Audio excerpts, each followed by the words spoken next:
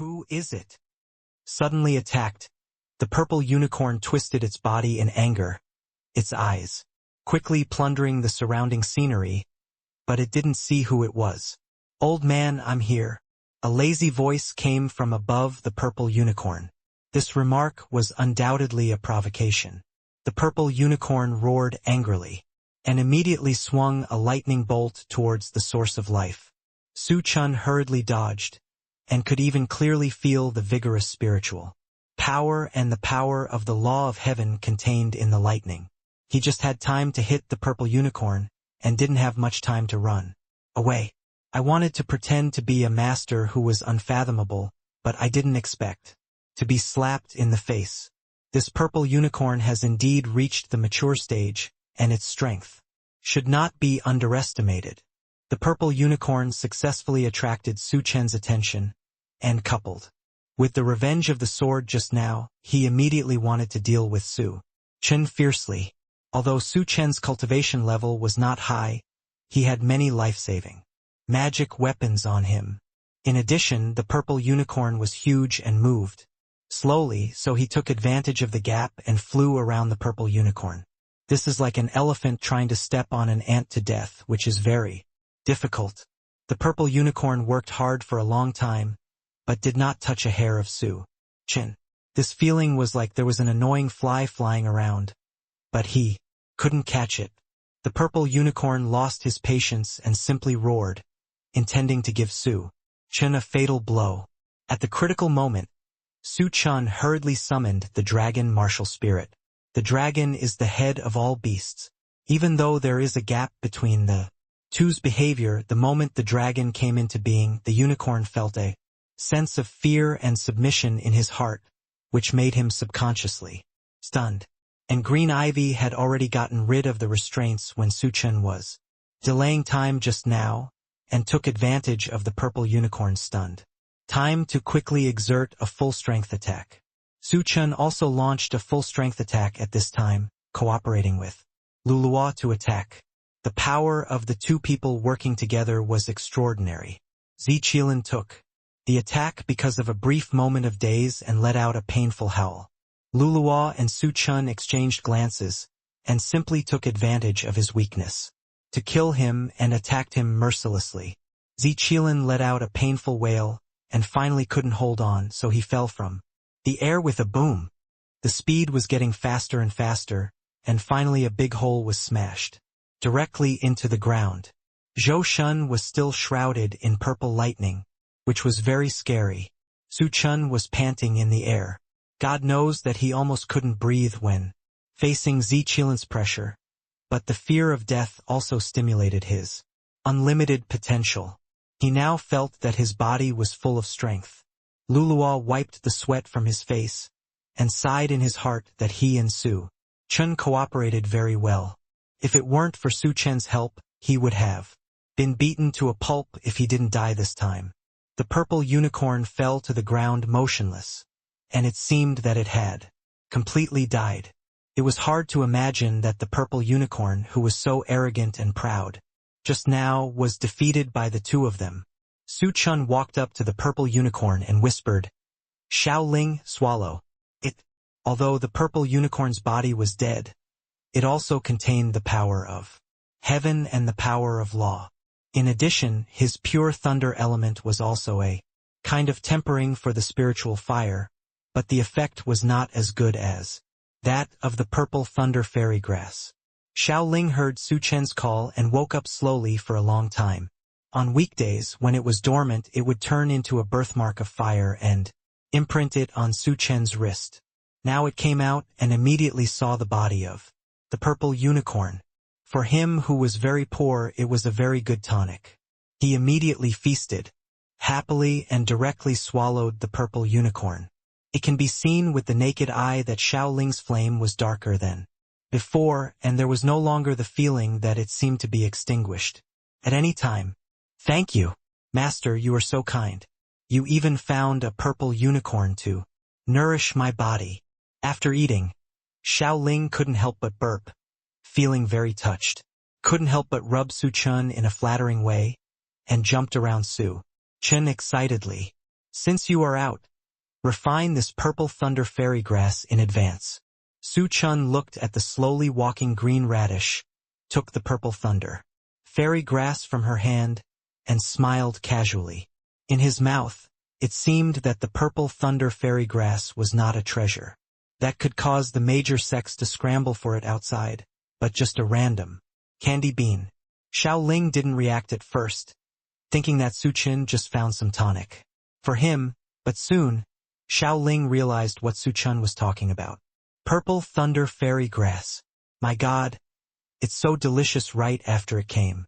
It's true that only the master is good in the world, and children without. Masters are like grass. Xiao Ling was very moved. If he had a tail now, he would probably be so happy that he would shine into a propeller. It looked around the purple thunder grass and unexpectedly found that this was a purple thunder grass that was picked at its most perfect time. It was so excited that it almost cried. Wow, thank you, master. Xiao Ling was immediately moved and couldn't help herself. At the same time, she was also very happy that she finally returned to her master, otherwise she didn't know how long she would be sealed. However, it was still difficult for Xiao Ling to absorb all of the purple thunder grass now, so she could only absorb it slowly. It's okay. You have worked hard to get us out. Su Chen was always generous to his people, so even though this purple fairy grass could become his bargaining chip and trump card, he gave it to Xiao Ling without hesitation. On the other side, Lu Ruyan gathered the wounded together. The few remaining Qingyun League disciples were considered the best among them. When they thought of the second elder who had just left them and ran away, they couldn't help but feel a little depressed and even felt like a homeless dog. The second elder they respected and loved so much, but he left them without a care in the face of danger and treated them as food for monsters. Thanks to the saint, they escaped. They didn't see the scene of Su Chen fighting with Luluwa and Zikelin just now, but they also knew that it was Su Chen and Luluwa who teamed up to defeat Zikelin. Even the second elder didn't have this strength. They had heard earlier that Lu Ruyan had rescued a young master of a hermit sect. Now they saw that this strength was indeed terrifying. Saintess, have we been abandoned by the sect? One of the elite disciples said dejectedly. Before this, he always felt that he was the pillar of Qingyun League and had been working hard to cultivate, without slacking off. But in the end, it was the group of people in the sect whom he regarded as his family who hurt him. The huge cognitive gap made him fall into an irretrievable situation and was very frustrated.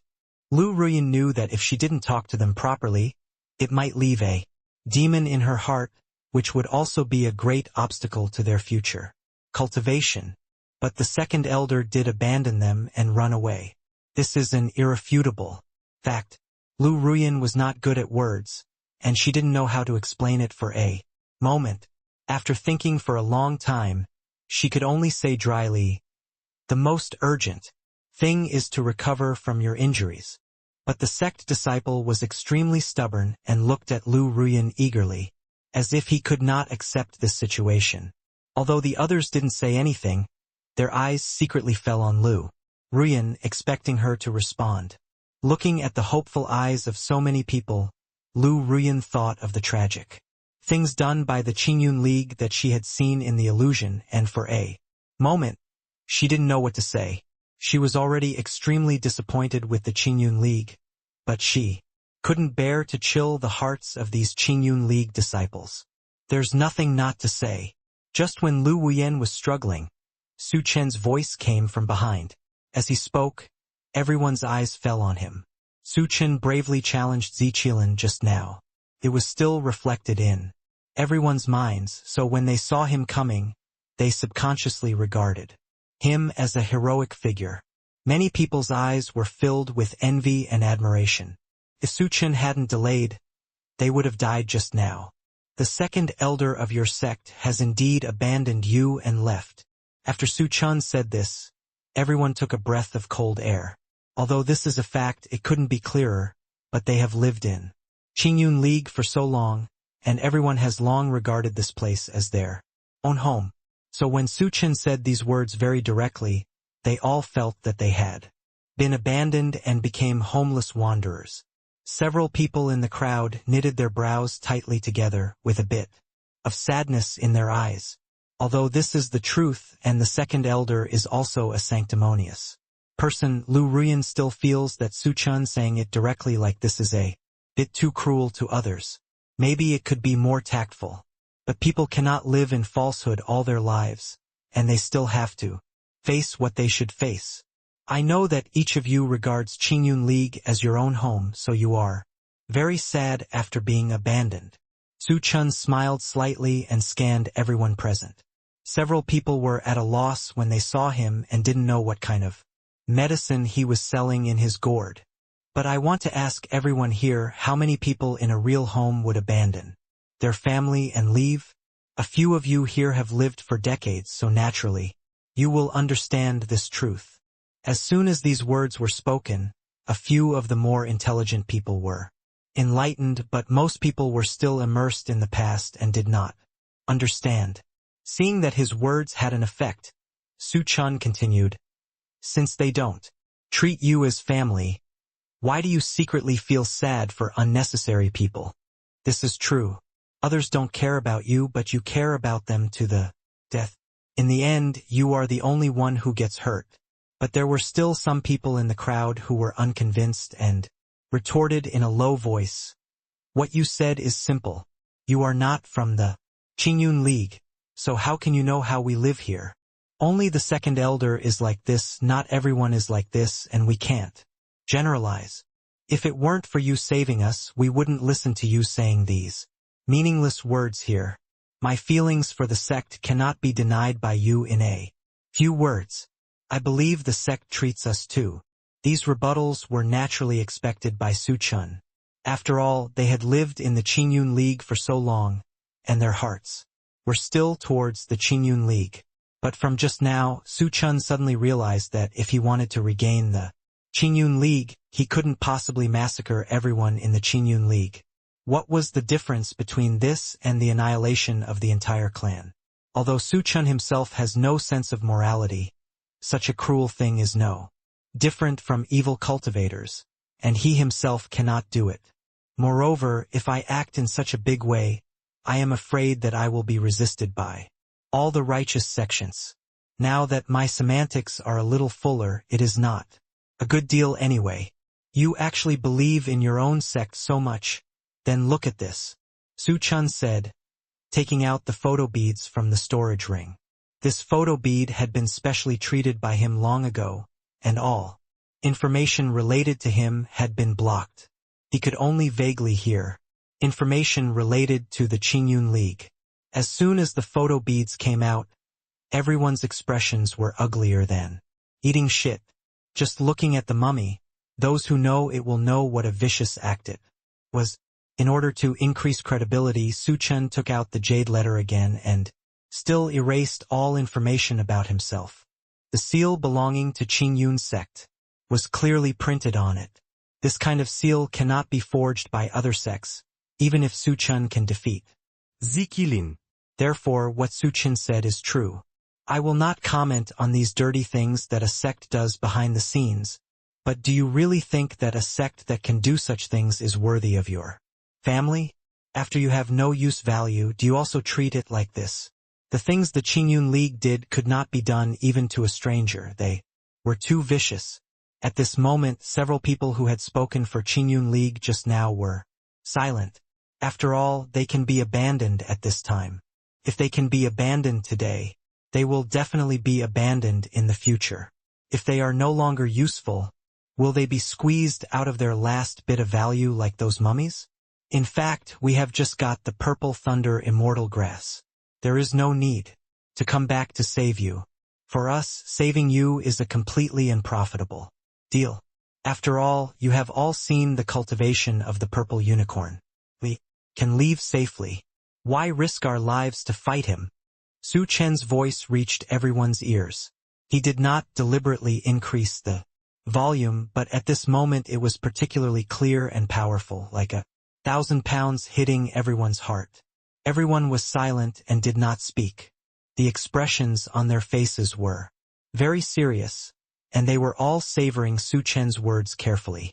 I am willing to stay with you not for anything else but simply to not give up everyone's spirit in this crisis. Lu Ruyan took the lead in expressing her opinion. She had been standing silently by the side without saying anything just now. Now that she had started, she immediately attracted the response of several people around her.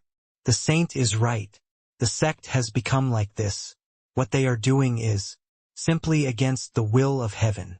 If I am of no use to them, this will be my fate in the future. You are our benefactor. Just because you saved my life just now, I will not hesitate to go through fire and water for you in the future. It turned out that I just saved my life. Whoever saved me will be loyal to whoever. As more and more people expressed their sincerity to Su Chen, the fighting spirit of everyone present seemed to be instantly ignited, and the previous dullness was swept away, leaving death behind for the rest of their lives. They had already experienced the threat of death once, and this time they were living for themselves. What happened?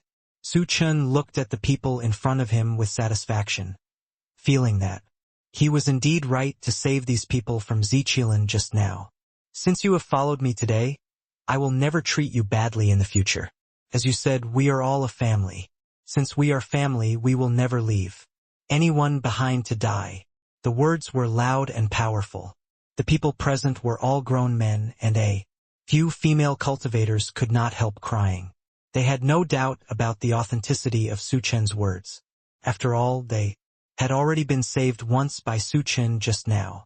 I never like to force things on others, and I am willing to save you. If any of you want to leave, you can leave now. Su Chen looked at everyone present and said slowly, after all, forceful melons are not sweet. With so many people, there must be some who are not truly surrendering. But unexpectedly, none of the people present chose to leave, and they all looked at Su Chen with bright eyes. Before, their eyes were dim and they were greatly shocked. But at this moment, they rekindled their hope of living. To show my loyalty to you, I, Lu Ruyan, hereby make an oath to be loyal to Su Chen forever. If I violate my will, I will die. Lu Ruyan took the first step forward and made the inner demon oath. Hearing the name Su Chen, it was like thunder. No one here knew that he was the young master of the Su family, the largest family in Donghuazhou continent. No wonder. But at this time, it no longer mattered who Su Chen was. What mattered was that Su Chen had saved their lives. And as people from the Qingyun League, they naturally know that they and the Su family are actually at odds with each other.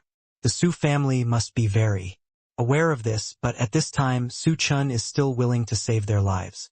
Not to mention anything else, they all admired his magnanimity. After all, no one present could guarantee that if they met Su Chen in trouble today, they would be able to help him without sacrificing their lives.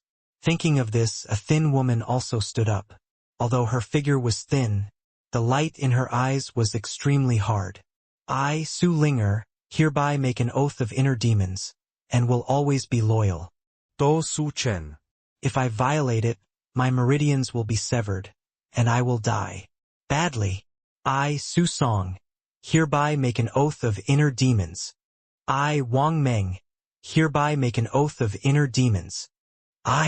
Everyone present took the inner demon oath, and their eyes, without exception, were firm. At this moment, they are like a phoenix rising from the ashes, like a new life. These are 50 heavenly Dao fruits and some healing herbs.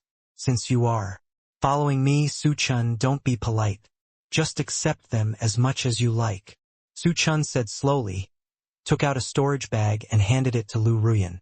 The people present were already shocked by Su Chen's generosity when they heard about Tiandao fruit. You must know that they are already considered the elite disciples of the Qingyun League, but few of the people present have seen the Tiandao fruit, not to mention that everyone can get one just by following Su Chen. At this moment, they only felt that one shocking thing after another was blowing up their brains. But at the same time, they were extremely grateful that they had just chosen to submit and received such good training resources. Following Su Chen, they were convinced. Give these to them. Everyone was tired just now. Let's take a rest first and let the injured people adjust their breathing. Su Chen nodded with satisfaction and handed the storage bag to Lu Ruyan. Lu Ruyan didn't know what to say at this moment, but she was very excited and immediately took the storage bag and distributed it. At first, those people were frightened and refused to accept anything they said. Later, Lu Yen persuaded everyone to accept it. Their eyes were all filled with gratitude. Su Chen sat aside very calm, as if those people were not grateful to him. Master, you are really becoming more and more like you used to be. Luluo could be said to have witnessed the whole process with her own eyes. Compared with the careless look when she first met her master, Su Chen has grown up a lot now and very quickly. Her heart felt warm. Am I not as good as I was then?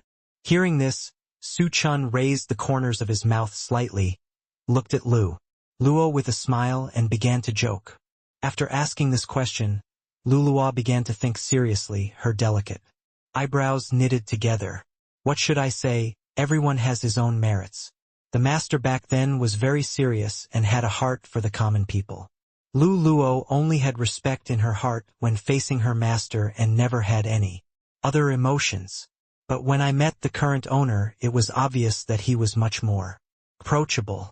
Although he was not as powerful as before, he had more personality and charm, and he became more like a lively person. Moreover, I also fell in love with him unknowingly. Thinking of this, Luo replied very seriously. No matter when the master he was very good and he was always the master, but the current master, Luo likes you. Luo said the last sentence very quietly, and her cheeks were unconsciously stained with 2 clusters of blush, which made her look very cute. Su Chen didn't expect that his casual joke would actually receive a serious response from Luo. He didn't know what to say for a moment, but after he reacted, he smiled. He couldn't help but touched Luo's head, and then said, I like you too. Hearing Su Chen's words, Luo was even happier. He felt warm all over his body and warm in his heart, as if he was filled with something. Compared with the fun here, the second elder's side is not so good. They finally escaped from Ziqilin's pursuit and found a secret cave to rest. Because of his own willfulness, Pan Feiqi suffered a lot of injuries and is now recovering from his injuries. Zhao Yangyao and Gu Feiyang were not much better either, especially Zhao Yangyao, who lost his left hand, and because he was too tired to run for his life, he missed the best time to rescue him, and now he has lost his left hand forever. There were even ugly scars left at the connection between the palm and the arm, which were completely black and shrunk together, making people feel sick just looking at them. Pan Feiqi's face was gloomy, and he looked at the 2 idiots next to him who were furious. This wave could be said to have cost him his wife and his troops. In desperation, he even used a life-saving magic weapon, but in the end he got nothing. My hands hurt so much. Zhao Yangyao couldn't help but cry out in pain, and he kept wailing as he saw that his unconscious hand was not hit anywhere. Because Gu Feiyang saw his fate in advance, nothing happened. Seeing his unfulfilled look, he felt disgusted in his heart. Isn't it just that one hand is missing? As for this, there's nothing manly about it. Seeing him still making noise here, Gu Feiyang couldn't bear it and said, Can you be quiet? As soon as the words came out of my mouth, I realized that I had spoken a little too much. He paused for a moment before continuing. The matter of you losing one of your hands has become a foregone conclusion. It is useless no matter what you say now. We have been separated from the other disciples in the sect and are now in danger. What you said is nice. Otherwise you can give me your hand. Zhao Yangyao was furious. It really wasn't because his hand was gone, he didn't care. Feiyang is right. You were not careful just now. Now you have to think of a solution. What should you do next? Staying here is not an option. Pan Feiqi's face was gloomy, and his mood was obviously bad. As soon as he heard him speak, even if Zhao Yangyao was filled with dissatisfaction, he couldn't express it at the moment. Pan Feiqi was just bored to death now. Not only was he injured, the disciples didn't know whether they were dead or alive. Judging from Ziqilin's condition at the time, their trip would probably be a disaster. It was originally to improve the overall strength of the disciples that the Qingyun secret realm was opened. Unexpectedly, so many people were killed. When he went out, he didn't know how to explain to the leader. Gu Feiyong, a person from an ordinary family, could climb up to the position of the sect's holy son step by step. He must have an all-round mind, and he can naturally understand what the second elder is worried about at the moment. He pretended to mention it accidentally. It has been more than 10 days since we entered the Qingyun secret realm, and we have not seen the man brought by the saint, including the saint. Is there any danger to the saint and the others? Ah? These words instantly enlightened Pan Feiqi. Yes, they were going too smoothly these days, so they forgot about those 3 people. It just so happened that they hadn't seen her for so many days. When they came out of this secret realm, they said she was a saint. The people they brought caused trouble and killed all the disciples to seize the opportunity. So, what's the problem? In the secret realm, no one knows what happened, and compared to people with unknown origins who have been staying for a few days, it is probably more trustworthy to speak from people within the sect. Thinking of this, Pan Feiqi sneered and said, "After all, he is not from this sect. He disappeared after entering this secret realm. He may have some conspiracy in mind." That's right, Lu Ruyan is also with him, not with us, and I don't know what kind of ecstasy soup that boy poured into Lu Ruyan. Zhao Yangyao couldn't help but say, especially when he thought about being slapped in the face by Su Chun. He felt even more angry. I think Su Chun must have been obstructing the Ziqilin incident, which is why we lost so many brothers. Gu Feiyong is a good person, and he was the one who started the conversation. He just wanted to test the second elder's attitude just now, but now that he heard what the second elder said, he naturally knew that the second elder had something planned. Poor Zhao Yangyao, that idiot, didn't understand the implication of the 2 men at all, so Gu Feiyong could only guide him further and directly stated his purpose. As soon as these words came out, Zhao Yangyao hadn't even reacted yet. They couldn't defeat Ziqilin because of their advanced cultivation. What did it have to do with Su Chun? After we get out of the secret realm, I must report this matter to the sect. That boy tried to harm so many of us, and also bewitched the saint's mind. We must not let him go so easily. The second elder touched his white beard. The look in his eyes was full of evil. Gu Feiyong nodded in agreement, and Zhao Yangyao realized belatedly that the second elder wanted to blame Su Chun entirely for his negligence in abandoning his disciples. But that boy Su Chun really deserves to die. He had been humiliated so much before. When the alliance leader gets angry, he will let him know that the people of the Qingyun alliance are not easy to mess with, and let him die without a burial place. By the way, who is the woman next to Su Chun?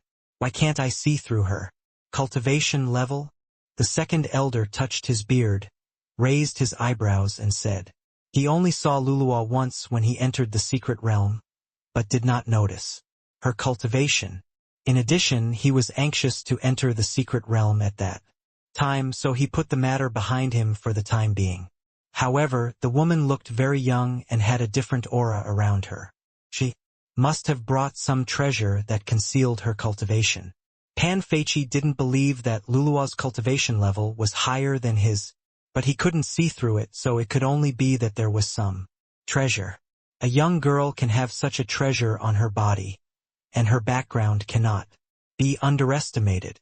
If this woman can get it herself, she will definitely get rid of the 5th level of quasi-emperor. That woman has always been called Master Su Chun.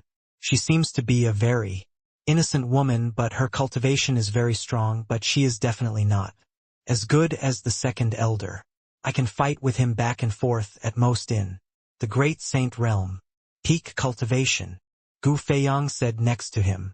Although he was interested in Luluo, He had suffered such a big loss at her hands that he would definitely not be able to do it alone. If he could get the second elder to join him, his chances of winning would be better. This old guy looked serious on the surface, but he was actually playing around. Behind the scenes, the second elder's talent was not good, but he still reached the 5th level of the quasi-emperor because he used crooked methods behind the scenes.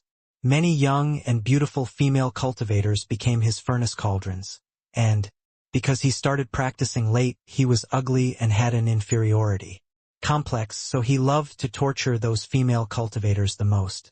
When the second elder heard this, he immediately had different thoughts. The cultivation of those female cultivators before was low, and there was not even a small saint realm, so they were not good at playing. If he could get Luluo, it would definitely be of great benefit to his behavior. Thinking of this, the second elder couldn't help but nodded. He said, "It seems that she is not a law-abiding person, but she is innocent by nature, so she must have been bewitched. If she can turn back from her mistakes, I can help her." The meaning of his words was very clear, and his intention was almost written on his face. End of this chapter. Gu Feiyang sneered in his heart when he saw the second elder's sanctimonious appearance, but after all he had something to ask of him, so he pretended to be very supportive and smiled. Zhao Yongyao couldn't help but mutter in his heart. The two of them had been playing dumb, and he finally understood, but they were still thinking about the person he liked. Although he was interested in Luluo, women were nothing in front of power. If this one didn't work, there would definitely be someone suitable. Su Chen took everyone to rest for a long time before continuing to search for treasures in the secret realm. The great opportunity had been obtained, and the others were precious but not so sensational. However, for the disciples of Qingyun League in the past, these were all good things. After all, when they followed the second elder and his group before, they had to do all the hard work of killing monsters and attracting enemies.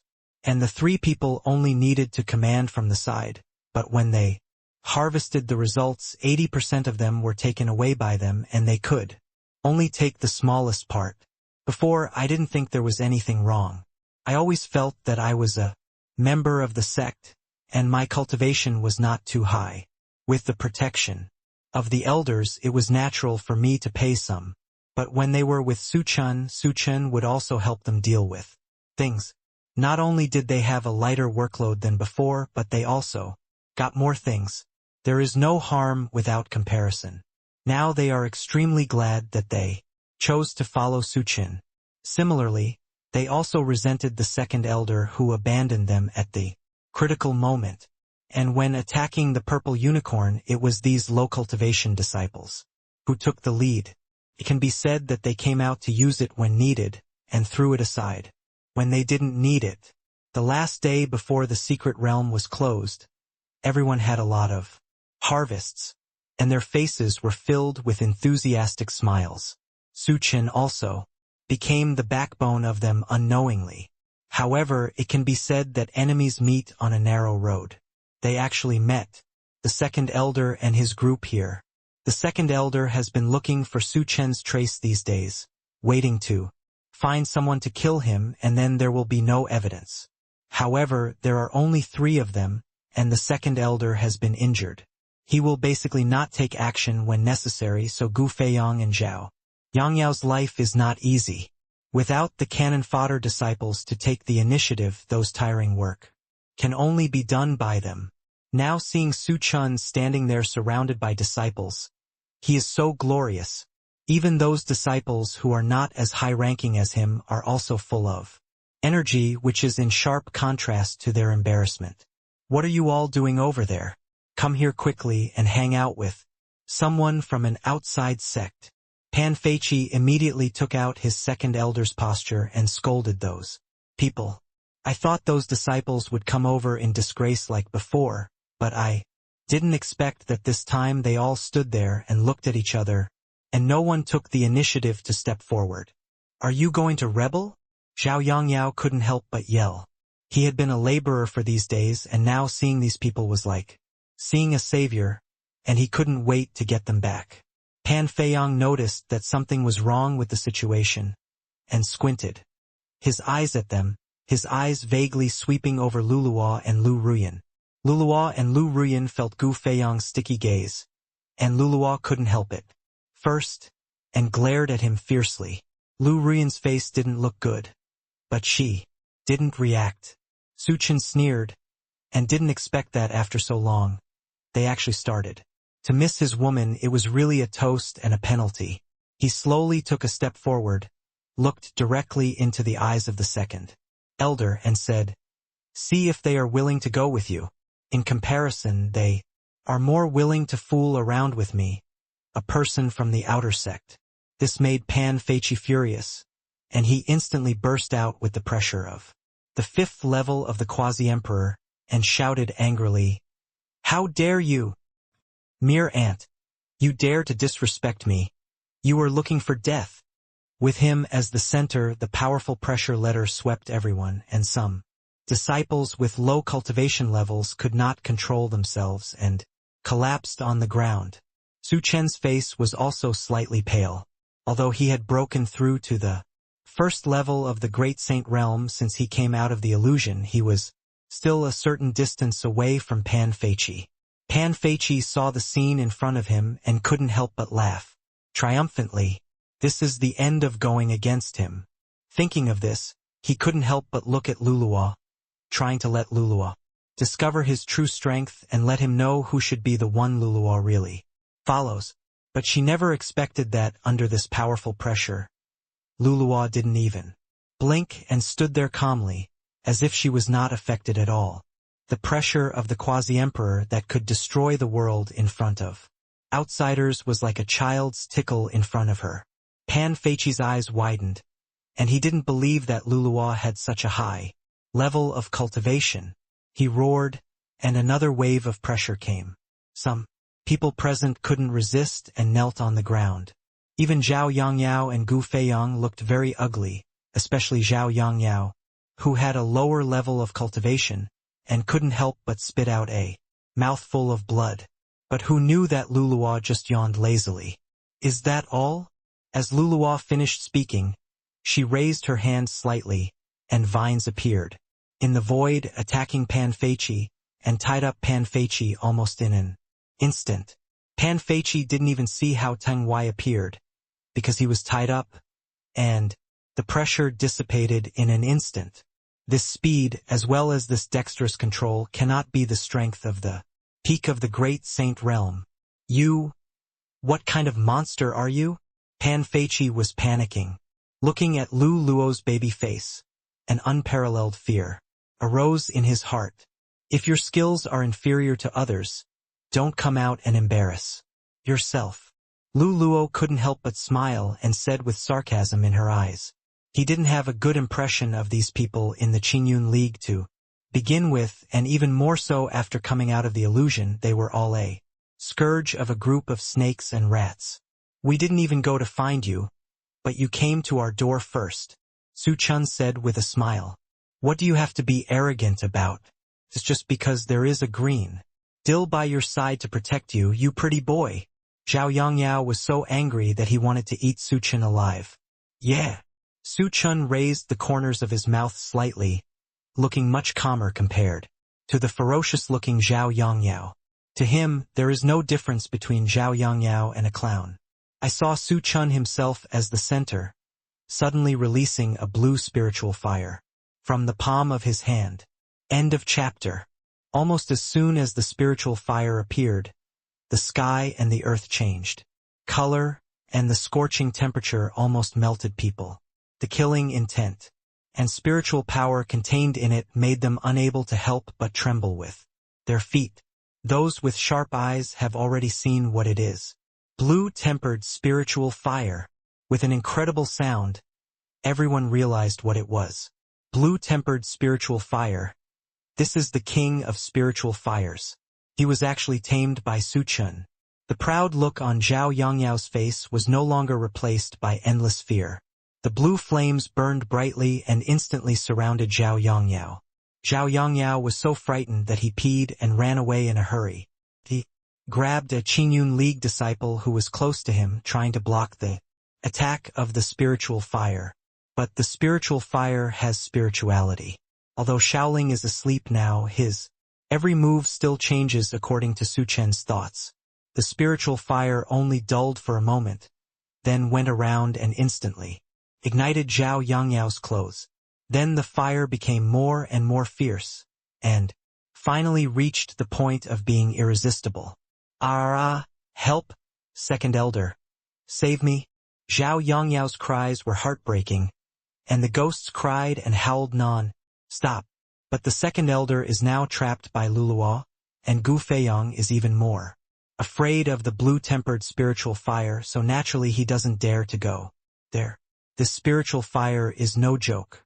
Ordinary water cannot extinguish it. What's more, it is the king of spiritual fires. As long as it is contaminated a little, it will shed its skin even if it is not dead. Seeing Zhao Yangyao's cries getting lower and lower, he finally turned into ashes. When the wind blew, not even a trace was left. The original Qingyun League disciples still missed their old friendship and couldn't bear to take action. But after seeing Zhao Yangyao's unjust behavior, the last bit of attachment to the sect disappeared. They have been abandoned countless times. If they are soft-hearted, they will deserve whatever happens next. "You scumbag! Do you know what you are doing? You dare to hurt people casually. In the secret realm, I will kill you," the second elder said through gritted teeth. But he was restrained and couldn't break free, so he could only say harsh words. He was so angry that the spiritual power around him was rushing around, and the vine finally broke under the load. When the second elder saw that he was free again, he immediately turned his fingers into claws and attacked Su Chen. Su Chen dodged in a flash. "Don't be afraid, young master. Although our cultivation is not high, let us help you." The disciple who was used as a shield just now is very grateful to Su Chen. After all, when spirit fire launches an attack, it takes a lot of energy to stop and turn midway. He was just an unknown villain. In the eyes of the big shots, no one would care even if he died, but Su Chen was willing to make such a big sacrifice for him. Based on this alone, even if he knew that the second elder was already at the 5th level of the quasi-emperor, and there was a natural chasm between him and him, he still had to work hard. Others couldn't help but come to help. When they thought that the second elder had left them, and then asked them to lead the charge and die, everyone was ignited with anger. A single spark can start a prairie fire, and fighting alone may fail, but the power of so many people united cannot be underestimated. Pan Feiqi was pretty good at dealing with one or two of them, but slowly he was exhausted by their wheel-and-wheel fighting tactics. In addition, his internal injuries were not healed, and he began to feel overwhelmed. His clothes were messy. His shoulder and waist were scratched by a sword. Blood flowed out, and his movements became slower and slower. Seeing that, if he continued like this, he would be consumed sooner or later. Looking at Gu Feiyang, who was hiding in the distance and had nothing to do with him, Pan Feiqi was furious. His 5 fingers turned into claws, and he grabbed Gu Feiyang's neck and pulled him over. At that time, a disciple happened to be holding a sword and pierced Gu Feiyang's body. Gu Feiyang didn't expect Pan Feiqi to be so cold and selfish, using himself as a shield, but the gap in cultivation between the two was so big that he had no power to fight back. He spat out a mouthful of blood and fell limply. The second elder made a gesture with his hands and quickly jumped away to a safe distance. "Today I let you guys plot against me, but how can ants look up at the sky? Although I can't survive, I won't let you live comfortably. I will let you all be buried with me today." The last words he said with spiritual power echoed throughout the secret realm, making them particularly eerie and terrifying. "No. He's going to blow himself up." Lu Rian's eyes were slightly glazed over, and she said anxiously, "The pressure generated by the self-destruction of a strong man at the 5th level of quasi-emperor cannot be underestimated. Even if there are Lu Luo among them, There is no guarantee that everyone can be protected from being affected. Seeing that the situation was urgent, Su Chen flashed in front of Pan Feiqi and fed him a pill with lightning speed. Pan Feiqi was still laughing with his mouth open, but now he coughed like this several times without coughing out. What did you give me to eat? Pan Feiqi's eyes were scarlet and he immediately took it out on Su Chen. Su Chen quickly dodged, grinned, and replied evilly, "This is the medicine that will exhaust your spiritual power." Hearing this, Pan Feiqi's pupils shrank, and the spiritual power that was raging all over his body was slowly disappearing, and it was not even enough to support him to fly. He fell to the ground with a bang, instantly making a big hole in the ground. This made his already bad injury worse. He suddenly spat out a mouthful of blood, staggered to his feet, and tried to mobilize the spiritual power around him, but before he started, he felt something blocking his spell. After trying for a long time, Pan Feiqi failed, and instead stimulated his internal injuries, and now he is very weak. The wounds on his body were festering, almost dyeing the whole clothes red. Pan Feiqi staggered to stand up, but tried several times to no avail. "Luluwa, tie him up."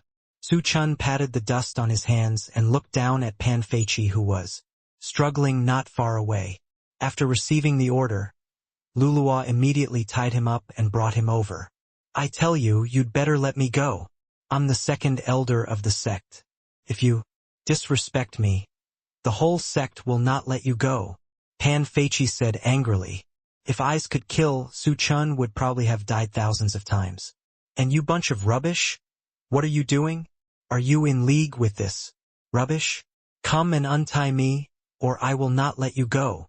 At this point, who would listen to him? "Okay, I want to see why you won't let us go. You have been taking advantage of your status as the second elder to do something to me. You shameless old thing, you have no shame." End of this chapter. People around him began to accuse the second elder of what he did on a daily basis. Before, they relied on his status as the second elder, and when they were bullied, they could only grit their teeth and swallow their anger. But now it's different. They have someone to back them up, so they all speak out their grievances. "I'm the second elder. Aren't you afraid that I will tell the leader of the alliance if you do this? You are a bunch of ungrateful wolves who forget their loyalty for the sake of profit." Seeing this, Pan Feiqi was furious and shouted in anger. But who would care about his angry look now? Can you live to see the leader of the alliance say this? Su Chen smiled coldly, his eyes full of ridicule. Pan Feiqi wouldn't still think that he was still the second elder with unlimited glory. A tiger in Fengyang is bullied by a dog, and a phoenix in distress is worse than a chicken. Since the second elder is so excessive, everyone here can torture him to their heart's content and get back all the grievances they have suffered. Su Chen turned around and looked at the passionate people in front of him. Bewitching. Everyone was excited by these words, but thinking of the second elder's former identity, they were restrained for a moment and dared not move. At this time, it was the female disciple who was molested by the second elder. Before who came out first. She walked up quickly and slapped Pan Feiqi twice. Pan Feiqi didn't react to what happened, but he felt a buzzing pain in his head. He was now without spiritual power and old, and there was no difference between him and an octogenarian. But the female disciple was real. She used her spiritual power to hit Pan Feiqi directly, leaving a bloody slap mark on his face. "I'm telling you, old man, I've wanted to slap you for a long time. You bully your fellow disciples by relying on your status as the second elder. You look down on us disciples with your heart higher than the sky. Now you've been beaten by the person you once looked down on the most. How does it feel?" The female disciple's face was red with anger, and her face was full of the joy of finally getting revenge. A few more heavy slaps knocked out Pan Feiqi's front teeth. If Pan Feiqi hadn't been trapped in the spot and couldn't move, he would have been thrown dozens of meters away. Seeing that a female disciple came forward, Others also came forward one after another to besiege Pan Feiqi, and they were determined to vent all the grievances they had suffered. Su Chen watched this scene quietly, and couldn't help but sneer. Lu Ruyan stood beside Su Chen without saying a word. Has he bullied you? Su Chen asked Lu Ruyan.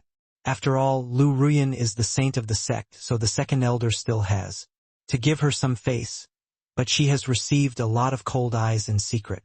However, he has received a lot of strange looks since he was a child, and the second elder's actions are like tickling her in disguise. Lu Ruyan shook her head and said to Su Chen, I am the saint of Qingyun League, so she naturally dare not do anything to me, but it's a pity for those disciples who have no background. When they come to my Su family, there will definitely be no such thing of stepping on the high and flattering the low. I, Su Chen, have the confidence to let them all get the treatment they deserve. Su Chen smiled slightly, his eyes full of arrogance and unruly. Although he is still young, he is already a top genius in this continent, and even his deeds are heroic deeds. There are still few people like Su Chen in this world.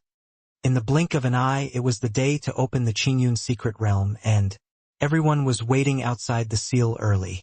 After they dealt with the second elder, they still had some time left, and under Su Chen's organization, they harvested a lot of treasures. The treasures that were withheld from them a few days ago were also generously distributed by Su Chen, unlike the previous times when they went to the secret realm to do the most tiring work but got the least harvest. This time everyone returned with a full load. Su Chen took the lead and went out of the secret realm first and saw the leader Shi Zhengxiong, who was looking forward to it, and he was followed by the elder Zhao Zhengxing. Zhao Zhengxing's cultivation level was the 5th level of the quasi-emperor realm, and he was also Zhao Yangyao's biological father. Because Zhao Yangyao entered the secret realm, he was here to greet him in person. But until everyone left the secret realm, they found that many people had been deleted, including the most powerful elder of the 5th level of the quasi-emperor mirror, the holy son Gu Feiyang, and the eldest brother Zhao Yangyao. This made Zhao Zhengxing, who was eager to have a child, immediately walk to Su Chen and asked hurriedly, Where is my son? Why are you all out, but my son is not? This question was asked as if it was a very strange thing for them to come out and only his son should come out. Su Chen couldn't help but curl his lips, looking at the old man in front of him, and said very impolitely, Who is your son, and what does it have to do with me whether he comes out or not? This was said without any courtesy.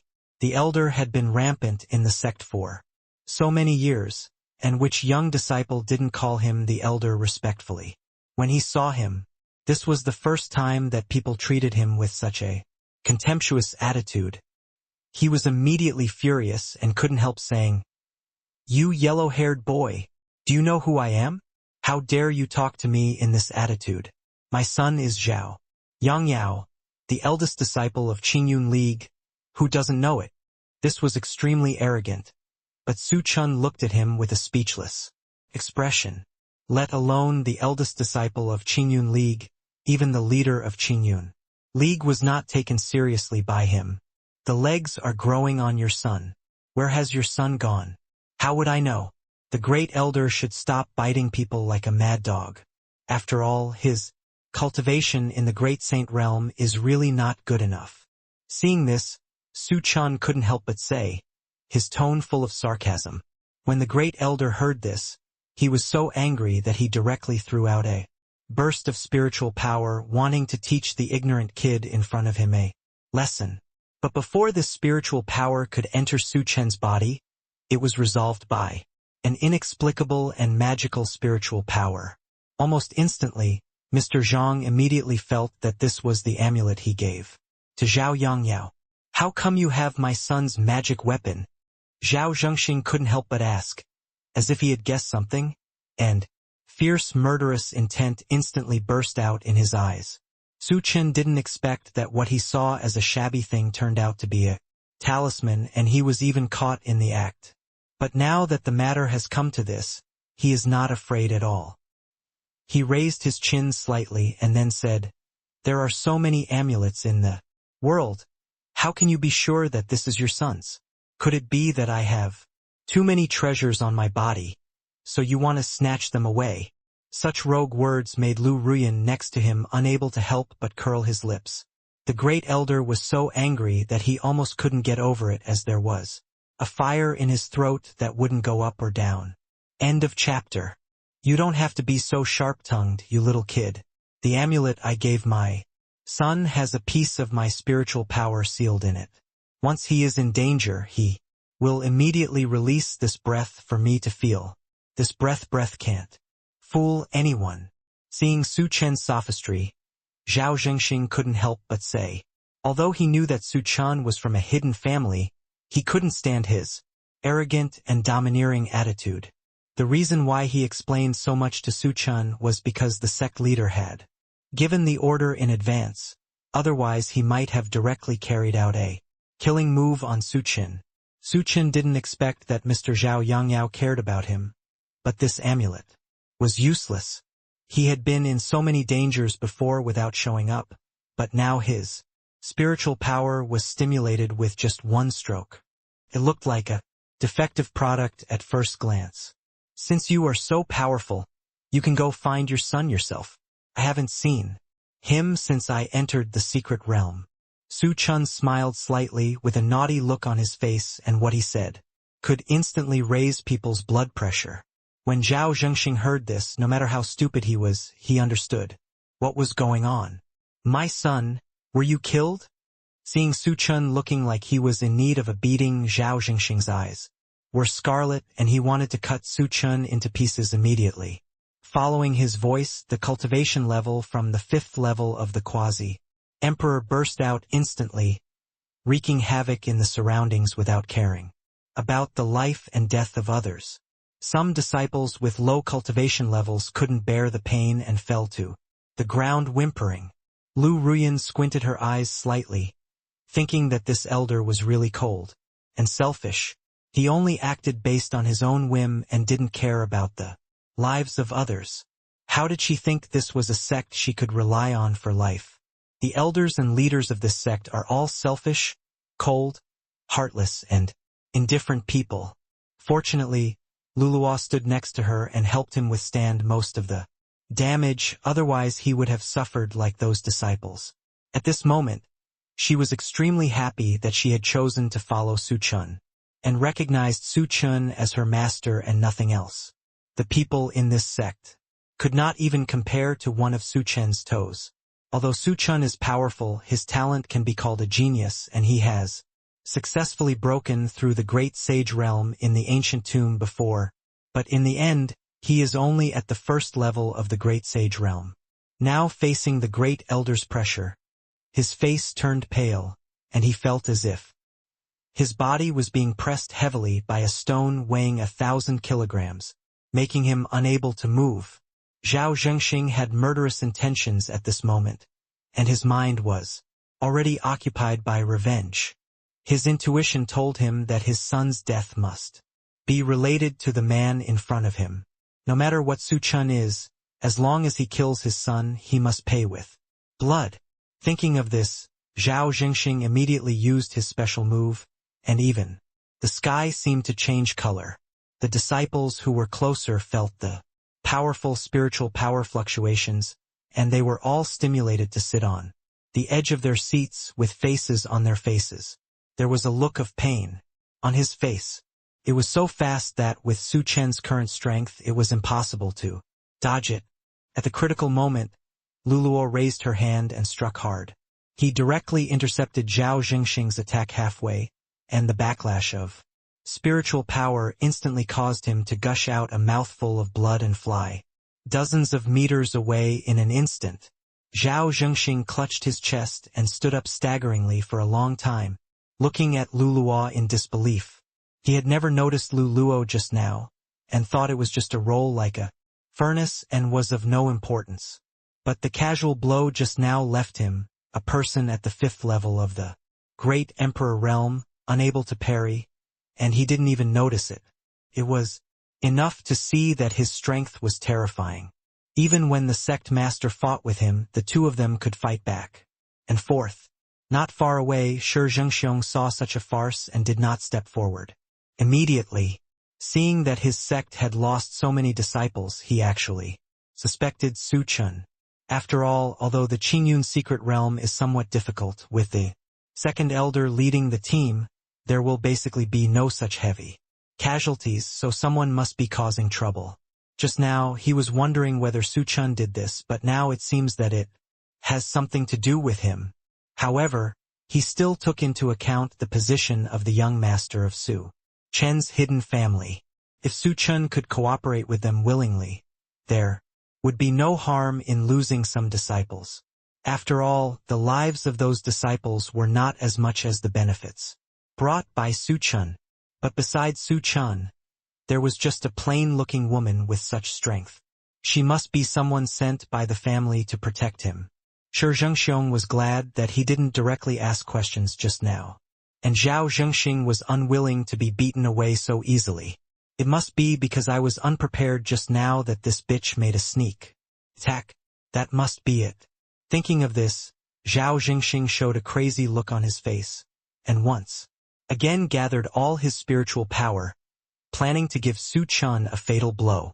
No matter what kind of young master he is from a hidden family, he will definitely kill this person today. But this time, before he even had time to get close, he was swatted away by potholes. Even though Zhao Zhengxing was prepared this time, he was still unable to resist, and the woman didn't even move from beginning to end. Just thinking it was a small fight. Zhao Zhengxing's expression was chapped, and he looked at Luluo in disbelief. Who are you? I advise you not to meddle in other people's business. This is a personal grudge between me and this kid. After saying that, Zhao Zhengxing immediately released his realm pressure, trying to make Luluo retreat in spite of the difficulties. As everyone knows, this can be said to be a big deal in front of Guangong. Luo smiled slightly, with a bit of contempt in her eyes. What kind of cultivation level did I think I was, to be so arrogant in front of me? Turns out that I am just a quasi-emperor 5. Heavy. As soon as she finished speaking, a pressure 100 times stronger than that of Zhao Zhengxing erupted from her body, sweeping across the entire square in an instant. However, under his deliberate guidance, Su Chen and his group were avoided. As for the others, they were instantly choked by this terrifying coercion. Shi Zhengxiong, who was still watching the show from a distance, couldn't help but widen his eyes, with a hint of fanaticism flashing in his eyes. This coercion has at least reached the pinnacle of quasi-emperor. You must know that Shi Zhengxiong has been stuck at the pinnacle of quasi-emperor for many years. He has tried all kinds of methods and has never had the chance to go further.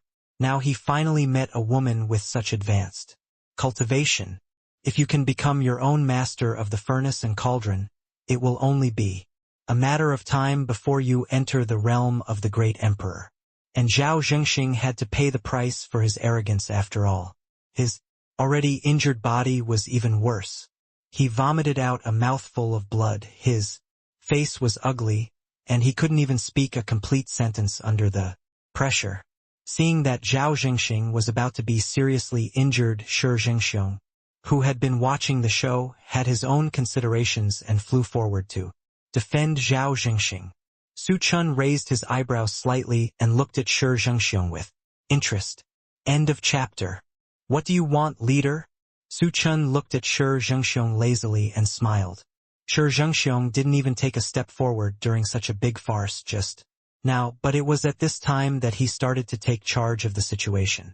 If he had lost to Zhao Zhengxing just now, Shi Zhengxiong would definitely not come forward. Anyway, he will accept the Qingyun alliance sooner or later, so naturally he is not very polite to this alliance leader. Although Shi Zhengxiong was angry at Su Chen's attitude, he was an old fox, after all, and did not express it immediately. He said with a smile, "The great elder only loves his son so much that he made such a quick move. It's better for you not to argue with him." What if I have to argue with him? Su Chen raised the corners of his mouth slightly and said with a smile, I have to say that Shi Zhengxiong is also quite interesting. Anyone with a discerning eye can see that Su Chen has already killed the son of the great elder, but he could hold back and only said that the great elder was because of the child. You must be spared and spared, young master. Zhao Yangyao has already died in the secret realm. Do you still want to kill them all like this? At the end, Shi Zhengxiong's words were slightly tainted with spiritual power, and a bit threatening. He seemed to be telling Su Chen not to toast or eat as penalty. Although Su Chengue is the young master of a hidden family, this is his Qingyun League's territory after all. Even if Luluo is at the pinnacle of quasi-emperor, what kind of fame can a woman achieve? Moreover, Shi Zhengxiong himself has been at the peak of quasi-emperor for many years. If Su Chen does not know what is good and what is good, he does not recommend suppressing it with force. Thinking of this, he became more and more certain that Su Chen would definitely give him this face. But he never expected that when Su Chen heard what he said, he laughed out loud as if he had heard some big joke. If I want to do something, you can stop me? Seeing this, Su Chen couldn't help but sneer. I just felt that Shi Zhengxiong seemed unclear about the situation at the moment. Lu Luo also held Su Chen's arm intimately at this moment with a bit of playfulness on her face, but what she said made people feel like falling into an ice cave. They are just a group of ants. There are really no tigers in the mountain. The monkey is the king and cannot tell how much he weighs. Shi Zhengxiong was furious when he heard this. After all, he is also at the pinnacle of quasi-mirror cultivation. Anyone who sees him is not respectful to outsiders. Besides, he is also the leader of the Qingyun League. Even the first aristocratic family has to give him some respect. But she actually didn't take him seriously. Shi Zhengxiong's hypocritical mask was torn to pieces, and his face became ferocious because he was a little angry. I advise you not to be ignorant of good and evil. This is the territory of our Qingyun League. You openly ran wild in our territory and killed so many disciples. If it were me, I would have killed you long ago, Shi Zhengxiong said with a livid face. Immediately afterwards, he set his eyes on Lu Luo again and said slowly, "You'd better not be disrespectful, but this leader is not immune to the situation. As long as you give me the maid next to you, I won't hold you accountable." He spoke high-soundingly for a long time, but in the end it was still for his own selfish desires. So many innocent people died in vain, and in his eyes it was not even as good as his own cultivation. If Shi Zhengxiong could be tougher and boldly settle accounts with him, Su Chen would respect him as a man, but now he looks at it. Rotten maggots cannot become true dragons. Ridiculous, ridiculous. Who do you think you are? You talk so nicely. It's just for your own selfish desires. Even if I want to do something, what do you think you can do to stop me? Su Chen grinned and said with a sneer, leaving an extremely contemptuous smile. After the words fell, before Shi Zhengxiong could carefully digest the meaning of Su Chen's words, he saw a blue flame burst out of Su Chen's hand and quickly ignited the great elder. Zhao Zhengxing had already lost consciousness, but he felt hot all over his body and woke up suddenly from the pain. After reacting, he realized that he had been burned by the spiritual fire. He subconsciously wanted to put out the fire, but the spiritual fire only became more intense. And it wasn't just physical pain, there was also a deep shock in the depths of the soul. Under normal circumstances, people who have reached their level of behavior can escape from their shells and try their best to be resurrected as long as their souls are immortal. But this deep pain from the depths of his soul stimulated him. Under the burning fire, the dual pain of both his mind and body almost made him lose his mind. In the entire square, Zhao Zhengxing's painful screams could only be heard. He was rolling around in a very embarrassed manner, but his flexibility was not under control at all. In full view of everyone, Zhao Zhengxing was burned to ashes. The well-informed Shi Zhengxiong looked ugly at this moment. This was clearly the top spiritual fire blue-tempered spiritual fire, although there are rumors in the market that it has completely lost its trace, and only exists as in the legend. He knows best where the spiritual fire is. He once dreamed of possessing the spiritual fire as his own, but the spiritual fire had already given birth to spiritual wisdom and was extremely arrogant and unruly. He was almost burned to death several times, so he slowly gave up on that idea. Now that he saw Su Chen using the blue-tempered spirit fire so flexibly, he felt jealous and crazy, and at the same time he also realized something. Su Chen has been there. Thinking of this, Shi Jingxiong's eyes burst out with strong murderous intent. The murderous intent almost condensed into substance, as if it was going to pull Su Chen's muscles and bones.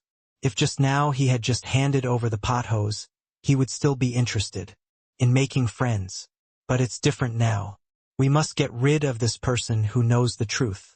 Quickly. He knows too much, so don't blame him for being rude. Thinking of this, Shi Jingxiong formed his 5 fingers into palms, and with a strong murderous aura, he immediately launched an attack and stared blankly at Su Chen's face. A person at the pinnacle of Quasi-Emperor can make the world change color with a casual move. Those disciples with low cultivation level, even if they were far away before, are now affected and spit out a mouthful of blood. With him as the center, even the ground was affected and cracked rapidly, so fast that only an afterimage could be seen. It was absolutely impossible for Su Chen to accept this palm forcefully. Luluo had already stepped forward and stood directly in front of Su Chen, with a look of embarrassment on her face. Her master, who she was unwilling to hurt, actually dared someone to kill him. Shi Jingxiong's unstoppable attack of thousands of troops stopped abruptly in front of Luluo. Shi Jingxiong refused to give up and gritted his teeth with more strength. He was bound to teach these 2 ignorant people a lesson. But he soon discovered sadly that no matter how hard he tried, he could not move at all. The 2 of them remained in a stalemate with no one moving. Shi Jingxiong was sweating profusely, with large beads of sweat flowing down his forehead, and his back was already wet with sweat. On the other hand, Luluo looked calm and composed and even yawned out of boredom, as if she was tired of this meaningless stalemate game. Luluo waved her hand lightly, and Shi Jingxiong was directly slapped away.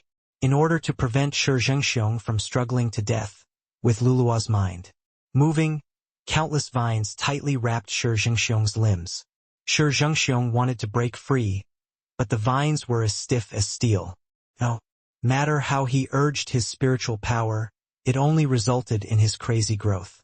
Shi Jingxiong saw that his spiritual power was not good, so he quickly urged his spiritual fire. His spiritual fire contributed greatly to his current position. Although it was only a mid-level spiritual fire, over the years he had smashed countless natural treasures and it had become a high-level spiritual fire. He didn't believe that the vines were not afraid of fire, but who knew that they would not only automatically avoid his fire, but even unite to devour it. Shi Jingxiong was sweating profusely. The more he struggled, the tighter the vines shrank, and finally he almost couldn't breathe. Su Chen looked at Shi Jingxiong's embarrassed appearance, walked slowly in front of him, slowly lowered his body, and looked down at him. "Let me go quickly, or this leader will definitely not let you go." Shi Jingxiong gritted his teeth and said. His face was completely lost today. He had been the leader for so many years and had never suffered such a great humiliation. He was tied up like a zongzi in front of everyone. "Are you still disciples of Qingyun League? What are you doing there? Hurry up and kill this kid for me." Shi Jingxiong looked at the disciples of Qingyun League standing together not far away and couldn't help shouting. The disciples who had not entered the secret realm had low cultivation. Now, seeing Su Chen's burst of cultivation and the terrifying maid, they naturally didn't dare to step forward. The elite disciples had already become Su Chen's men, so naturally they would not help Shi Jingxiong. Shi Jingxiong was now crying out to the heavens and the earth for help. But no one was responding. You are a bunch of traitors. The sect has raised you for so long, and it's fine if you don't repay us, but you are still standing there at this time. When this incident is over, you will be the next one, Shi Zhengxiong said angrily, but his words would naturally scare others even more. But those who followed Su Chen were not afraid of Shi Zhengxiong. A male disciple stepped forward and sneered, "It doesn't make sense to stay in such a sect. You usually withhold our cultivation resources and use us as guns when we are in danger. What should we repay? Repay your selfishness and hypocrisy." These words instantly ignited the anger of others, and they also began to complain about the various unfair treatments of the leader on weekdays. "I clearly won the first place in the sect competition before, but you took advantage of my lack of family background and openly gave the prize to others. If the result of this competition was originally predetermined, then don't let us expect it." Other male disciples took advantage of their family background to make moves. "On me, you said that one hand can't clap, and now you are being beaten here. Can we also say that one hand can't clap, and you deserve it?"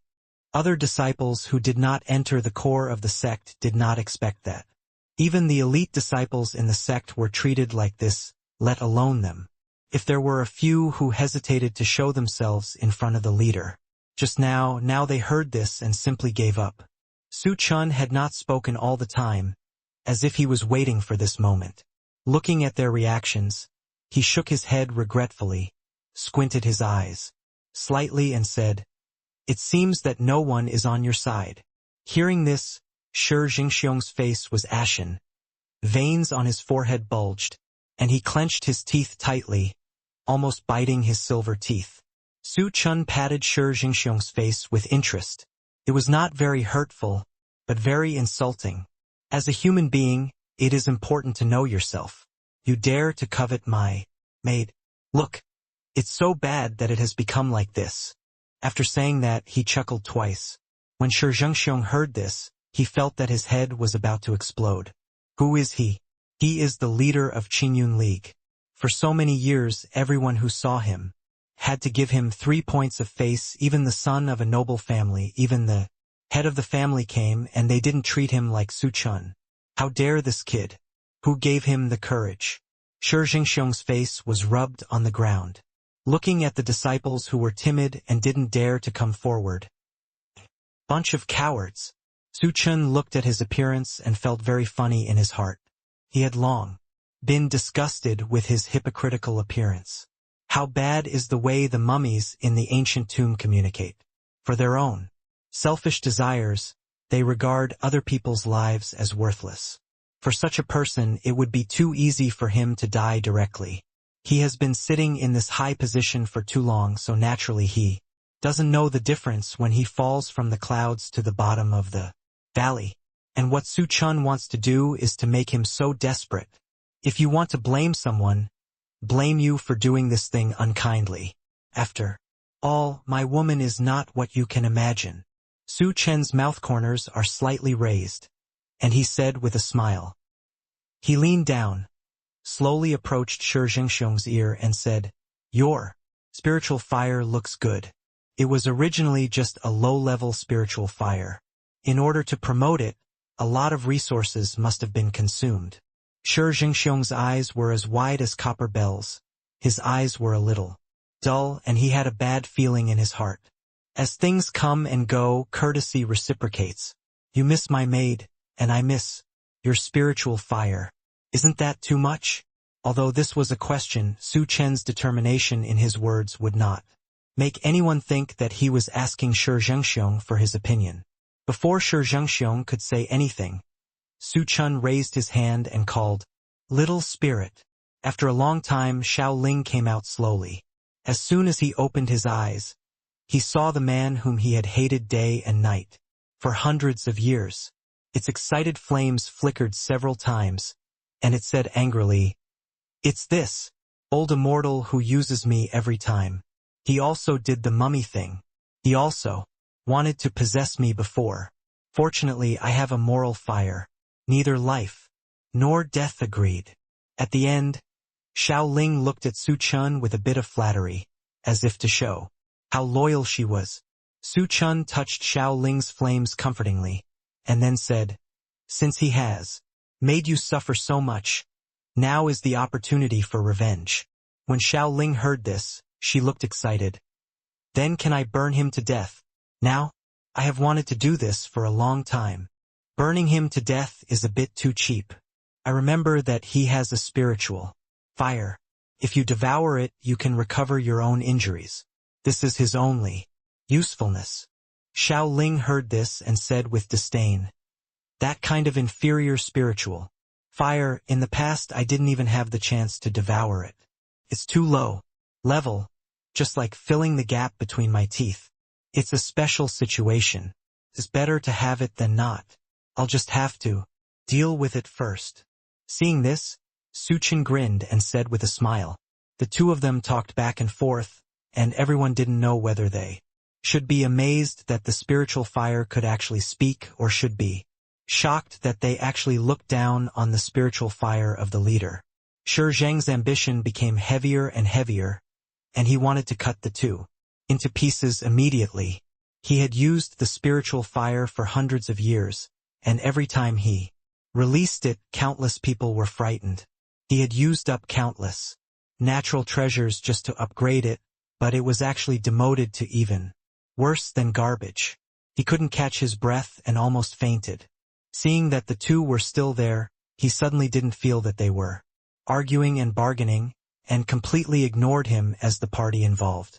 When the two finally finished their discussion, Xiao Ling had been bullied for so many years, and he would naturally not let go of the opportunity for revenge. It is a very painful thing to strip the spiritual fire from the owner. To swallow the spiritual fire completely, the spiritual fire and the owner have mutual feelings, which is even tens of millions of times more intense than the pain of the flexible burning on oneself. In order to torture Shi Zhengxiong, Xiao Ling's speed was very slow, biting the flexible origin of his body one bite at a time, with a burning and torn feeling. Shi Zhengxiong was in agony. If it weren't for the vines binding him, he would have exploded on the spot. His forehead was bulging with blue veins, his eyes were bloodshot, sweat was pouring down, his fists were clenched tightly, and he tried hard to break free from the vines, but there was no way. He was at the mercy of others like a corpse, but the expression on his face was as ferocious as a monster, and he was so embarrassed that he could no longer see the gentleman before. It was finally over, and Shi Zhengxiong was already covered in blood, and his original appearance could not be seen clearly. "It's so disgusting." Xiao Ling smacked his lips. Even without a face, he could feel the strong disgust from his tone. Shi Zhengxiong was completely enraged. He bit his tongue and shouted to the sky, "Qingyun League Shi Zhengxiong, please help me, immortal." This shout was full of energy, with complaints and dissatisfaction. It also successfully attracted Su Chen's attention. "You!" Before Su Chen finished speaking, he vaguely felt an extremely terrifying pressure coming from the sky, which was even higher than the green radish. He didn't care about Shi Zhengxiong and hurried to check the sky. The originally cloudless sky suddenly rolled with dark clouds, accompanied by lightning and thunder. In the center, a ray of light suddenly leaked out, as if it split the sky in two, and a figure slowly appeared in the light. The voice came before the person. "Why are you calling me?" It was a charming voice, with a hint of impatience, and a lazy tone, as if everything in the world was not in her eyes, with a unique arrogance. Then a red figure appeared. She was wearing the exotic clothes of the barbarians, with only a red rope tied on her head and a silver bell. As her hair fluttered, it made a crisp sound. She was wearing a red dress which was extremely bold compared to the clothes of most female monks. She only wore a tube top similar to a belly band with mandarin ducks embroidered on it. The red gauze covered her upper body, making her skin look white, making people want to leave marks on it. She was wearing a red short skirt on her lower body, with the gauze hanging down to the ground, and a pair of thin and white legs were looming. Her skin was like blood and shiny like milk. She was wearing a golden bell on her foot, standing barefoot in the clouds, and as the wind blew, there were bursts of pleasant bell sounds. Her delicate little face was flawless, with light yellow pupils like cats, eyes more like bright gems, a small mole at the end of her eyes, adding a bit of charm, cherry red lips, attractive, and a tall and small nose that added a bit of flavor. The long green hair naturally fell behind her with a few strands of hair, playfully curled up with an extreme contrast. Fairy, save me! Shi Zhengxiong looked at Yi Zhuiwei, as if he had seen a savior, and shouted for help in panic. Yi Zhuiwei then noticed that there was a bloody man next to Shi Zhengxiong. She pouted in disdain, raised her hand slightly, and the vines of the green radish were cut off by him, and Shi Zhengxiong flew to her feet. Yi Zhuiwei's action was very rough, and it can be said that she threw Shi Zhengxiong directly. This made Shi Zhengxiong, who was already seriously injured, even worse. He coughed violently, and his nose was bleeding. How embarrassed he looked! How embarrassed he was! Yi Zhuiwei looked at Shi Zhengxiong with disgust. But due to the order from her master, she still patiently asked, "Why are you in such a mess? Why did you ask me to come down? Fairy, help me, that young man down there killed my fellow disciples. I just asked him to hand over my maid, and I would let him go, but I didn't expect him to order the maid to kill me and swallow my soul from his body." Shi Zhengxiong found his backbone and cried with tears. Yi Zhuiwei was very impatient with him, but she felt something was wrong when she heard what he said. "He killed your disciples, you just killed this boy, why did you hand over his maid?" Yi Zhuiwei stared at Shi Zhengxiong with her beautiful eyes and questioned him. Shi Zhengxiong felt uneasy, but in front of this immortal, any of his lies would be exposed, so he could only honestly say, "Fairy, you don't know that woman is at the peak of the quasi-emperor realm. If I can practice dual cultivation with her, my realm will definitely be improved by several dimensions." Looking at the direction Shi Zhengxiong pointed, Yi Zhuiwei immediately saw the law. She raised her beautiful eyebrows, which was interesting. A tree spirit could actually cultivate to such a high level of cultivation. But this old thing used all means to promote himself, but it was all in vain. Besides, she had been in Tianxian continent for so long, and she had never heard of anyone willing to practice dual cultivation with a tree spirit. Although such things are common in their immortal world, they are still a bit shocking here. However, Shi Zhengxiong summoned her just because of this little thing, and he was also a fool who was betraying his own people. He is not as strong as others, and he still raped women. What else can he do, if he didn't deserve it? Thinking of this, Yi Zhuiwei said impatiently, "You are really lustful. Next time, call me out for these stupid things you did. I will never let you go." When Shi Zhengxiong heard Yi Zhuiwei's words, his face turned frighteningly white and he was trembling. His arrogance just now was gone. He knew that what Yi Zhuiwei said was true. Many years ago, Qingyun League was just a small and unpopular sect. Thanks to hundreds of thousands of years ago, the then leader of the Qingyun League accidentally met Yi Zhuiwei. The cultivation level of this fairy is really hard to see through, and it is said that she is not from Dongxian continent. She came to Dongxian continent just to cultivate a force of her own and serve the master behind her. At that time, the then leader of the Qingyun alliance knew that his opportunity had come. After all, the beautiful and powerful woman in front of her is definitely not an ordinary person. It was also after he decided to become Yi Zhuiwei's subordinate that Yi Zhuiwei gave him several talent secret books. With those, the alliance leader quickly raised his strength to the peak of quasi-emperor. As for Yi Zhuiwei, it seems that her strength has been suppressed because she came to Dongxian continent, but she is still at the level of a half-step emperor and can almost be regarded as the top combat power in the entire Dongxian continent.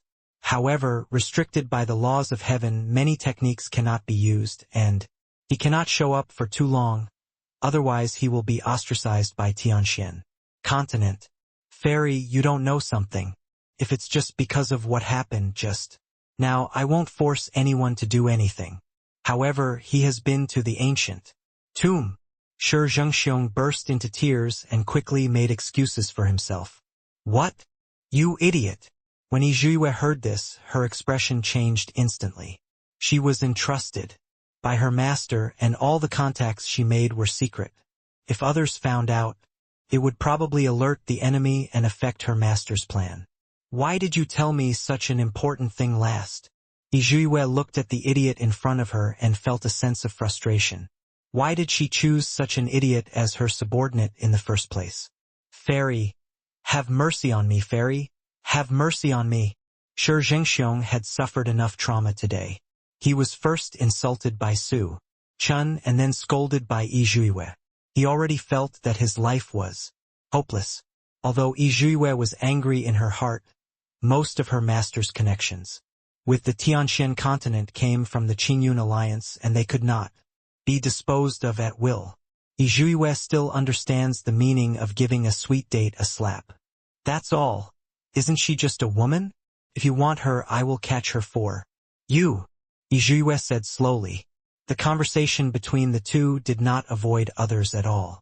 Su Chen and Luo stared closely at the two people's every move in the sky. That woman is definitely not from Tianxian continent. Seeing this, Luo's watery eyes were full of worry. He had been following Su Chen for so long, and for the first time he felt such terrifying pressure.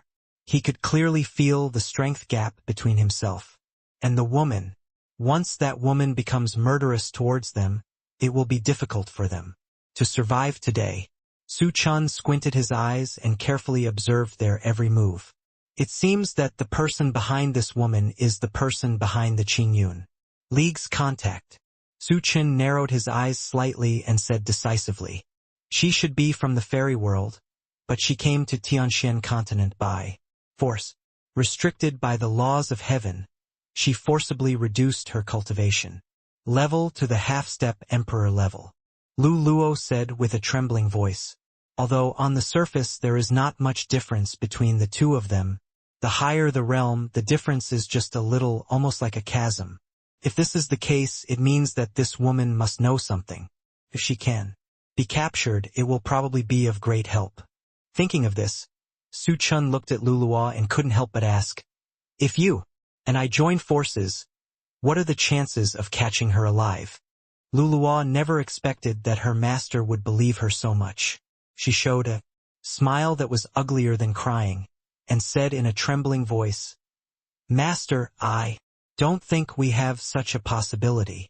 The smile on Su Chen's face froze, and he knew it was a bit forced. Whether we can escape here alive is a question now. After Luo finished speaking, she felt frustrated. She blamed herself for being useless, otherwise there wouldn't have been so many emergencies. It's all Luo's fault. I wish I were stronger than Luo. It's not your fault. Su Chen smiled and touched Luo's head and said, you have helped me many times. Don't blame yourself. Suddenly, the two of them felt a sharp gaze. I saw Yue looking at the two of them with cold eyes, as if she was looking at a dead person. Not good. Yue obviously had murderous intentions towards them. Although Yue is only in the realm of the half-step emperor, her real strength is stronger than that of the half-step emperor. Just by being watched, they could feel the terrifying power moving around. Luo was sweating coldly. Her eyes were full of uneasiness, and her lips were bitten until they turned white. Almost instantly, Yue appeared in front of Luo. Luo subconsciously released her spiritual power and wanted to run away, but was directly dismissed by Yue with a wave of her hand. In her spare time, she released a stream of spiritual power that hit her. Luo couldn't dodge and stumbled to the ground, spitting out a mouthful of blood. Yue sneered and said, a mere tree spirit dares to do anything in front of me. She stretched out her white hands and was about to grab the pot hose and leave.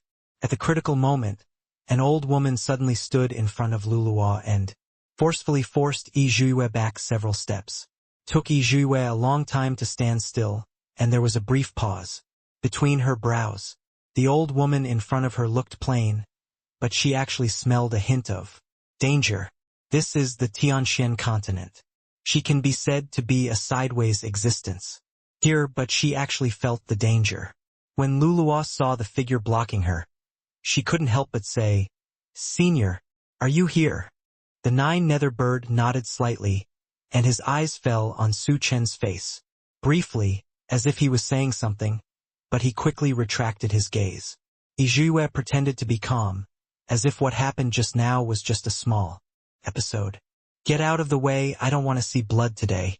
With your strength, I want to kill you easily," Yizhue said coldly, with annoyance on her noble and beautiful face. The nine-nether bird didn't say anything, and raised his hand to release a spiritual power. Yizhue dodged immediately. She could feel the strong breath of death in the attack of the nine-nether bird. Interesting, more and more interesting. I didn't expect that there was someone in Tianxian continent who could fight him. She couldn't help but curl her lips, and a light of interest flashed across her face. But as conceited as she was, she didn't think the monster in front of her could defeat her.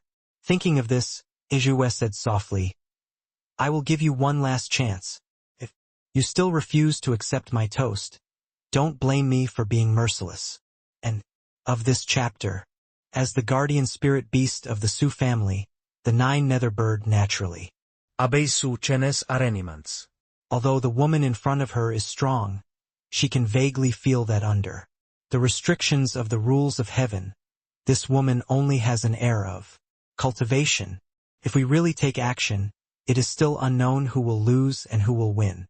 It was precisely because Yizhue knew this that she did not act rashly. "I will definitely do what the young master orders. I will protect this little girl today. If you forcefully want to take her away, don't blame me for being rude." Jiao Mingke snorted coldly, showing some disdain for the extremely arrogant junior in front of him.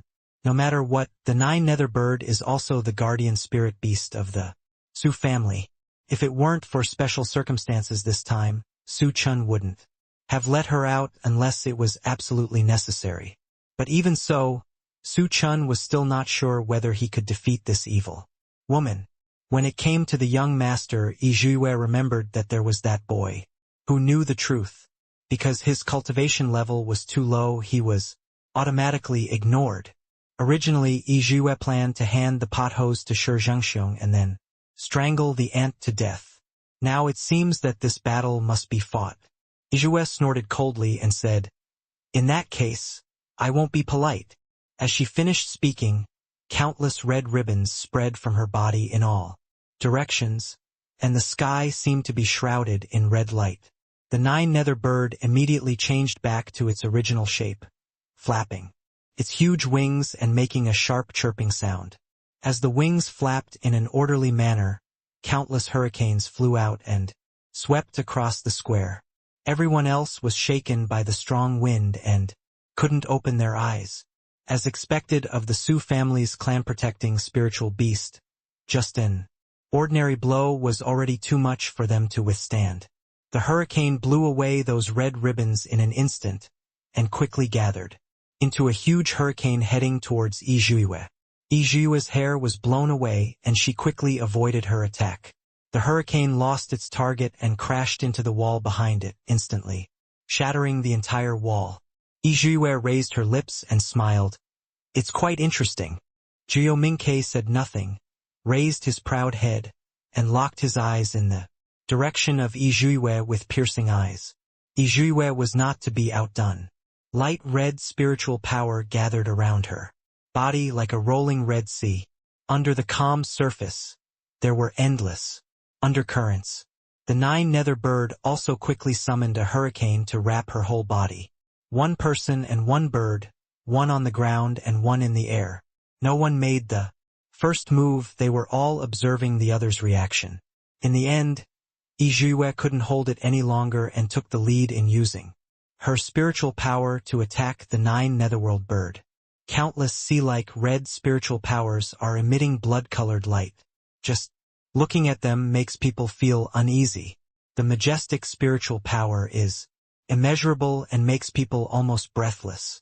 As time passed, the spiritual power almost turned into reality, and a red fox could be vaguely seen gestating in it. It opened its big mouth to reveal sharp fangs and flew towards the 9 netherworld bird. The 9 nether bird quickly summoned a hurricane and roared to the sky. The whole square resounded with the bird's chirping. I saw the 9 nether bird rising continuously, summoning hurricanes and spiritual power to resist. The two collided, and they were stunned for a while, and no one could go further. However, the cultivation of the two was too advanced. Even if the central target was not them, other people were affected by the spiritual power. Some of them were so overwhelmed that they vomited blood. After this attack reached a stalemate, no one continued to use force, and it was cancelled out. Zhuo Mingke looked at Yizhuye coldly, her eyes full of indifference. Yizhuye has been in Tianxian continent for so long, and this is the first time she has seen such a difficult opponent. The two of them just made a test strike, but there was no way to know the strength of the other party. Yizhuye is now a half-step emperor, and it seems that his cultivation is a little higher than that of Zhuo Mingke, but in fact restricted by the laws of heaven. He cannot fully display his cultivation. Even the techniques he had brought down from the immortal world could not be used. For a person who grew up in the heavenly realm, being unable to use skills is equivalent to breaking an arm.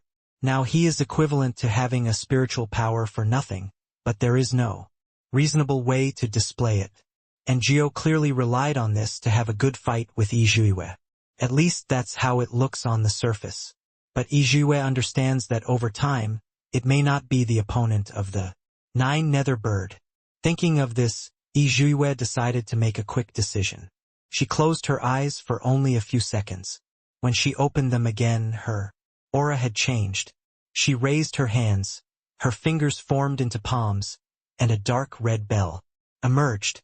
The bell was entirely red, with gold gilt patterns printed on it, ancient and mysterious, and tied with 2 golden ribbons. This is her natal magical weapon, the Red Wishing Bell. The Red Wish Bell does not belong to the magic weapon of the Tianxian continent.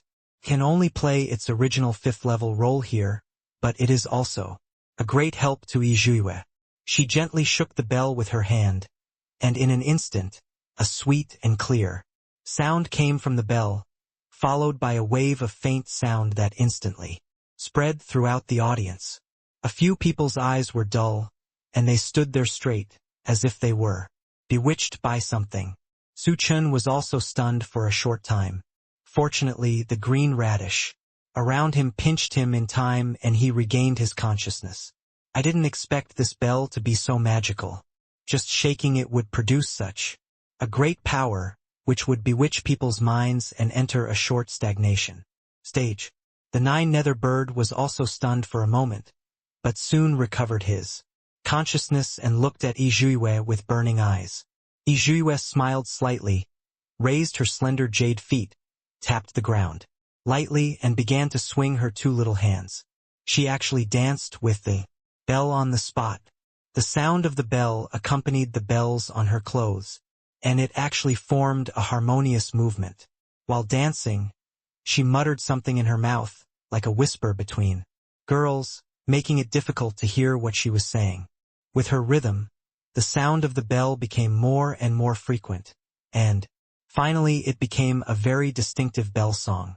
With her as the center, countless blood-red lotuses appeared. Those lotuses gradually bloomed from the initial buds later, adding a bit of enchantment. All those lotuses attacked the 9 nether bird without exception.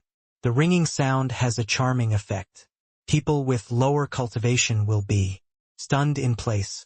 Even people with higher cultivation will be temporarily bewitched and slow down their movements. As for the blood lotus, it looks beautiful, but the more beautiful something is, the more dangerous it is. It is a real attack. End of this chapter. The snow lotuses instantly attacked the 9 nether bird and exploded rapidly. In a short period of time, the blood flowers covered the sky and almost blocked people's vision.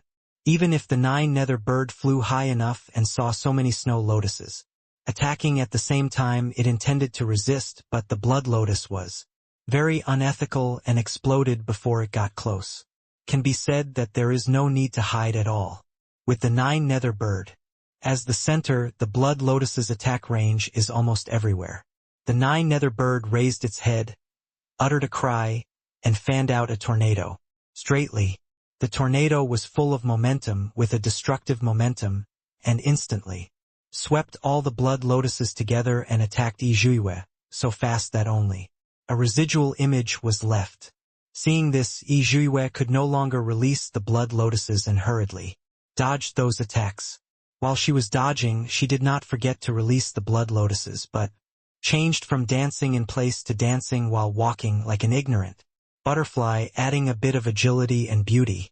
But her moves were full of murderous intent, which made people fearful. The two fought back and forth for several rounds, and it was difficult to tell who would win. The nine nether bird had already figured out Yizhuiwe's attack routine. His output now depended on the bell, and he could only maximize his power at a distance, and he had almost no defense ability at close range. Once close, Yizhuiwe didn't even dare to release the blood lotus. After all, the blood lotus didn't distinguish between enemies and friends, and it was an indiscriminate attack. She knew the benefits of the blood lotus, so she naturally didn't dare to joke with her life. The nine nether bird, who had caught this loophole, immediately flapped its wings and rushed towards Yizhuiwe. Yizhuiwe noticed the intention of the nine nether bird and retreated quickly. While retreating, she used the bell to release countless blood lotuses to prevent the nine nether bird from getting close. Under her bombardment, the two kept a distance, and the nine nether bird had no chance to get close to her, so it could only chase after her. Because of the fast speed, some blood lotuses have left small wounds on her body. What should I do? Green Rose was watching from the side with a trembling heart, and her beautiful eyes were full of helplessness. Chen watched this scene quietly. Although Jiao was clearly powerful, there was still a gap compared to Yizhuiwe. On the surface, the two seemed to be evenly matched, but Jiao Mingke was not very good at long-range combat. The two were equivalent to one in strength and the other in weakness. Because of the fight between the two, the entire Qingyun League had changed color, blood red, wrapped in a strong wind, and lightning flashes from time to time, which made people feel shocked just by looking at it. A few Qingyun League disciples were affected by this battle and vomited blood, and died. The strength of the great Emperor realm, even if it was just the aftermath, was not something that people with low cultivation like them could bear. This is not a solution, Chen said quietly, squinting his eyes and staring carefully at the scene of the two fighting. The nine nether bird must win this battle, otherwise, not to mention that Luo will be forced by Shi Zhengxiong. Even her own life will be in danger. Today, Shi Zhengxiong, who was on the cloud, was also very nervous watching the two fight.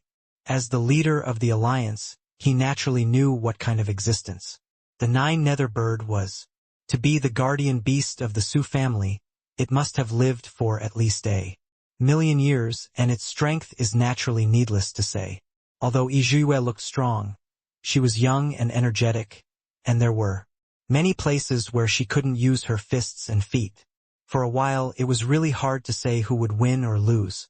We have to find a way to get the nine nether bird close to Yizhuiwe. Otherwise, if the round-robin battle continues like this, the nine nether bird will be defeated sooner or later. Chen said in a calm voice, gritting his teeth tightly. He is now a long way from the quasi-emperor realm, and the pressure of the two people fighting on the opposite side is not something he can bear at present. Now he can only stand here and watch anxiously, and can't help at all. This sentence inspired Luo. Since the nine nether bird can't catch up with Yizhuiwe in a short time, why don't she find a way to interfere with Yizhuiwe? Thinking of this, Luo stared at the situation above, and while Yizhuiwe was now fully focused on dealing with the nine nether bird, she immediately released the vines. Those vines grew wildly and silently, each as thick as an adult's forearm. They moved madly upwards and approached Yizhuiwe. When Yizhuiwe noticed these vines, they were already in front of her.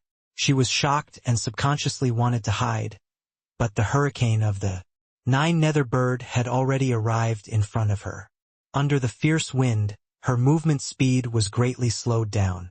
It was just a few seconds of days, and the vines of Luluwa had already entangled her tightly. Yizhuiwe subconsciously cast a spell to break free, but these vines had almost exhausted all of Luluwa's strength. As a quasi-emperor at the peak of her time, the vines she hit with all her strength were not so easy to break free of. Yizhuiwe spent a long time, and finally got rid of those annoying vines. The nine-nether bird had already turned into a human form and came to her. Yizhuiwe subconsciously shook the bell to seduce the nine-nether bird, wanting to buy herself some time to escape. But the nine-nether bird had blocked its hearing when it discovered that her bell had the effect of seduce people. Therefore, she was not affected at all and directly slapped Yizhuiwe with a heavy claw. Yizhuiwe couldn't dodge in time, covered her chest, and coughed out a mouthful of blood. Jiumink took the opportunity to pursue the victory, quickly summoned a strong wind, and attacked Yizhuiwe. Yizhuiwe couldn't dodge in time and staggered for a long time before she stabilized her body. You actually played dirty. Yizhuiwe looked at the direction of Luluwa indignantly, and her orange-yellow eyes were full of murderous intent.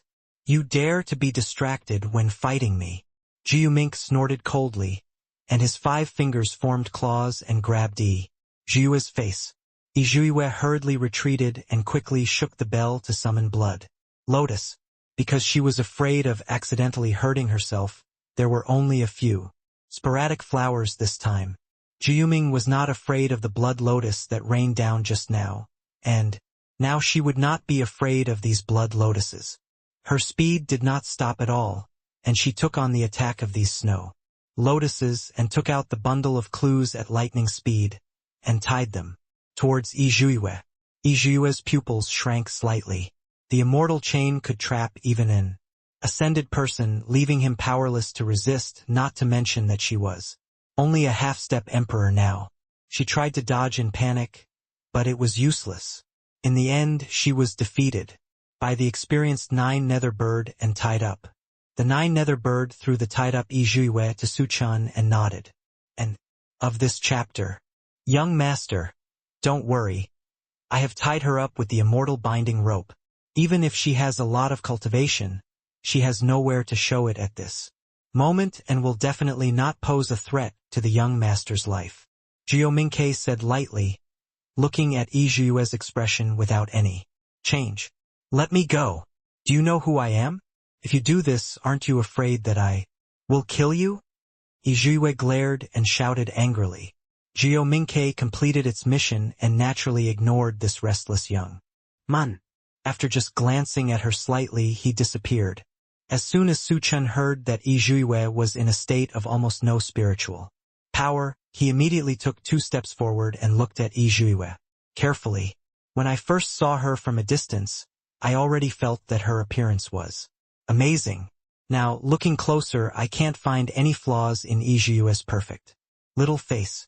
Even if she is angry, Yizhuiwe's unique and exotic appearance is not as beautiful as a real person. Suchun had seen too many oriental beauties, and now it was the first time he saw this kind of beauties who tended to look like the western regions, and it felt a bit strange. Besides, Yizhuiwe's cultivation is so advanced, she doesn't know what it tastes like. Thinking of this, Suchun couldn't help but smile evilly, looking at the turbulent waves on her chest wantonly. So white, so big. Sensing Suchun's intense gaze, Yizhuiwe immediately understood what he was thinking about. Her little face turned red, and she didn't know how to speak for a moment. She had been celibate for many years, and had never seen a man dare to look at her with such a frank and explicit look. After a long time, she choked out a few words from her throat. You shameless lecher. If you let me go, I will never let you go. I will make you pay the price you deserve. This is said to be completely harmless. I'm afraid you don't understand your situation now.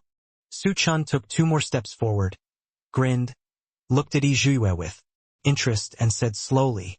Yi Zhuiyue was a little frightened by his gaze, but she still said firmly, "It's just a group of mere ants who captured me by sneak attacks from behind. I advise you not to be ignorant of good and evil, and release me as soon as possible. Otherwise, the first thing I will do when I am released is to chop off your dog's head." At the end of the sentence, Yi Zhuiyue did not hide the murderous intent in her eyes. If the eyes could be condensed into substance, Su Chen would have been cut into pieces by 1,000 cuts. Hearing this, Su Chen rubbed his hands excitedly. She is still a very arrogant ice beauty. She looks so hot and sexy, but her words are inhumane. This contrast makes Su Chen feel very exciting. I don't know if this woman can still be tough in bed. Even if I let you go, the first thing you do is to kill me. Then why do I let you go? You just wanted to take my life and sacrifice my maid. Others, why should I let you go? Seeing this, Su Chen grinned, looked at Yi Zhuiyue with a smile, and asked. Yi Zhuiyue didn't know how to refute Su Chen's words in a short period of time, but since Su Chen already knew the secret, Su Chen must die. Thinking of this, Yi Zhuiyue said, "If you let go of me now, I can still let you choose a more comfortable way to die, but it won't be possible after a while." Upon hearing this, Su Chen slapped Yi Zhuiyue on the butt. It was also the first time for Yi Zhuiyue to have her butt slapped. She only felt a burning pain on her butt, but it was not as strong as the heat on her face. Her face instantly turned red. This shameless lecher actually dared to slap her, but in public. This young master is now a prostitute. What can you do to me? Su Chen looked like a rogue, which made Yi Zhu's crescent moon itch. Indeed, she could hardly do anything now that she was trapped. She was so angry that she had never suffered this kind of injustice since she was a child. At this moment, she even regretted why she agreed to Shi Jingxiong's unreasonable conditions. If he had killed Su Chen directly before, he would not have had the chance to summon such a difficult spiritual beast, and he would not have ended up in this situation. Looking at Yi Zhuiyue's appearance, Su Chen was so excited that sleeping with such a wild and hard-to-find wildcat would be fun. But he didn't forget about business. Because of the devastating duel between the two just now, most of the furnishings in the square have been destroyed. They look like the remains of a battlefield that have been abandoned for hundreds of years. The gorgeous and exquisite appearance just now can no longer be seen. A large number of Qingyun League disciples were affected and were killed or injured. Seeing that Su Chen had such a strong background, the remaining ones all shrank their necks like quails and did not dare to speak. Shi Jingxiong almost fainted when he saw the scene in front of him. This was really a waste of money. He thought that calling Yi Zhuiyue would help him, but in the end, Yi Zhuiyue was arrested. He only felt a fire in his chest, and he was so angry that he couldn't hold it back and spit out a mouthful of blood. You have also seen the current situation of the Qingyun League. I am in a good mood today, young master, so I will give you a chance to change your ways. If you are willing to follow me, I guarantee that you will be more comfortable than staying in the Qingyun League. Su Chen cast his eyes on the young monks and spoke lazily. The Qingyun League disciples who had lived and died with Su Chen in the secret realm quickly testified to their former classmates, telling them how good Su Chen was. After all, those people were once their fellow senior brothers and sisters. The other surviving people naturally believed in their words, and for a while, they began to waver. If you are willing to follow me, then make the inner demon oath. From now on, you will only be loyal to this young master. You will never betray me. Otherwise, your meridians will be severed and your 7 orifices will bleed to death.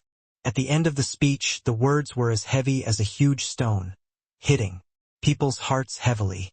Shi Jingxiong didn't expect Su Chen to be so shameless that he would start poaching Qingyun League disciples in front of him.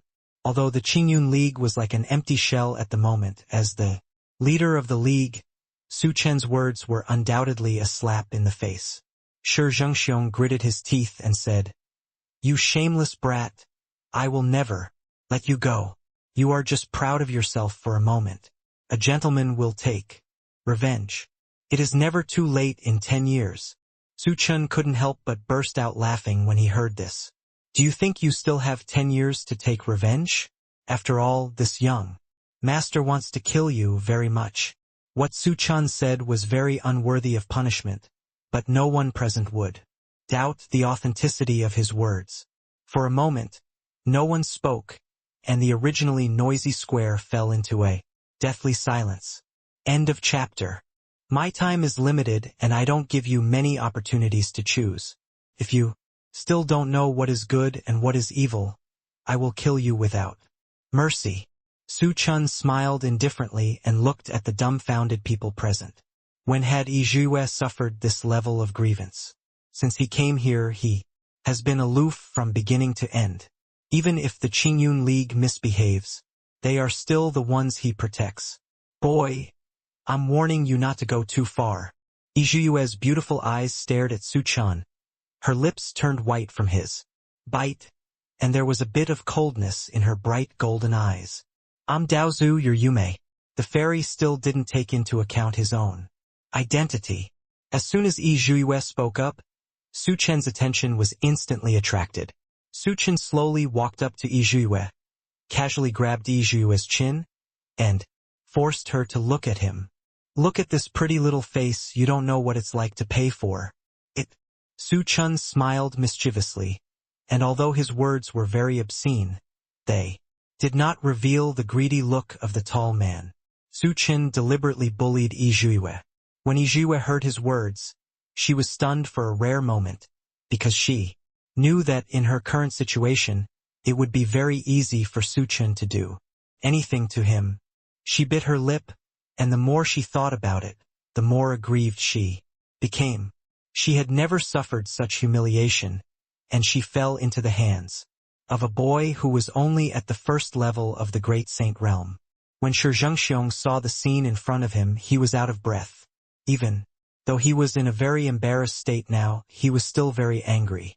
You must know that in his heart, Yizhue has always been the representative of strength and beauty, but this woman has advanced cultivation. Therefore, he always kept his secret love in his heart and regarded Yizhue as the moon in the sky, an existence that could be seen from a distance but not played with. But now, forget about being easily captured by this young boy. I thought Yizhue could get justice for him, but now he has been humiliated. Like this, can be said that he lost his wife and lost his army. Thinking of this, Shi Zhengxiong gritted his teeth and said, "All monks and elders, listen to my order and use all your strength to strangle Su Chen, a shameless person who doesn't know the heights of heaven and earth." These words came out with spiritual power and instantly returned to the entire Qingyun alliance.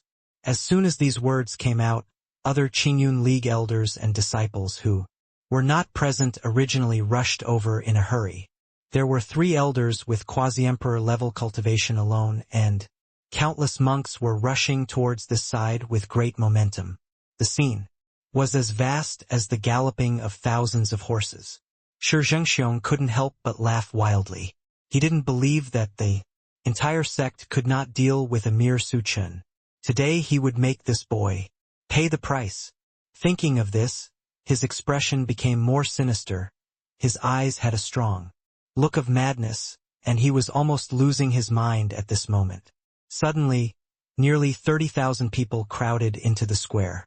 Su Chen looked at this scene and just curled his lips slightly. The fear and panic in the dream were gone, replaced by some inevitable victory. Seeing that everyone in the Qingyun League had arrived and Su Chen looked particularly small in the square, Shi Zhengxiong couldn't help laughing. He said frantically, "I will let you know today that our Qingyun League is not so easy to mess with. I will make you pay with blood for everything you did." Today, Lu Ruyan and some Qingyun League disciples who followed Su Chen had very worried looks on their faces.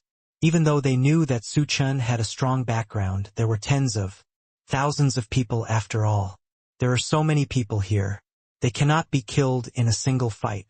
Even a battle can kill them. If you want to come and die, then go ahead. Su Chen glanced at those people with burning eyes and suddenly clapped his hands slightly. Is this Su Chen stupid? Standing in front of him were several quasi-emperor realm elders and countless disciples. At this time, he didn't show any fear at all. He didn't really think that he could defeat tens of thousands of them with just a few people, right? Thinking of this, Shi Zhengxiong looked at Su Chen with a ferocious face and said almost roaring, "You piece of trash, you are so stubborn when you are about to die. See if I don't peel off your skin in a while. You're too noisy," Su Chen said. Before Shi Zhengxiong had time to understand the meaning of his words, he saw the spiritual fire released from Su Chen's hand and attacked him instantly. The power of the blue spiritual fire should not be underestimated. Even from such a distance, it made Shi Zhengxiong struggle on the ground in pain, and the blazing flames almost swallowed him whole. When the others saw that their sect leader had suffered such inhuman torture, the third elder, who usually had the best relationship with him, immediately raised his weapons. "You useless piece of shit who doesn't know the heights of heaven and earth. Look, let's eliminate harm for the people today. All monks listen to my orders. Capture Su Chen alive today and reward him with training resources," the third elder said through gritted teeth. The others didn't understand what was going on and immediately followed suit. Seeing a crowd of people, Su Chen and Luluo were surrounded. Luluo couldn't help but grab Su Chen's clothes. Even though he was already at the pinnacle of quasi-emperor, it was still very difficult to face tens of thousands of people. She bit her white lips and whispered to Su Chen, "I will find a way to hold them back in a while. You must get out of here, master." Su Chen didn't take it seriously and even laughed out loud. "Silly green radish. How could I fight an unprepared battle?" As if to verify the truth of his words, as his voice fell, a loud horn suddenly sounded in the distance. Everyone's eyes were instantly attracted to that side. I saw several giant flying boats with big Su family flags slowly sailing towards this side, led by the dragon flame guards who were ready to go, with as many as 80,000 people. The sky was full of crows, almost covering the sky and the sun. When the people of Qingyun League saw this scene, they were so scared that their legs went weak. If it was just Su Chen and a few people, they would not be so scared. But in front of them was the famous dragon flame guards with tens of thousands of people. "Young master, what I said just now still counts. If you are willing to make a heart demon oath and swear to be loyal to me, Su Chen, forever, I can still spare your life," Su Chen said lazily, and glanced at Shi Zhengxiong, who was lingering beside him. In order to prevent Shi Zhengxiong from dying so quickly, he controlled the heat so much that people who didn't know would think he was frying lamb chops.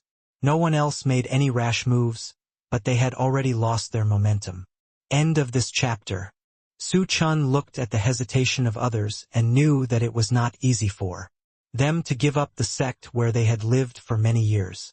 So he immediately threw out the image bead, and even the dirty things that Shi Zhengxiong had done just now were shown one by one. Others in the sect obviously did not expect Shi Zhengxiong to be such a hypocritical and lustful person. He said so high-soundingly, but as men, how could they not understand what the other party was thinking? Even the matter of the mummy was so cruel that anyone with a conscience would not do such a thing, but Qingyun League did it. They were willing to do so for their own interests. Today they just did not damage their interests. If there were better choices later, who could guarantee that they would not end up in the same situation? Thinking of this, several people began to make the heart demon oath one after another. In the end, most of the people made the heart demon oath. At this time, the giant flying boat of the Dragon Flame Guard had landed, and a large group of flame dragon guards came down. The person who had just made the oath to the inner demon survived, while the one who would rather die than surrender soon fought with the Dragon Flame Guard. The scene was too chaotic, but how could those people compare to the Trained dragon flame guard? They were quickly subdued. Seeing the farce finally over, Su Chen yawned lazily. Master, when did you plan to let the dragon flame guard come? Luolua's eyes had turned into stars at this moment. She thought that there would be a fierce battle, but she didn't expect it to be solved so easily. Your master is very powerful and has great foresight. It's just that this simple thing is naturally easy to do. Su Chen did not answer Luolua's question clearly, but said something profound. Although Luoluo didn't understand what Su Chen was answering, she still showed a very admiring expression and then said, "Wow, the master is amazing." Su Chen smiled with a hooked mouth, and it was obvious that he was in a good mood. Then he set his eyes on Yizhue, who had been silent beside him. Yizhue obviously understood that the situation of Qingyun League was over, and she wanted to take this opportunity to escape, but this immortal rope was not an ordinary item, and she couldn't get rid of it for a while. Seeing that Su Chen's eyes were lingering on her blatantly, with a very meaningful aggression, Yizhue felt scared for the first time. Next, let this young master interrogate this woman of unknown origin to see what their purpose is. Su Chen smiled wickedly and said casually, although it was an interrogation, anyone with a discerning eye knew what this interrogation meant. However, Luolua didn't say anything. Although she felt a little jealous, she still unconditionally supported all the decisions of her master. Su Chen directly picked up Yizhue horizontally. "You lecher! Let me go quickly." Suddenly he flew into the air, frightening Yizhue to be at a loss. But he still struggled violently subconsciously. But because of the immortal rope, he couldn't exert any spiritual power, no matter how hard he struggled, and even felt that his body was no different from that of an ordinary girl. As he struggled, the immortal rope became tighter and tighter, deeply embedded in her flesh, and her skin, which was originally as white as milk, was also rubbed with red marks. The red marks were very eye-catching, like the marks of being bullied, and inexplicably gave people an inexplicable meaning. Su Chen's Adam's apple rolled, and he couldn't wait to take her into the house, and threw her directly on the bed. Yizhue screamed in pain, and said angrily, "I advise you not to do this. You can't afford to offend the identity behind my master. You will definitely pay the price you deserve. Wait until your master comes to avenge you. Now it's the world of this young master."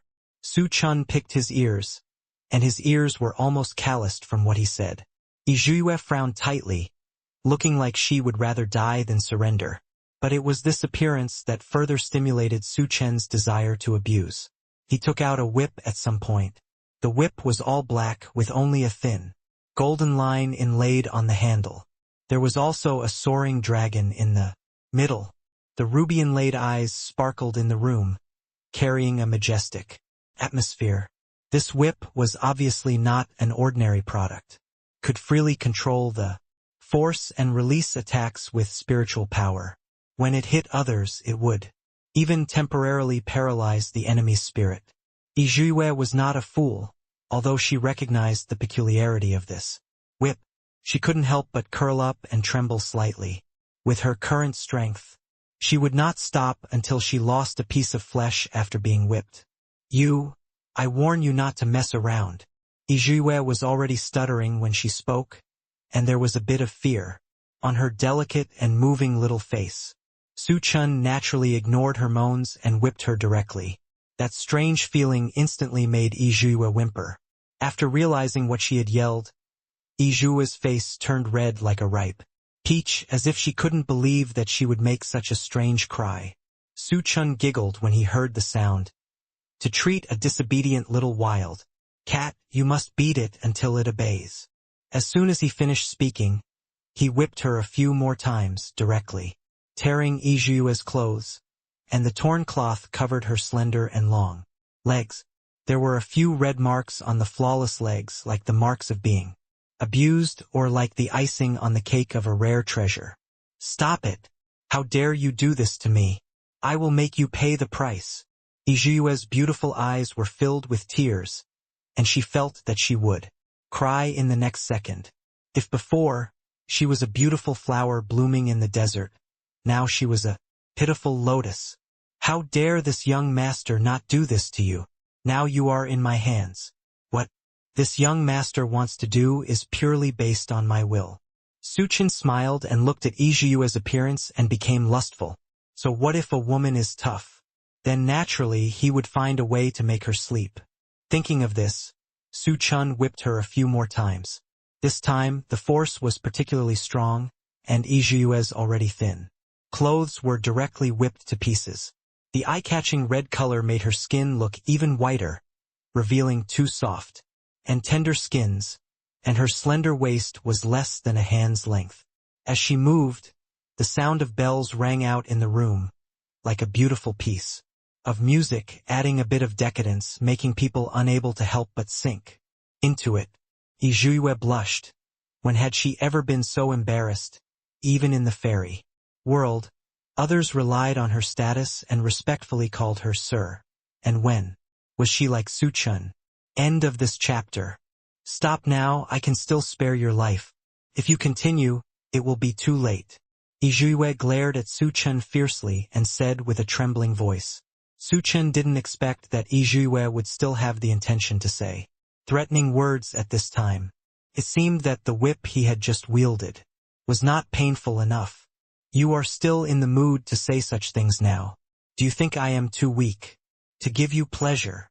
Su Chen chuckled, with a malicious light in his eyes. It was the first time that Yizhiyue heard such vulgar words. She felt like fireworks were setting off in her head, exploding all of a sudden. She didn't even refute immediately. Su Chen looked at her dumbfounded look, her eyelashes trembling slightly, like a flying butterfly, adding a bit of cuteness. Woman, you know what it is best to tell the truth. I promise that following me, Su Chen, will be no worse than following your master. Su Chen grabbed Yizhiyue's jade hand and said with a smile. The man's hand in front of her was hot and strong, and she couldn't break free from his grasp.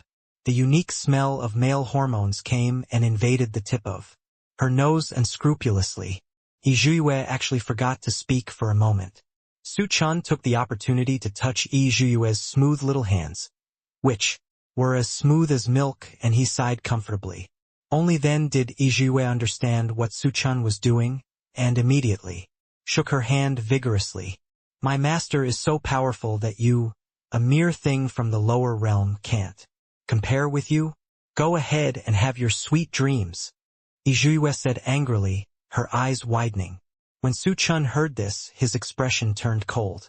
He could have considered the rejection twice as a sign of interest at the time, but this woman was so ignorant that she said such things. No man can tolerate a woman saying that he is inferior to other men, especially since Yizhiyue's current identity is not a kind person. When thinking of this, Su Chen became even more merciless and whipped her a few more times. Yizhiyue's clothes were directly beaten to tatters, with only a few scattered pieces of fabric hanging on her body, barely covering her key parts. His fair neck also had traces of being whipped, and basically no one on his arms or legs was spared. However, because Su Chen deliberately restrained his strength, there was no blood, and they were just traces. Don't you always claim that I am very noble? You are now half-clothed and covered with traces of abuse. Who do you think you are? Seeing this, Su Chen sneered and looked at Yizhiyue casually. When Yizhiyue heard this, she couldn't help biting her lips. She didn't know.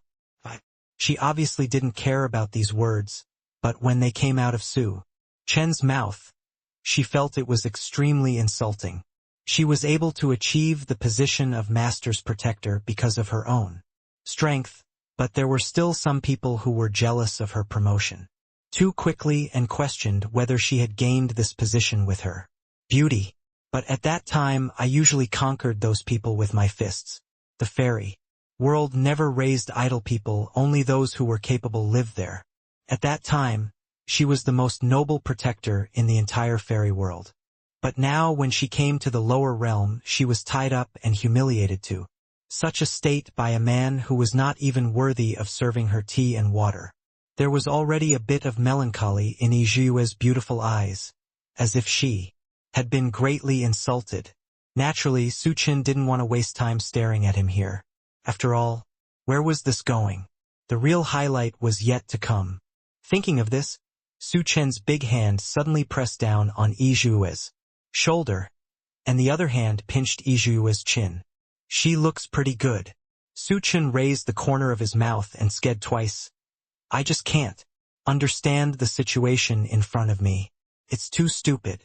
Hearing this, Yizhue couldn't help but said, You are the one who can't distinguish the situation at hand. You are just trapping me now. If my master knows about it, he will definitely avenge me. There are thousands of people around me. 100 people with the same cultivation level as me will not be enough for you to deal with. Hearing this, Su Chen let out a cry of joy. You keep claiming that this is the lower world. You must have been here for at least a few years. Su Chen grinned and said with a smile. Yizhue didn't know what medicine he was selling in the gourd, but it had indeed been here for hundreds of thousands of years, so she just looked at him with suspicion. In addition to assigning you tasks, your master never asked you to return to the heaven. Do you really think you are very important in his heart? He just thinks you are a useful knife. Su Chen raised the corners of his mouth and said jokingly. These words made Yizhue slightly stunned. She had never seriously thought about this before. After all, she could just do what the master ordered. But she couldn't help but retort. Master said that after everything is over, he will reward me with anything I want and will promote me to my position. Moreover, he said that he does not believe others and he will only do it if I do it.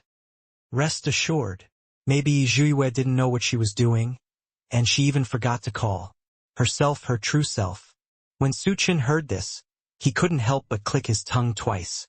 Dog. Capitalists really can brainwash people. They don't have to pay at all. They can make subordinates fall for him just by talking.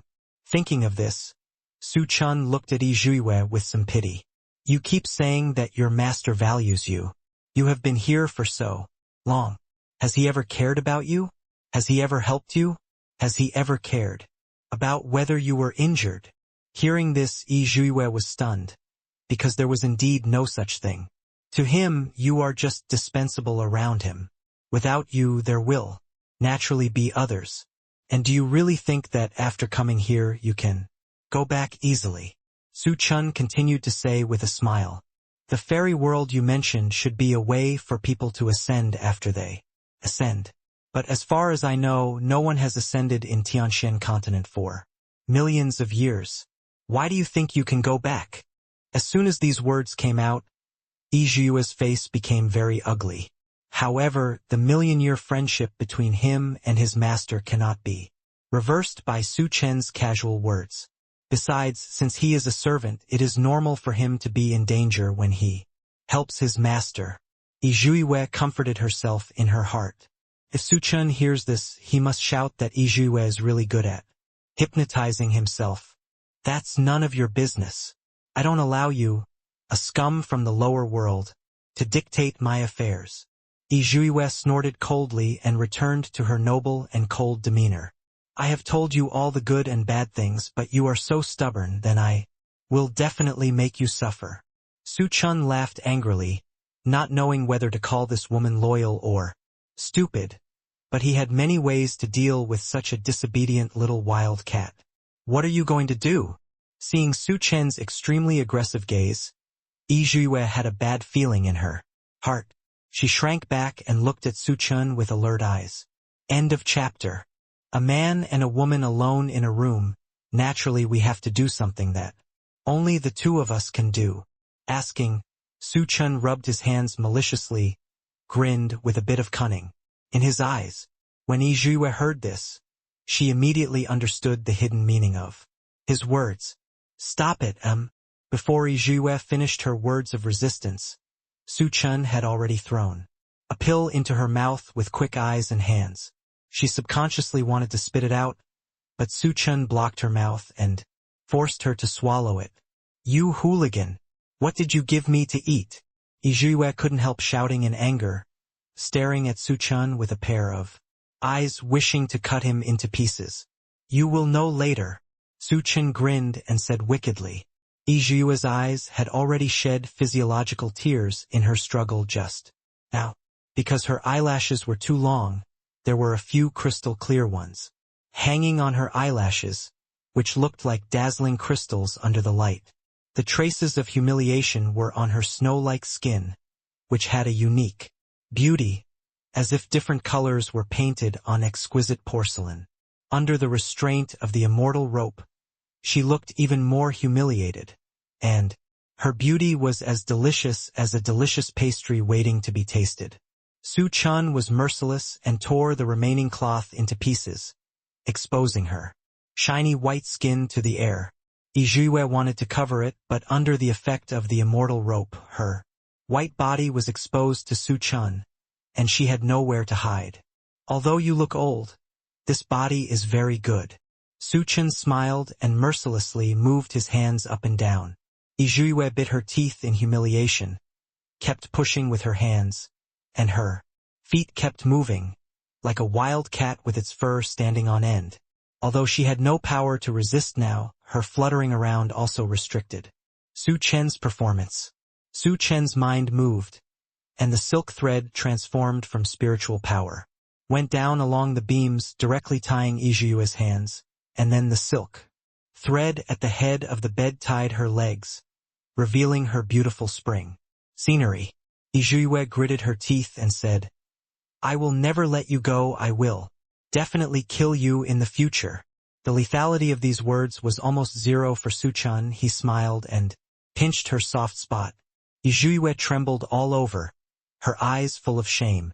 Su Chen continued, This young master will give you one last chance. Tell me what you know. It won't be that simple in a while. Hearing this, Yue gritted her teeth, closed her eyes and could not help shedding a tear. Give up. Even if you kill me today, I will not betray my master. Hearing this, Su Chen could not help but applaud. Okay. Since you are so strong-willed, I want to see how long you can be tough. As soon as the voice fell, his brother attacked Yue directly. Yue stretched her neck, raised her angular chin, and drew a beautiful arc. This stinging feeling was different from her injury, and she felt different, because she was insulted. Suddenly, Su Chen froze, his sword-like eyebrows stood up, and he realized something was wrong. Are you a virgin? Su Chen could not help but raise his eyebrows and asked. Hearing this, Yue was so ashamed that she couldn't say anything. She could only stare at Su Chen with her eyes wide open. If eyes could kill, Su Chen would have thrown her away thousands of times. Su Chen couldn't help but lift Yue's chin. Beauty, if you follow me, the treatment will definitely not be bad. Why bother yourself with it? Don't you think? Hearing this, Yue glared at him again and was about to continue talking, but she never expected that Su Chen would suddenly do something bad. Yue moaned. You say no, but your body is very honest. Su Chen couldn't help laughing and touched Yue's hair as if to comfort her. Yue raised her head and was about to bite Su Chen's hand, but before she could bite, Su Chen pinched her chin. This little mouth is very hard. I don't know how it tastes. After Su Chen finished speaking, he kissed her. I didn't expect Yue to speak so tough, but she tasted soft and sticky, like jelly, sweet, and with a different kind of temptation. Seeing Yue trying to repeat the old trick and bite Su Chen. But who is Su Chen? How could he make her do what she wanted? Su Chen grinned and said with a wicked smile, Humph! Beauty, you are going too far. Can't we communicate in a friendly way? After that, he slapped Yue's pretty face twice. This kind of woman is the type who deserves a beating. If she is not taught a lesson, she still doesn't know how high the sky is and how deep the earth is. Yue stared at Su Chen with shame and anger, wishing to eat him alive. But at the same time, she was much more honest because she was afraid of being beaten by Su Chen. Seeing this, Su Chen grinned and had an in-depth life exchange with Yue. Yue had never thought that she would be with such a pervert. In the past, she would never dare to think about it. Su Chen was so happy that he gave all those things to Yizhue. You are shameless. Yizhue was angry and annoyed that Su Chen actually gave those things to her. How could this guy be so shameless? Doesn't he know that he will get pregnant? Like this? Humph, I made you happy, you should serve me well too. After Su Chen finished speaking, he whipped Yijue's pretty face with a dragon whip. She naturally guessed what Su Chen was thinking. But she was a fairy who was high above the fairy world. How could she possibly serve a poor reptile in the lower world? Woo woo woo, please, let me go. Yizhue quickly begged for mercy in a low voice, and at this moment, she no longer had the original calm expression. It's a pity that you only say this now, it's too late. Su Chen said with a smile, his face full of ill intentions. He was now on his own land, and now even if the King of Heaven came, he would have to get out of his way. Besides, this woman was very stubborn, and she had wanted to teach her a lesson just now, otherwise she didn't know how much she was worth. Su Chen was indeed a real man, and he didn't come out until dark. Luluo had been guarding in front of the door, and she felt bad when she heard the voice. She couldn't help thinking, it would be great if it was her inside. Although she was already Su Chen's woman, she and Su Chen had only had that one time of lovemaking in the Qingyun secret realm. Although they only had that one time, Luluo would never forget that feeling. Is it not over yet? A voice came, and Luluo looked in the direction of the voice and saw Luoshan slowly walking towards her. End of this chapter. Not yet. Master is strong everywhere. Luluo saw Luoshan and quickly replied enthusiastically. Well, we received instructions from the young master and rushed here from the Su family. Now everything is almost sorted. We haven't seen Su Chen yet, so I'll come over and take a look. Luoshan nodded slightly, heard the voice inside, and immediately understood what Su Chen was doing at the moment. Did you ever know the identity of the woman here? Pointing at the room in front of him, Luoshan frowned, but did not show any unnecessary emotion. When they came back, they had already seen the woman, but she was tied up with a fairy rope and the situation was critical, so Luoshan did not have the opportunity to learn more about the situation. That woman is very strange. She feels like someone from the fairy world. After we came to the Qingyun League, we found a lot of clues. The identity of that woman is very important. She is just a strong martial artist and refused to tell anything. When Luluo said this, her delicate eyebrows knitted together. Even I can't beat her. If it weren't for Senior Geomink's action, I'm afraid it would be difficult to solve it easily this time. Just thinking about the terrifying scene at that time made Luluo feel a little frightened. At the same time, she also blamed herself in her heart for why she couldn't be more advantageous so that this kind of danger would not arise. The fairy world. Hearing this, Luoshan murmured to himself, that should indeed be interrogated and interrogated. I just don't know when it will come out. Luluo couldn't help but murmured in a low voice. Almost a day had passed, but she felt that the movement inside had not stopped at all. She felt that the master should still be in high spirits. Thinking of this, Luluo couldn't help but curl her lips. The state of her little daughter made Luoshan couldn't help laughing. After going out, it seems that you have changed a lot. Why are you now jealous of your master's other women because of this matter? Luoshan's words hit the nail on the head. Maybe he didn't think too deeply, but Luluo knew the truth. Now when she heard Luoshan's words, she couldn't help it and told her everything that happened. Sister Luoshan, I am now the woman who is the master. Luluo looked happy, with the shyness of a younger daughter. The master is very powerful and very brave. At the end of the sentence, her voice softened, obviously a little embarrassed. Luoshan couldn't help laughing, touched Luluo's head, and said, Okay, look at the behavior of your little daughter. Tsk tisk tsk. Sister Luoshan, please stop teasing me. Luluo waved her hands, feeling even more embarrassed instantly. How could she be so brave? What she just said makes me blush just thinking. About it now. By the way, how are you handling it over there? Lu Luo quickly changed the topic. When it comes to serious matters, Luoshin is also unambiguous. Those disciples who surrendered have been properly placed and are still continuing in the Qingyun League. As for the small number of people who are unwilling to surrender, some are dead and some are still imprisoned. Looking at it this way, it's a good result. I feel that this business is relatively smooth, but it's a bit dangerous when entering the secret realm. Lu Luo couldn't help but said, patting her chest. Yes, it's just that the leader of the Qingyun League couldn't accept this fact and tried to expose himself. He was killed by us at the critical moment. The third elder among the other elders also refused to surrender. He even tried to plot against others, but he was also killed by us. However, the other two elders sized up the situation and took the initiative to take the inner demon oath and officially surrendered to us.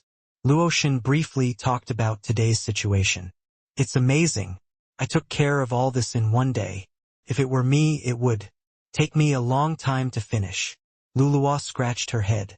In her eyes, Luoshin had always been the epitome of calmness and beauty. These people who came were all brought by Luoshin. The others stayed at the Su family and different sects respectively. When the situation is almost settled, Su Chen should leave here with them. What is so great about me? The young master's words have already laid the foundation for it. Now I'm just adding to it. Luoshin smiled slightly and said, I still have some things over there that I need to deal with. When the young master is finished, remember to ask him to come find me. Okay. Luo nodded. 3 days have passed since this wait. During this period, Su Chen used various methods to play tricks, and he didn't know how many shots were fired. During the process, Yi Zhuiwei went from resolutely resisting at the beginning to enjoying it later, and even became a little numb in the end. She could feel a strange change in her body. Not only was she becoming more and more sensitive to this kind of thing, but she also felt like a seed was taking root and sprouting in her lower abdomen. Su Chen felt refreshed. Although he had been working hard for 3 days, he was not tired at all. He was indeed a real man. What did you do to me? Did you poison me? Ijua's voice was filled with laziness and exhaustion after the incident, as well as a hint of anger. Hearing this, Su Chen smiled slightly. You should also feel what I can do to you. There is life gestating in your belly. What? Ijua's eyes widened in disbelief, and she froze on the spot. Yes, it's what you think. Otherwise, why would I work so hard these days just to make you pregnant with my young master's child as soon as possible? Su Chen said, gently caressing Ijua's belly. Under the touch of the rough, calloused hands, Ijue couldn't help but tremble slightly with a slight pain, but it was not as great as the storm in her mind. She was completely stunned, and she was stunned in place. She felt like she was struck by thunder and almost fainted. You said, I'm pregnant? Ijue said the last few words with great difficulty. Her throat was dry and sticky, and even her voice couldn't help but tremble slightly. Otherwise, what was that you took 3 days ago? It was a pregnancy pill. Seeing this, Su Chen smiled and said, I didn't expect you to be so competitive. You got pregnant in just 3 days. Ijue was shocked and couldn't help saying, then you dare to do such a thing to me? I clearly felt the breath of life yesterday. I don't believe you. Can't feel it. Perhaps it is the motherly love that humans have for their children. Even if this child is not what she wants at this moment, Ijue is also subconsciously protecting his child. Don't worry. My child is not that fragile, Su Chen said with a smile. Besides, you are enjoying it, aren't you? Ijue blushed and didn't know how to refute. In the end, she could only stare at him. End of this chapter. Smooth words and glib words, Ijue said angrily, her jade hands clenched into fists. Yes, you should take it easy now. After all, you still have the seed of my Su family in your belly. Seeing this, Su Chen twisted his lips and said with a slight smile, "This is not what I want at all. It's your dirty tricks." Hearing this, Yue couldn't help but roar, wishing she could hit the wall, in shame and die. "Then you think of a way to kill him." "I have a way, but are you willing?" Su Chen said nonchalantly, his eyes staring straight at Yue, as if he could see into people's hearts. Yue should have said no right away, but for some reason, feeling the life in her belly was a wonderful feeling. She had to admit that she couldn't bear to do this. She couldn't help but cover her lower abdomen with her hands, never expecting that this little life would unexpectedly come into this world. Previously in the fairy world, the medical saint Shenong once said that it would be difficult for her to have children in her life unless she met that person. Now that she thinks about it, Su Chen should be the one she is destined to be. Since fate has arranged it this way, why is she willing to change it? Are you still a human? This is your own flesh and blood, and you are so cruel. Yue was silent for a long time, and in the end she just looked at Su Chen angrily, as if Su Chen was a heartless man at this moment. "Of course I won't. I will definitely take good care of you and your child." Su Chen directly held Yue in his arms, caressing her belly regularly with both hands, and continued to send spiritual power into her body. What he just said was to test Yue.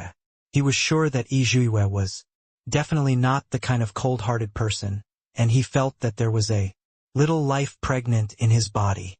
She would never have the heart to abort it. In fact, he didn't know at all that Shenong had already calculated everything about today's events. "Get out of here. Don't get close to me." Seeing Su Chen taking the opportunity to cause trouble, Yue subconsciously pushed Su Chen. "Don't move." Su Chen suddenly let out a light drink. Yue thought something had happened to the child, and immediately became too nervous to move, as stiff as a wooden man.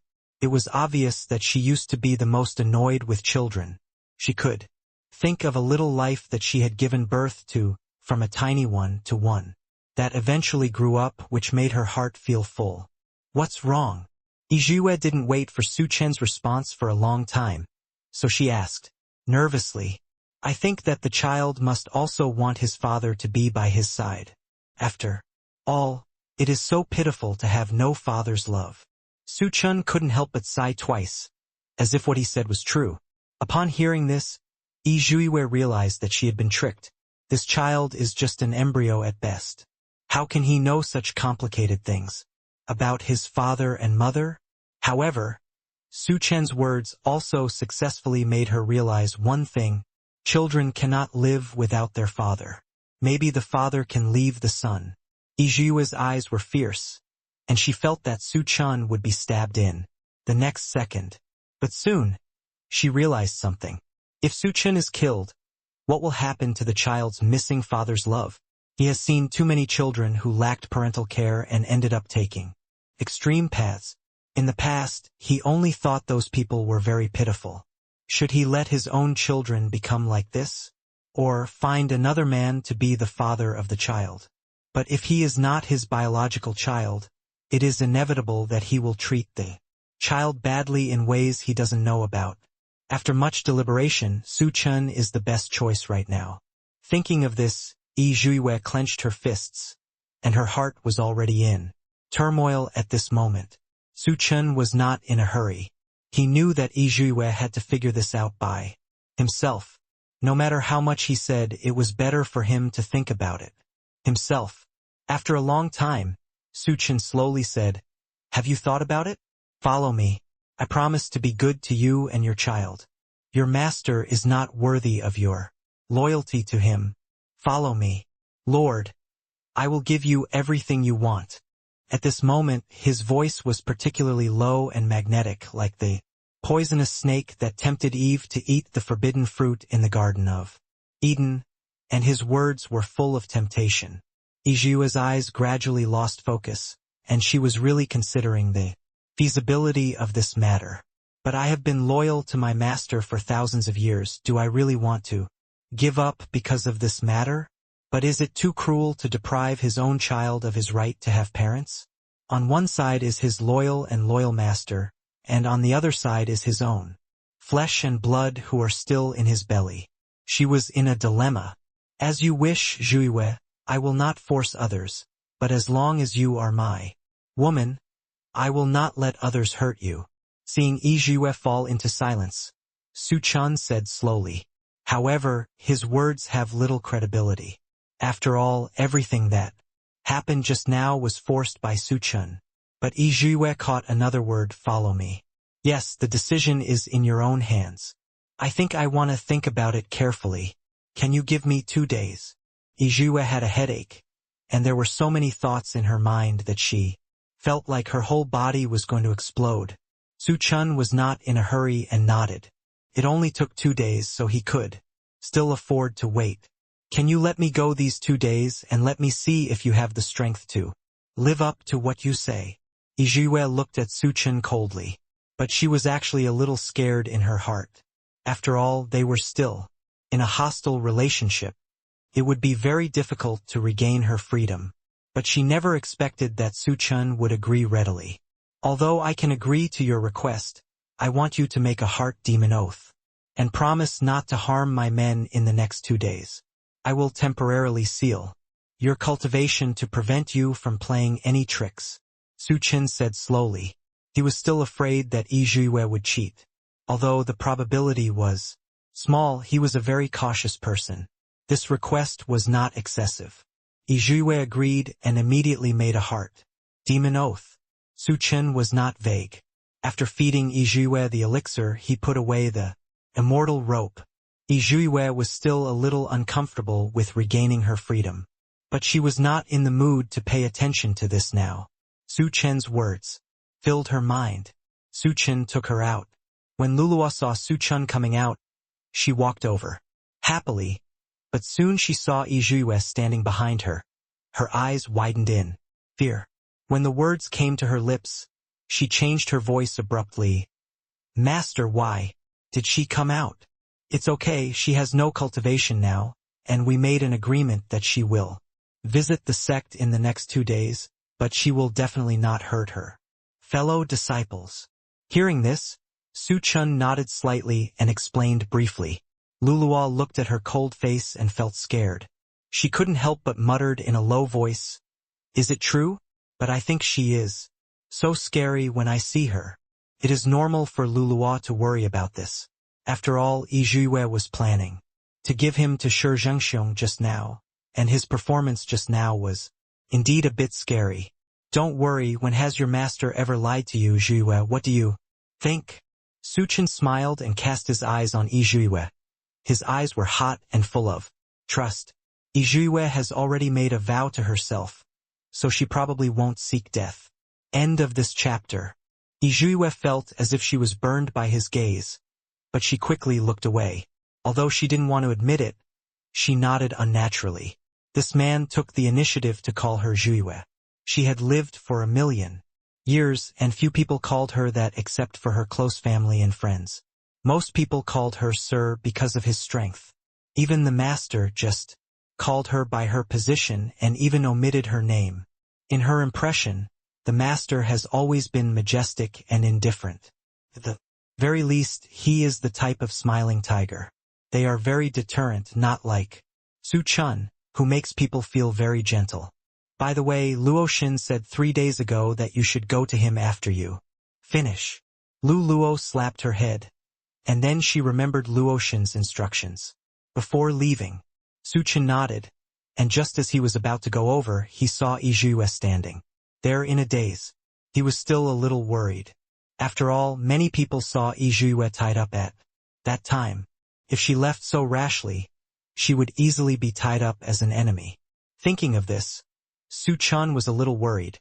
So he said to Luluwa, Zhuiwei is in your hands. Take her around. Suddenly being called, Luluwa looked at the beautiful Zhuiwei next to her and was very scared. She subconsciously wanted to retreat and began to speak incoherently. I believe you will not disappoint me. After all, Luluwa is the best. Su Chen continued, smiling like a spring breeze, full of trust in Luluwa. Under such a sugar-coated bullet, Luluwa instantly forgot who she was proudly, and her mind was full of Su Chen praising her for being the best. She now feels that she is the happiest tree spirit in the world. Master, don't worry. Luluwa promises to complete the task and will not disappoint your expectations. Luluwa immediately patted her chest and promised. Yeah. Su Chen nodded and left. Luluo followed Su Chen's figure until he was out of sight, and then, reluctantly withdrew his gaze. Humph. Yizhuiwe couldn't help but snorted coldly at her crazy look. This immediately attracted Luluo's attention, and she remembered that there was still an ancestor next to her. Do you like Su Chen so much? Yizhuiwe couldn't help asking, expressing her full suspicion. Luluo was instantly unhappy when she heard this, and quickly explained. Of course, the master is the best master in the world. Hearing this, Yizhuiwe couldn't help but twitch her mouth, feeling that she was talking to an idiot. This stupid tree spirit didn't look very smart. Although you are a tree spirit, why do you have to be inferior to a man? You can obviously make a name for yourself in this Tianshan continent with your own cultivation. Yizhuiwe was puzzled. She could obviously turn over and become the master herself, so why did she have to be inferior to a man who was only in the early stage of the Great Saint Realm? If you ask Luluwa about this, she actually can't explain it clearly, but everyone has their own pursuit, and her pursuit is the master. Although I follow the master has never treated me as a servant. Even before I became his woman, he treated me as a friend. Even if he needs my help, he doesn't directly order me, and he will give me a lot of hard work. Later, Luluwa touched his head. He didn't feel inferior to others like Yizhuiwe. Yizhuiwe didn't expect that she would get such an answer. Luluwa is now Su Chen's woman, but she is not like a traditional wife and concubine who stays in the backyard and never goes out. Su Chen did not stifle the possibility of those women proving themselves. Even many major things were left to women to do. To give the simplest example, the plan to come to Qingyun League must be very important. But Su Chen did not look for his capable subordinates or something, but instead asked Luluwa to accompany him. In the fairy world, the most common words she heard were that such a high achievement must have been achieved by relying on her body. How could a woman have such a powerful cultivation? She must have used some tricks behind the scenes. Even her master would subconsciously find a capable man to do it when encountering important things, not a woman. At this moment, Yizhuiwe didn't know what to think. She was silent and didn't speak. Luluwa naturally wouldn't think so much. Through the contact just now, she was not so afraid of Yizhuiwe. Besides, Yizhuiwe had no spiritual power now. If she really encountered something, she would still have to protect Yizhuiwe. Since the master asked me to take you around, let's go and see it together. Luluwa took Yizhuiwe's hand and said excitedly. Luluwa's hand was warm and soft, with a very majestic breath of life, which was completely different from those cold and emotionless people around her. This feeling made her feel very strange. For a moment she didn't break free from Luluwa's hand. When she reacted, she was already being pulled around by Luluwa. On the other side, Su Chen went to find Luoshan. I was late because of something on the way. Su Chen smiled apologetically at Luoshan. Nothing. You also have something important to do. Luoshan was making tea at the moment, and when she saw Su Chen coming, she poured him a cup and handed it over. Su Chen took a sip, and couldn't help but sigh. As expected of your craftsmanship. Thinking about it carefully, I haven't had a drink in a long time. He will be talkative. Luoshan smiled slightly and continued. How is the handling over there? What did she say? This she, of course, refers to Yizhuiwe. I haven't said anything yet, but I think he will be able to tell the whole story soon. Su Chen smiled slightly, with a determined look in his eyes. That's good. Luoshan also knew that there was no rush in this matter. By the way, Luoshan, when I entered the Qingyun secret realm, I entered an ancient tomb and saw this jade letter. I always felt that there was something different, so I wanted to show it to you. As Su Chen said this, he took out the jade seal from the storage ring and handed it to Luoshan. Luoshan took a closer look and didn't notice any difference, but with her intuition, she also felt that there was something strange about the jade letter. I can't see any difference at the moment, but there must be something inside. How about you put this thing with me first, wait for me to study it, and give you an answer after a while. Luoshan looked at Su Chen and said slowly. Now that Luoshan has spoken, how can I disagree? Su Chen smiled slightly and immediately handed the jade letter to Luoshan. End of chapter. After Luoshan took it, he smiled slightly at Su Chen's trust. In the past few days, the affairs of Qingyun League have been almost settled, and everything is progressing in an orderly manner. Luoshan said slowly, it's just that Shi Zhengxiong is dead. There is currently no backbone in the sect, and 3 of the 6 elders have died. I definitely can't stay in the Qingyun League forever. I still need someone to help me manage this. Su Chen said softly. Ever since he saw Yi Zhuiwei, he had an idea in his mind. There will be people like Yi Zhuiwei in an ordinary Qingyun League, but what about other places? Will there be one too? Suddenly, there were many unknown things hanging over Su Chen's mind. But the enemy was in the dark and I was in the light. At this time I couldn't mess up my position and could only dig out bit by bit. What do you know about this great Emperor of Heaven, Luoshan? Su Chen couldn't help but ask. He always felt that this name had some different origins from him, and he felt physiologically disgusted. The great Emperor of Tiandao is one of the powerful people in the immortal world. He is said to be very mysterious. I didn't know much about him before. I just heard that he always had someone he couldn't deal with. I don't know what happened after that. After all, Luoshan had perished as early as ancient times and has been trapped in it without any entity since then. The information she received was also a little limited. Was Su Chen surprised when he heard this? If Luoshan really knew so much information, the Dao Emperor of that day would definitely not be able to survive long ago. Looking at it these days, who does Luoshan think is more suitable to take over the affairs of the Qingyun League? Su Chen asked again. He doesn't know much about the affairs of the Qingyun League, but Luoshan has always been very discerning, and he should be able to find a suitable candidate in just a few days of getting along. When Luoshan heard this, he said, the remaining 2 elders are actually nothing to be afraid of. They are both role-players who adapt to the wind. Although their cultivation has reached the quasi-emperor level, if they want to take up the important role, it will be difficult.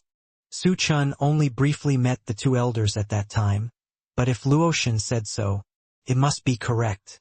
But that Lu Ruyan seemed to be a saint in the sect before. Now that such a big thing has happened in the sect, she has always been there to help.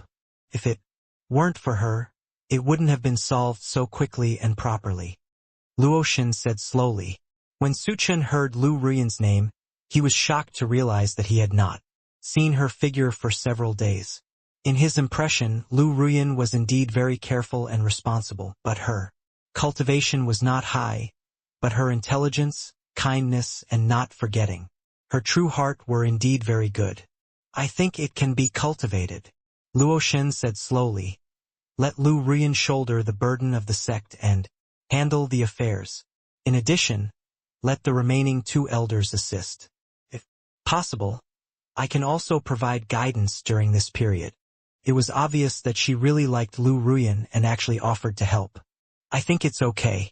Speaking of which, Lu Ruyan deserves a lot of credit for our success so quickly.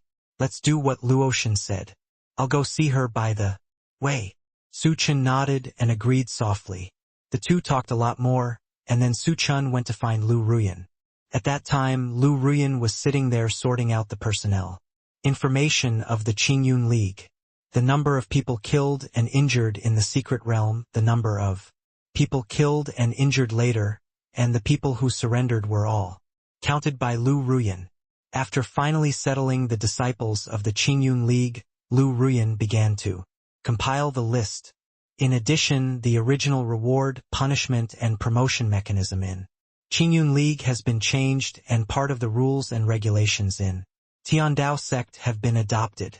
Lu Ruyan and Luoshan discussed it again and settled on some of them. As soon as he saw Su Chun coming, Lu Ruyan quickly put down the pen and paper and walked towards Su Chun. "Why are you here?" After not seeing Su Chun for a few days, to be honest, Lu Ruyan still missed Su Chun a lot, but she couldn't go directly to Su Chun because she had something serious to do. Now that she saw Su Chun coming, she felt warm in her heart. "I'm not here to see you, young master. I've been busy with a lot of things recently, so I'm quite late." Su Chun said cheerfully, walked to the table, picked up a piece of paper and read it. The small characters on it are very graceful and beautiful, yet sharp and neat, and the content recorded on it is also very detailed, making it clear at a glance. "You're here just in time. Sister Luoshan and I have made some changes based on the previous rules. Let's see how it goes." Lu Ruyan searched for a while and then handed some papers to Su Chun. Su Chun looked at it seriously, and then couldn't help but nod. Unexpectedly, in 3 days Luoshan and Lu Ruyan had sorted it out in such detail. He originally thought it would take at least a week to almost return to calm. "Ruyan, you've worked hard. It's really great," Su Chun couldn't help but say, his eyes full of approval. When Lu Ruyan heard this, she felt a little embarrassed. "It's nothing. Used to be responsible for helping to deal with it. Now it's just that the method of dealing with it is different. I'm a little lucky and I'm a bit good at this. This is purely modest. The previous management system of the Qingyun League has changed a lot from the current one." Lu Ruyan was able to compile this information so comprehensively and stabilize the disciples of the Qingyun League. This is a very powerful ability.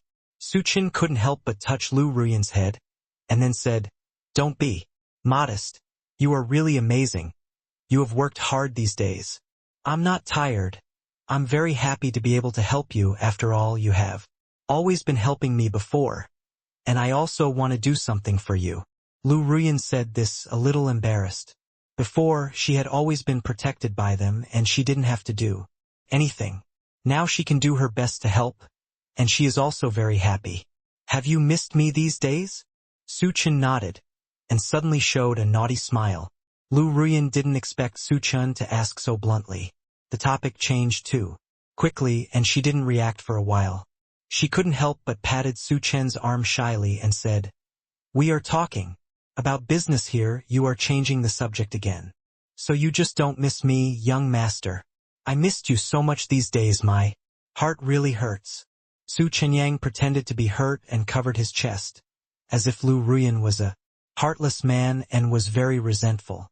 Lu Ruyan was a little at a loss, and was in a panic for a while. "Don't pretend. I won't fall for it."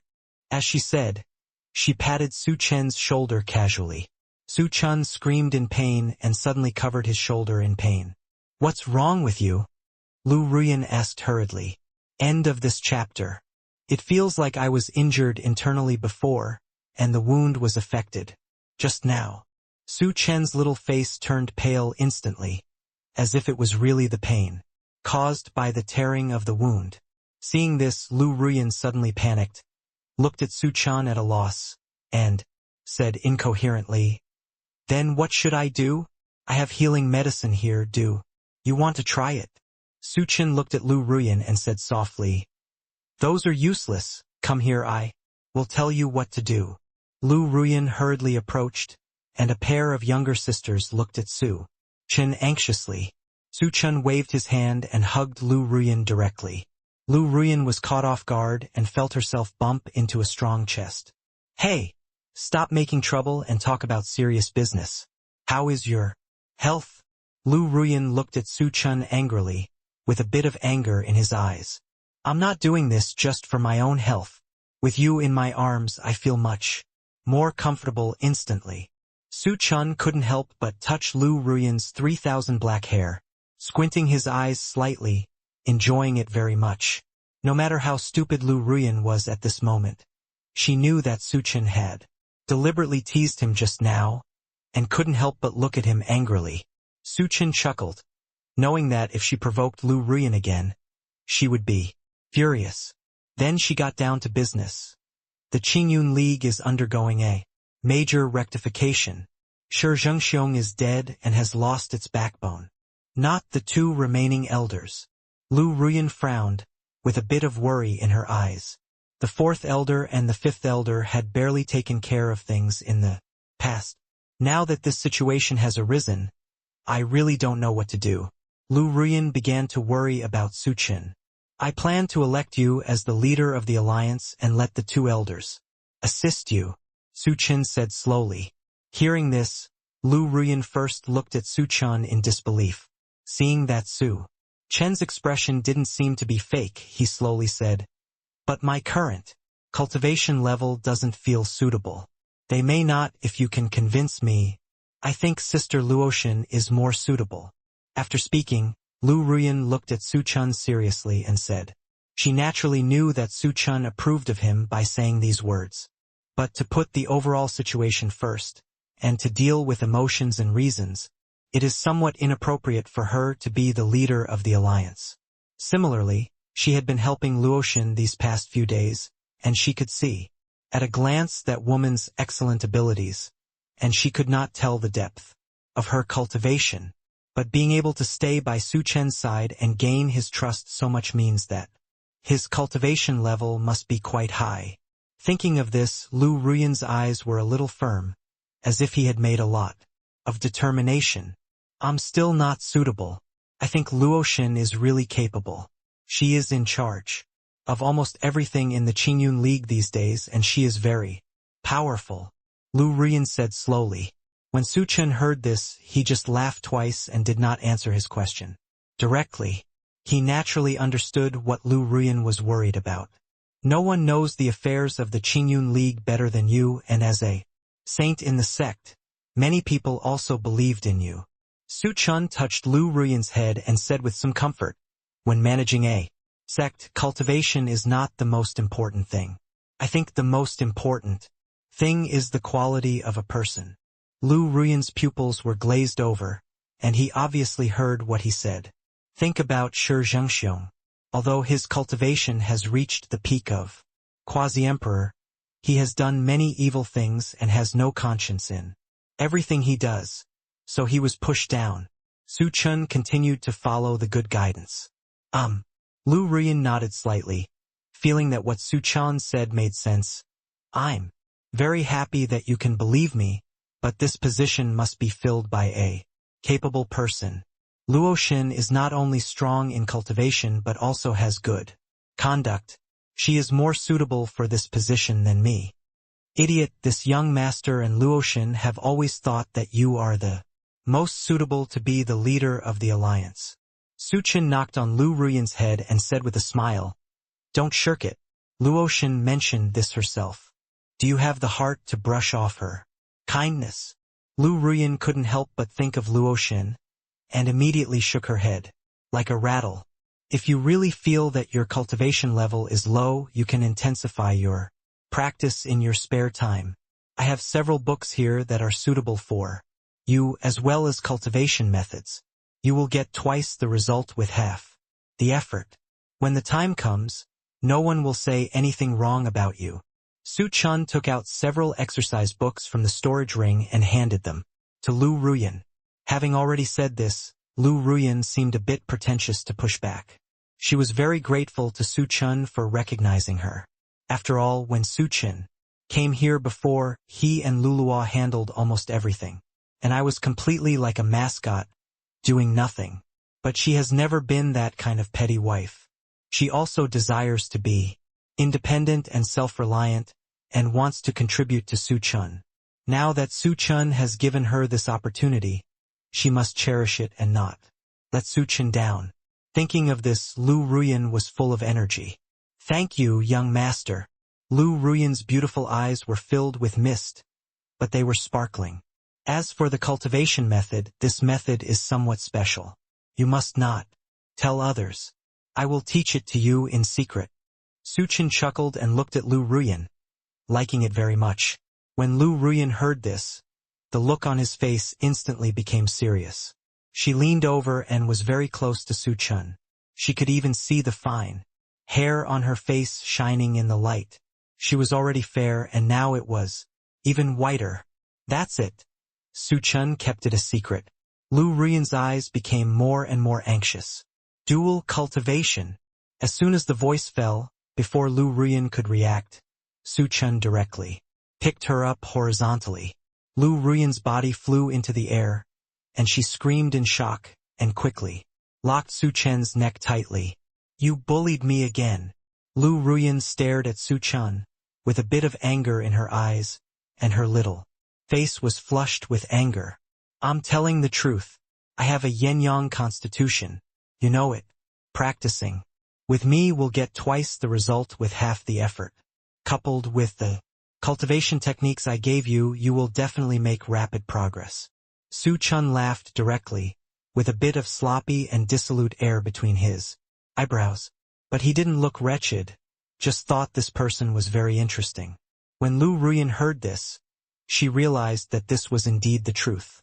This was indeed a method. During the past few days when she practiced dual cultivation with Su Chen, she also felt that the spiritual power in her body became more and more pure. Thinking of this, she simply stopped talking and buried her face in Su Chen's arms.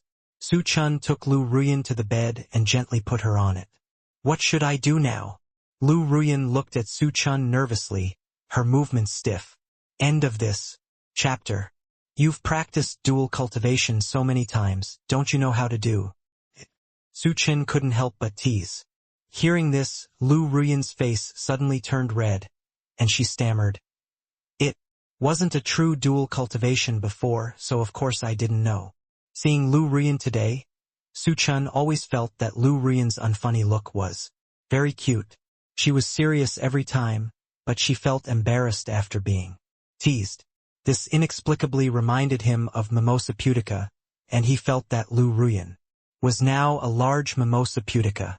Take your time, I will guide the spiritual power in your body, and you just need to follow me next. Su Chen held Lu Ruyan's hand. At this moment, the two of them were almost skin to skin, wearing only inner clothes, holding hands and transmitting the hot temperature.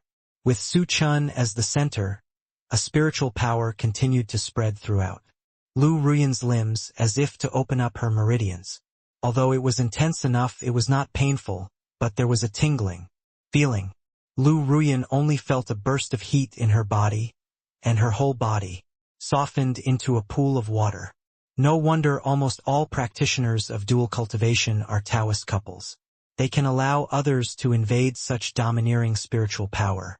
If someone does not believe it, they may destroy their meridians. Lu Ruyan couldn't tell what she felt at the moment. This was the first time that he and Su Chen practiced dual cultivation in a serious sense. In the past, she was a loner and had never thought about dual cultivation. Now she was very nervous for the first time. Relax. Mobilize the spiritual power in your body and follow me. Su Chen's voice was gentle and a little hoarse. Lu Ruyan followed Su Chen's instructions obediently.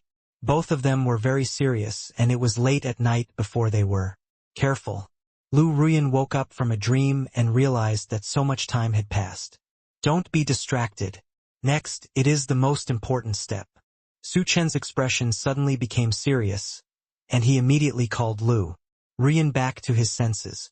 Lu Ruyan looked at Su Chen nervously. Su Chen opened his lips slightly and said only one word. Take it off. Lu Ruyan's long eyelashes trembled slightly. She never expected Su Chen to be so straightforward. She was stunned. Su Chen did not speak again and continued to look at her seriously. At first, Lu Ruyan subconsciously thought that Su Chen was teasing her again, but she remembered that she had heard from her fellow sisters that there was indeed such a step. Therefore, Lu Ruyan did not hesitate and took off all the remaining clothes. Her whole body was white and shiny, with delicate collarbones. Everything was just right, and the two soft and surging breasts on her chest were like tempting peaches. The curve of her waist was perfect, and her waist was slender, less than a hand's length. Because of the stimulation of the cold air, her body was slightly up and down, and she was beautiful. Su Chen stroked Lu Ruyan's face, and his fingers went down along her neck, with gentle movements, as if a feather was brushing past. Lu Ruyan was stimulated to tremble slightly, biting her lips gently, restraining the itch, with a bit of confusion and forbearance in her eyes. Relax. Su Chen's words were a bit bewitching, like a poisonous snake luring its prey, making people do the threatening thing. Lu Ruyan was also a normal woman. After being said that the spiritual power that was constantly flowing from her body was like an aphrodisiac poison, she felt uncomfortable all over and couldn't help but moan. After realizing what she had done, she immediately blushed. The beauty in front of her was a normal man, and Su Chen naturally admired her very much, but he still forced himself to open up the meridians for Lu Ruyan. His third leg had already quietly stretched out, and there was a bit of aggression in his eyes when he looked at Lu Ruyan. After finally ending, Su Chen immediately hugged Lu Ruyan in his arms and immediately got to the point. Lu Ruyan's emotions had long been mobilized, and now she seemed to be in the clouds, not knowing where she was. Her slender fingers were attached to Su Chen's back, unconsciously clasping them and curling up slightly in joy. Be gentle. Lu Ruyan breathed slightly, her eyes were blank, and she begged for mercy in a low voice. What do you call me? What do you want me to do? Su Chen's bloodline soul was directly stimulated when he heard this, and the corners of his mouth grinned, revealing a wicked smile. Master, Lu Ruyan said shyly. Please, master, spare me. Seeing this, Su Chen smiled and moved very gently.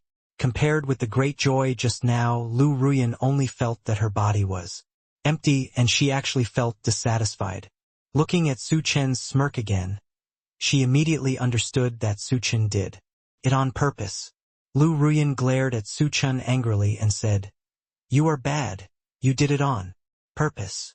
Ruyan, I listened to you. Why are you unhappy now? Su Chen said with a smile, his eyes wandering carelessly on Lu Ruyan.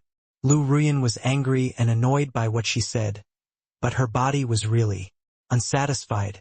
She felt like she was going to die, as if a part of her body was missing. And Su Chen's intention was obviously to let Lu Ruyan take the initiative to speak. But how could Lu Ruyan feel embarrassed? After a long stalemate, Lu Ruyan slowly opened her mouth and said in a mosquito-like voice, Master, please, love me once. What did you say? I can't hear you clearly. Your voice is too soft. Su Chen's mouth corners slightly raised, pretending to be puzzled. As a fellow cultivator, they are naturally sharp-eyed and sharp-eared and can detect even the slightest sound. Su Chen was obviously teasing Lu Ruyan on purpose.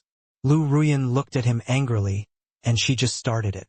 She simply closed her eyes and said loudly, I want the master to love me. After saying that, she felt that all the blood in her body gathered on her face, and it was frighteningly hot. Su Chen got what he wanted, smiled, and continued. Lu Ruyan was immersed in it and couldn't extricate herself and gave herself To Su Chen wholeheartedly.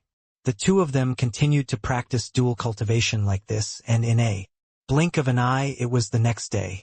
Su Chen looked satisfied, looking at Lu Ruyan, who was still sleeping, and didn't disturb her, and went out by himself. But he never expected that the Qingyun League was in chaos at this moment. After discussing with Luoshin yesterday, Luoshin announced that Lu Ruyan was about to take over the sect. The other disciples with low cultivation had no objection, but the fourth and fifth elders were furious. They claimed that they were now the most profound people in the original Qingyun League. Even if they took over the sect master, they should choose someone from the two of them, not Lu Ruyan. So, after learning the news, they brought some of the former Qingyun sect disciples and came to Su Chen angrily. They wanted Su Chen to give them an explanation. At this moment, on the crowded square, the fourth and fifth elders were shouting in front, and they would not stop until they achieved their goal. End of this chapter. Lu Luo was arguing with them, but the two elders immediately started acting rogue and even openly criticized Lu Luo. Next to her was Yi Zhuiwei, who had nothing to do with her. When Luo Shen saw Su Chun coming, his originally impatient expression calmed slightly and he walked in front of Su Chun. The two of them disagreed to let Lu Ruyan take over the sect and threatened that if Lu Ruyan was allowed to take over the sect, they would disobey and go out to establish their own sect. Luo Shen sighed helplessly and said slowly, when Lu Luo saw Su Chun coming, she seemed to have found her backbone in an instant. Her face turned red and her neck was thick with anger. She was the incarnation of the tree spirit with a simple mind and did not understand the twists and turns. She had been criticized endlessly by the fourth and fifth elders just now, but she couldn't find anything to refute, which made her very angry. Master, you are finally here. Lu Luo saw Su Chun and said very aggrievedly, if it weren't for the overall situation, Lu Luo would have wanted to tie up those two shameless things and throw them directly into the sea. But now that the sect has just recovered, it is a very sensitive time. If force is used rashly, it may be counterproductive. Although they have made an oath of inner demons, some of them just say that they will never do anything against Su Chun. They can choose to fish in troubled waters and make trouble. Thinking of this, Su Chun took 2 steps forward without speaking, and looked at the fourth and fifth elders quietly. When the originally arrogant elders and fifth elders saw Su Chun coming, they thought that the young boy would immediately blame them so they could take advantage of the situation and point out that Su Chun did not really accept them. Unexpectedly, Su Chun was so calm and didn't say a word. For a moment, the two of them were a little unsure of their decision, and their originally very confident and arrogant expressions began to retreat in their hearts. The fourth elder gritted his teeth and took the lead to step forward and said to Su Chun, what you are doing is a bit too bullying. Lu Ruyan's cultivation is now only in the little saint realm, which is better than the cultivation of many sect disciples. It's all too low for her to be the leader of the clan.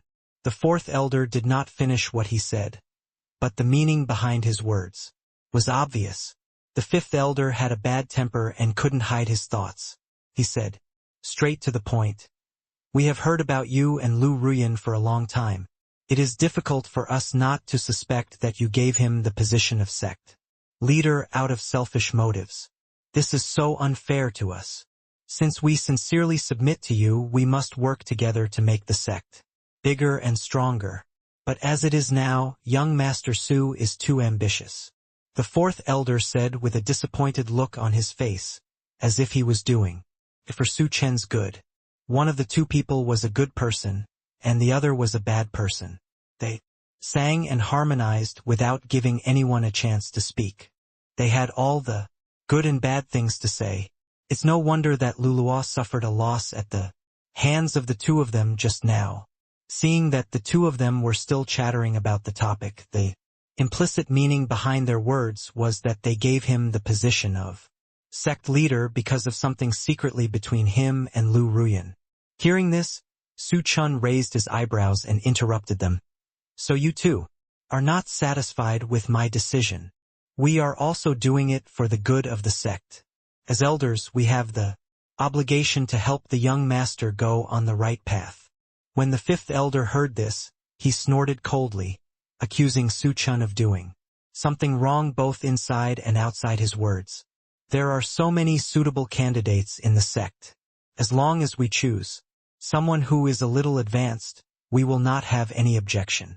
However, Lu Yan's cultivation and status are not suitable for both emotional and rational reasons. The fourth elder smiled slightly and pretended to be kind to persuade Su Chun. The two stood on the moral high ground and accused Su Chun.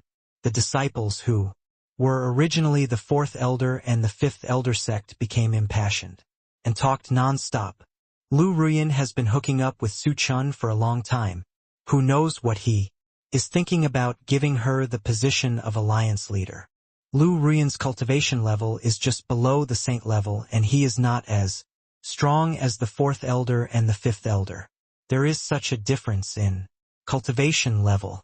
It is still unclear whether he can protect us.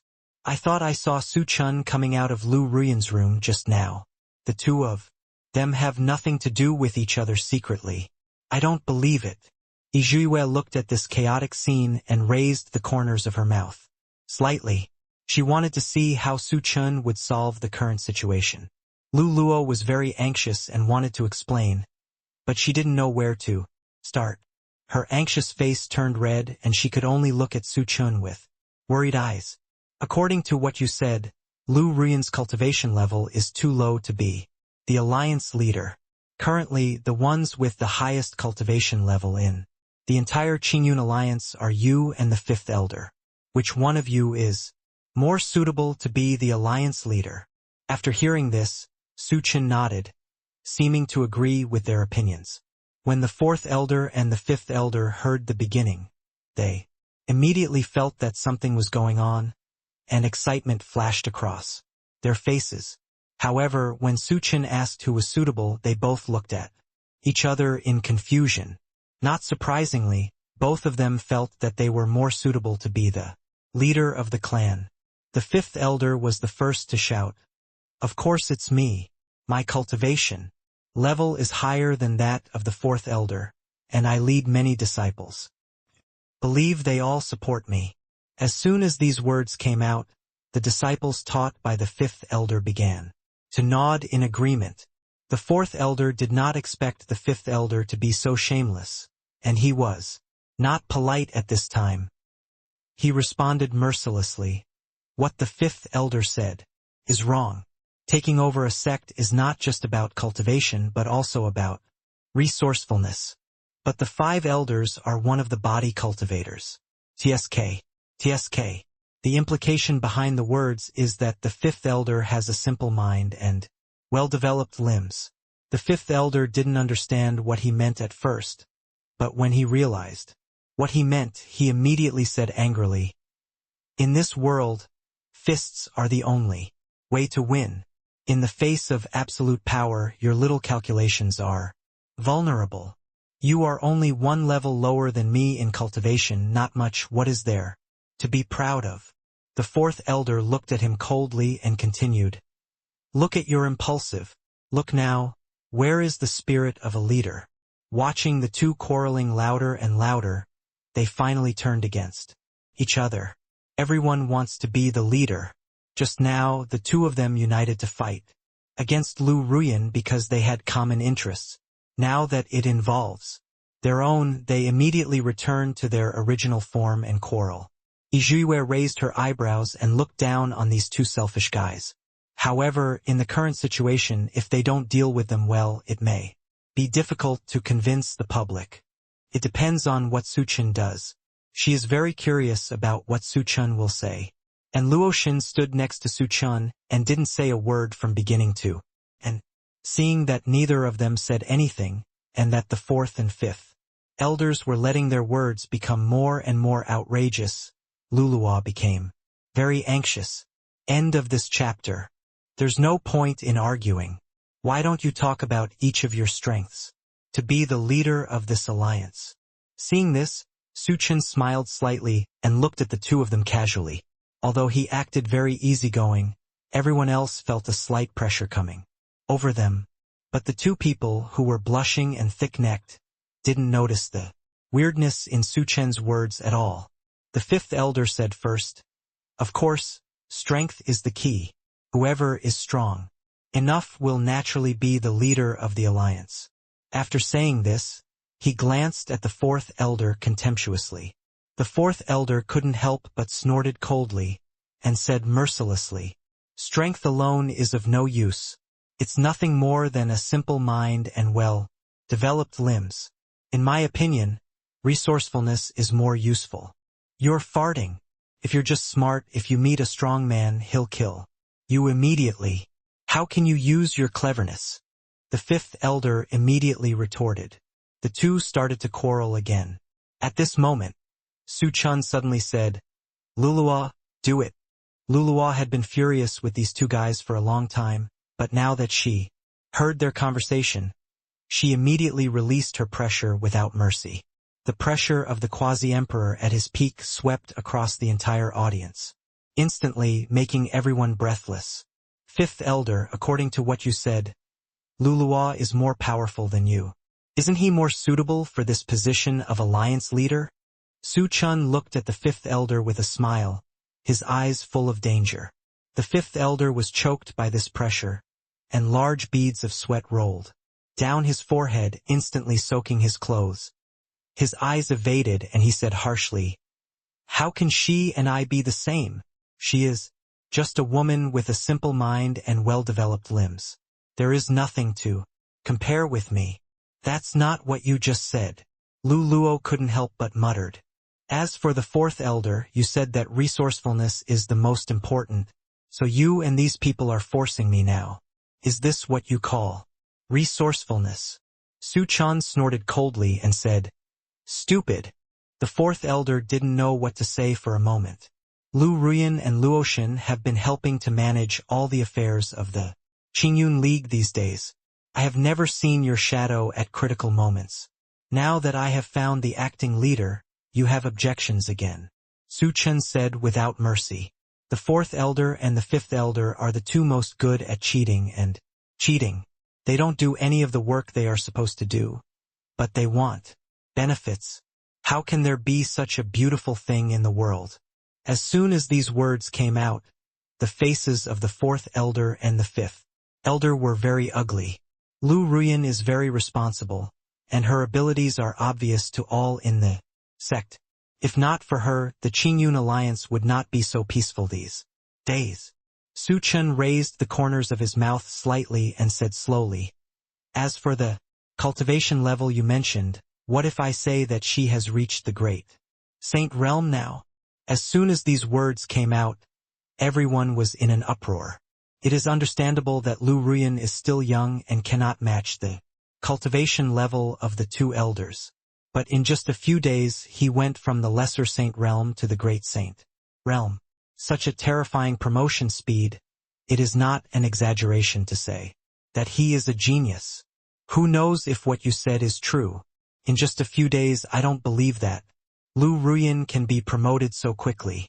She was a sect saint before and her promotion speed was only average. Isn't he deliberately tricking us? He wants us to recognize Lu Ruyan. This method is too despicable.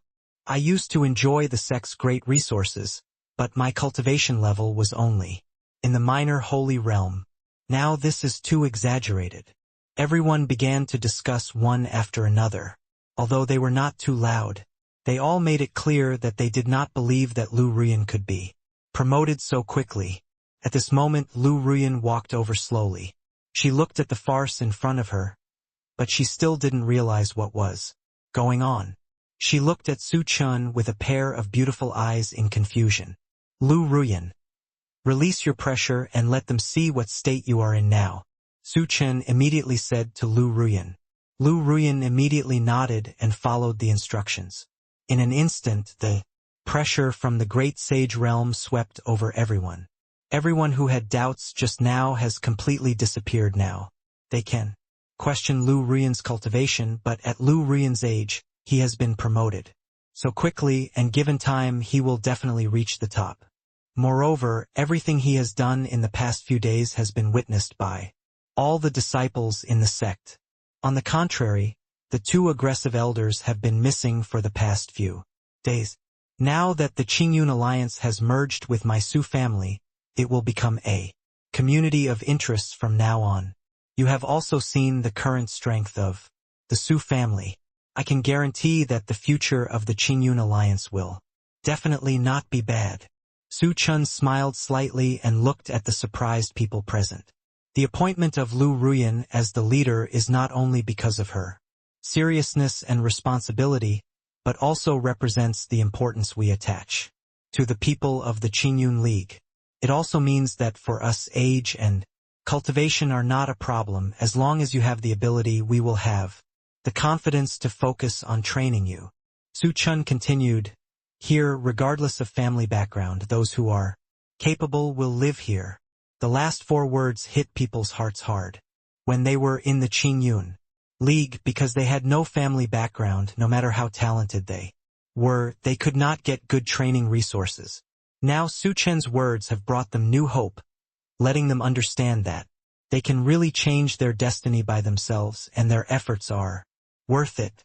Thinking of this, everyone's expressions changed. As for the two elders, although they rely on their high cultivation, they never benefit the sect. Instead, they do some sneaky things. There is no such thing as getting something for nothing in the world.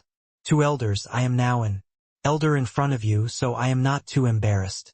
If you still don't know what is good for you, don't blame me for being unkind. Speaking of this, Su Chen slowly raised his hand, and a light blue flame emerged from his palm, and everyone felt a strong breath of death. It seemed that if they didn't obey, they would burn everyone to ashes.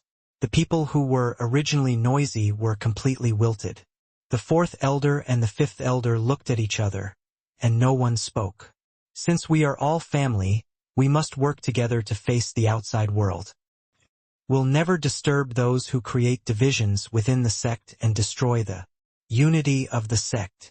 Su Chen said the last words with spiritual power, which was very imposing and ensured that everyone could hear. Su Chen's behavior can be described as giving a sweet date after a slap in the face, showing that he is a fair and reasonable person, but he will also be merciless to those who do not follow the rules. A very young man, who is so calm and meticulous in doing things, makes people submit from the bottom of their hearts. It must be said that he is really capable. He is impartial, good at management and talented, and his future is limitless. Yizhiwei discovered Luoxin's unusualness early on, and did not do anything. When facing the pressure from the fourth and fifth elders, she was still curious about why Luoxin did this at first, but now she has completely figured it out.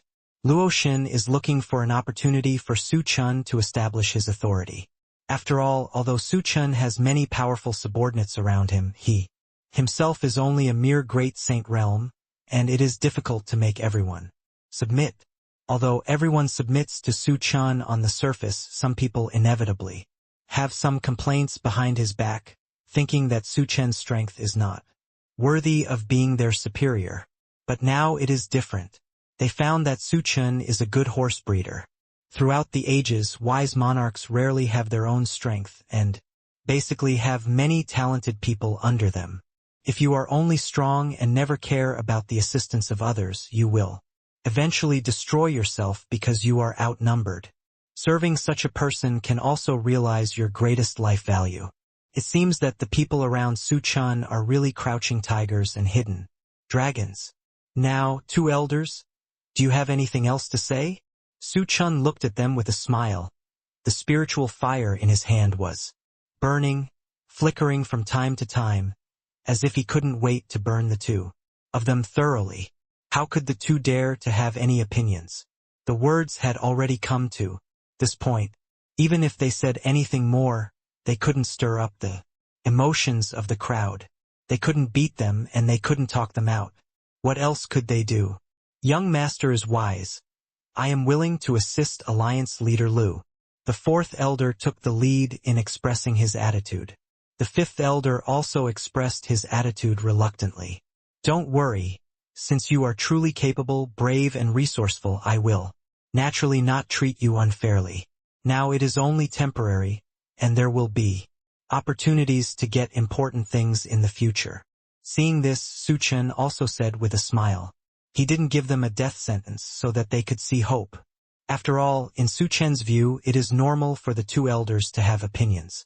On setting up Lu Ruyan as the leader, it is abnormal for them not to have opinions. After all, people in the cultivation world regard strength as the heaven, and few people are willing to accept people with lower cultivation than themselves. And the two of them are at most opportunistic, but they are not bad by nature. As soon as these words came out, the eyes of the fourth and fifth elders flashed with fanaticism. The two of them were naturally unwilling to be inferior to Lu Ruyan for their whole lives. Now that they heard Su Chen's words, they were naturally full of fighting spirit. The first thing to bear the brunt is that the two of them compete with each other, and they are bound to do better than each other. And Luoluo looked at Su Chen's domineering words, and her eyes were full of stars. She was so anxious that she was about to cry just now, but she didn't expect Su Chen to solve this matter without any effort. Young master, you did a good job. Seeing this scene, Luoshan couldn't help but say. She has always been interested in training Su Chen, and now seeing this satisfactory result, she couldn't help but praise him. Su Chen was not vague and laughed twice. So far, this farce is completely over. The agreed time has come, and Su Chen went to find Yizhiwei alone. How do you feel these days? Su Chen glanced at Yizhiwei's belly vaguely, with a nonchalant smile on his face. This look is completely different from the calm and composed man just now. Yizhiwei couldn't help but roll her eyes at him, thinking that Su Chen is really interesting. He doesn't look like a serious person on the surface, but he handles major events perfectly. Not bad, Yizhiwei replied with a cold face. The sect is well governed, much stronger than Shi Zhengxiong. She has been in Qingyun League for so many years, so she naturally knows the internal situation well. In the past, the class concept of Qingyun League was extremely serious. As long as you have a good family background or strong connections, you can do whatever you want. Can be said that it is lawless. And those poor disciples who cultivate immortals, no matter how talented they are, have to be suppressed in their cultivation. Not only do they not get good cultivation resources, but they also have to be bullied by others. Can this young master understand that you are praising me? Su Chen smiled and looked at Yizhiwei steadily. Don't be too narcissistic. I'm just telling the truth. Yizhiwei rolled her eyes at him, snorted coldly, and said, The time has come. What do you think? Su Chen smiled and didn't bother with her about these things. It's useless to be quick-witted for a while. The key is to know the information behind her more solid. Yizhiwei didn't respond directly to Su Chen's words, but just answered, irrelevantly, I can't let the child be fatherless. But as soon as she said this, Su Chen immediately understood what she meant. Su Chen hugged Yizhiwei in his arms and said, This young master will let you know how wise your choice is. You are so talkative. Yizhiwei couldn't help but said, but for some reason she was actually a little happy in her heart. It's useless to just talk. Prove it to me. Let me know that my choice is right. Of course. Su Chen nodded in agreement. What do you want to know? Yizhiwei said. Since she has made up her mind to stay with Su Chen, there is no need to hide the previous things. They are now grasshoppers on the same rope, and they will prosper together and suffer together. Now that she is pregnant, even if she does not follow Su Chen once her master knows about this, she will only end up dead. The master behind you is the heavenly Dao Emperor, right? As far as I know, he should not be from the Tianxian continent. Why did he send you down? What is he planning? Su Chen asked straight to the point. You have been to that ancient tomb and should have seen the letter in it.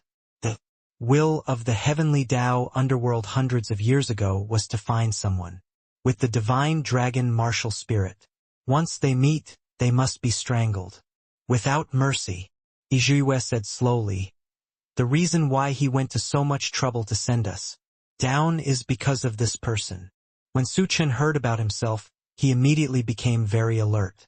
After all, this divine dragon martial spirit was his own. What the heavenly Dao Emperor did was undoubtedly forcing him to death.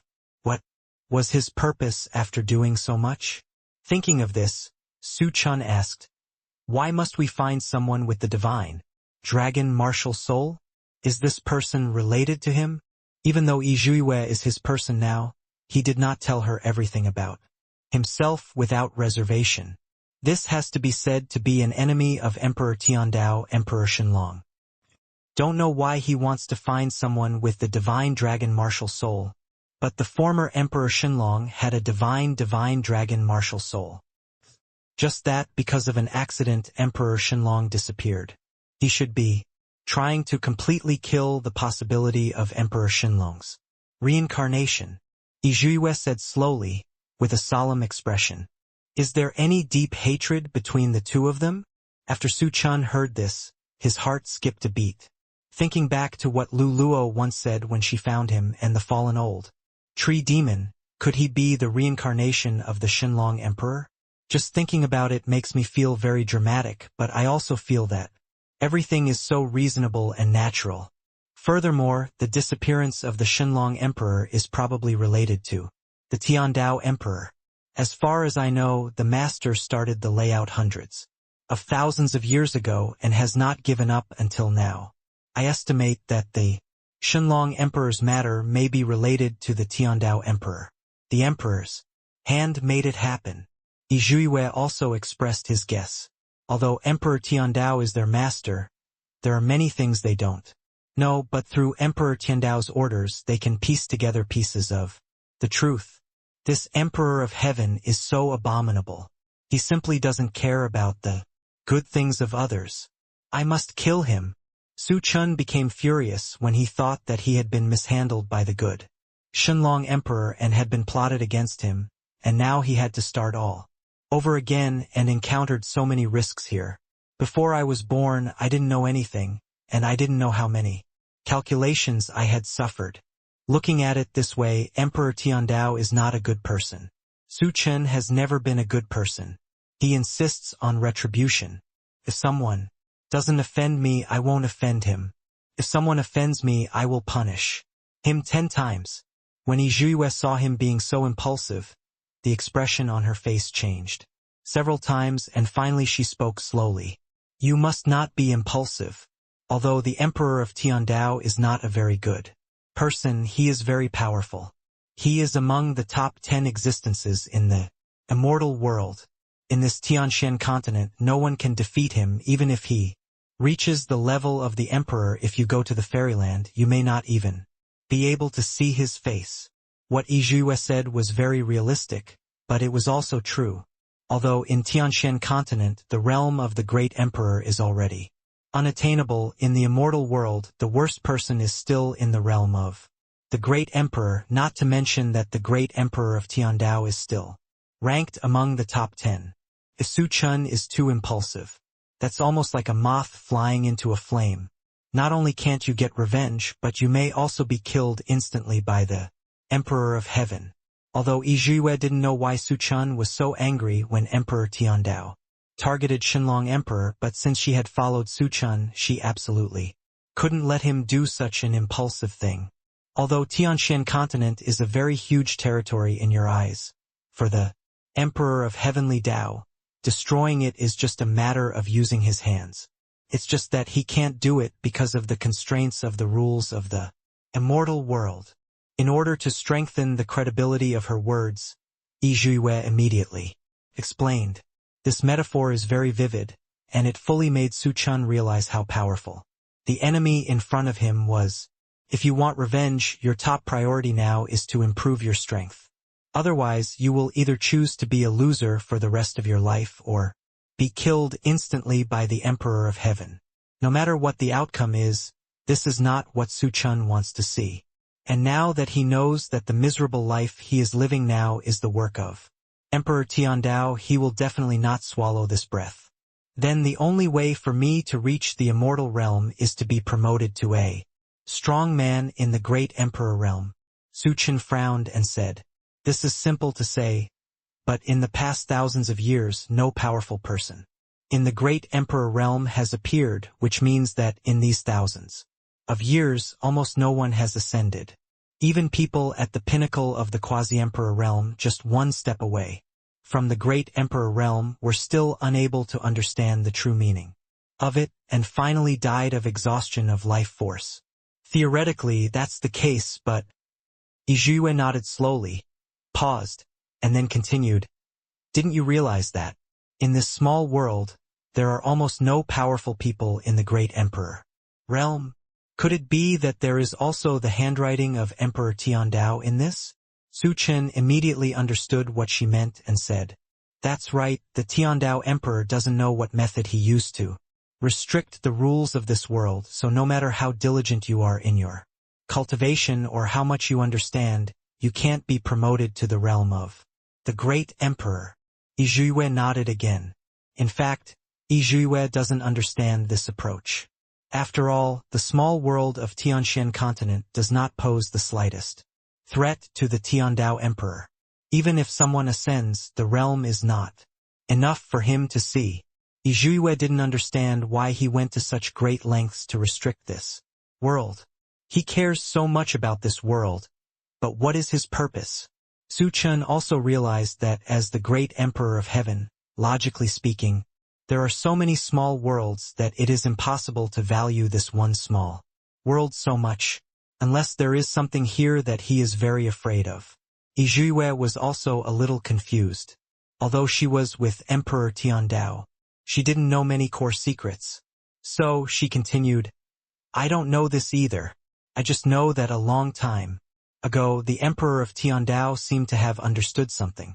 He found that Tianxian continent was the key to the turning point, so he sent us down to intervene. You? Su Chen captured this word very keenly. That's right. I'm not the only one who came to Tianxian continent. On the surface, Tianxian continent is still very calm, but in fact it has long been infiltrated by the power of Tingdali. There are 4 of us in total, corresponding to 4 locations respectively, and we must firmly grasp all the confidence of Tianxian continent in our hands. Yizhuiyue did not hide anything.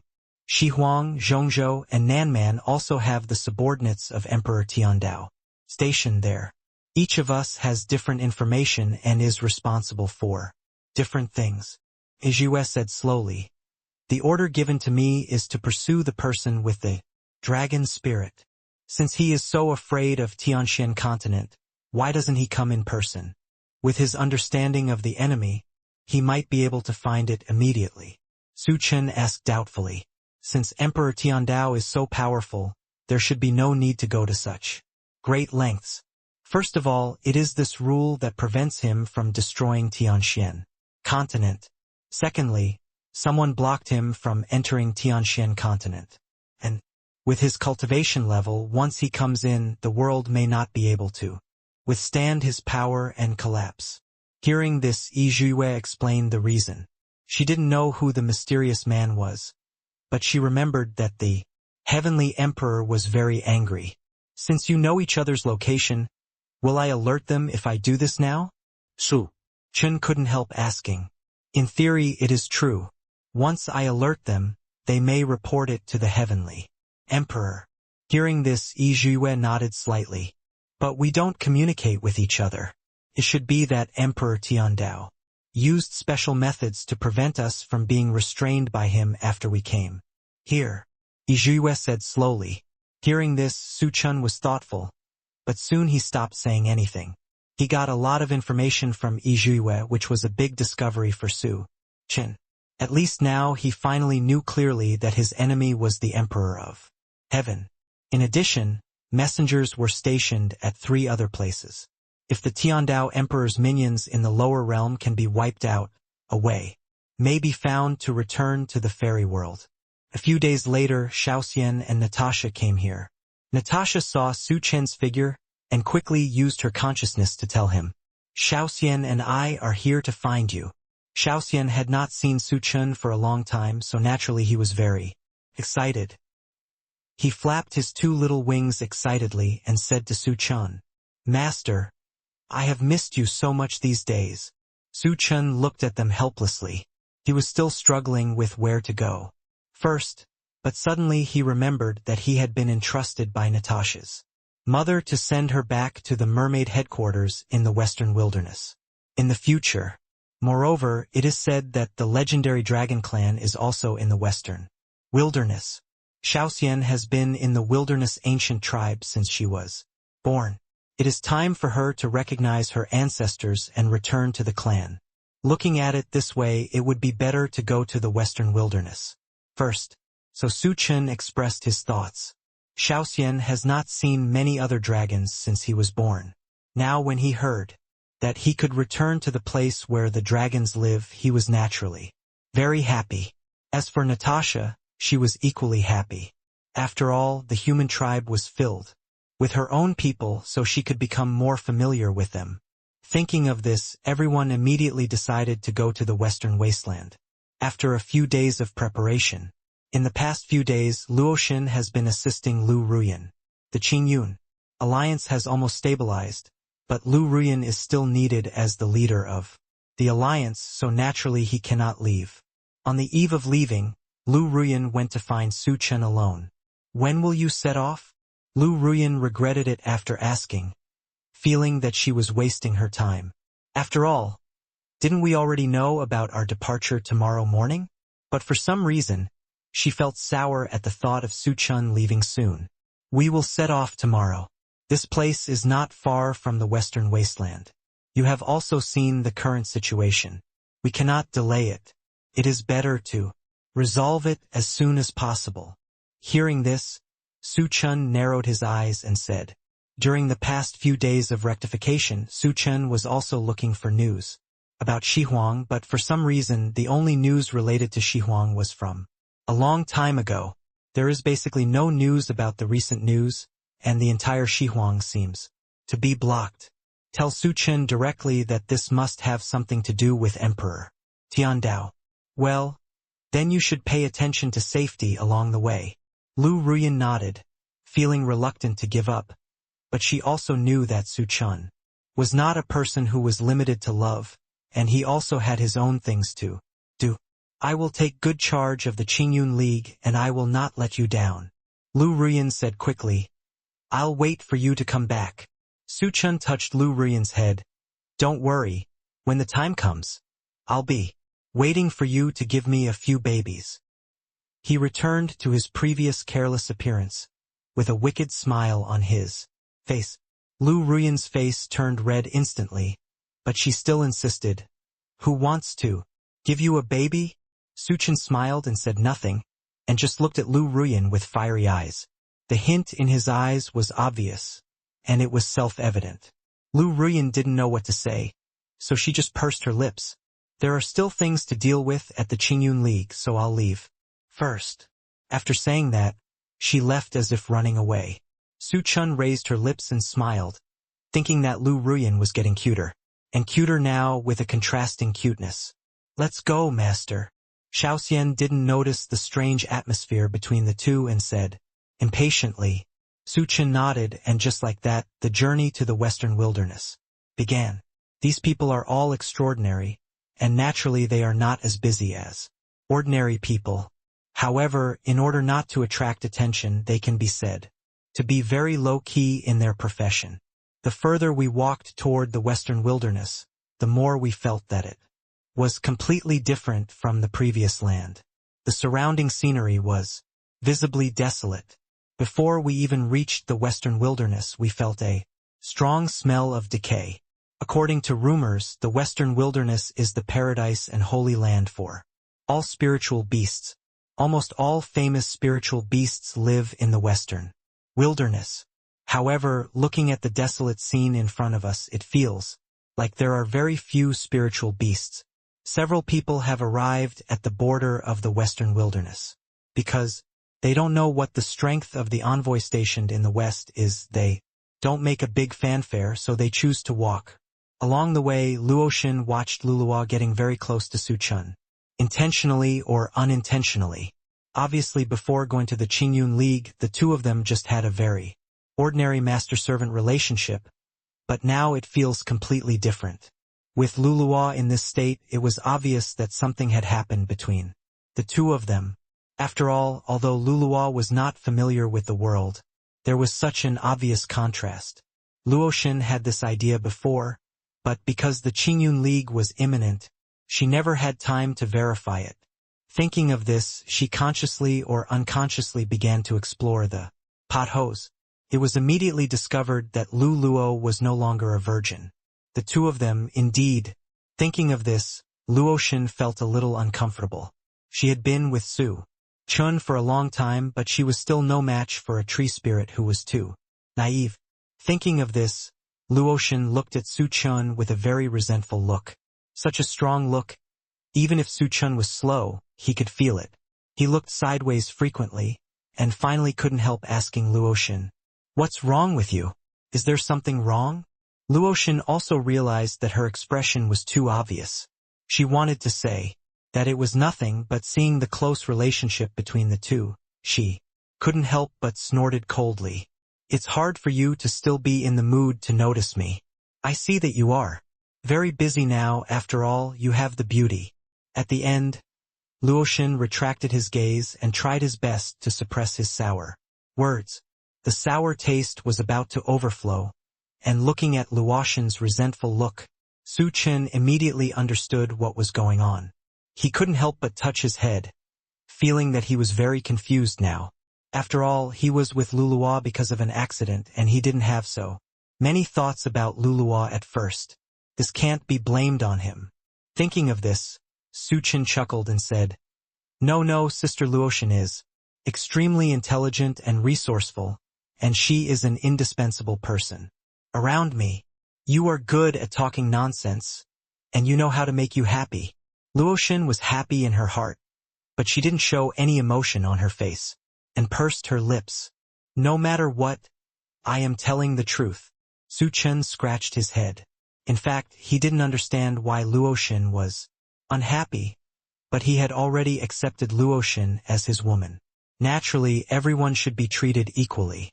Yizhuye looked at the intimate interactions between several people and felt like an outsider along the way, even though she had taken the pregnancy pills. And signs of life were gradually beginning to appear in her belly. But he always felt a little uncomfortable in his heart.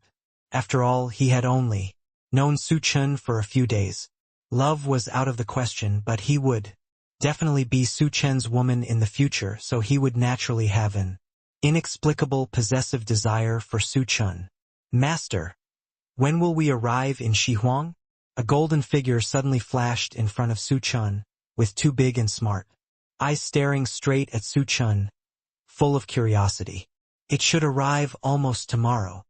Chen squinted his eyes and roughly calculated the distance based on the direction compass. Yeah. The little fairy flew around happily. I'm not as active as you on weekdays, so why are you so anxious to go now? Chen looked at Xiaoxian with a smile and couldn't help but ask. I don't know why, but the further we go to the western wilderness, the more I feel like a mysterious force is calling and guiding me, and I really want to go. Xiaoxian is actually a little strange, but she somehow felt a guidance in her heart, telling her that she must go there. Hearing this, Chen raised his eyebrows slightly. At this time, Natasha's voice also appeared in his mind. Yes, I also vaguely felt this call. Maybe it's because we have family members in Shihuang. From this point of view, this trip to the western wilderness is indeed the right time. Chen looked at the horizon and vaguely saw a red blood moon hanging in the sky. It was dim and dull, but also had a bit of bloodthirsty, making the whole sky gloomy. For some reason, Chen always had a bad feeling in his heart. Several people walked until night and found a clean place to rest. They have been busy traveling these past few days, and several of them are very tired. Chen volunteered and said, I suggest you take a good rest and let me keep watch. Otherwise, let me do it, master. Your previous injury hasn't healed yet. Just that you didn't sleep all night. It's not a big deal. When Lulua heard this, she thought it was not bad and shook her head like a rattle. Natasha also sent a message to Chen in her mind. Although my cultivation level is not high, there is no problem in keeping vigil. I will inform you if there is any danger. Among the few people, Natasha had the lowest cultivation level. Coupled with her special mermaid status, they were the ones taking care of her along the way.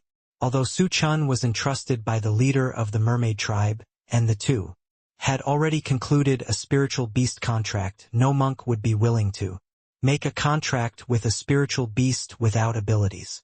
Thinking of this, Natasha felt very uncomfortable and wanted to contribute her own strength. Luotian pursed his lips and said, Let me do it. I am more experienced and can notify you in advance of any trouble. Seeing so many women vying to keep vigil, Chen didn't know whether he should be happy or feeling overwhelmed. No, I am a man, so I naturally want to protect you. Stop talking and just let me do it. Your bodies are already weak, so letting me do it is the best choice. Seeing this, Su Chen said quickly. Seeing that the other people wanted to continue talking, Su Chen made a decisive decision and walked out without giving them a chance. Several women looked at each other, and in the end they could only sigh helplessly, but they also felt warm in their hearts, feeling lucky that they had found such a good man like Su Chen. It was already late at night, and keeping vigil alone was a bit boring after all. It was almost dawn, and Su Chen yawned out of boredom, feeling sleepy. I don't know why, although this is the border of the western wilderness. According to rumors, there should be many spiritual beasts, but they saw only a handful of spiritual beasts along the way. Even if there are spirit beasts, they are only a few with low cultivation levels, and they are not even as high as the spiritual beasts elsewhere. This is very strange. All kinds of signs reveal a trace of strangeness. When Su Chen was thinking about what to do next, he suddenly saw a venomous snake in his peripheral vision, blocking him with eager eyes. The poisonous snake's cultivation level was not high, but it might have developed some spiritual intelligence and sensed Su Chen's cultivation level, so it thought of annexing it. However, he didn't know how powerful his enemy was, so he kept watching from a distance, staring with eagerness. This poisonous snake shows that it has incomplete intelligence at first glance, otherwise it would not have such delusional thoughts about Su Chen. Su Chen showed off his divine dragon martial spirit, and the huge blood suppression immediately frightened the viper so much that he was as straight as a stick, with a pair of inverted triangles, and his eyes were full of fear. The viper watched for a long time, and after realizing that Su Chen had no other intentions, he glided away in despair. Although this poisonous snake's cultivation level is not high, it is quite interesting. Su Chen yawned. He originally wanted to scare the venomous snake, but he didn't expect it to scare him away. The fun he had finally come out with was gone in an instant. Yi Zhuiyue, on the other hand, was thinking about things and couldn't sleep. She originally wanted to change classes with Su Chen, but she happened to see this scene. She had been with Emperor Tiandao for so long, so her vision was naturally incomparable to that of ordinary people. She recognized Su Chen's martial soul almost instantly, which was the exclusive martial soul of Emperor Shenlong. When she thought of the questions Su Chen asked, an answer instantly appeared. In her mind, Su Chen, he is the reincarnation of Emperor Shenlong. Thinking of this, Yi Zhuiyue's previous doubts instantly fell apart. No wonder. A person with the cultivation of a great saint can be accompanied by a quasi-emperor peak attendant, and even has countless masters to help him. No wonder. No wonder. If he was Emperor Shenlong, then all the problems would be solved. You must know that Emperor Shenlong was once the top combat power in the fairy world. Even Emperor Tiandao, who was already ranked in the top 10 in the fairy world, could not last more than a few rounds in front of Emperor Shenlong. If it weren't for the fact that Emperor Shenlong was open and above board and kind and never did anything sinister behind the scenes, he would probably not be plotted against by Emperor Tiandao because he was unprepared. I used to be very disgusted with the behavior of Emperor Tiandao, but because he was my master, I never expressed my dissatisfaction. One of the reasons for obeying Su Chen was that I knew that Emperor Tiandao had bad behavior and was not a good master. Now I didn't expect that I would become the woman of Emperor Shenlong by coincidence. That's Emperor Shenlong. How many female cultivators in the fairy world have a dream lover? Yi Zhuiyue pursed her lips and unconsciously placed her hands on her belly, when she thought that she was pregnant with the child of the future dragon Emperor. She felt very honored. After all, the father of the child was so powerful and good-looking, and the child born would definitely not be bad.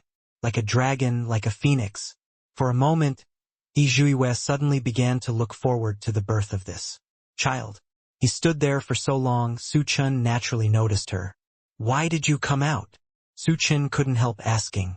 I couldn't sleep, thinking about you keeping watch for a long time. I thought About changing with you. Yue woke up from a dream, looking at Su Chen's handsome face. She couldn't help blushing. That was the famous dragon emperor in the fairy world. Even though she was once a subordinate of the heavenly Dao Emperor, she also secretly had a love affair with a young girl. Now she didn't expect that she would have the opportunity to make her dream come true. It's okay. I just didn't sleep for one night. Su Chen smiled. He was a little flattered by Yue's kindness. After all, Yue had treated him coldly before. Now that he has changed his mind about himself, he is naturally happy. I am a real man who does it 8 times a night. Hearing this, Yue couldn't help blushing. She walked to Su Chen's side and sat down. Su Chen was confused by his inexplicable action and couldn't help raising his eyebrows. You do it 8 times a night, don't you? You haven't done it for so long. You won't be too depressed. After Yue said this, her face flushed instantly. She felt that she must be crazy. She actually said such words, hinting at Su Chen in both explicit and implicit ways. Su Chen was stunned for a moment, and then immediately realized what Yue was saying. He looked at Yue with a smirk on his face and said, "Are you not afraid?" Now, Yue pursed her lips, and she didn't say anything no matter how Su Chen teased her. The man in front of her was probably shy, but there was no reason not to eat the meat when it was delivered to her mouth. Su Chen directly pulled her into his arms, feeling the soft body, and the fragrant fragrance went straight into his nose. Su Chen had abstained from sex for so long, and the desire in his heart was instantly aroused, and the big sword went straight up to the sky. "Look!" Su Chen pointed and said helplessly. Yue actually saw the grievance on Su Chen's face. In a moment of daze, Su Chen had already grabbed her hand. What are you doing? I told you not to mess around. They are still resting inside." When Yue thought of the few people sleeping soundly inside, she felt that the whole world was crazy in an instant. Although she had had physical contact with Su Chen, it was in the room and no one else saw it. Now it's okay in the wilderness, it's just a little distance, there are other people inside. How can she feel embarrassed? Thinking of this, Yue's face turned red like an attractive peach, with shame and struggle in her eyes. This look of letting you pick it up greatly aroused Su Chen's lust. "You brought up the topic first, now like this, are you playing hard to get?" Su Chen smiled mischievously, with a look of understanding on his face.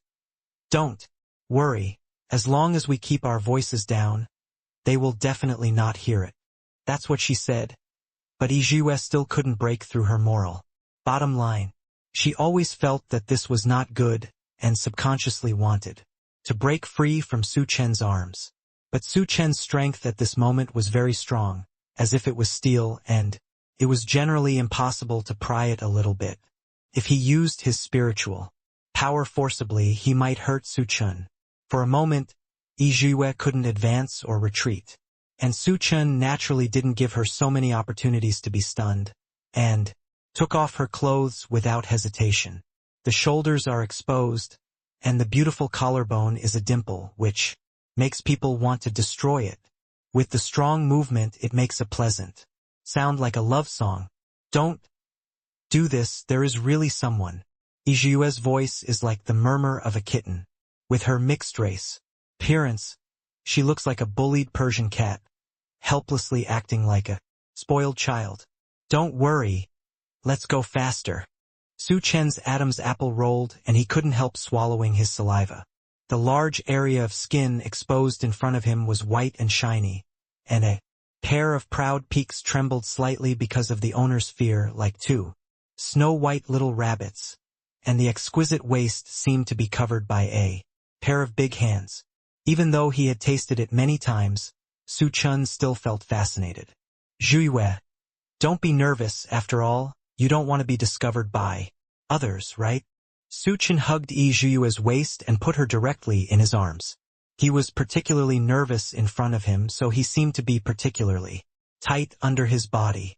In this situation, the speed was getting faster and faster. Yizhue was so ashamed that she lay on Su Chen's shoulder with her head down, biting her red lips unconsciously, and her seductive water light was faint, adding a bit of beauty. The two had been discussing life for several hours. Su Chen was still a little confused, and just when he was about to speak he heard sparse voices inside. Probably they all got up. The two hurriedly packed their bags. With Yizhue's personality, if other people found them like this, they would probably be ashamed and angry on the spot. Fortunately, the two had packed up completely, and then they saw the people inside come out belatedly. Luo couldn't help stretching and yawning. It was obvious that she had slept well yesterday. She looked at Su Chen and Yizhue with sleepy eyes and asked curiously, "Strange Jue? Did you wake up so early?" Yizhue's face was flushed, and there was still a blush on her face. She stood there motionless, just shaking her head slightly, for fear that she would speak out. Luo was a fool, but she didn't notice anything wrong. But Luoshin was not so easy to fool. Almost at a glance, she saw that the two had just done that husband and wife thing. She couldn't help but look at Su Chen with resentment. Obviously, the people she met after Qingyun League have become Su Chen's people, but she is still a long way off and is still a virgin. What exactly is she inferior to them? Since everything is almost ready, let's set off quickly. Seeing this, Su Chen smiled slightly and said with a laugh beside him, "End of this chapter." When Luoshin heard this, he was too embarrassed to care anymore, and the group continued on their way. After walking for another long time, we finally arrived at Shihuang. The first sight was desolation. Luoshin was well informed. She had learned about the landforms of the western wilderness before, and it was completely different from what she had seen before. Not only that, this place is deserted, with dark clouds rolling in, and the gloomy sky without any light. It is obviously noon, the most yang time of the day. But for no reason, people felt a sinister and biting aura. "There's something wrong here, it's weird." Seeing this, Luoshin spoke immediately. With her intuition, she always felt that there was something terrible hidden in it. The information that Su Chen had found before was completely useless here. After all, the book described this place as full of spiritual energy and full of spiritual beasts, could be described as a paradise. But now, here, the desolate and populated place has been somewhat beautified. There is no breath of life at all. Even the trees are half dead, with dead branches and willows standing there. The next step may be very dangerous. Let's try to stay together and not be separated. We should take care of each other. Hearing this, Su Chen reminded softly. Several others nodded. The group continued walking forward with heavy hearts. I wanted to find someone or a spiritual beast to lead the way, but there was no spirit beast at all along the way, not even a little bit of life. The deeper they walked inside, the deeper their hearts became. I feel like I'm alive. As a tree spirit, in order to better explore, Potholes established a sense of life with the trees that were not yet dead on the way here. With the help of trees rooted in the ground, the terrain of the western wilderness can be effectively explored. Where? Su Chen asked immediately. Lulua quickly followed the induction to a short cave. This short cave looks ordinary. From a distance you can only vaguely see a small earth bag, slightly arched. Several people were a little confused and looked at each other. And Potholes has begun to use her spiritual power to dig into the soil. She dug very deep and found no living things. It's weird. It's impossible. I obviously feel it. Luo couldn't help but murmured softly. She did not believe in evil and continued to dig the hole. But she saw that the hole was getting deeper and deeper, and she did not see any sign of any living thing. This is too much trouble, Su Chen said. He motioned Luo to step aside. Raising his hand, a burst of spiritual power was instantly blasted towards the mound. It was so powerful that dust flew into the air. Su Chen struck again, and a white and furry thing suddenly flew up. The thing was about to run away as soon as it hit the ground, but Su Chen quickly stepped forward and caught him. The little thing fluttered for a long time, struggling with its hands and feet. Now that I saw that this thing was actually a rabbit. The rabbit closed its eyes tightly, covered its eyes with its two paws, and flapped its legs. And Su Chen just grabbed its ear. Several people looked at each other, never expecting that the thing that could be hidden was actually a rabbit. Rabbit didn't feel the hostility of the person in front of him for a long time, so he tentatively opened his eyes. His red eyes scanned the people present, flashing doubtful glances. Suddenly, as if it realized something, it struggled even more seriously. "We have no animosity towards you," Su Chen quickly explained. But the rabbit obviously couldn't understand what he was saying and was still struggling. At this time, Xiaoxian flew over and said, "Master, let me try. We are all beasts and can communicate in beast language." After saying that, she flew to the rabbit. The little rabbit was struggling hard at first, but when he saw Xiaoxian and felt the blood in her body, he instantly withered. If it weren't for Su Chen still holding its ears, it would be dead at this moment. "You will definitely be so scared that your ears will twitch on your body." Xiaoxian roared slightly. Although he didn't use much spiritual power as a dragon's natural blood suppression, he was immediately frightened to the point where the rabbit didn't dare to move. "Little rabbit, don't be nervous, we are not bad people," Xiaoxian hummed, but his eyes turned as he looked at the snow-white rabbit in front of him. Felt soft, and it must be delicious to take a bite. Little rabbit looked at Xiaoxian like this, and he didn't look like he was not a bad guy at all. His whole body was shaking even more violently, and he was so scared that he seemed to be stunned. "Your saliva is drooling. Don't scare it." Seeing the greedy look on Xiaoxian's face, Su Chen felt that iron could not become steel. He took out a piece of dried meat from the storage ring and stuffed it into Xiaoxian's mouth. "There is only this rabbit at the moment. Please ask, what's going on?" Xiaoxian chewed the dried meat in his mouth, and instantly felt that the bloody little rabbit in front of him no longer smelled good. He chewed it happily and said vaguely, "We have something to do in the western wilderness, but now this place has changed. It's like this, so I just want to ask you, what happened?" The little rabbit was so scared that he didn't realize what the fairy was saying. "Say it, otherwise I'll eat you," Xiaoxian immediately threatened. The little rabbit quickly said, "Don't eat me, don't eat me. I'll tell you everything I know. That's pretty much it." Xiaoxian laughed with satisfaction, feeling that he was simply too powerful, the most powerful dragon in the world. Ho ho ho. Actually, the Western Wasteland was not like this originally, but I heard from my grandfather's grandfather that a big shot suddenly came here hundreds of thousands of years ago. That big guy is very bloodthirsty and likes to eat high-level spiritual beasts alive. Other spiritual beasts can hardly escape his clutches, so after hundreds of thousands of years, some high-level spiritual beasts that can escape have all left. The little rabbit was a little sad when he said this. Its cultivation was originally low, and it might not survive if it went out. Fortunately, that strange guy didn't take rabbits with such cultivation seriously, so it was able to survive. And he would come out every 7 days to hunt a spiritual beast. It is said that his methods are extremely cruel. No spiritual beast has ever escaped his clutches. Even the highest level dragons, when they are alone, can't escape the fate of being eaten. The little rabbit swallowed his saliva when he thought of the horrible scene. After hearing this, Xiaoxian immediately told Su Chen what the little rabbit said. Su Chen felt that this description was a little familiar, but he couldn't remember who it was for a while. Xiaoxian, ask him if he has seen that person's appearance and features. Su Chen thought about it and asked a few key points. After Xiaoxian relayed the story, the little rabbit immediately started shaking his head. "That adult's cultivation is so high, how dare I go there?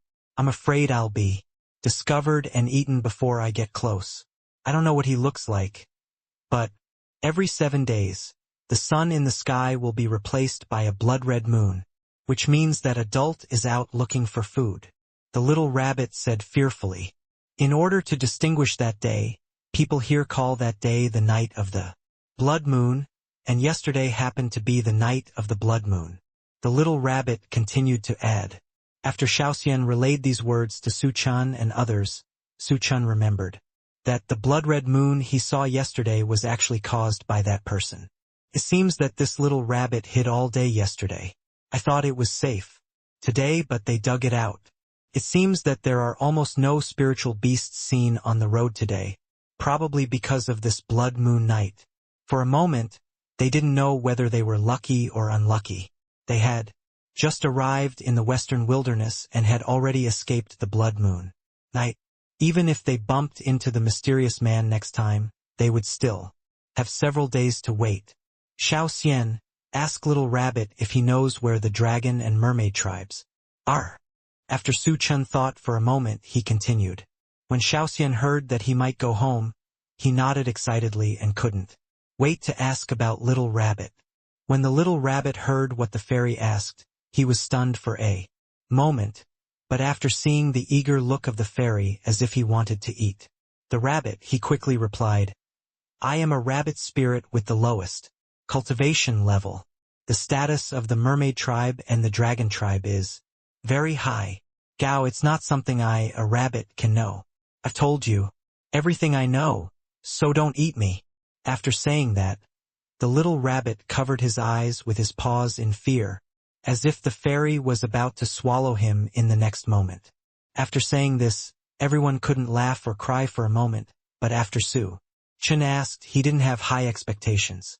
At least they now understand the current situation in the western wilderness. That person's cultivation is so advanced that he can make so many spiritual beasts surrender.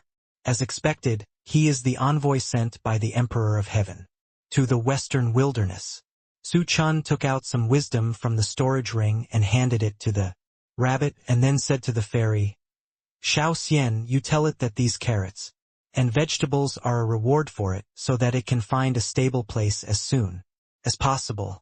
Although Xiaoxian was very interested in these plants rich in spiritual power, he was a carnivore after all, so he generously gave them all to the little rabbit. Little Rabbit didn't expect that he could harvest so many spiritual plants just by answering a question. He recognized at a glance that some plants were of extraordinary quality and contained deep spiritual power. After eating them, his cultivation level would also improve. A little more diligent. It was so moved that it quickly said to a few people, Thank you. If you want to find the mermaid and dragon tribes, it's best to go inside. Basically, the outer areas of the western wilderness are like me, such a lowly cultivation creature. Hearing this, Su Chen nodded and led a few people towards the depths of the western wasteland.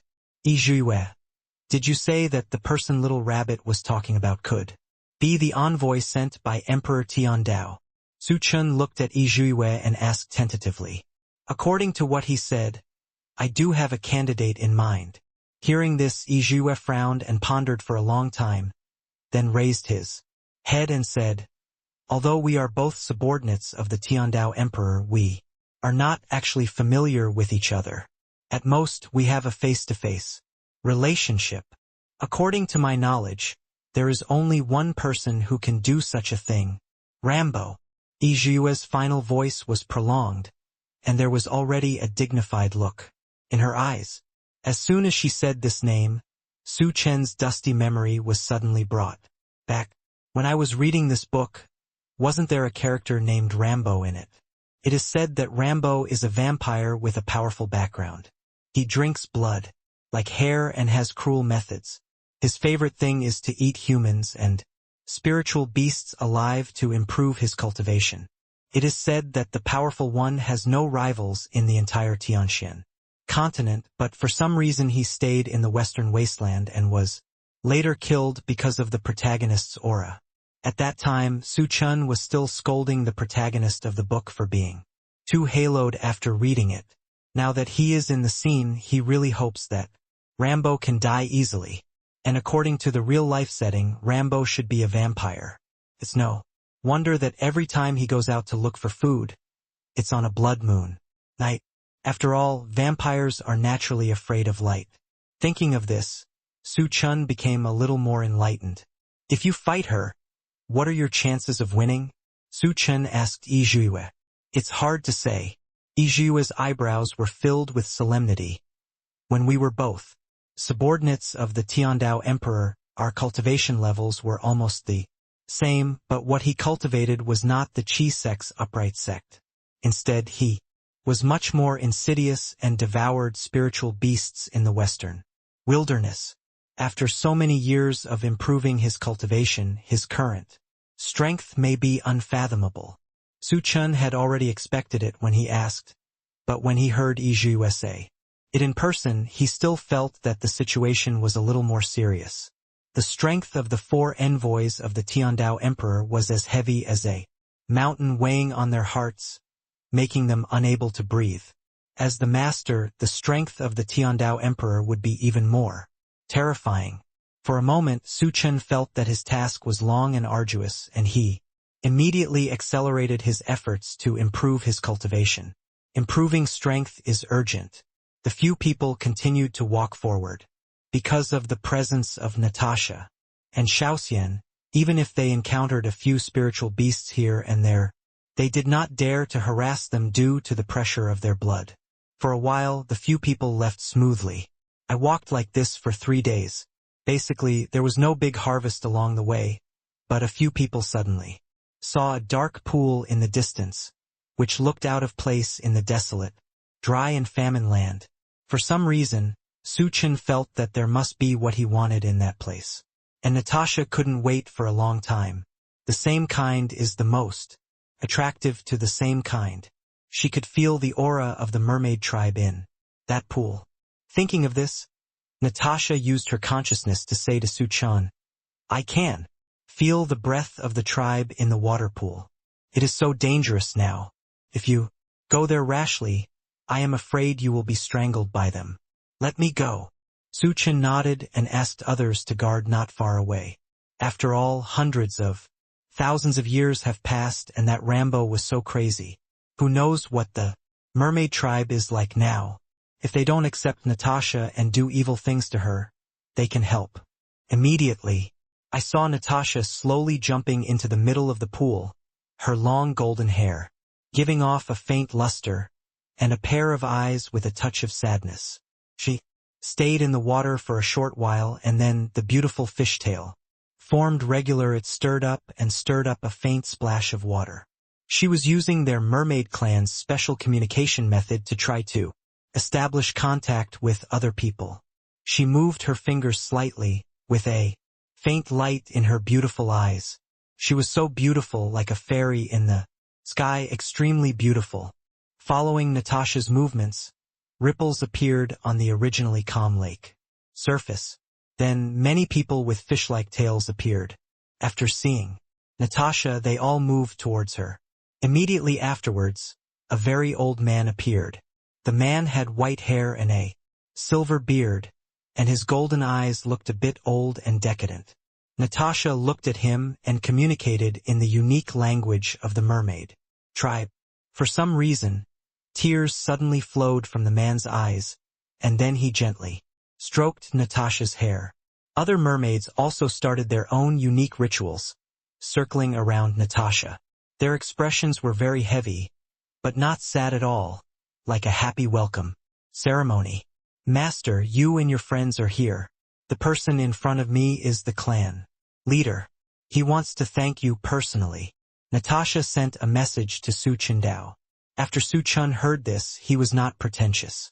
After all, the mermaid tribe is also a race that values love and justice, and Xiaoxian's tribe has not been found yet. Maybe the leader of the mermaid tribe knows where it is after staying in the western wilderness for so many years. Thinking of this, Su Chun walked over with a few people. Unexpectedly, as soon as Su Chun stepped forward, the other mermaids all transformed into legs and walked on the ground. Perhaps because the people in front of them were humans, their important parts were covered, and they were not as unrestrained as in the ancient secret realm. Even so, compared to other creatures, it is still a bit sexy and revealing. Hello. Chen took the lead in saying hello. Hello, kind-hearted person. I am Ovid, the leader of the mermaid tribe. Thank you very much for bringing Natasha back from the remote ancient secret realm. Ovid looked at Chen lovingly, his eyes full of gratitude. I was entrusted by her mother. This is just a little effort. I want to see Natasha recognize her ancestors and return to her family. Chen suddenly didn't know how to deal with such a kind old man and stammered. He had imagined what many mermaid tribes looked like, but he never expected that they would look like this. They looked very much like the slums of modern society. They had obviously suffered a lot of torture. Natasha, she is my great-granddaughter. If it weren't for you, I might not be able to see her for the last time until I die. Ovid's eyes were already a little moist. He never dreamed that he would see his daughter's granddaughter in his lifetime. It's just my poor daughter. That's all, it's all God's will. Natasha is your great-granddaughter. Chen was slightly surprised. The situation in the ancient secret realm was too dangerous and he didn't have time to understand much. He thought it was just an ordinary mermaid, but he never expected that she was an orphan entrusted to her by the clan leader's daughter. But why is it that Natasha can't transform into a human form and can't speak? But you all can. Chen was slightly surprised, and then asked immediately. Hearing this, Ovid sighed and continued.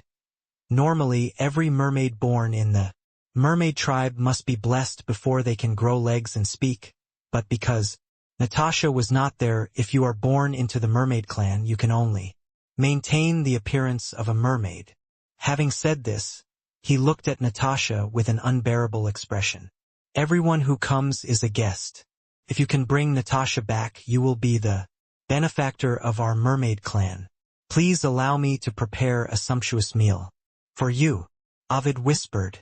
As soon as the words fell, the other mermaids began to pack up. They were led into the depths, which looked like a natural cave with a pool below, and the rest of the dry place had no furniture for human survival. Most of these busy mermaids are emaciated, and some are emaciated, as if they have been malnourished for a long time. Even Ovid, the leader of the clan, is not much better. His figure is shriveled, so thin that only skin and bones are left. Just look at the layer of skin hanging on it, and his two eye sockets are sunken inside. There are shallow fish scales on his arms and upper waist, but they have lost their luster like dead things. It's hard to imagine that this is the beautiful mermaid race described in the book. Even the mermaids who lived in the ancient secret realm were all unparalleledly handsome, and they did not look like they do now. Seeing her people fall into such a miserable situation, Natasha couldn't help but shed tears. She wanted to ask what was going on, but she never found the chance. Luluo felt uncomfortable. She stayed beside Luoshin and couldn't help but ask. They look so pitiful. In my memory, the mermaid tribe are all beautiful. Luoshin sighed leisurely. The current situation is probably related to the envoy from the western wilderness. For a moment, she didn't know what to say. She felt that silence was the best. At the moment, Yizhuiyue pursed her lips, feeling a little unbearable. As both spiritual beasts, Shaoxian looked at them like this when they were hungry, and then thought that he would be very uncomfortable if he didn't have enough to eat, and it was obvious that they would not be able to be full and hungry for a long time. Thinking of this, Shaoxian also rushed to help, wanting to share the burden with the mermaid tribe. The mermaids were scared when they saw Shaoxian at first, but after thinking that he was a spiritual pet brought by his benefactor, they slowly accepted him. Chen was sitting on a simple chair, with a corner of the table even broken off, looking very shabby. I remember that the mermaid tribe is obviously a very powerful race, but why? Chen couldn't talk anymore. He always felt that he was exposing the scars of the mermaid clan. Natasha was also curious about the question he asked. She didn't understand. Why, the mermaid tribe her mother had described was a peaceful and beautiful place. How come it has become like this now? To be honest, benefactor, you must have heard the rumors when you came to the western wilderness. It was because of the outsiders who came here hundreds of thousands of years ago, who kept capturing spiritual beasts with high spiritual power. Now all the respected elders of the mermaid tribe have been captured by him. Ovid's eyes were moist at the end. When he was not the patriarch and was still young, the mermaid tribe relied on the protection of those elders. But now everything is different. The entire mermaid tribe has been suppressed, to the point of being completely exhausted, and even basic survival has become a problem. Even other tribes are in danger. At this juncture, no one can take care of anyone else. It is already difficult for their own tribe to survive. As soon as Chen heard it, he knew that it was Rambo's trick. When he read the book before, he always thought that Rambo was so powerful, but he was defeated by the protagonist's halo, and he always felt a little unconvinced. But now that he has entered the book in person, he realized how cruel Rambo's actions were. Now I see that Rambo's death in the original book was too easy for him. A ruthless and cruel person like him should let all the evil he did backfire on himself. Although he is also a villain, he is not as crazy as Rambo. People like Rambo are simply intolerable. Do you still remember the physical characteristics of that person? Chen couldn't help asking. Chief, don't worry. I will help him to the end. Since I have brought Natasha back to the mermaid tribe, I will not stand idly by and watch your affairs. After saying that, he cast his eyes on Natasha, who had already secretly shed tears, and gave her a comforting smile. Because she couldn't speak, and there were no other people along the way, Natasha was a little sensitive and fragile. Now she finally returned to the mermaid tribe, but in the end it was such a fate. How could she accept this? Ovid was moved when he heard this and quickly dissuaded him, saying, "We only remember that the man was dressed in red, had a pale face, and often wore a pure black cloak. As for the rest, we don't know." Chen heard this and thought that this was the kind of vampire in the real world. Most of the spirit beasts that were captured were sucked dry of blood.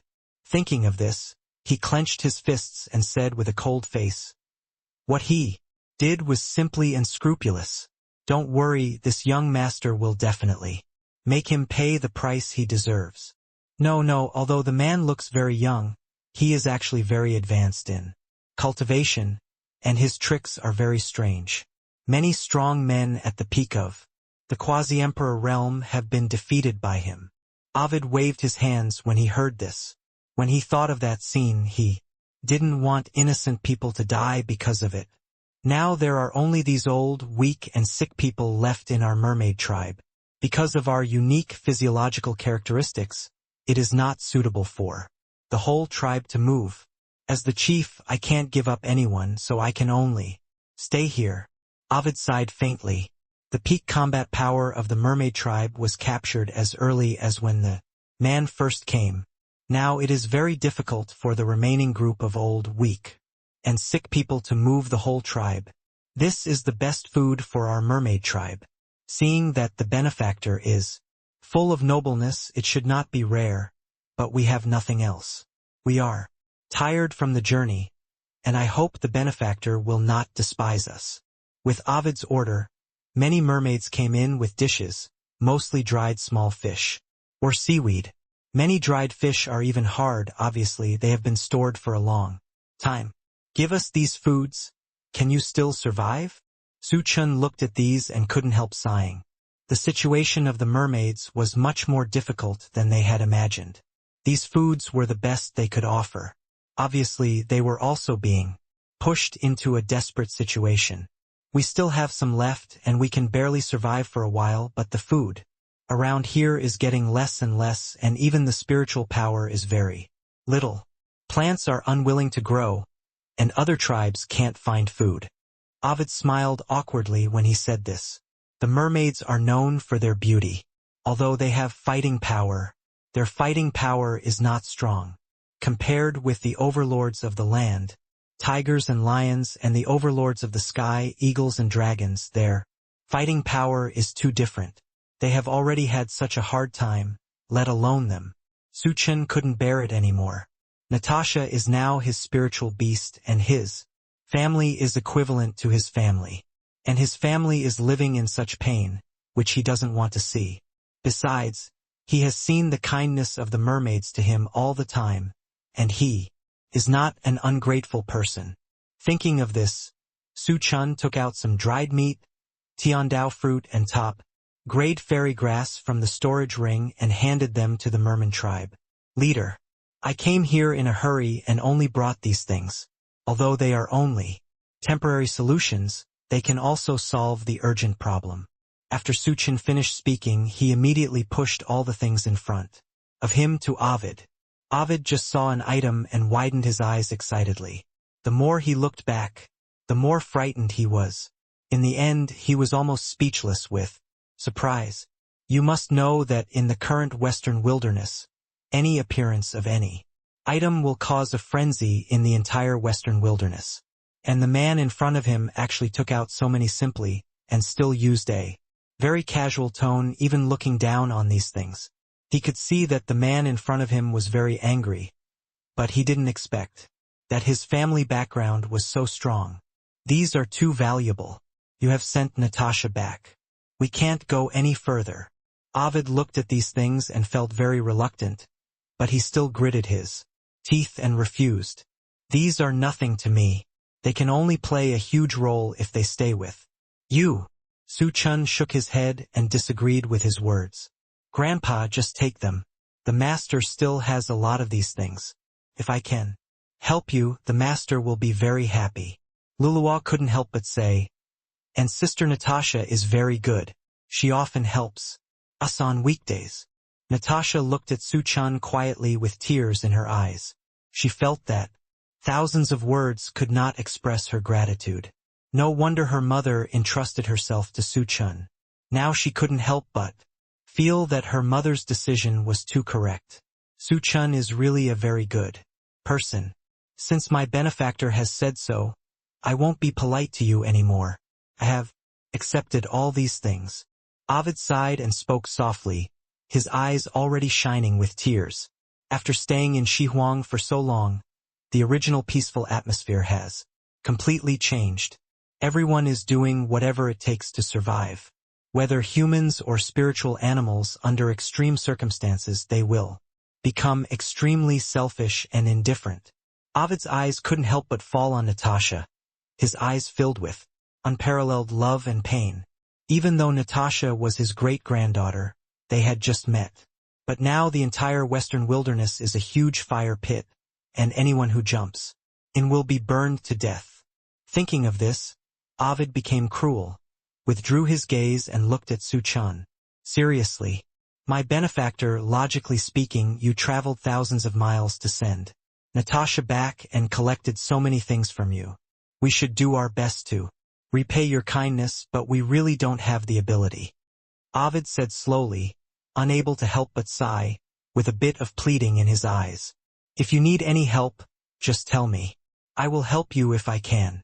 After Chen heard this, he immediately looked at Ovid seriously and said, End of chapter. You have also seen the current situation of our mermaid clan. Judging from the current situation, it is unknown whether we will survive given time. When Ovid said this, his eyes were filled with sadness. Who would have thought that the mermaid clan had been passed down for countless years, but in the end it would end in his own hands. Although this was not his fault, Ovid felt very guilty in his heart. It's not your fault, it's all the fault of the demon who invaded the western wilderness. I must kill him and avenge you. After the words fell, Chen clenched his fists tightly. My dear, don't be impulsive. I can see that you are sincere to Natasha. Seeing this scene, my great-grandfather is also very satisfied. If Natasha stays here all the time, the final outcome will be she was devoured by that demon. In this case, it would be better for her benefactor to take her away as soon as possible. After Ovid finished speaking, he looked at Natasha with a look of reluctance. Natasha couldn't help but burst into tears. She took a step forward, squatted in front of Ovid, and stroked Ovid's rough hands with her face. She can't speak yet. Even if she can speak, her throat must be mute and she can't make a sound. She can only use her actions to express her reluctance to Ovid. He had just lost his mother and no longer wanted to lose this hard one. Grandfather.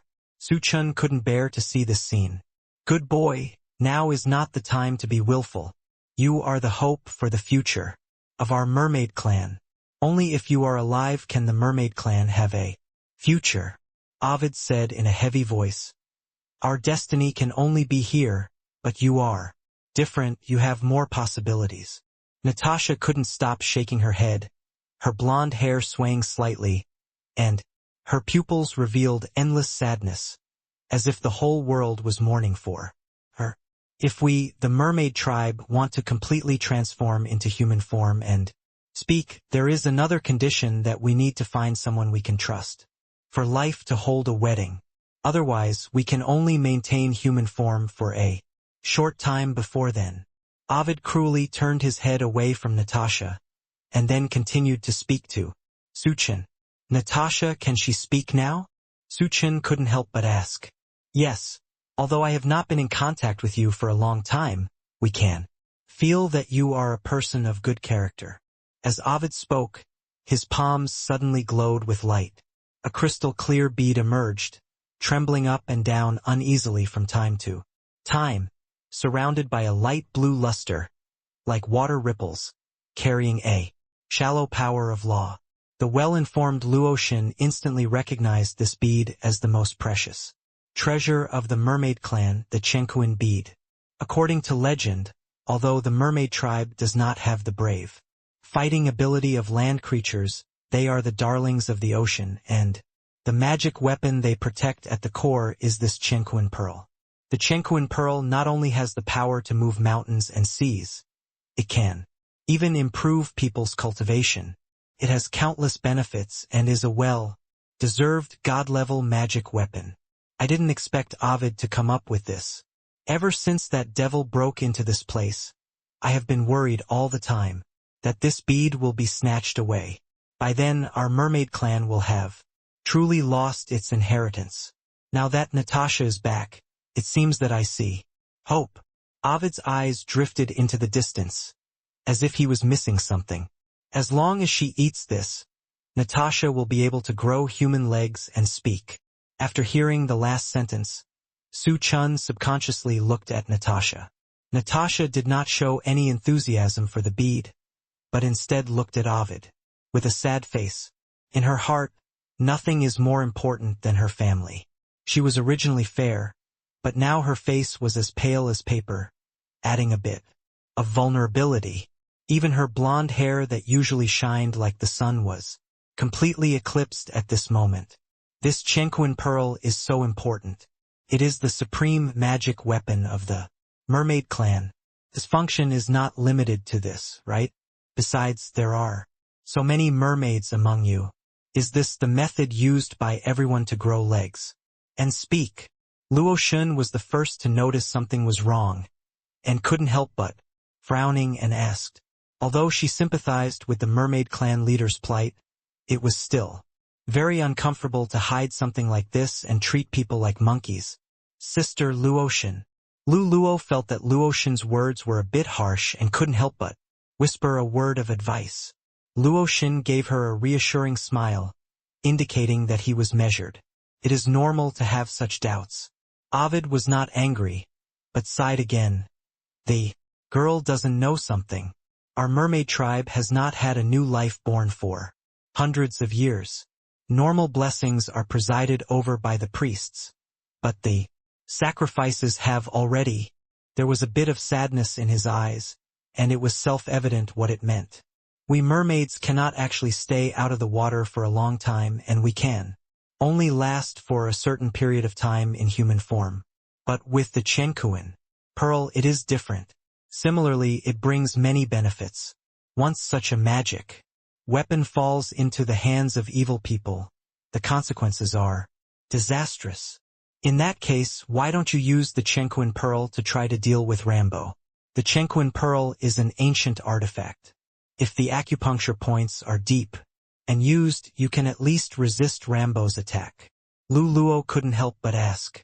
Although Rambo's cultivation is very advanced, due to the restrictions of the laws of Tianshan continent, it is impossible to truly reach the realm of the Emperor. At most, he will be a half-step emperor like Yizhiwe. We do want to, but this Chenquin Pearl must have royal blood to be used. After such a long period of evolution, the royal blood has almost disappeared. Only the priests have inherited part of the royal blood. Now, the only one left is Natasha. Ovid's eyes were blank when he said this. His memory seemed to go back to the past. When he was young and Rambo had not yet appeared, they roamed and played in the largest lake together. Everything was so peaceful and beautiful. The shy and beautiful smile of the girl appeared in front of her, like the most beautiful fireworks in the world exploding in his mind. Later, they had their own child, a rebellious little mermaid. After the little mermaid became a priest, she yearned for the outside world. After, Ovid couldn't help but shed tears. His skinny hands stroked his cheeks. Thinking of those good days was his motivation to live now. Fortunately, at least he still had Natasha, their granddaughter. We will definitely defeat that demon. I know you may not believe us now, but for now, I can find a way to get you out of the western wasteland. Su Chen sighed, not knowing what to say for a moment. End of this chapter. When Ovid heard this, there was some doubt in his eyes. I can send my subordinates to pick you up from here and go to a relatively safe place. You should be careful during this period and you should not be discovered by the devil. Su Chen said slowly. There are not too many people left in the mermaid tribe. If they are allowed to come over, covering them from the western wasteland will not be a big problem. Thinking of this, Su Chen's eyes were a little firm. You have already sent Natasha back and given us so many things. If you send someone here again, if something happens, we will all feel guilty. We, the mermaid tribe, always repay kindness, and we definitely cannot push ourselves too far. Ovid sighed, a few crystal tears flashing in his eyes. He has seen too many intrigues. With the current strength of their mermaid clan, they cannot help Su Chen at all, and it can even be said that their efforts are in vain. It's okay. This is what I should do. Su Chen smiled and said, Don't be polite to me. It's just a piece of cake for me. Besides, that devil has done many evil things and he should have been eradicated long ago. Su Chen smiled slightly, not at all impatient with Ovid's words, but very patient. Ovid's lips parted slightly, and he tried to speak several times, but in the end he never came out. Thanks. After a long time, he said with a deep expression. With Natasha's current cultivation level, trying to swallow the Chenquin Pearl by force will probably result in backlash, so the best way is to have someone help. Ovid looked at the beads in his hand and sighed slightly. Maybe I can help. I just don't know what to do. Su Chen immediately patted his chest and promised, with a vow in his eyes. I have long seen the different magnetic fields between the two of you. This method cannot be done by people who trust each other. It must be done on the day of the wedding, and you must make use of the man's yang energy and the mermaid's yin energy. Neutralize each other and transform the power of the Chenquin Pearl. Hearing this, Ovid said slowly, although they have human appearances, they are still a race of mermaids. They believe that reproduction and mating is a matter of course, so they speak out without any scruples. As soon as the words came out, several little girls present couldn't help but blush. Natasha didn't expect the patriarch to say it so straightforwardly, and she pursed her lips slightly and lowered her head. Su Chen never expected that this method would be used. He was a little embarrassed for a moment and subconsciously turned to Natasha. Feeling Su Chen's gaze, Natasha pursed her lips and smiled. 2 blushes appeared on her cheeks inadvertently. She lowered her head slightly and raised the corners of her mouth slightly. How could Ovid not understand the thoughts of such a young daughter's family? I'm old. The mermaid clan is like this now. I can only say that one day is a day. It's a blessing to see my granddaughter again. If I can see her and entrust me with something before I die, it will be considered a death. Sorry. Ovid sighed deeply, with a bit of relief on his old and thin face. The other mermaids also stared at the scene in front of them intently. They could feel Su Chen's kindness to them, and they were very grateful in their hearts. As the food became less and less, they had to eat a full meal almost every day. They didn't even dare to think about the things Su Chen gave them before. Even in their heyday, they couldn't just take out so much. At the end of the crowd, there was a blue-haired mermaid boy, watching the scene in front of him quietly. His fists clenched tightly when he heard Ovid saying that Su Chen and Natasha should be together.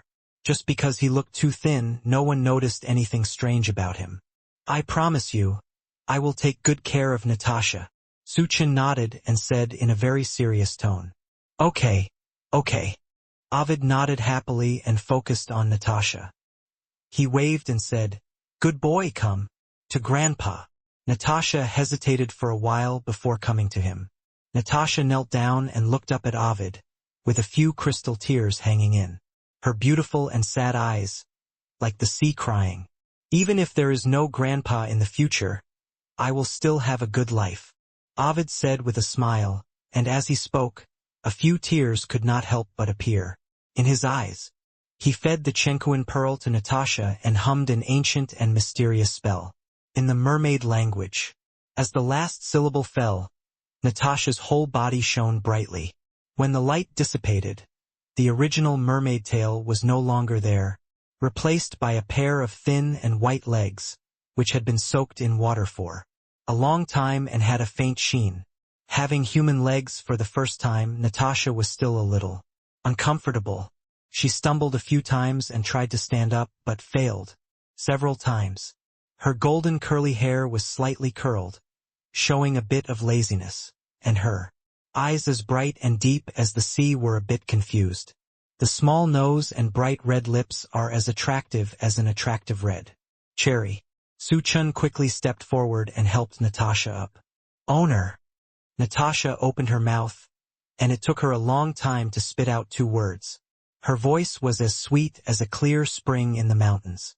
It was a natural sound that was mesmerizing. I'm here. Su Chen responded. Her beautiful eyes looked at Su Chen affectionately, with a bit of novelty, and then suddenly burst into a bright smile, like a crystal-clear sapphire, pure and bright. Grandpa! Natasha turned her eyes to Ovid again, and as she spoke, tears flashed uncontrollably in her eyes. Ovid responded with excitement on his face. Looking at the scene in front of her, Luluo couldn't help but blush, feeling very touching. Luoxin didn't speak, and was quiet from beginning to end. At this moment, there was no need for her to speak. She had been accompanying him silently. Xiaoxian was still young after all, so he was moved to tears when he saw this scene and kept flying around several people while Yizhue couldn't help but laugh. Natasha only has a human body temporarily and can speak. Her current strength is not enough to completely transform the energy of the Chenkuan pearl, so she can only use it for a short period of time. Ovid glanced at Natasha, couldn't help stroking his beard, and continued. Time is tight. Keep everything simple. You can hold the wedding tomorrow, transform the Chenkuan pearl earlier, and you will have more power to protect yourself. In the current situation, no one knows when the danger will come. The best way is to make adequate preparations early. Although time is tight, we must have everything we need. We will arrange it today. This is also a way for us to repay our benefactor. Ovid looked at Su Chen, his body trembled slightly, and he was filled with emotions for a moment. End of chapter. Ovid thought that his life would be like this, and when he was completely old, he would be abandoned by his friends and relatives, but he never expected that he could find his granddaughter again and see her get married. He died without regrets. Let me help. I can also contribute, and arrange the venue by the way. Luluwa immediately stepped forward to help. I can also help some ritual issues, I can do it. Luoshan also said quickly. If you need me, I will do my best. Izhuiwe pursed her lips and stood up. Then I will go with you. Although I don't have hands, I can help see how the arrangement is. Xiaoxian saw that everyone had found a job, and flew around anxiously. After thinking for a long time, he finally said this. Okay. Thank you for your hard work. Seeing this, Ovid couldn't help laughing. He was very happy in his heart. The friends Natasha made were all very good. Even if he was gone in the future, having these people around her would be a care. After a busy day, a hasty wedding scene was ready. It was Su Chen's first time to marry a mermaid, and he was a little nervous. For a while, according to the rules of the mermaids, they had to come to the statue of the mermaid goddess to pray and receive blessings from the goddess under the witness of many mermaids, and dance the mating dance in the water, which means a happy marriage. Then it was the night to reproduce offspring. The instinct of the spirit beasts felt that reproduction was a major matter, and they would mate in the underwater pearl bed. But because Su Chun was a human, the dance was adapted to be participated by humans. The tradition of the pearl bed could not be changed. Ovig waved his hand and moved the pearl bed to the land. Even though the mermaids are no longer prosperous now, the blood inheritance of tens of millions of years has left many rare treasures and traditions. For a while, the whole mermaid cave was full of joy. Early in the morning, Su Chun changed into a special groom's suit under the urging of the mermaids. Unlike the groom's suit of the human race, Su Chun was dressed in light blue, with his cuffs and buttons made of pearls. The tail of his suit was embroidered with the mark of the water tribe, with the ripples of the ocean, and the exquisite and beautiful patterns. Master, Luluwa is here to pick you up. Luluwa was wearing light green clothes, with black and shiny hair woven with grass knots, a wreath on her head, and pearl earrings on her ears, making her look playful and cute. When she saw Su Chen's appearance, her eyes lit up. She didn't expect that the master would look handsome in this dress, which was completely different from the previous lazy look. At the same time, she also sighed in her heart. It would be great if she and the master were married, and it would definitely be beautiful when the time comes. But now is not the time to be willful. Natasha's people have high hopes for them, and this kind of thing cannot be compared. Thinking of this, Luluwa shook her head and led Su Chun slowly to the venue. Along the way, many mermaids were watching from the side. When they saw Su Chun coming, they applauded excitedly. There were men, women, young and old. Everyone was wearing simple clothes. Although they were not gorgeous, they were very serious. After all, the mermaids were also spiritual animals.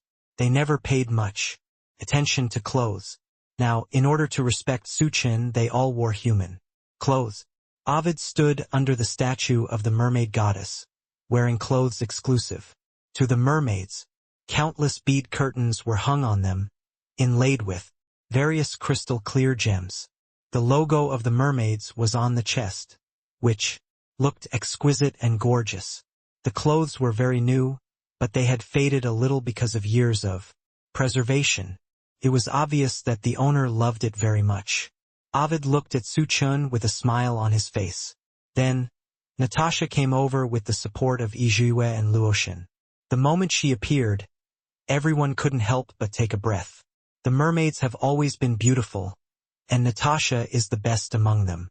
The golden chestnut curly hair was embellished with pearls, shining like the sun.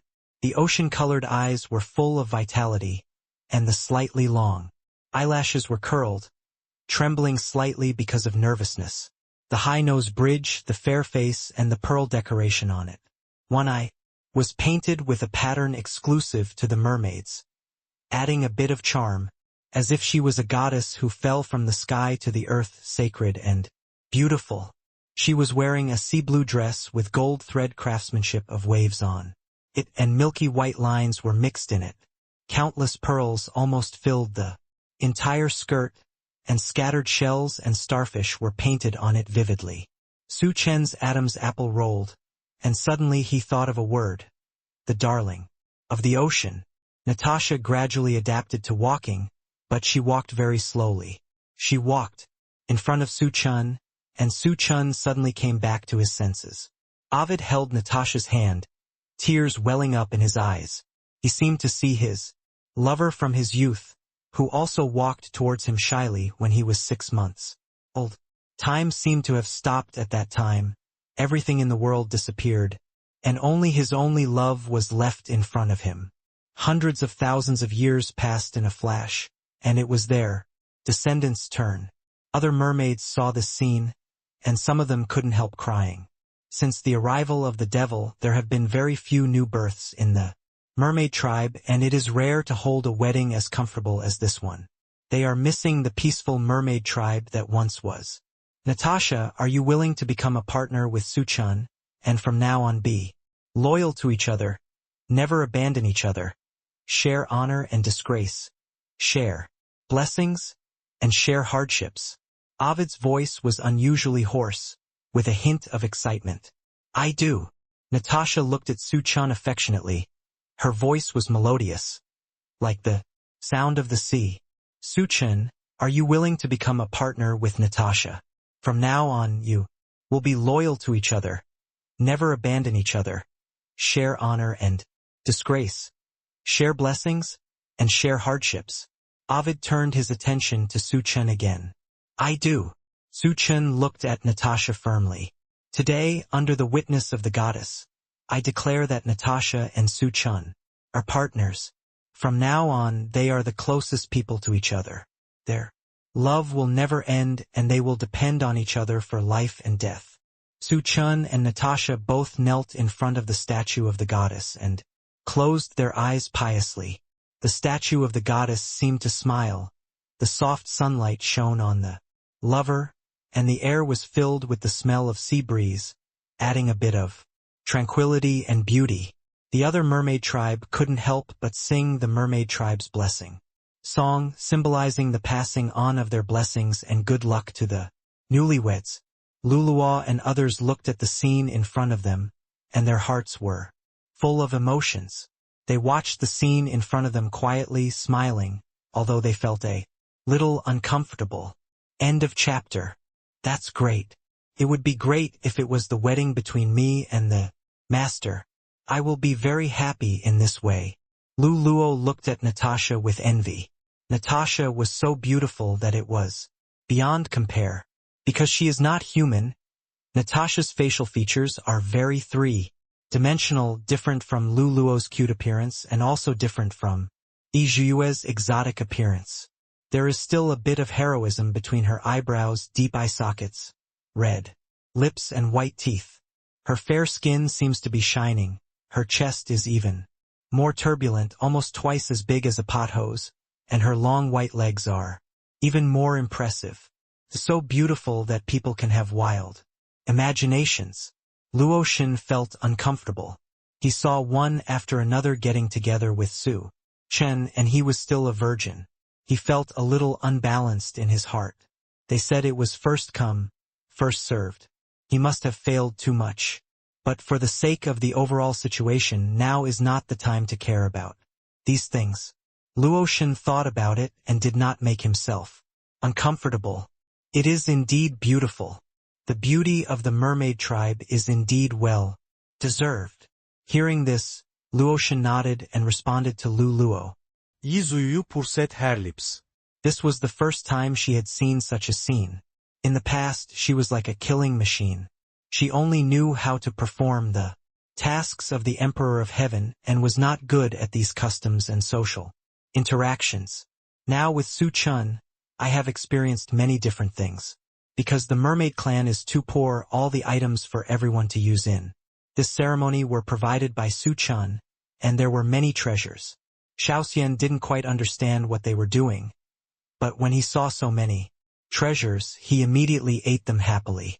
Visible to the naked eye, Xiaoxian's belly is round.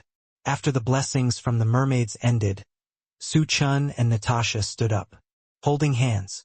Natasha is considered tall. Because of her unique bloodline advantage, she is a head taller than the average woman, but despite this, she is still nearly a head shorter than Chen. The two danced together.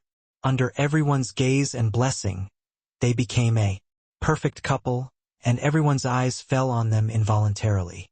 At the end of the song, Natasha suddenly jumped into the water, and her beautiful fishtail instantly appeared. She swam around in the water, and the Chen pearl continuously provided power in her body, which was instantly distributed to all the fish people. It can be seen with the naked eye that the spirit of those people and tribesmen is better than before, and everyone can't help but sing songs. Happily, Luoshin and the others are not from the mermaid tribe, so they cannot feel the power of blessing, but they can feel a cool feeling as if all the previous fatigue has been swept away, and the spiritual platform is clear and clear. Natasha is so beautiful. A young mermaid stared blankly at Natasha in the water, murmuring to himself, and suddenly asked the person next to him, "Why does the mermaid marry a human?" It's obvious that mermaid is her destiny. When the mermaids around heard what he said, their expressions changed. Unpredictably, it took a long time before they continued. "Viking, it's better not to say such things. That Chen is our great benefactor. Without him, we wouldn't be able to persist. It's been so long, and Natasha will be the high priest from now on. There is nothing wrong with the two of them. This is just that man's good luck. If I go to the ancient secret realm, I will definitely be able to bring the high priest back," the mermaid boy Viking said with an unconvinced expression. The mermaid clan has no precedent for intermarriage, and they already knew about the high priest and humans, but they only brought the high priest out based on the spiritual pet contract. It can be anyone else. After careful research, Viking thought that the man was taking advantage of the situation, so he contracted with the high priest. Natasha is a high priest with a promising future, the most noble being in the entire mermaid clan, and has a unique bloodline. How could she marry a hybrid human under normal circumstances? Viking, it's true that the human saved the high priest, and I think the two of them are a good match. The human is very powerful, and the high priest also likes the human very much. The mermaid next to him looked at Viking with a puzzled expression, wondering what he was thinking. Viking clenched his fists and gritted his teeth as he looked at the stunningly beautiful Natasha. Why should such a beautiful person be born as a human being? If that human being dies, will the high priest not leave here? Will he consider the mermaid boy, or even him? Thinking of this, his expression became dark and unclear. After that, they enjoyed the delicious food together. Chen also felt very happy. He drank a lot of wine with the mermaid people. Natasha had already arrived at the shell bed to wait for Chen. It wasn't until late at night that Chen walked in. Natasha had been sitting there obediently. When she heard Chen coming in, her body trembled and she immediately sat upright. Chen laughed at his cute appearance and couldn't help but said, "There are only two of us now, so there's no need to be so nervous." "Master, you are here?"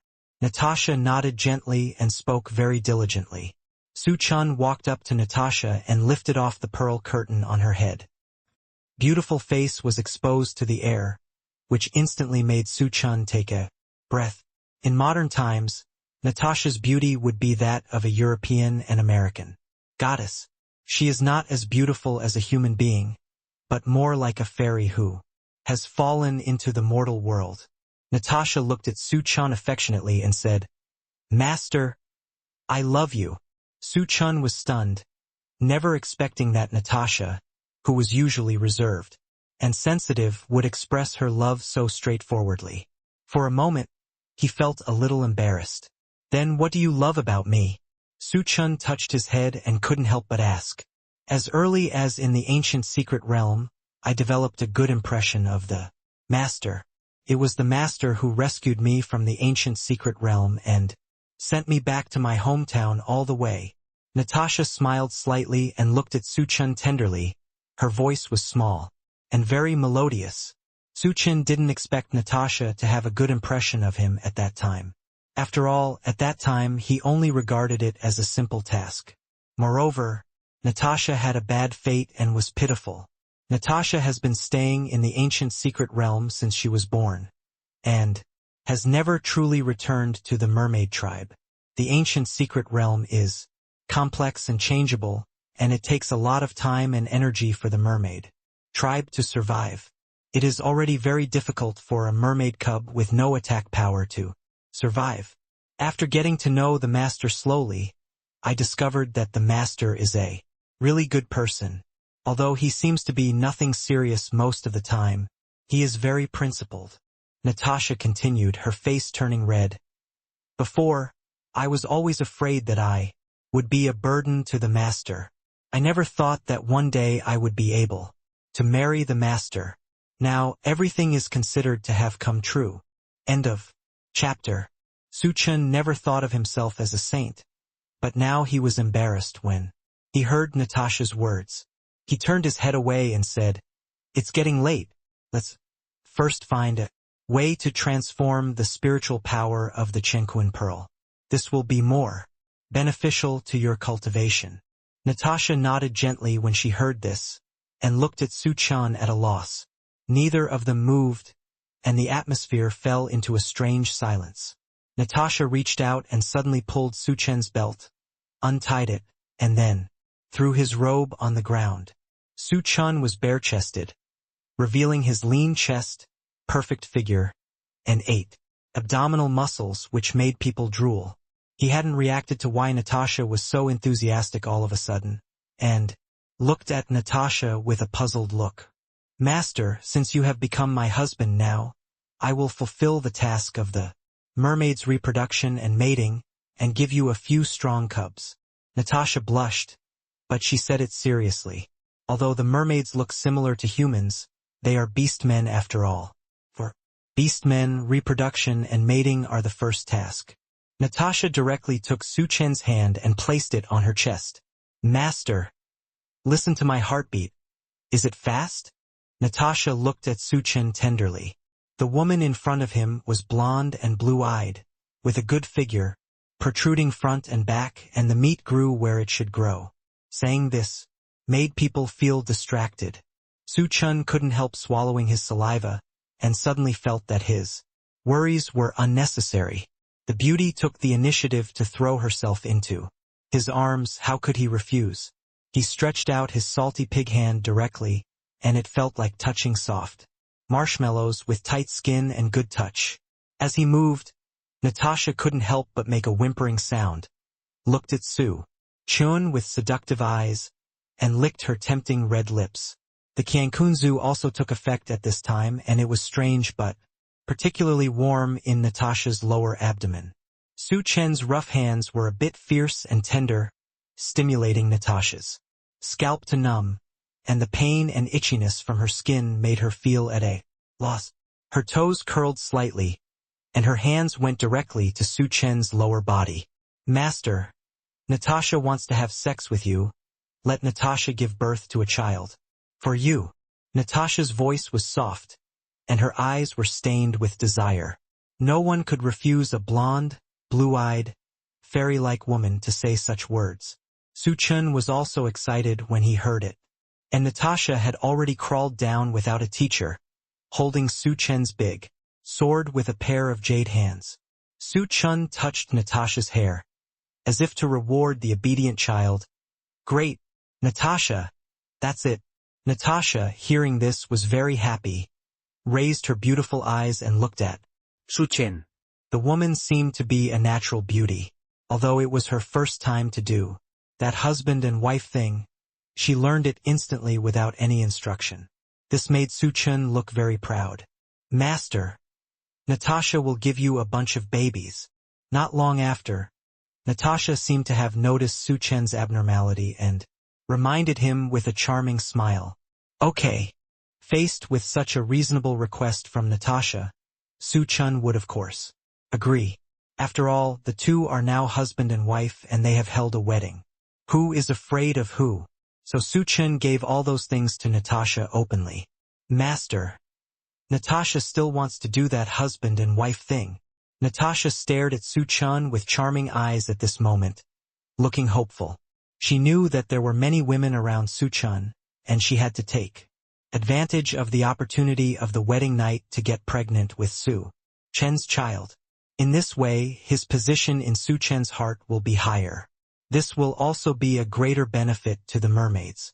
She was like an octopus, tightly wrapped around Su Chen.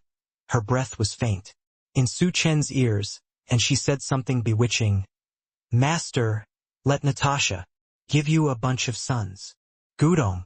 Hearing this, Su Chen swallowed deeply, then waved his hand, put Natasha directly on the bed and bullied her. Seeing this, Natasha bit her red lips lightly. Her eyes were as charming as silk. If you want to give birth to a little monkey for the master, this master must agree to you. Su Chen smiled. The shell bed made a slight sound, and the whole air was filled with ambiguous sounds of water colliding. Master. Natasha wants to give you a baby. You know what Natasha means. Natasha followed the most primitive instinct, looked at Su Chen with a charming face and said with a comfortable face.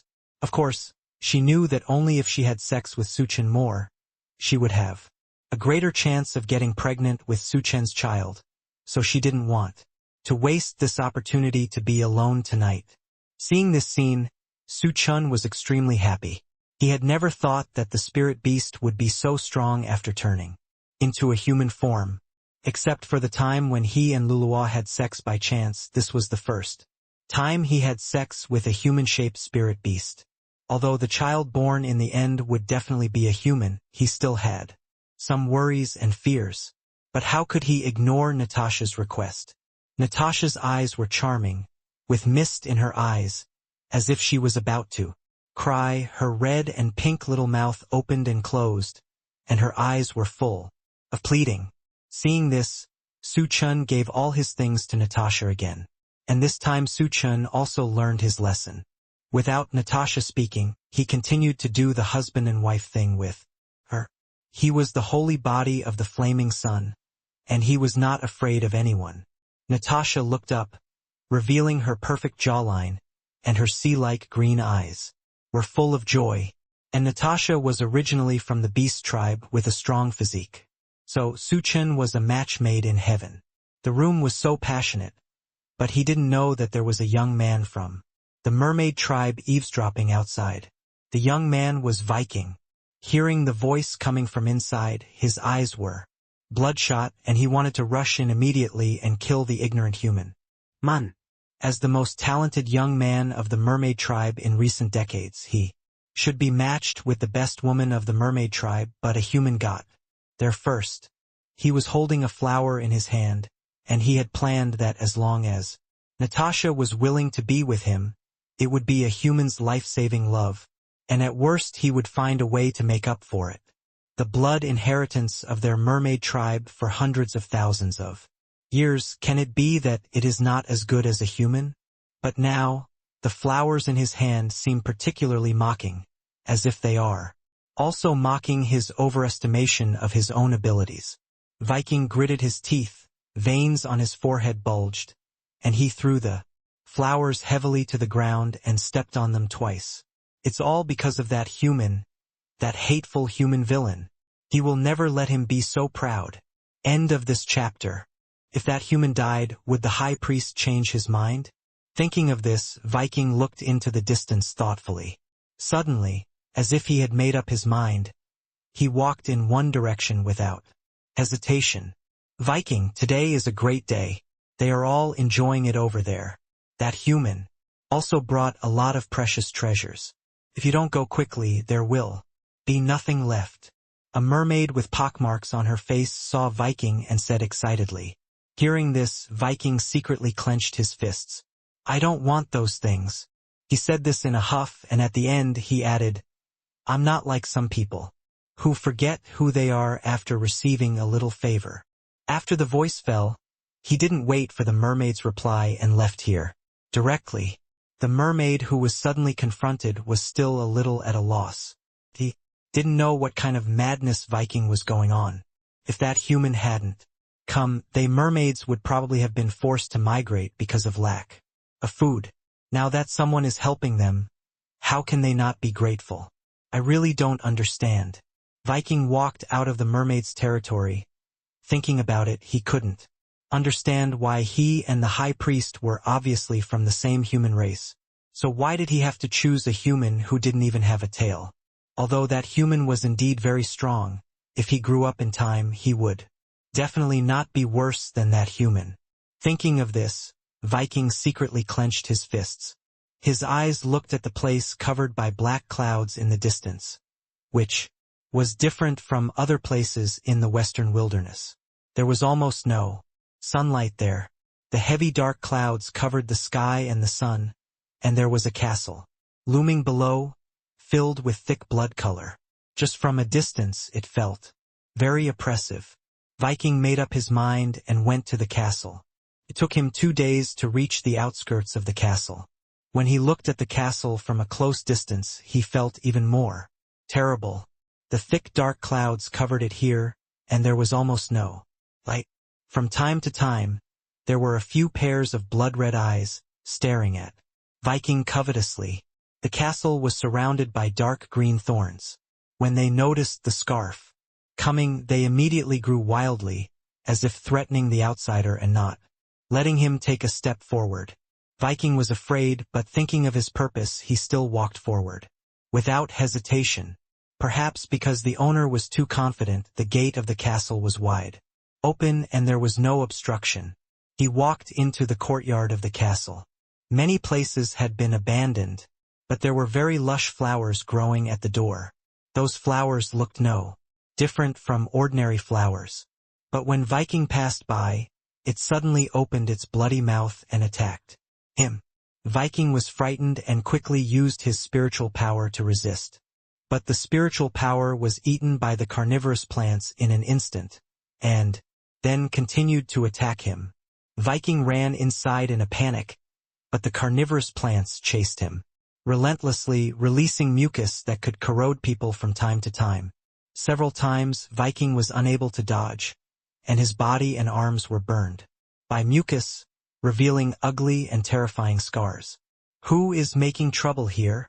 A very majestic voice came, and Viking subconsciously looked in the direction of the sound and saw a giant bat standing in front of the castle. The bat was almost 2 meters tall, standing there with its wings folded, with a pair of scarlet eyes full of murderous intent, huge fangs hanging on its mouth, and 2 long toenails that were scratched on the ground so sharp that they could disembowel a person in an instant. Although it was not the first time that Viking had seen such a strange creature, he was still trembling with fear. The giant bat looked at him quietly with blood-red eyes, as if in his eyes, Viking was just an insignificant ant, not even worth his action.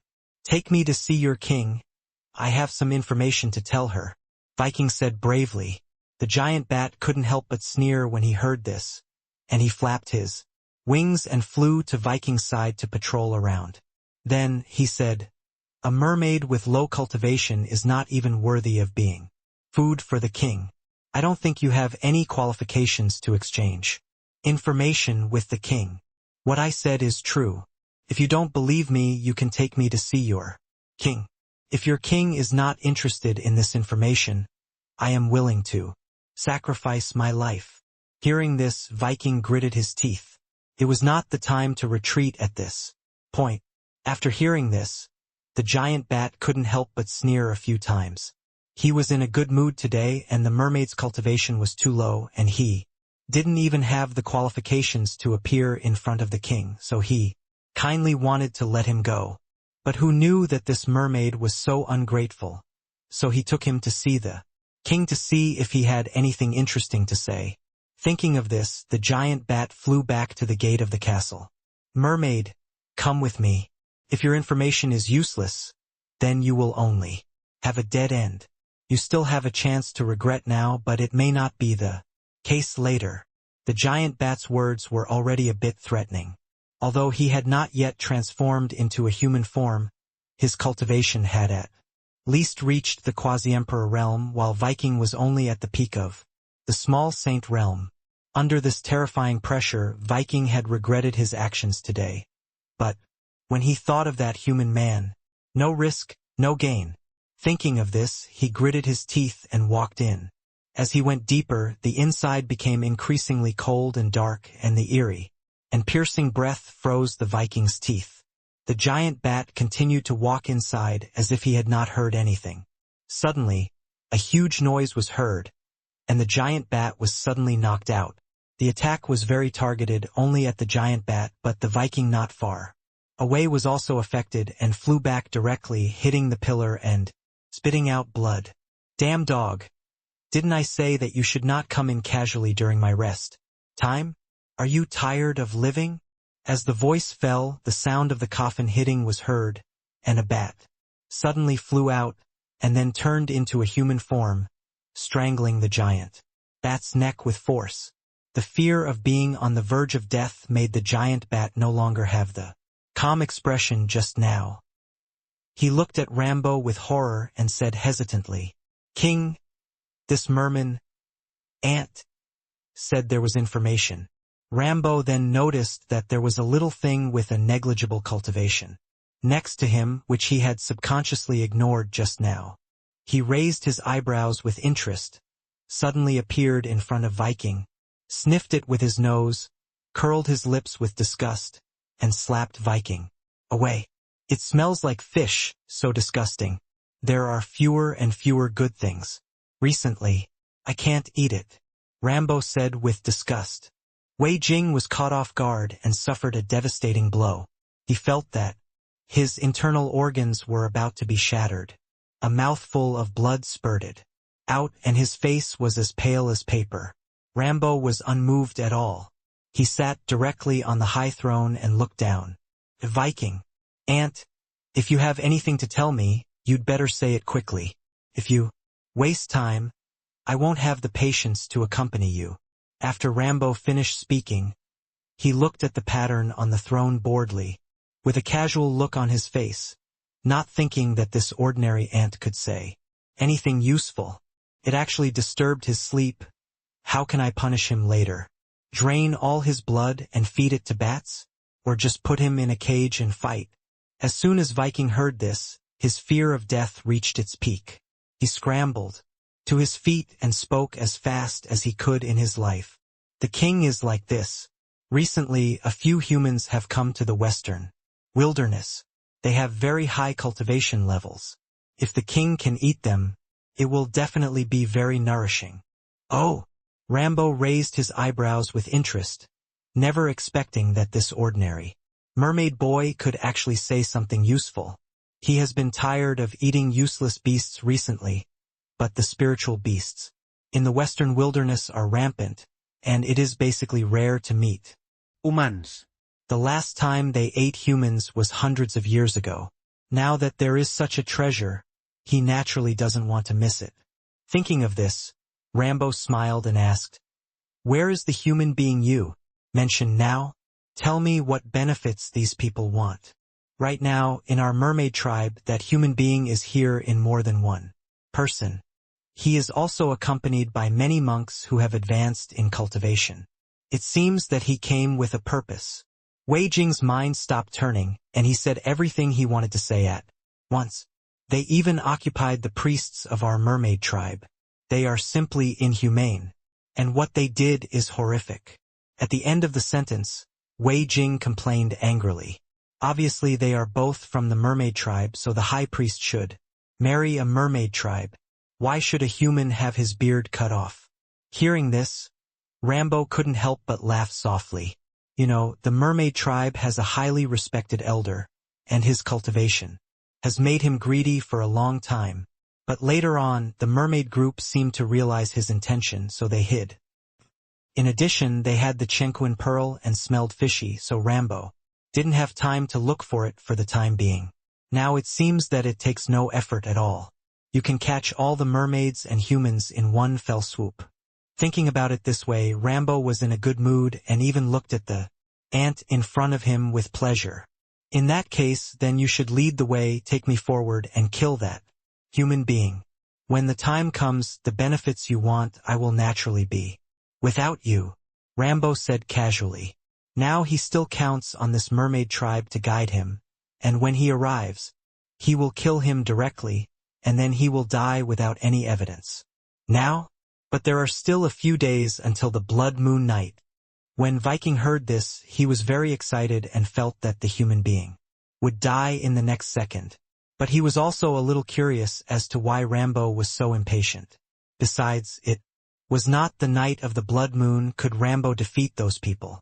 Rambo was already impatient after hearing his words. Although it is not a fixed blood moon night, he can also forcefully reverse time, but his cultivation will be slightly weakened. However, his cultivation level can be said to be invincible in the entire Tianxian continent. If it weren't for the fact that his master gave him an order to stay in the western wilderness, he wouldn't have to think of ways to eat these spiritual beasts that eat their hair and drink their blood every day. You don't have to worry about that. You're just responsible for leading the way, Rambo said coldly. He waved his hand casually, and a blood moon suddenly appeared in the originally dark sky. The moon was emitting an evil blood-red light, and looked particularly sinister. At the same time, the entire sky quickly darkened, leaving only blood-red thunderclouds. When the spirit beasts all over the western wilderness saw this strange phenomenon in the sky, they were all frightened to death and immediately prepared to escape. It's the night of the blood moon. The big devil is here. Run! Isn't there still 7 days left? Why is it the night of the blood moon? All the spiritual beasts in the western wilderness fell into a state of rage. At this moment, Su Chen and Natasha, after a few days, finally came to an end. Natasha belatedly realized that Su Chen was actually the legendary Yin Yen, Young Holy Buddy. This not only had the effect of getting twice the result with half the effort in transforming the Chenquin pearl, but the intercourse between the two also greatly improved her cultivation. Seeing that Natasha was still dissatisfied with her desires and wanted to do it a few more times, it was clear that she was almost exhausted and she was still pestering Su Chen and wouldn't let go.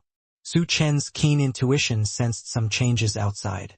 Regardless of whether it was true or not, the current environment did not allow them to continue to sink. Natasha, look at your current level of cultivation. How is the Chenquin pearl in your body? Su Chen said seriously. When it came to business, Natasha could only temporarily suppress her desires. It didn't matter at first glance. After these few days of double cultivation, her cultivation level had been directly promoted to the peak of the great Saint realm. Not only that, the spiritual power of the Chenquin pearl can also be used by her. Although it cannot be completely transformed, it is equivalent to her. Natal Magic Veapon. Natasha told Su Chen all this excitedly, her eyes sparkling. He would no longer be a burden to them, and not only that, he could also help the master in the future. Hearing this, Su Chen couldn't help but touch Natasha's head. The huge spiritual power of the Chenquin pearl cannot be successfully transformed in a short period of time. It has now become your lifelong spiritual weapon for you to drive, and it will become smoother and smoother to use in the future. Su Chen grinned and said with a smile. Natasha nodded seriously immediately. At this time, there was a knock on the door outside. Master, it's not good. The blood moon night is coming. Luo Luo's voice came from outside the door. Su Chen's pupils shrank slightly. How could it be? It's still several days before the blood moon night. The two of them quickly put on their clothes and went out. Entering the mermaid hall, almost all the people of the tribe gathered here, and the tribe leader Ovid had a serious face and a tense expression. Seeing Su Chen coming, he slowly said, "Are there any other mermaids who haven't arrived yet?" Hearing this, the mermaids present looked at each other, and suddenly someone said, "Chief, Viking is missing."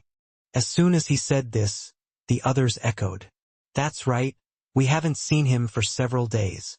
What should we do now? It's the night of the blood moon and we can't go out to look for him." Everyone immediately began to discuss it, and saw that the scene had turned into a mess. Ovid pounded the table with a big hand and said with spiritual power, "The top priority is to ensure the safety of everyone. Since he is not here, let's ignore him and ensure the safety of others." As soon as the words fell, Ovid immediately began to organize others to escape. The mermaids with low cultivation levels had fallen to the ground, vomiting blood and twitching. Rambo enjoyed the pain of these people and immediately unleashed his powerful pressure. "I am the king of the western wilderness. Everyone must kneel at my feet. Today, no one from the mermaid clan can escape." Rambo roared arrogantly. Immediately afterwards, terrifying pressure swept across the entire audience. Instantly, even Yizhuiwe, who was currently the most cultivated, felt Rambo's terrifying pressure sweeping across. If she hadn't met him before, Yizhuiwe thought she could fight him for dozens of rounds, but now that she felt his level of cultivation, she realized that her previous thoughts were simply whimsical. Yizhuiwe looked solemn, walked to Su Chen calmly, and used her spiritual power to transmit the message. "We have to find a way to get out of here. Quickly. I am no match for Rambo. No one can escape if I stay here any longer." Su Chen gritted his teeth and asked, "But with so many people, they can't run away even if they want to. Is there no way to do it?" A conservative estimate is that Rambo has at least devoured many spiritual beasts that are at the peak of the quasi-emperor level. His current level of cultivation is immeasurable. Yizhuiwe had no choice but to say with a very solemn expression, "Ovid is the leader of the clan after all, and he can still remain calm at this moment." But at the same time, he also realized one thing clearly and incoherently: "I am afraid that he will suffer a disaster today." Thinking of this, he couldn't help but shed tears in his eyes, and glanced at Natasha and Su Chen meaningfully. In any case, the Chenkuan pearl must not fall into Rambo's hands. Otherwise, the entire western wilderness will be overturned by him. Although Rambo is so rampant, he has never completely unified the entire western wilderness. Their mermaid clan accounts for a little bit and more. Importantly, there is the dragon clan. The dragon clans Jiangqi and True Dragon Qi Tianka. Ovid, such a dark creature. Ovid knew that this time he would probably die. But that doesn't mean there's no chance. Thinking of this, Ovid took a deep breath and said loudly, "You devil, even if we die, we will never surrender to you. You're an old man who has such a strong tone. I just don't know if you can maintain such a strong tone when I kill your fellow tribesmen one by one in front of you." Seeing this, Rambo looked at Ovid with interest and showed an eerie smile. "Today is not the night of the blood moon. Your strength must have been greatly weakened. If it were before, you would never have given us the chance to say these words. You spent a lot of effort to break the barrier outside our mermaid clan. Let's go," Ovid said unusually calmly. When he knew that death had arrived, Ovid suddenly thought about it. Anyway, he had no regrets in this life.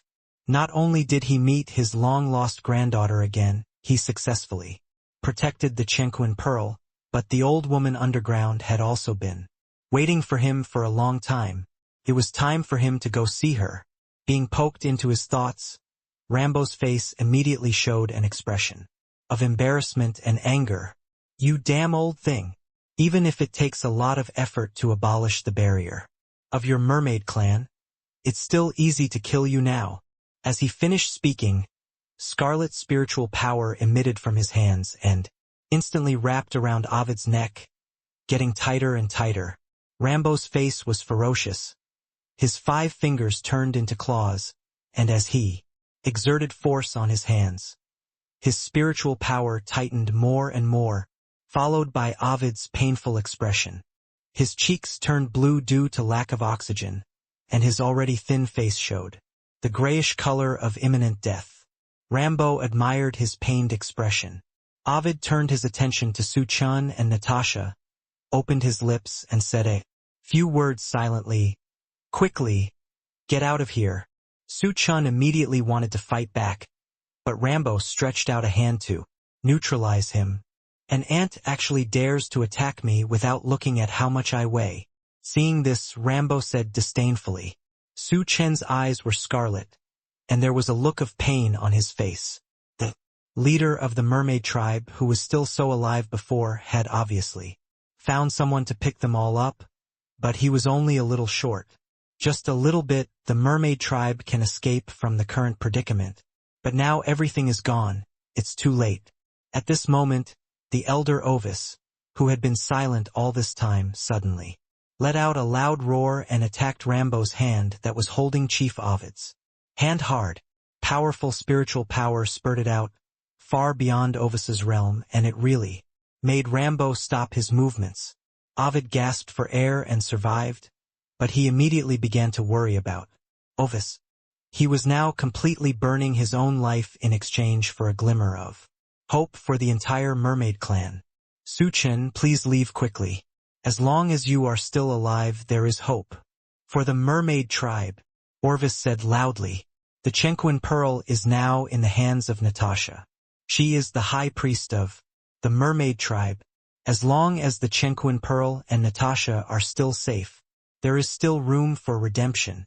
Thinking of this, Ovis' eyes gradually became firm. He is Ovid's younger brother.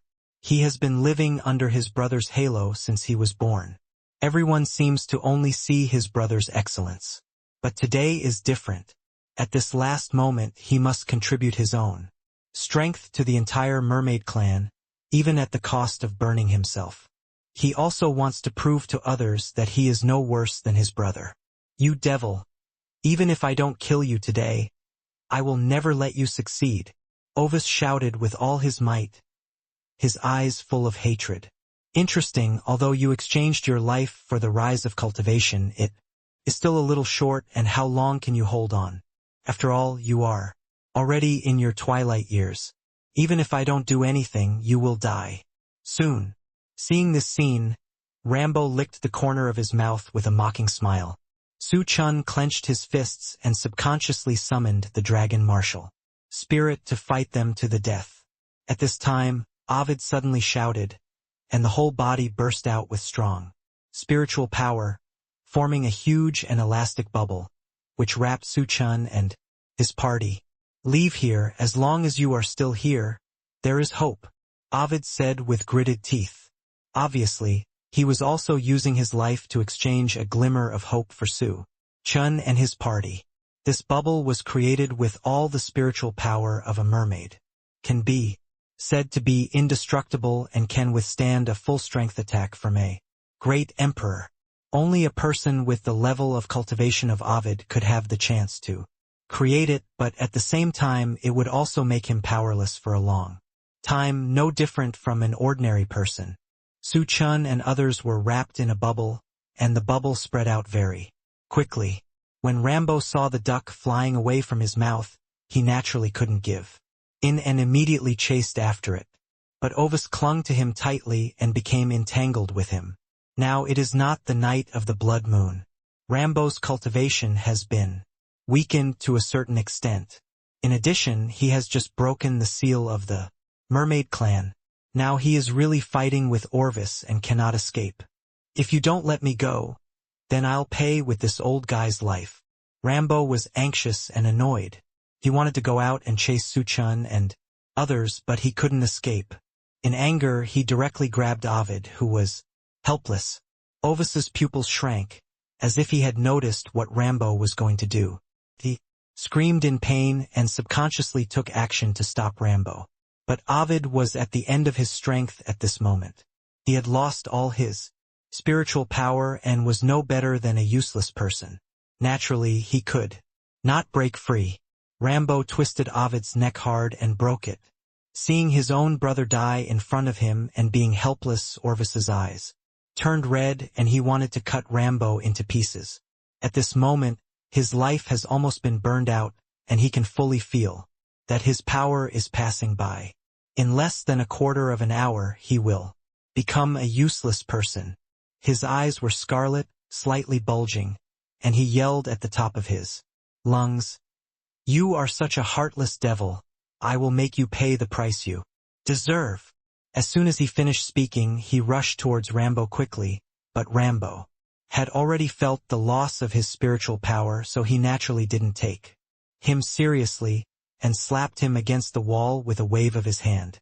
The fragments of gravel on the wall penetrated directly into his chest, dripping with blood, and there were wounds on his face, neck, and forearms, making him look like a bloody man.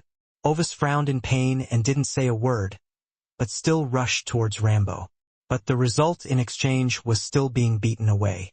He was knocked away again, and the other mermaids couldn't stand it anymore, and they rushed towards Rambo like crazy. But the cultivation level of those tribesmen is low, which is nothing more than scratching an itch for Rambo.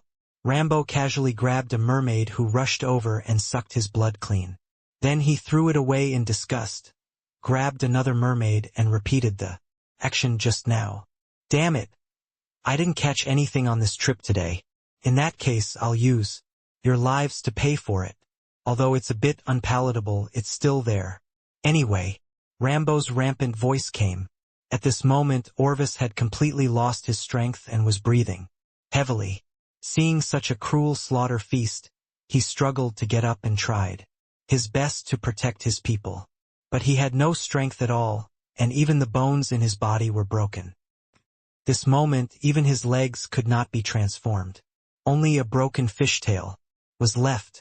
The scales were knocked off, revealing large chunks of flesh and blood. Bones can be seen deep in this place, which looks particularly oozing. You run. Leave me alone. Orvis said this with all his strength.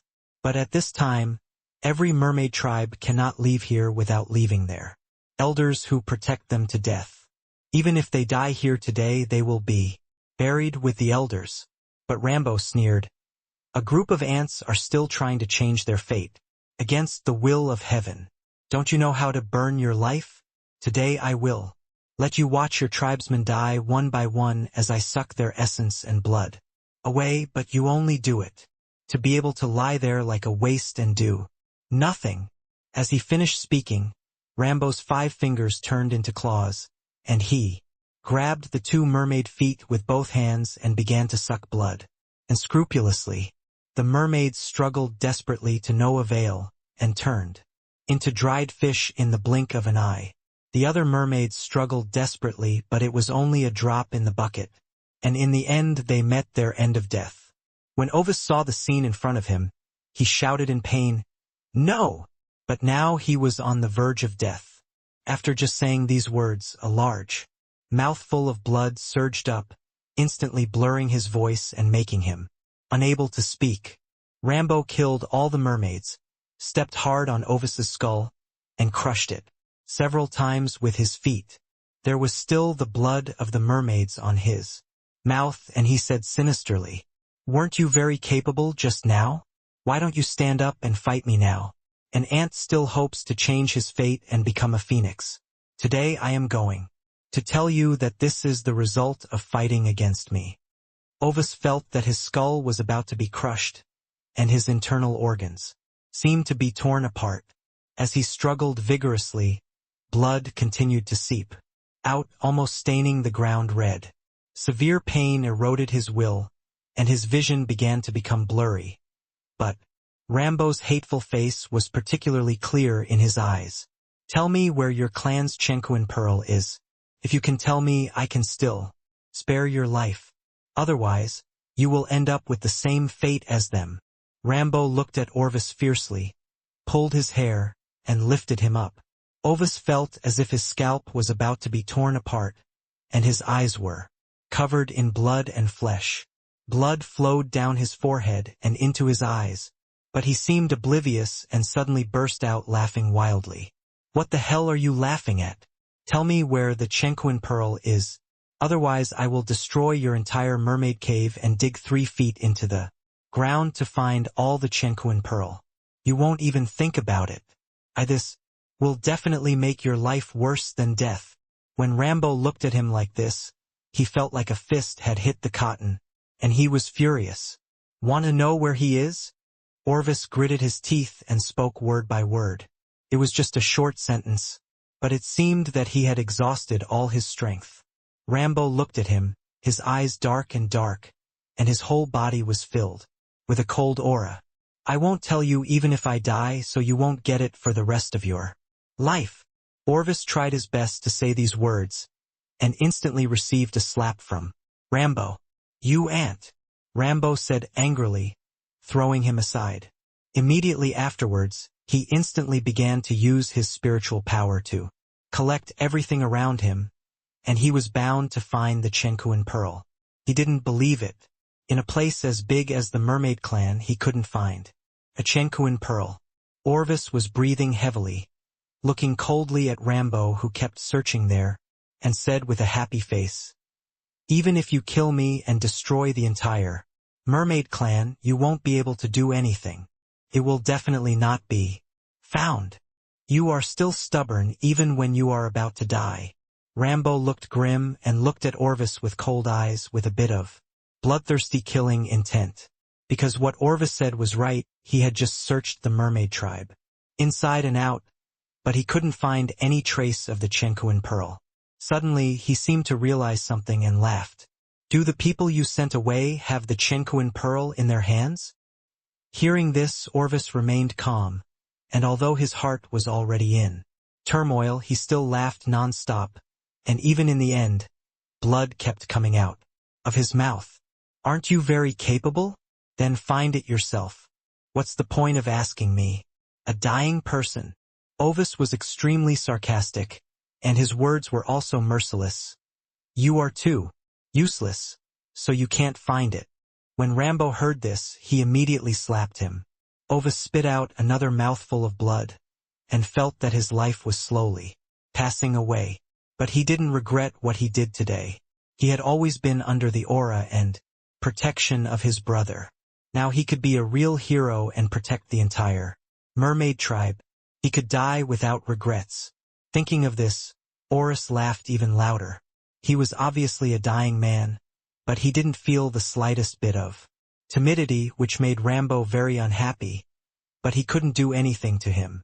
For the sake of Qiankunzu, inexplicably aggrieved, Rambo snorted coldly, pinched Orvis's neck, lifted him up, and then took out a pill and stuffed it directly into Orvis' mouth. It doesn't matter if you don't say it. I have a lot of ways to know what you want to know. It's too easy for you to die. I will definitely make you live a life worse than death. After saying that, he laughed faintly, with bloodthirsty murderous intent in his eyes. I want to see whether you are being stubborn or I am better. Orvis subconsciously wanted to spit out the pill, but Rambo forced him to take. Almost instantly, he felt his body recovering. But then came the pain from his internal organs.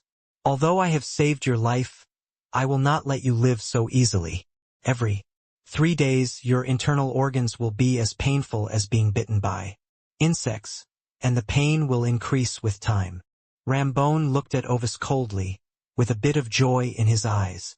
As for the ants who escaped, as long as you are here, I don't believe I can't find them unless they are really cold-blooded and ruthless people, then I can only use you for fun. Rambo said this very easily, but only the person involved knew how vicious it was. Orvis was about to bite his tongue to commit suicide when he heard this. I will never let you succeed, he shouted angrily. But how could Rambo do what he wanted? He immediately pinched his jaw and forced him to open his mouth wide, and finally pulled out his tongue. Then, he threw it away and wiped his hands in disgust. If you were not useful, I would really like to kill you directly. The tongue was pulled out, making Orvis's already painful body even more broken. He couldn't say a word, and looked at Rambo with murderous eyes. The severe pain stimulated him to go crazy. His mouth was filled with blood, and the smell of rust emerged. He was almost breathless. The pain in his internal organs was even worse. There was no good meat on his body. The more painful he was now, the more excited Rambo was. I don't believe that they won't come back with you. After the voice fell, Rambo snorted coldly, as if he had thought of the plan. pleasure of eating humans after the Qiankunzu was obtained in the future. On the other side, several people were escorted out by Bubble, which was moving very fast, but it seemed to have no purpose.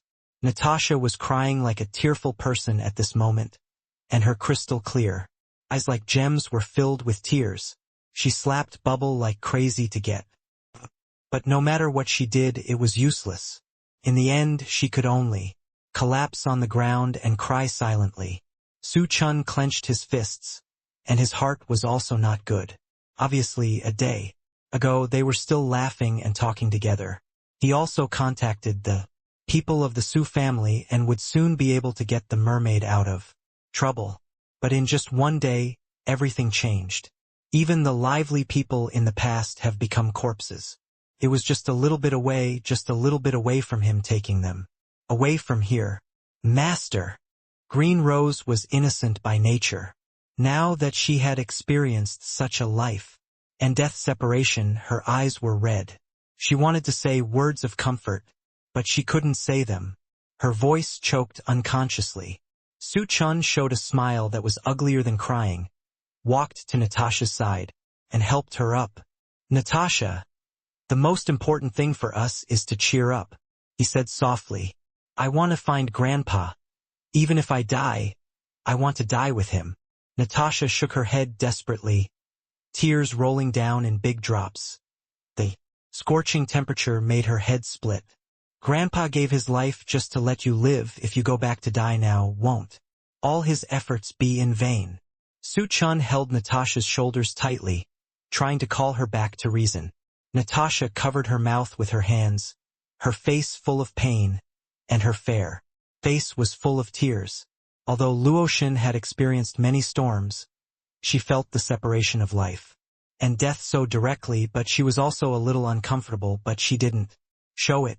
She watched quietly and walked to Natasha's side silently. But I still can't bear it. It's not long since I met him. I haven't even shared my mother's experience with him, and he has been separated forever. Natasha choked and said that in the ancient secret realm, her mother was looking forward to the family reunion. Now he finally has this opportunity, but the time is so short that he didn't even communicate with his grandfather properly. Things are unpredictable. He certainly doesn't want it. At least you have seen it. Su Chen couldn't bear it in his heart, and couldn't help turning his face away, and comforted him clumsily. Master, if we hadn't come to the mermaid tribe, would everything have never happened? If the Chenquin pearl hadn't been handed over to me, would the mermaid tribe's barrier have never been broken? Natasha suddenly stood up and held Su Chen's hand tightly, her eyes full of sadness and a bit of brokenness, which made people's hearts break, as if they would follow her in the next second. End of this chapter. Su Chen pursed his lips. In fact, he had also asked himself this question in his mind. If he hadn't been too flamboyant and aroused the mermaid's jealousy, wouldn't that mermaid have done anything stupid? Will the mermaid tribe not suffer disaster? If they had never come here, the human race would not have perished so quickly. As long as they persisted hard, they would still be alive, even though life was very difficult. Are they sinners? Luoxin pursed his lips and couldn't help but say, this has nothing to do with you. If you want to blame the traitor from the mermaid tribe who was obsessed with profit. He harmed the entire tribe because of his selfish desires. But without us, this might not have happened. Hearing this, Natasha said guiltily, her beautiful eyes full of sadness. It's not that you will have other things. His mind is wandering and jealous. You have made a lot of efforts to make the human fish clan better.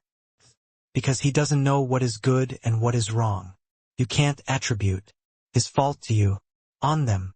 Luoxin said softly, with a hint of comfort in his words.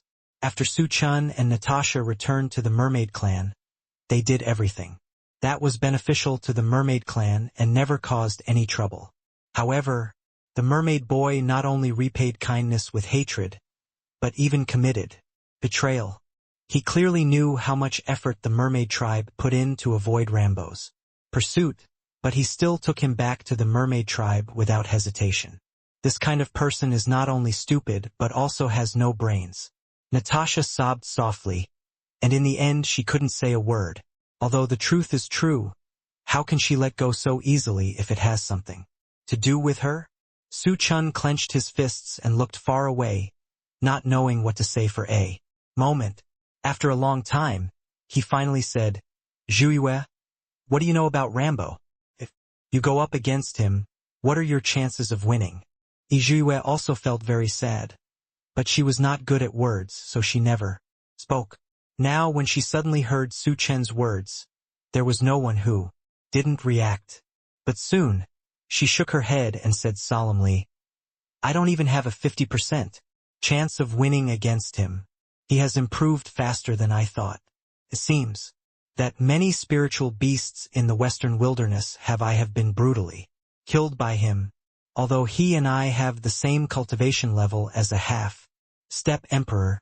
His true strength should completely surpass mine." Such news is undoubtedly another heavy blow to everyone's hearts. Everyone's expressions are not pretty. Although he cannot reach the true realm of the great emperor under the constraints of the laws in this continent, his strength can definitely be comparable to the great emperor. The difference between him and me is really too big. At most, it can delay some time. Zhuiyue continued to add. The expression on his face was not pretty. As early as in the fairy world, this Rambo was not honest and often thought of some evil ways to improve his cultivation. It's just that, at that time, most of the people in the fairy world were powerful and came from orthodox monks. As a vampire, Rambo, although he had a human form, was no different from the bloodline of those spiritual beasts, so naturally he couldn't get any benefits. Now that he is here because of the huge gap in cultivation, he is unscrupulous. In addition, there is no one to restrain him, and his methods are even more cruel and inhumane. The Emperor of Pianshang Tiandao has never had too many restrictions on this. After all, in his eyes, as long as his subordinate's cultivation level is improved, it doesn't matter any method as long as it does not hinder his interests. Thinking of this, Zhuiyue couldn't help but curse in her heart. Sure enough, she was not a good person, and she didn't have any good people under her command. At this moment, she seemed to have forgotten that she was once a member of the Tiandao Emperor. What's the weakness of Rambo? Su Chen nodded. Although he had already understood what Zhuiyue said, he still felt a little heavy when he heard her say it in person. The common problem of the blood clan is that they are afraid of the sun, and are extremely afraid of the most pure things in the sun. This can greatly weaken their strength. For example, today is not the night of the blood moon, so the yang energy is very strong, which affects part of his cultivation. Influence.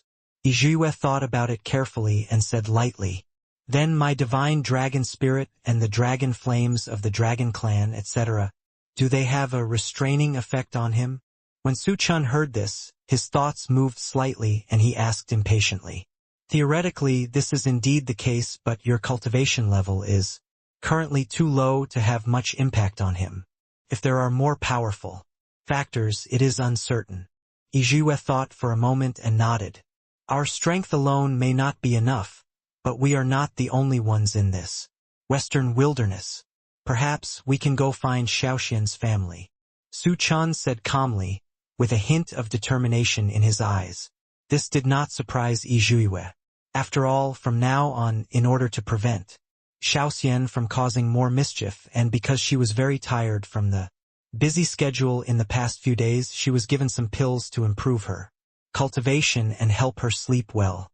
Medicine. This is also the reason why Xiaoxian, who usually chatters, said nothing. With the Dragon Clan's Jiangqi, we will definitely be able to restrain Rambo very well. When the time comes, we will get twice the result with half the effort. Zhuiyue said in agreement. Rambo has been in Xihuang for so long, but he has never been able to rule the entire Xihuang. Part of the reason is because of the Dragon Clan. Although his personal strength is very strong, it is still very troublesome. for him to deal with so many dragons who restrain him, so he needs the help of Qiankunzu. With Qiankunzu he can absorb the yang qi, and the things that bother him are gone, so it is natural for him to defeat the dragons. Qiankunzu is usually kept by the mermaids. Rambo has tried many times before to snatch Qiankunzu, but he has always failed. Now that Qiankunzu is with Natasha, it is also very beneficial to them. Without further ado, Su Chen took the lead in waking up Xiaoxian. Xiaoxian didn't react to what happened. He opened his eyes and yawned, then flapped his little wings and flew up. How long have I slept? Where are we now? Realizing that he was in a huge bubble, he flew around curiously and began to look at the surrounding environment. But soon, Xiaoxian realized that everyone's expressions were very solemn.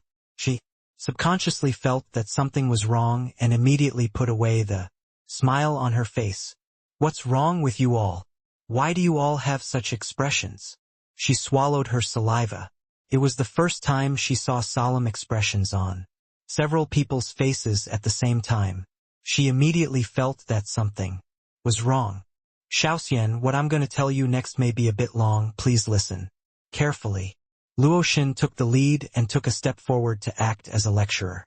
He told Xiaoxian what had just happened in great detail with an ugly expression on his face. Just by talking, you can feel that what Rambo did is outrageous. Lulua and Zhuye listened to it again, showing unbearable expressions and closing their eyes slightly. Natasha couldn't help but shed tears and felt a knife stabbing her heart. Su Chen clenched his fists and vowed to cut that old immortal Rambo into pieces with 1,000 cuts. A gentleman's revenge is never too late in 10 years. He must make that old guy pay the price he deserves. That devil. He is so abominable. If I had been awake at that time, I would have burned all his hair with a burst of fire. The more Xiaoxian listened, the angrier he became. He bared his teeth and kept screaming. He wished he could burn Rambo to ashes on the spot. With your current level of cultivation, let alone burning her hair, it's probably difficult to even get close to her. Luoxin said very objectively. Although Xiaoxian belongs to the dragon clan, according to his age, he is still a baby dragon. He is simply not enough to look at in front of that old immortal thing. Okay. Then what should I do now? Xiaoxian was a little depressed, a little sad that he couldn't avenge those kind-hearted Xiao Yugen. Although he had not been with the mermaid tribe for a short time, he truly felt the kindness of those people. For this reason, she even restrained her urge to eat dried fish and helped with many things. But who would have thought that things are unpredictable, and when I wake up after a short sleep, all those dried fish are gone. Perhaps it was because he had not personally experienced such a cruel scene, so he was not as heavy-hearted as some other people. We now need to find a way to find the place of the Dragon Clan. It is best to seek help from the Dragon Clan so that we can avenge all the mermaids who died. Su Chen said slowly. Where are we now? Lulua couldn't help but ask. The surrounding scene was changing unpredictably, and the temperature visible to the naked eye became very high. If the mermaid tribe's territory was mild and humid before, then it is hot and dry here. Scorching heat waves hit them one after another. Even if they are in the water, they still feel very hot. According to ancient book records, the western wasteland is divided into two types of landforms. One is a place suitable for most aquatic tribes or non-lethal spirit beasts to live. It is called Shui Lingzhe, and it should be the place where we stayed before. Luoxin knew something about this and slowly spoke. The other place is said to be the place where the Dragon Clan and some extremely lethal ethnic groups live. It is hot and dry all year round, and the surface environment is very harsh. There is almost no vegetation, but there are ravines and countless valleys, which is very suitable for group living.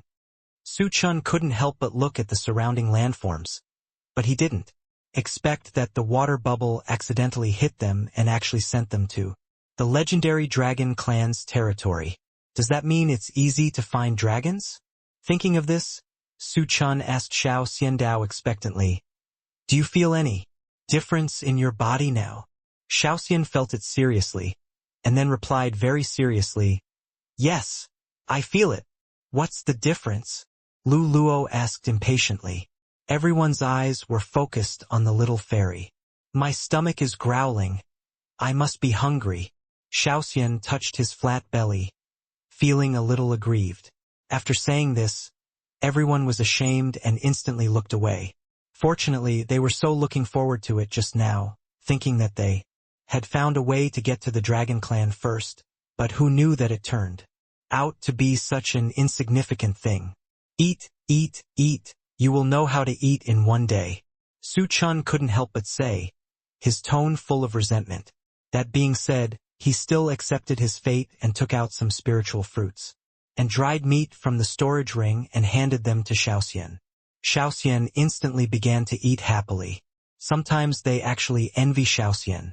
After all, he was just born and doesn't understand many complex emotions.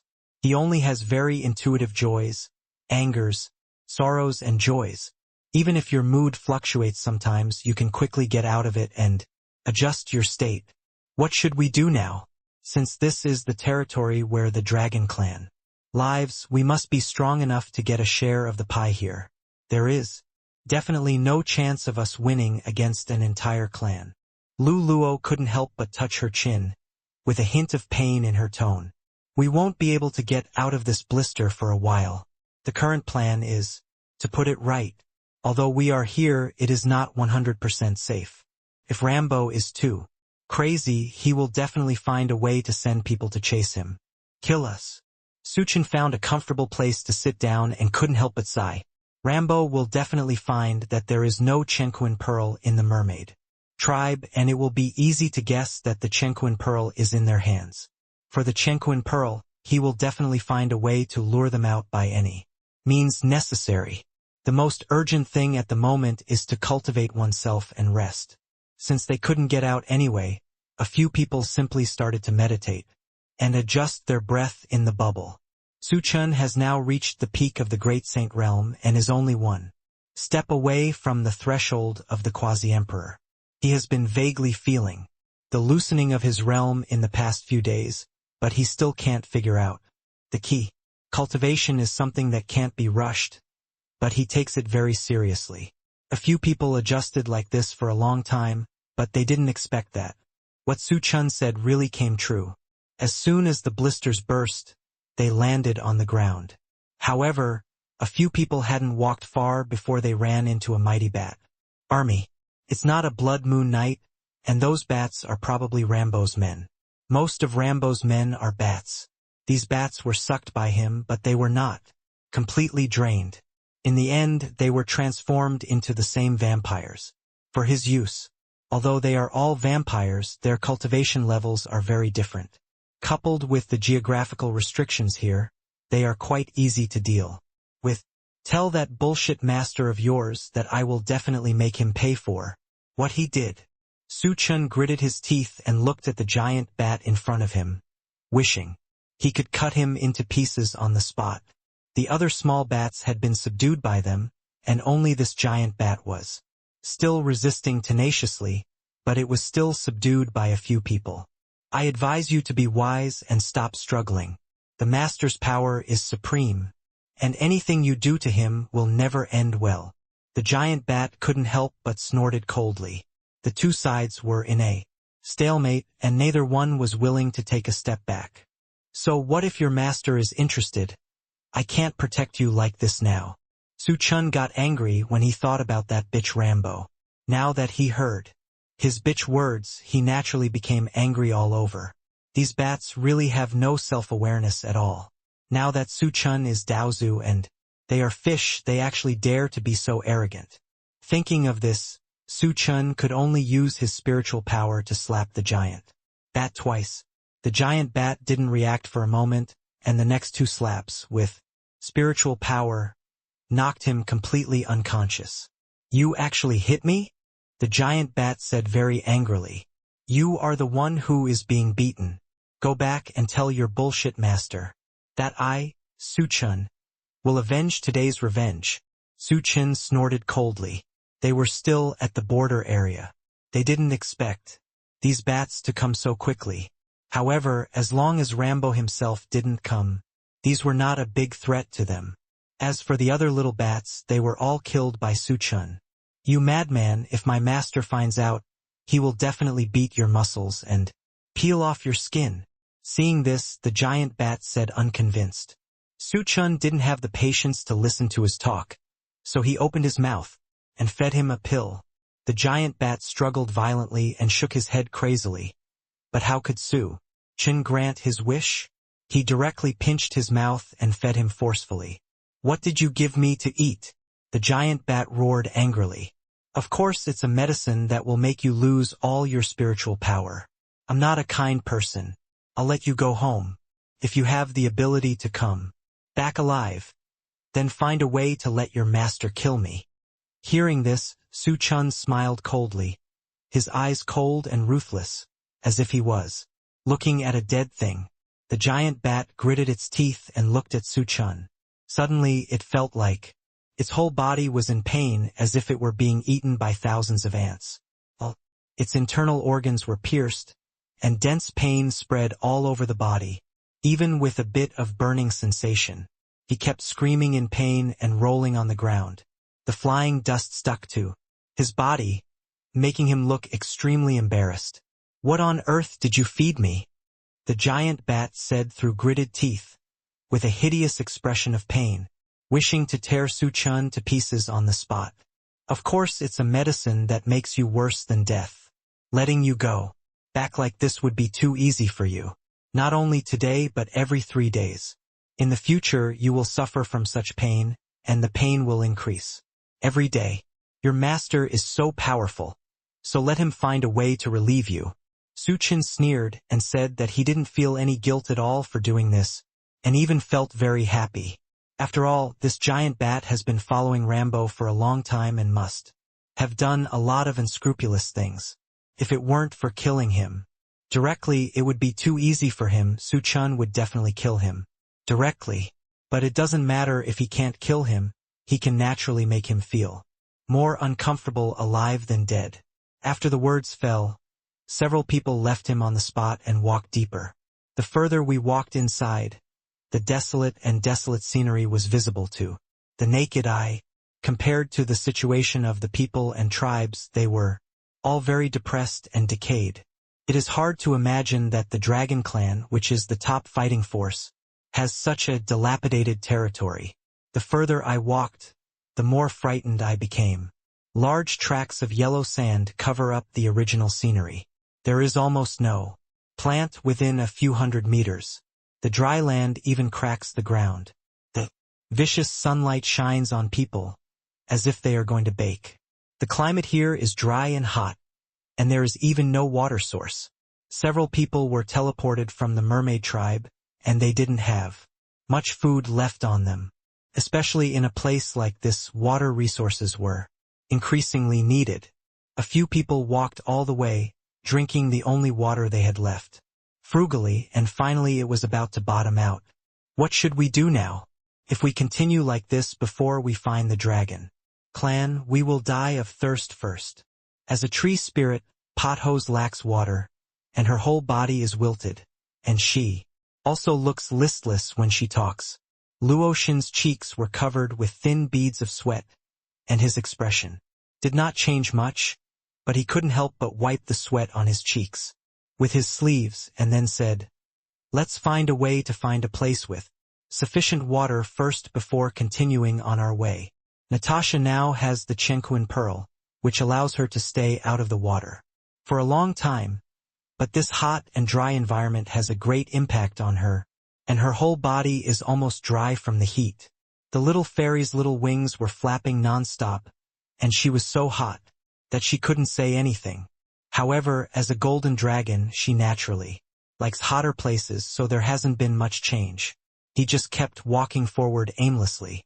The deeper he went inside, the more desolate and dilapidated the scene became. It looked like there had been no trace of living creatures for hundreds of thousands of years. Suddenly, Xiaoxian moved his nose and flew towards a certain place. A few people didn't know what was going on, so they quickly followed him. I saw Xiaoxian stopped in front of a bone, silent and did not speak. Su Chun and Luoshan took the lead to take a step forward to observe who the skeleton was, and they actually attracted Xiaoxian. As soon as he got closer, Luoshan recognized at a glance that this was the skeleton of a dragon. It's just that over time, the corpses have rotted and been absorbed, and only this empty skeleton is left here.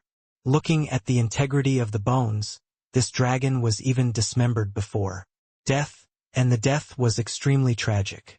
Even some parts of the bones were not intact, most of them were broken, and there was no intact place. Such a cruel method, you don't need to think about who did it. It must be Rambo, the crazy one. Su Chun couldn't help but clench his fists, sneering at Rambo's behavior of killing innocent people. Xiaoxian finally felt the breath of her own people, but it was just a corpse. Not even a corpse, just a skeleton. She was very depressed, and she also felt that her companions might not be in a good situation now, when she thought that her tribesmen who she had never met had also suffered such an unprovoked disaster. She felt very uncomfortable. Although she had never seen those dragons, Xiaoxian also missed her own kind, and her family whom she had never met.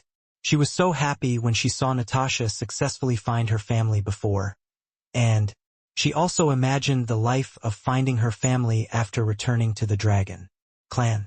But looking at the current situation, the situation of the Dragon Clan may not be much better than that of the Mermaid Clan. The most powerful Dragon Clan is already in such a state of depression, not to mention other races. It's okay, Xiaoxian, with Rambo's ability, it is not enough to deal with the entire Dragon Clan. This dragon should be alone. End of this chapter. Su Chun looked at Xiaoxian seriously, and he felt bad. Although Xiaoxian was usually lively and heartless, it was obvious that she was in a bad mood now. After all, he understood Xiaoxian's feelings of missing her family. He didn't know who the dragon skeleton belonged to, but now he could only look forward. Thinking of this, Xiaoxian nodded in frustration. She was obviously still immersed in the dull atmosphere. She didn't come back and didn't say a word. I can feel the breath of the same kind nearby, but it's still a distance away from us, Xiaoxian couldn't help but say. As they went deeper, they had found traces of the Dragon Clan. I believe that, after walking for a while, they will soon find the real habitat of the Dragon Clan. I remember that the Dragon Clan in the Western Wilderness has a large activity area, but their most core and main place is the Holy Mountain. If we look in the direction, we should find clues about the Dragon Clan. Luoshan thought for a while and then said slowly, after all, she was well informed and had some information about this aspect. Although the time span was too long and everything had changed a lot, it was better to have a direction now than nothing. Su Chen nodded, and the group immediately started the road to the Holy Mountain. Because they had a general direction, they walked very fast this time. When they arrived near the Holy Mountain, Xiaoxian could already feel the breath of her kind. For some reason, the deeper she went, the more she felt a call in her heart. The voice in her heart seemed to tell her that there was everything she wanted to know inside, and she must find her kind. Xiaoxian was annoyed by the premonition in her heart these days, and her whole heart was very confused, so she couldn't help but tell Su Chun about it. Su Chun couldn't understand it for a while, and thought that it might be the mutual bond between their spirit beasts. The well-informed Luoshan immediately grasped the problem. You have returned to your homeland, and are slowly awakening your inherited memory. Every high-grade spirit beast will receive inherited memories, which contain past memories and cultivation techniques and other treasures. Luoshan explained, with a bit of expectation in her eyes. After all, Xiaoxian is a five-clawed golden dragon. Even though she has seen many spirit beasts, there are only a few of Xiaoxian's level, which is pitifully rare. That's right, our mermaids also have inherited memories, but they are usually taught and guided by the elders. During this period, anything is possible.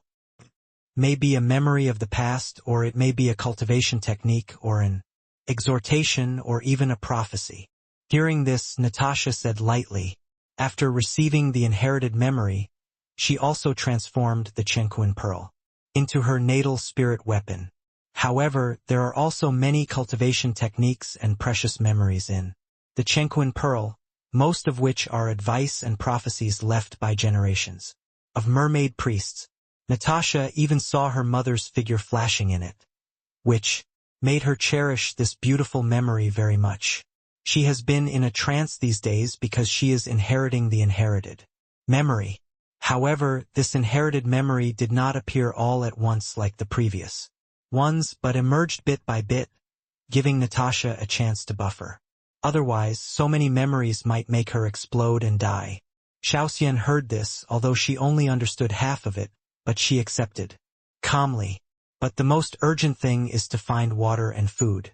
Fortunately, God will not let down those who work hard, and several people finally saw the shadow of the oasis in the distance. This can be said to be a timely help, and several people immediately walked towards the destination. But they didn't expect that after walking for half a day, they didn't reach the location of the oasis. Instead, they could only see a shadow vaguely as before. Strange, we have been walking for so long, why does it still look the same as before? Seeing this, Luluwa couldn't help but say, and the whole person looked a little haggard. After all, this kind of extreme weather was the first time they encountered. Su Chun wiped the cold sweat from his forehead and subconsciously looked at the oasis in the distance.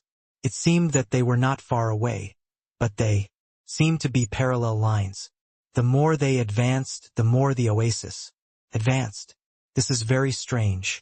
For a moment, several people were a little undecided, not knowing whether to continue going.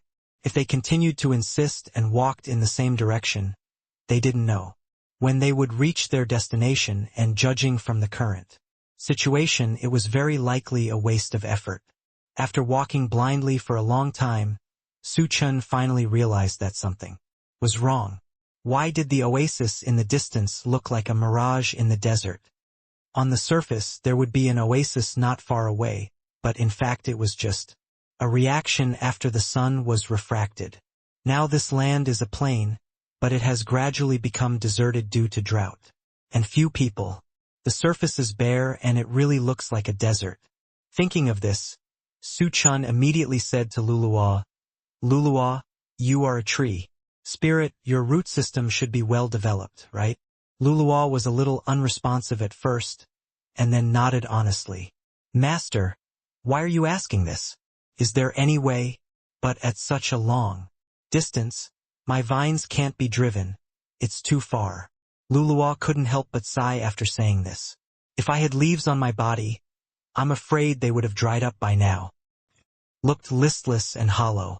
Potholes, if you put your root system in the soil and spread it around, you will definitely find a place with water. The oasis we just saw should be just an illusion.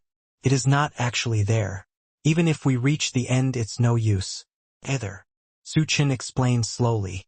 As expected of the master, you can tell at a glance that the oasis is an illusion. No wonder we walked for so long and didn't even see the edge of the oasis. Luluwa couldn't help but nod like a chicken pecking at rice, her eyes full of admiration. Su Chun felt a little embarrassed when he was suddenly praised. If he hadn't known about this problem before, he definitely wouldn't have known about it. I now have a scientific basis, but I definitely can't say this to others, and they won't understand it if I say it. Therefore, Su Chun could only vaguely agree. Without further ado, Luluo, please give it a try. According to my guess, there should be a water source nearby.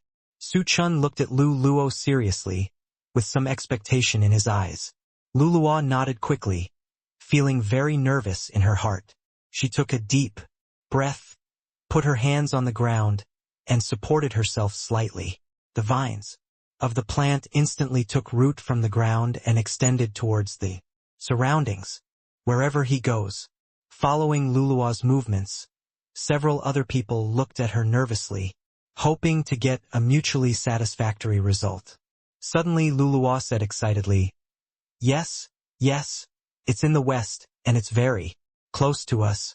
We can get there in an hour at most.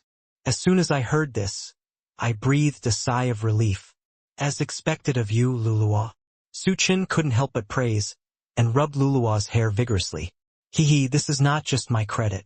If it weren't for the master, I wouldn't have thought of it.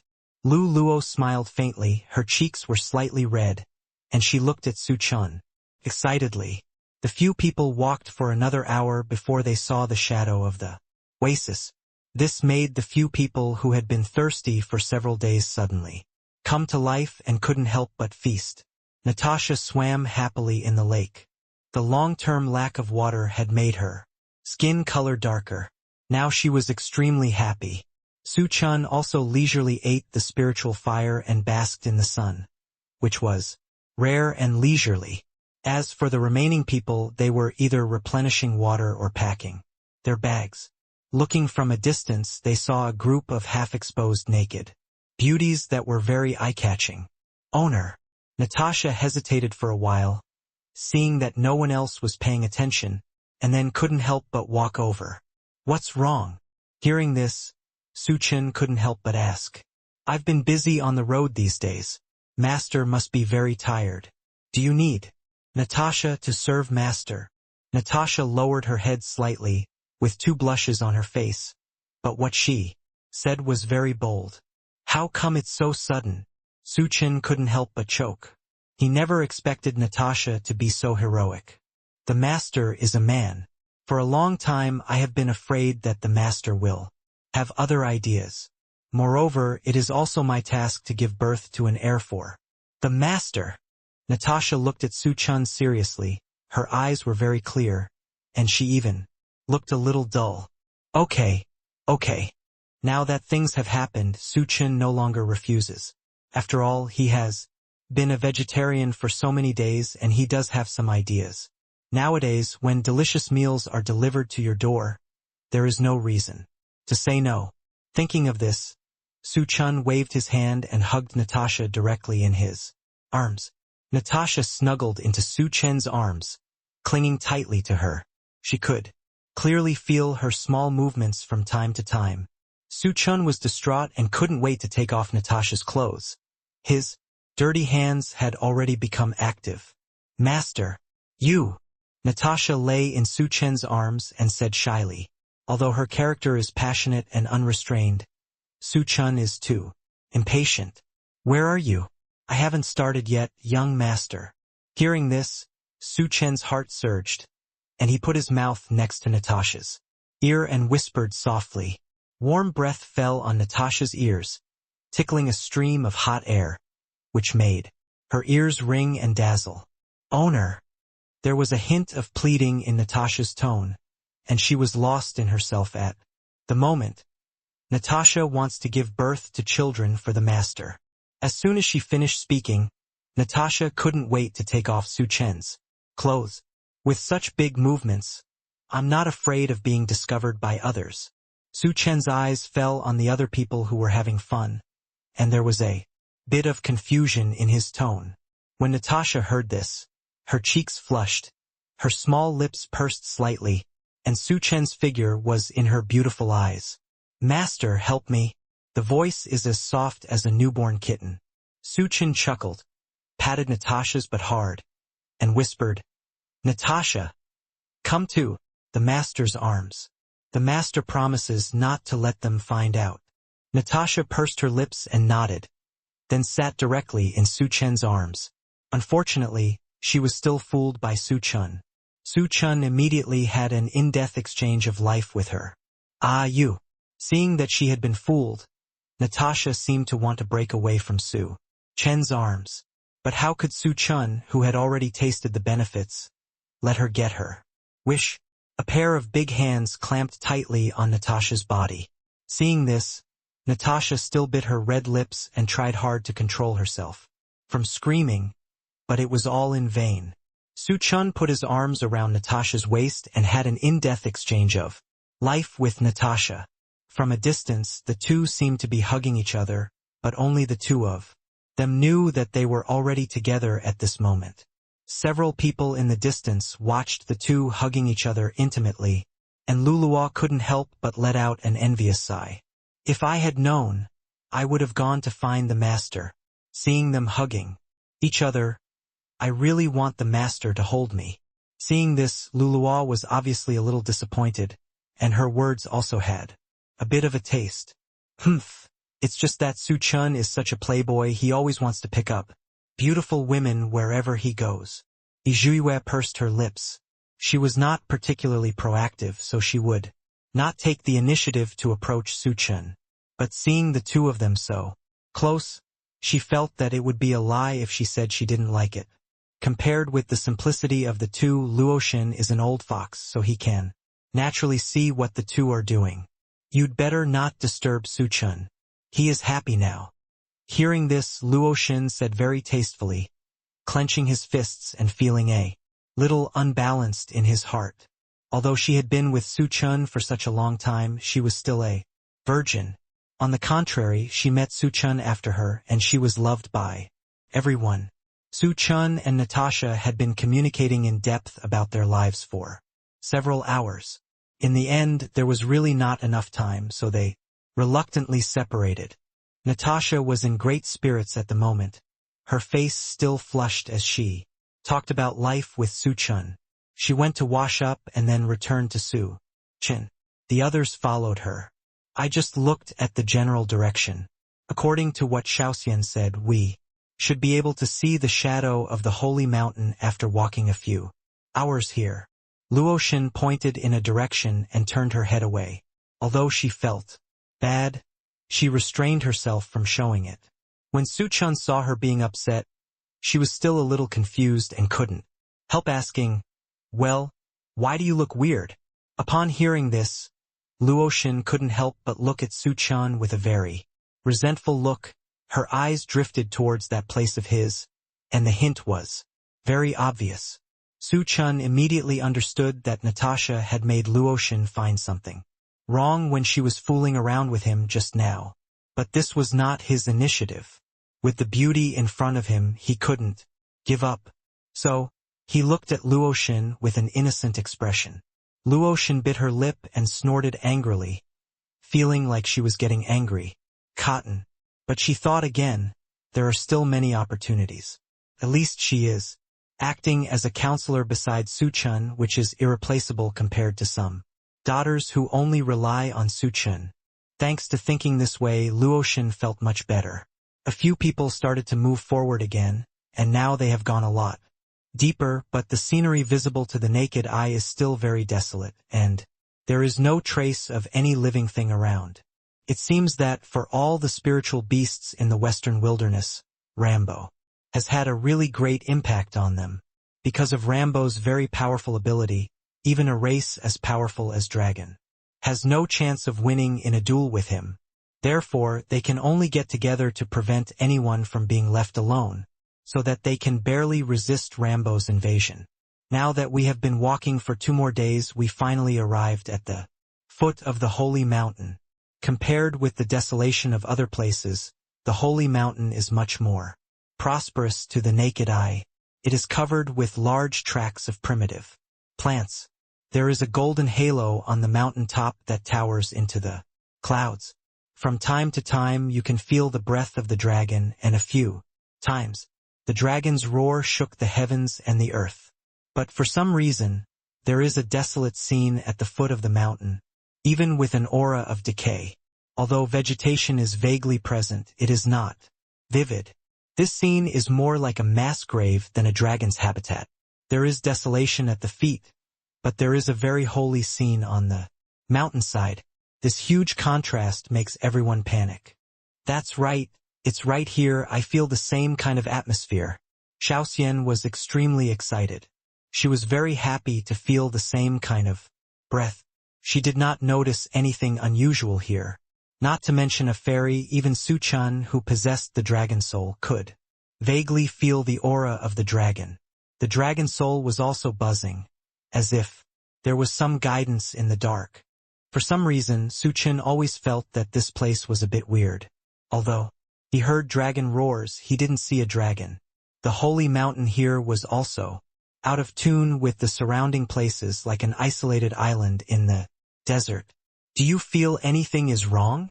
Su Chen couldn't help but ask, looking at Luoxin and Yizhiwei, who were the most knowledgeable among them. Looking at the degree of corruption at the foot of the holy mountain, it feels like Rambo's migration has already arrived here, but for some reason, the top of the holy mountain is still the same. Luoxin frowned and said, normally, most people would not choose to stay here in such an isolated and helpless situation. Otherwise, they would be attacked from all sides and be attacked from both sides. As long as they were wasted here, they would soon die due to lack of resources. Yizhiwei obviously realized this truth, with a bit of sadness in her eyes. Could this be a trap deliberately set by Rambo to attract us? Just to lure us up the mountain? Yizhiwei couldn't help but guess. After saying this, Yizhiwei felt something was wrong again and immediately denied what she had just thought. With Rambo's personal strength, it should not be enough to expel the entire dragon clan. The dragon clan is a creature that can defeat their blood clan. Without them, I am afraid that Rambo would have commanded the entire western wilderness. If Rambo was really that powerful, he wouldn't want the mermaid tribes, Chenku and Pearl, so much, and he wouldn't go to such great lengths to do so. For a moment, doubts shrouded everyone's minds. But now that they were here, everyone started preparing to go up the mountain, found a good place to climb, and then started taking action. But who knew, after walking for a long time, we didn't go very far. The surrounding scenery was almost the same. The dead trees blocking the sky blocked the sun, and the surrounding scene was gloomy.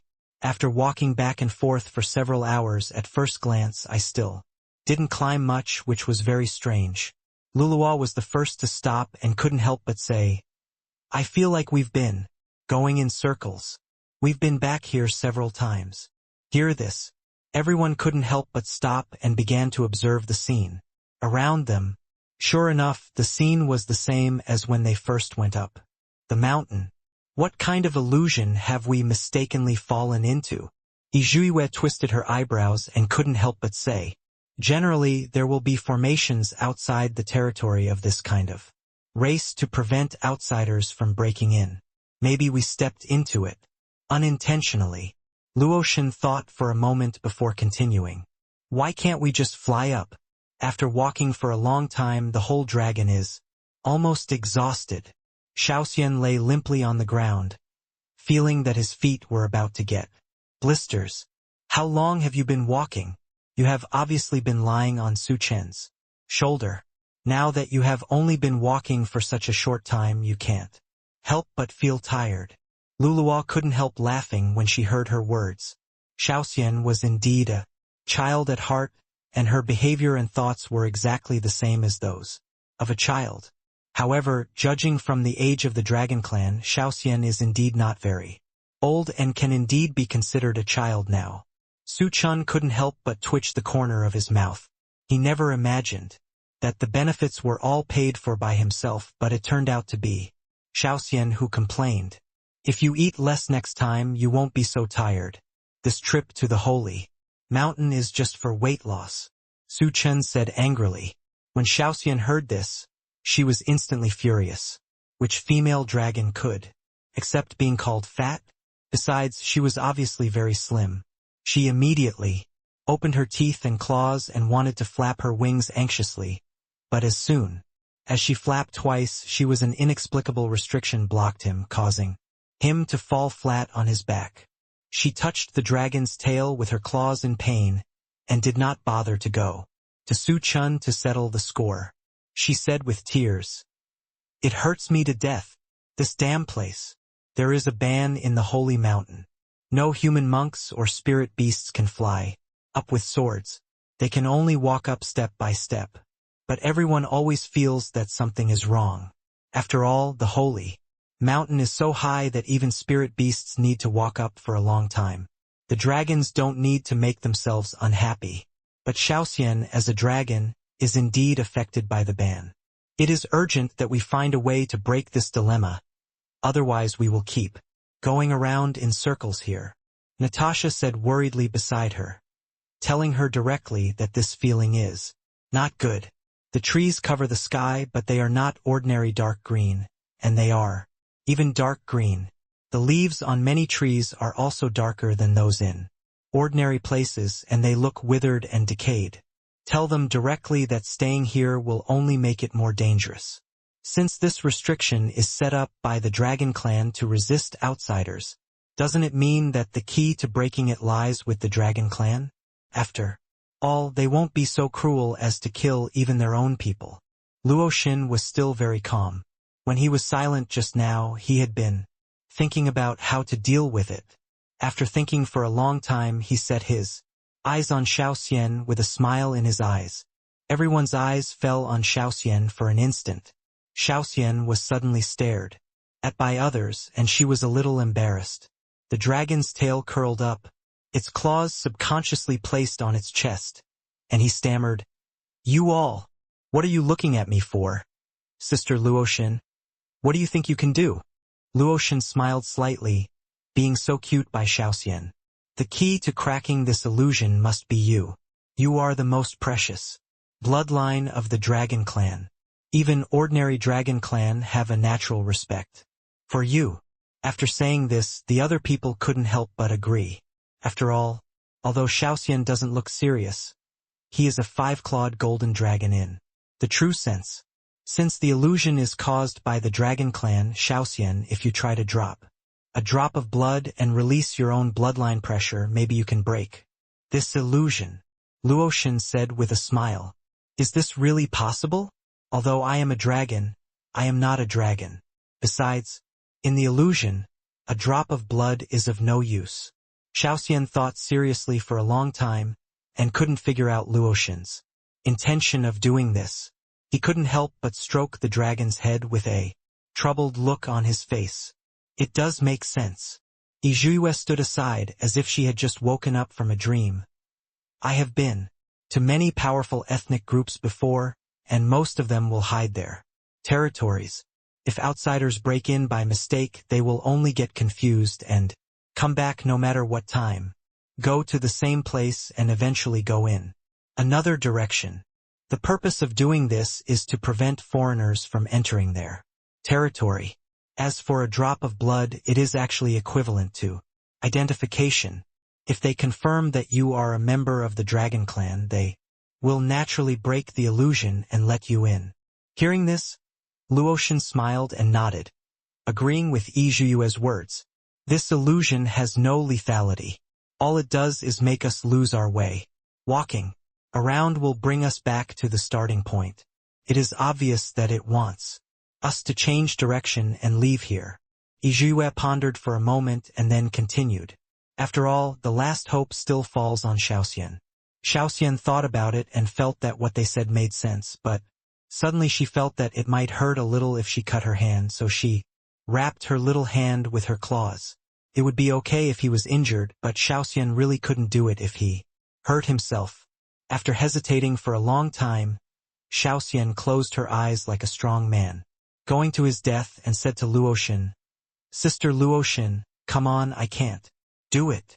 That pitiful little tone, not to mention how pitiful it was. Su Chun couldn't help but twitch the corner of his mouth.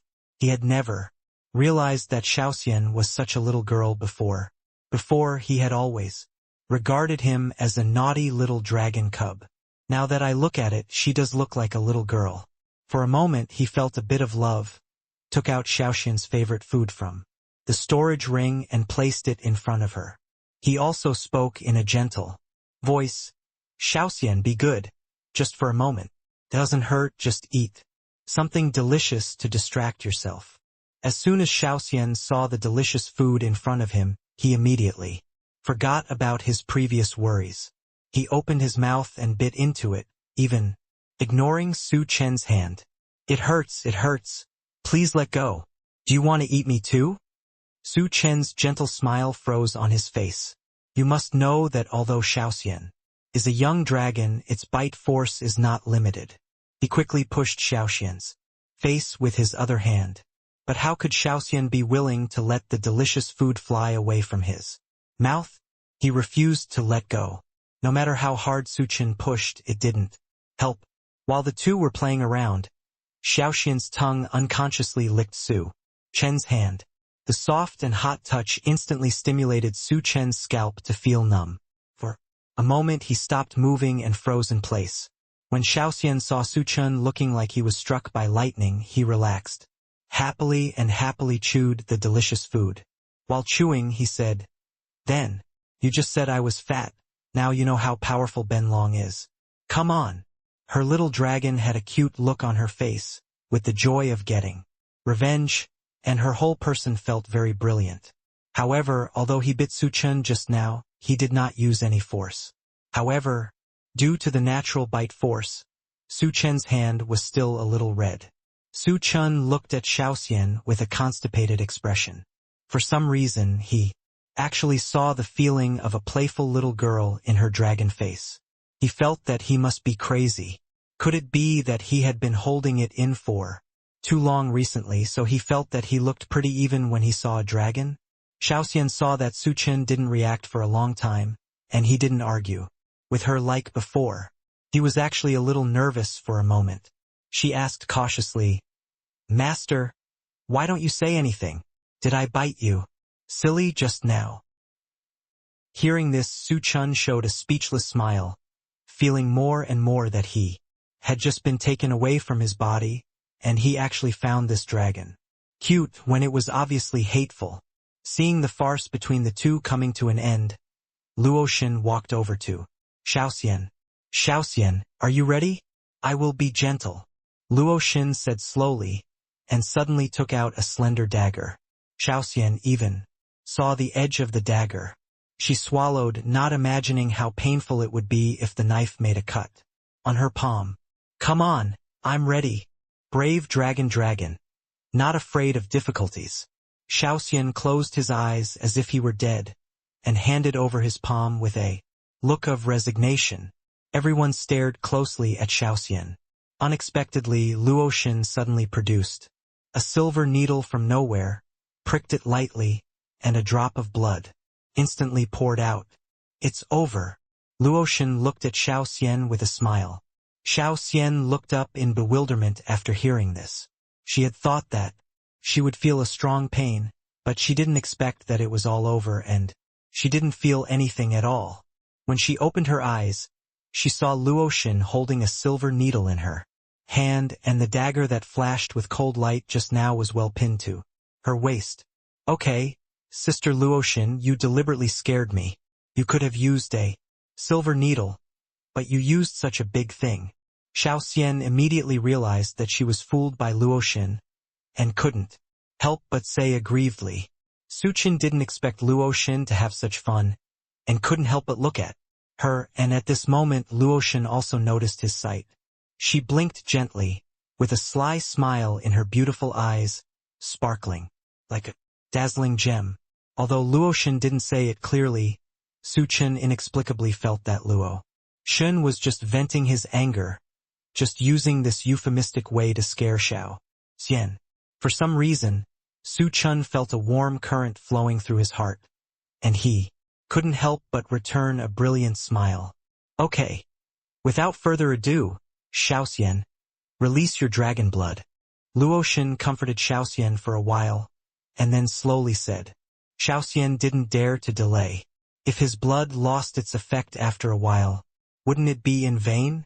Thinking of this, Xiaoxian immediately released the unique pressure of the five-clawed golden dragon. Almost instantly, everyone was stunned by the powerful dragon power. The huge dragon roar shook the sky, and the golden dragon shadow loomed in the sky, and the originally dark forest suddenly refracted into a beam of sun's rays, as if all the haze had been cleared away in an instant. Although the scenery was no different from before, the attentive people immediately noticed something unusual. "It's over? Was it successful?" Xiaoxian was very nervous. Seeing that none of them spoke, he thought he had failed and had a nervous look on his face. Only then did everyone react. It was hard to imagine that Xiaoxian, as a young dragon, could release such powerful pressure. It was also hard to imagine how powerful she would be when she grew up. You did a great job and made it work. Chen couldn't help but praise. Upon hearing this, the little fairy immediately wagged its tail happily, and its slender tail slapped the ground from time to time, showing that the owner was in a good mood. As expected of me, Xiaoxian is the best. Xiaoxian couldn't help but said smugly. Su Chun also smiled helplessly, directly picked up Xiaoxian and put it on his shoulders and said, "Let's go. Let's go up the mountain now.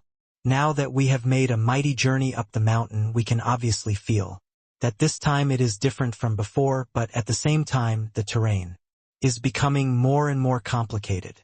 After walking for a while, they reached a fork in the road. Strange. Why does this place look like a maze? Seeing this, Luluo couldn't help but say that as a tree spirit he had a natural affinity for nature, and she relied on her to identify all the forks in the road. It is probably also to prevent outsiders from coming in. The complex terrain can easily make them lose their direction. Hearing this, Su Chen frowned slightly, thought for a while and said, "The more noble the race, the stronger their awareness of protecting their territory, especially for the top ethnic groups in the western wilderness like the Dragon Clan. It can be said that many people are watching them with covetous eyes. It is not surprising that so many protective formations have been set up." Thinking of this, several people followed Luluo and continued walking. On the surface, this maze looks no different from the scenery on the mountain, but in fact there are very few paths that can be walked among the neatly arranged trees. They almost always follow the inherent trajectory. After walking like this for a long time, I finally saw the exit. It's just that the exit is shrouded in fog, making it really difficult to see the direction. It's like a giant beast lurking in the dark, just waiting for confused passers-by to go in and devour them. Now this is the only way, and a few people can only go forward. Su Chen took the lead. As soon as he stepped out and stepped on the soft soil, he immediately discovered something was wrong. He subconsciously wanted to retreat and quickly said, "Something's wrong, retreat quickly," but it was too late. The originally soft ground suddenly turned into a huge black whirlpool. The original scenery became distorted at this moment. Everything changed. Several people were unprepared for a moment, but soon they all used their spells and tried to rush out. But due to the restriction of the holy mountain, they were suppressed as soon as they used it, and the suction force of the black vortex became stronger and finally sucked them all in. Until everyone went in, it was too peaceful at the moment, as if nothing had happened. After Su Chen and others on the other side were sucked in, they hurriedly used their spiritual power.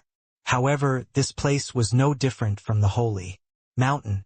There were still restrictions, but fortunately the height was not high. Since they fell to the ground, there was no big problem. "Where are we?"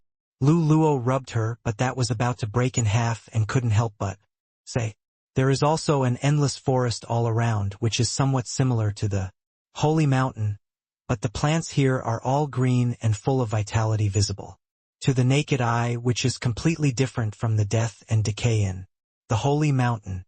We should still be in the holy mountain now, but we are trapped in the secret realm again. Otherwise, the restriction on the holy mountain will not take effect." After hearing this, Luoshan analyzed rationally and began to look at the surrounding scenery. This place looks very much like the holy mountain recorded in the book, like what it looked like before Rambo came. Yizhuiyue looked around and continued. After she came to Tianxian continent, although she could not leave the territory of the Qingyun League, she also learned about many things in other places in order to collect intelligence, and she had seen the previous pictures of the holy mountain in the files. Based on inherited memories, this place is more like the holy mountain from hundreds of thousands of years ago. Natasha pursed her lips and couldn't help but say, then pointed to a small flower next to her. "This little flower is a sunflower. It grows towards the sun. It contains rich spiritual power and is the nemesis of all evil spirits. But since then, Rambo came here and ordered all the sunflowers to be eradicated.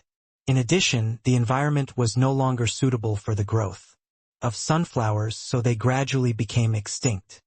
After hearing Natasha's words, several people couldn't help but cast their eyes on the sunflower. The small yellow flower, with its white center and tender green branches, looked very energetic. When the little fairy saw how pretty the sunflower looked, she was instantly greedy. She couldn't help but bite it in one bite. After eating it, she smacked it in her mouth and said, "It's delicious, sweet, like honey." Several people couldn't help but be amused by her greedy appearance.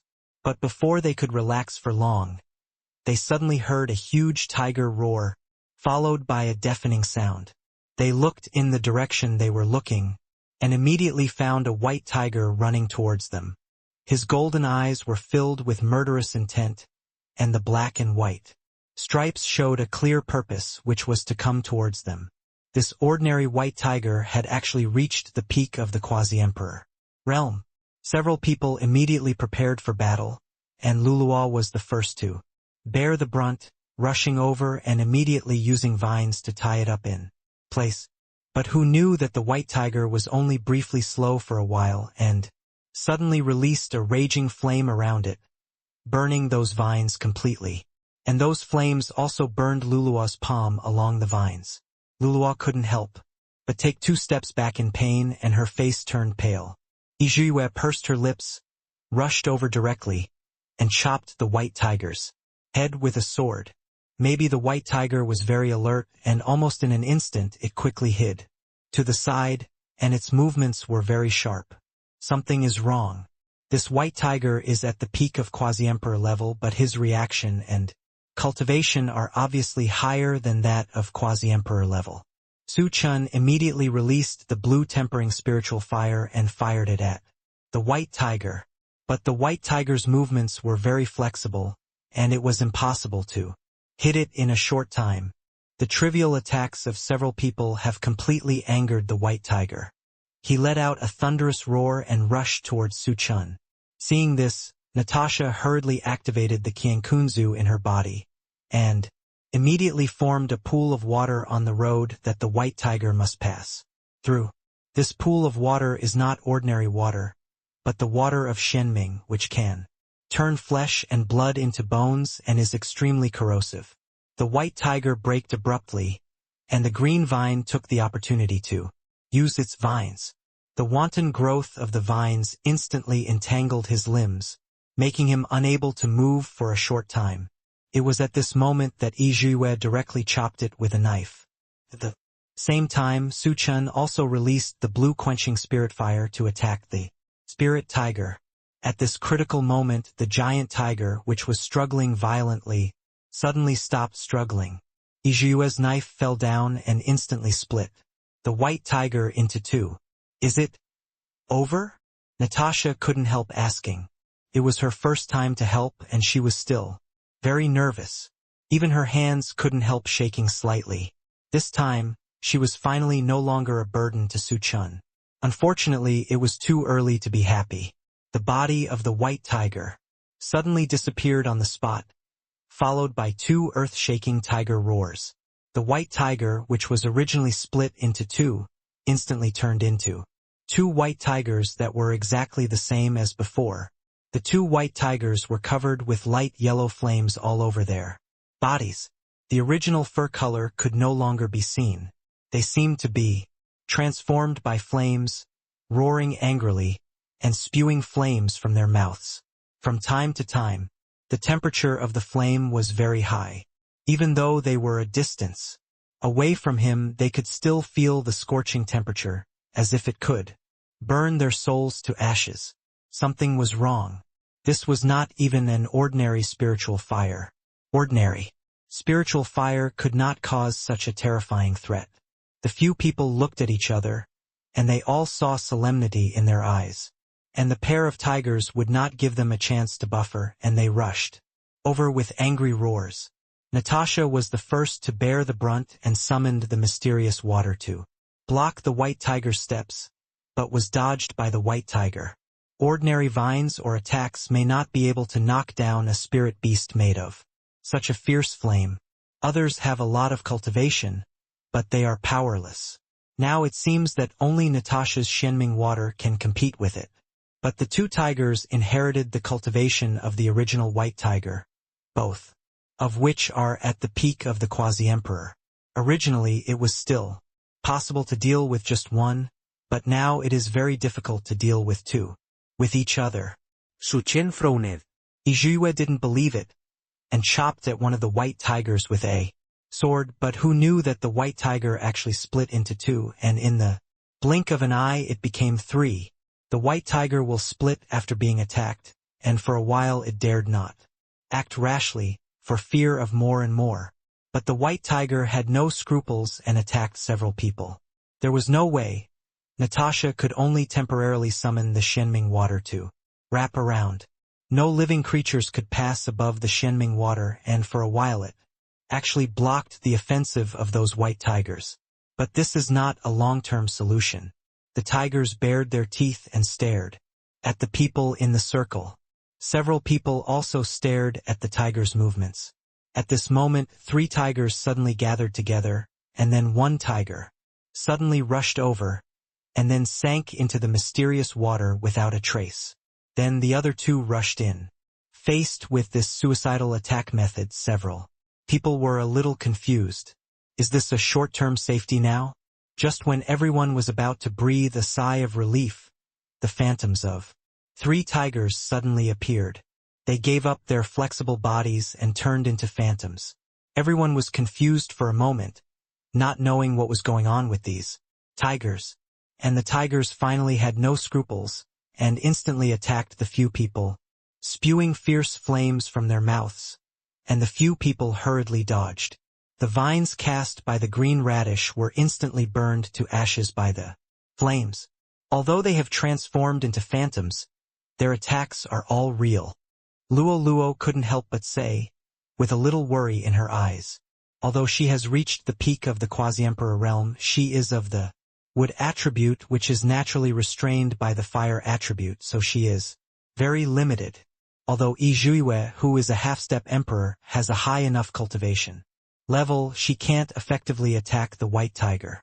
And the white tiger has already started the bombardment mode, and his flames are all around. What should we do now? Hearing this, Natasha couldn't help asking. Although the Shenming water can melt everything, the white tiger is now just a phantom, not made of flesh and blood, and the Shenming water has no effect on him at all. Just when the few people were entangled, a worse phenomenon appeared. Originally, there were only 3 white tigers who suddenly stopped attacking in unison, and then they instantly split into 6 in front of the few people. This is undoubtedly adding insult to injury. Xiaoxian was also extremely anxious, and immediately used his ultimate move, Dragon Flame.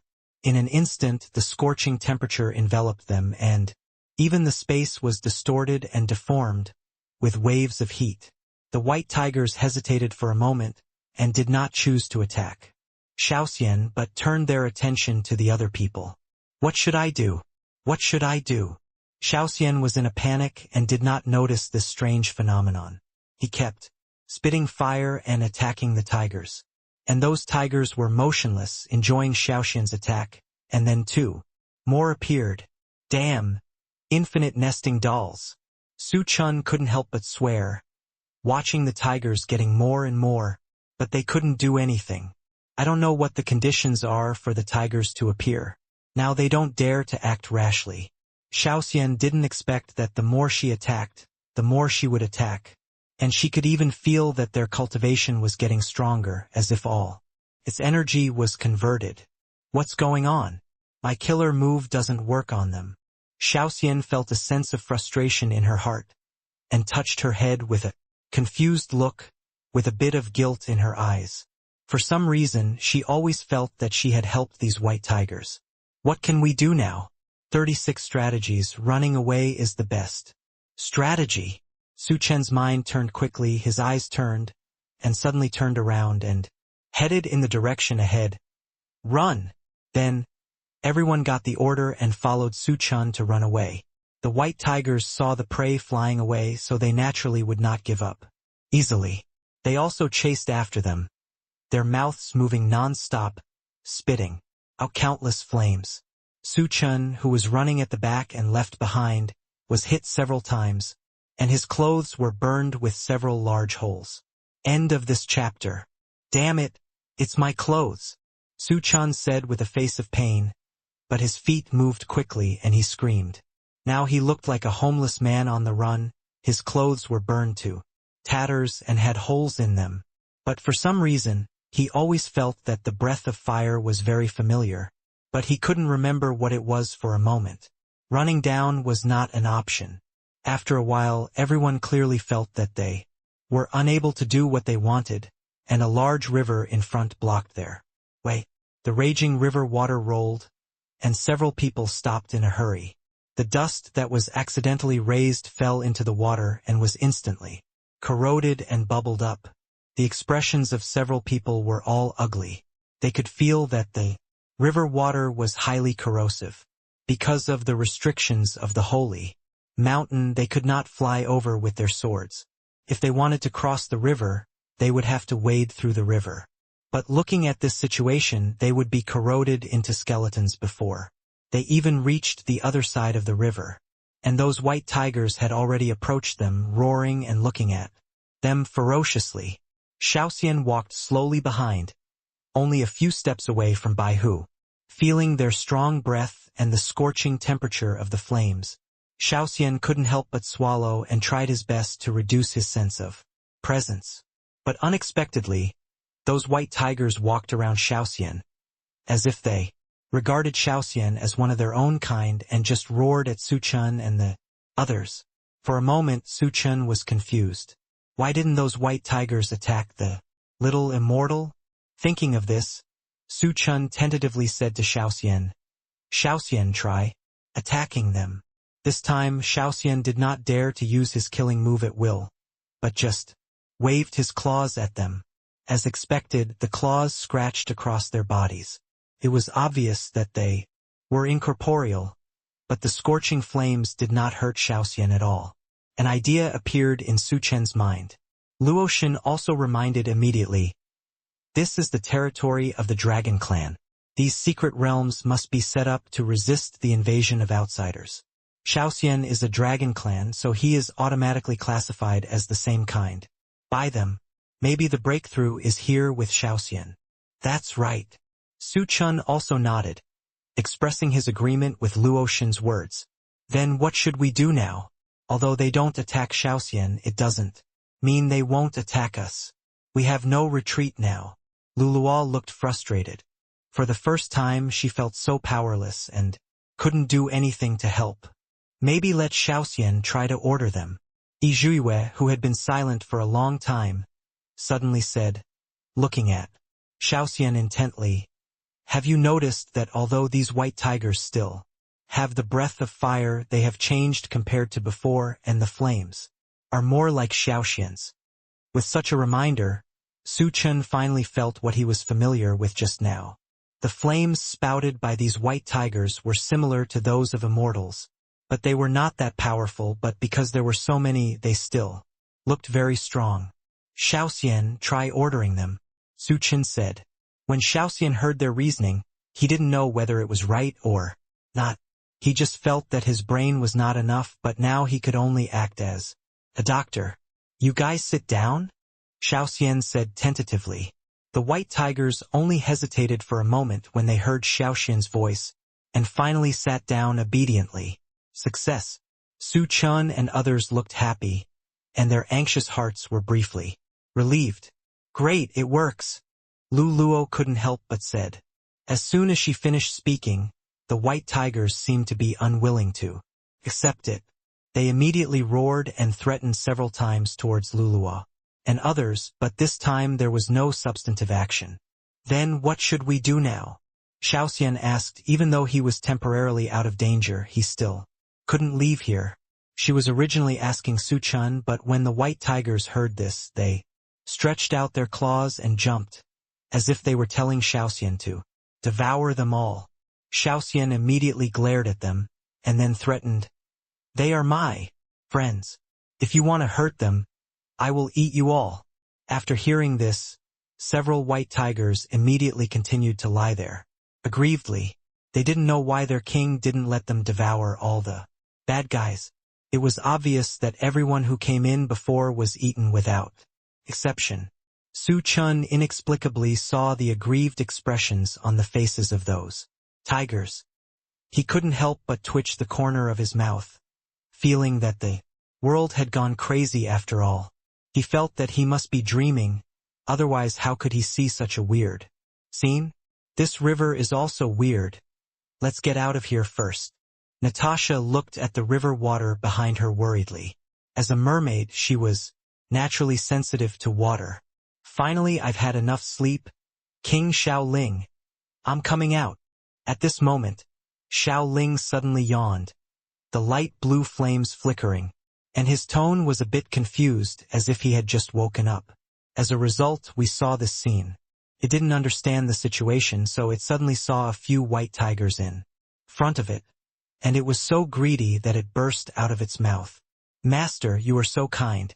Did you find these little flames to replenish me? Because you thought I was too weak when I first came out. Shaoling couldn't wait to rush to the white tigers, looked left and right, and was very satisfied.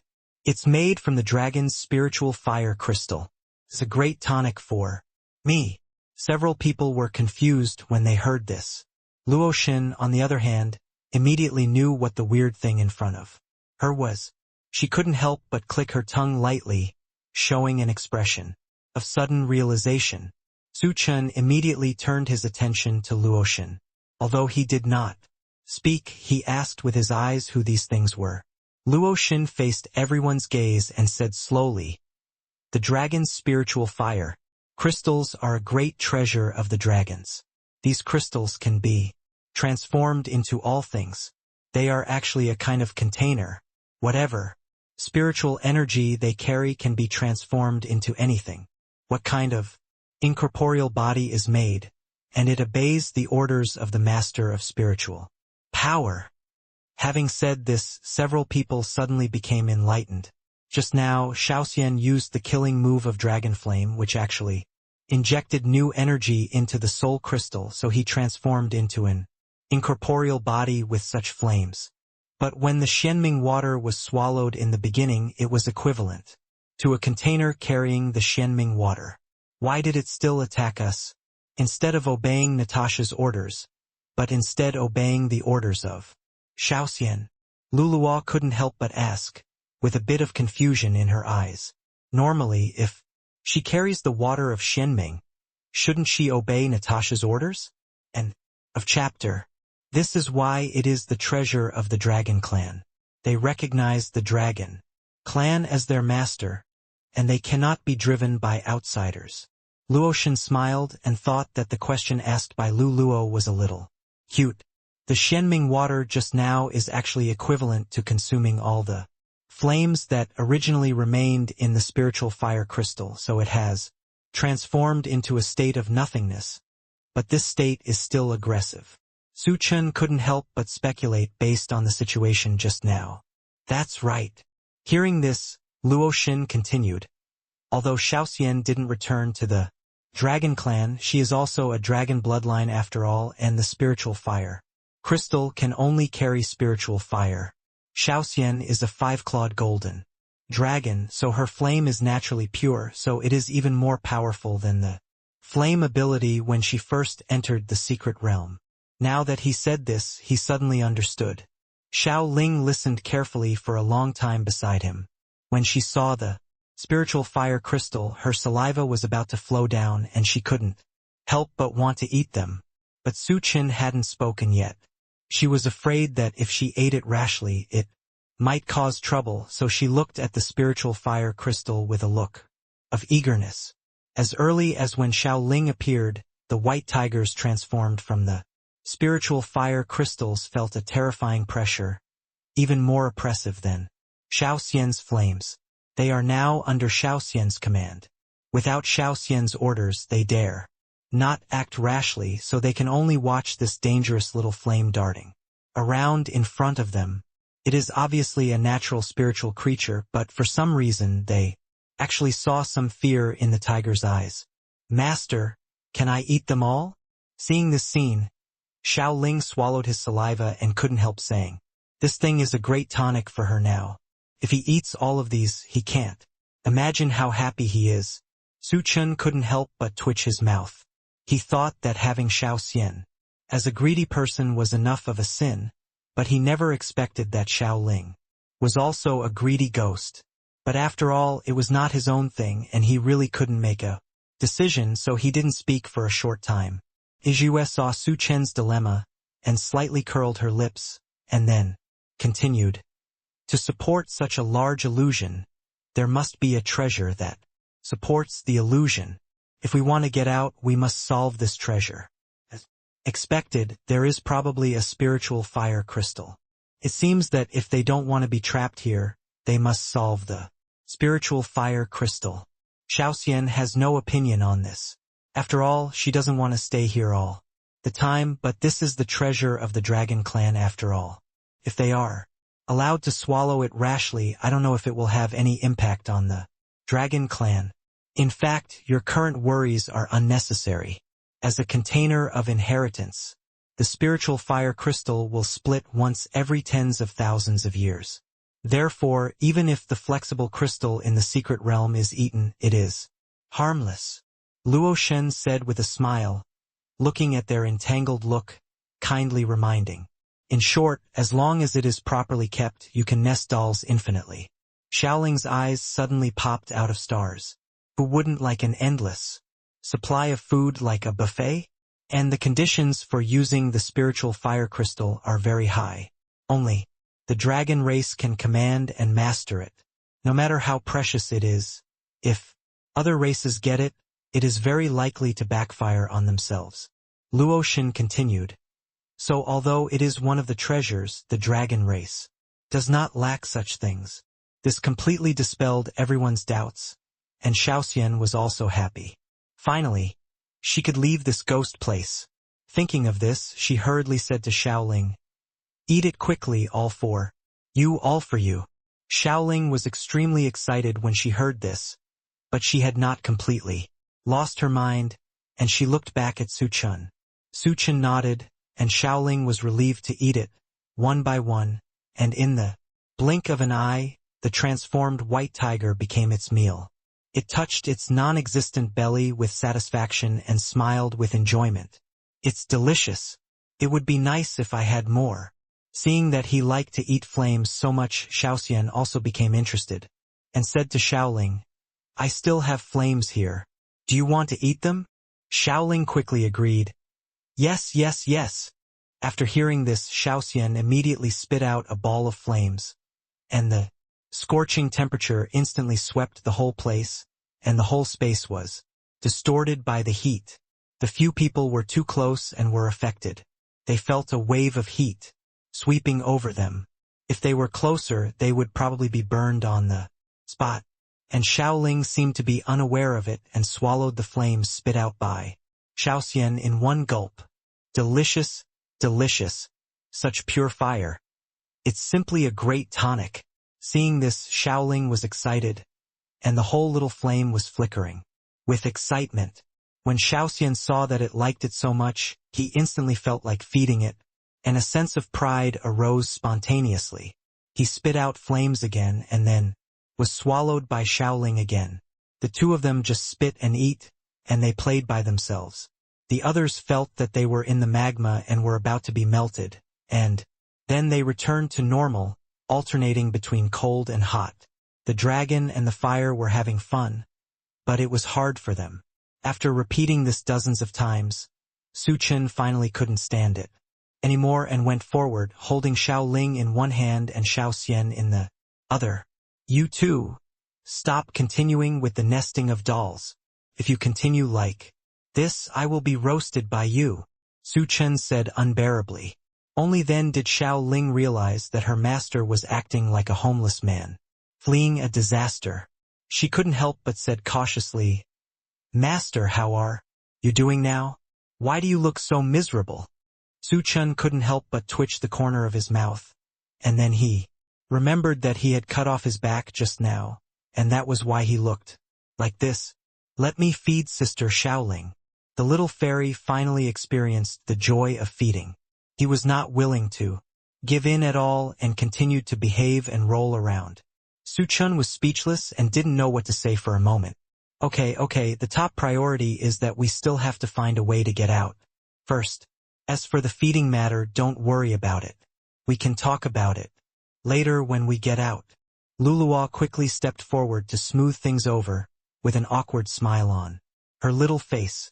Xiaoxian thought about it and realized that it was indeed the case, so she could only reluctantly agree. He glanced at Xiaoxian reluctantly. The spiritual fire crystal has been swallowed by the fairy, but it is still impossible to get out now. Yizhuye also said in time, with a bit of worry in her eyes. It seems that there is more than one support in this secret realm. Luoxin made a decision immediately, his eyes falling on the pool behind him. The key lies here. End of chapter. Everyone followed Luoxin's gaze and saw the stream that they had just ignored. What's wrong here? Luo couldn't help asking. Apart from some corrosiveness, she didn't feel anything wrong. Natasha, do you feel anything in this? Luoxin looked at Natasha and asked with concern. Natasha thought about it seriously and then said, I can feel that there is an unknown force in the water, so it affects the entire stream, but I'm not sure what it is. As mermaids, they are naturally sensitive to water sources, although they can detect differences. Then what should we do now? Su Chen was a little confused, touched his head, and finally could only pin his hopes on Luoxin. Luoxin slightly curled his lips, looked at Natasha again, and smiled. Don't. You have the Chenkuan pearl, the treasure of the mermaids, on your body? The Chenkuan pearl is made of spiritual water. It's naturally no problem to deal with this thing. As soon as these words came out, everyone suddenly understood. As the treasure of the mermaids, the Chenkuan pearl played a very important role hundreds of thousands of years ago, can ensure that the entire water area of the mermaids is pure and unpolluted, and can even achieve the effect of yin and yang harmony. It can be said to be the treasure that all water creatures dream of. However, the conditions for using this Chenkuan pearl are also extremely harsh. It must have a congenital water element holy body. Even the mermaids, who are the darlings of water and the natural masters of water elements, rarely can control the Chenkuan pearl. However, once this treasure falls into Rambo's hands, it will immediately become a life-threatening talisman. Not to mention that it cannot play the greatest role in his hands. He just wants to use the Chenkuan pearl to reconcile the dragon's flames with yin and yang to prevent himself from being hurt. Everyone instantly looked at Natasha. Natasha met her gaze, nodded vigorously, and then summoned the Chenkuan pearl. The two of them have merged with each other in the past few days. The Chenkuan pearl has become his lifelong magic weapon and naturally has been stained with his aura. The light blue bead carries an ancient and complex spell, and is a light gold, with the power of the laws of heaven. The Chenkuan pearl slowly rises to the air, emitting a dazzling light, and finally falls above the stream.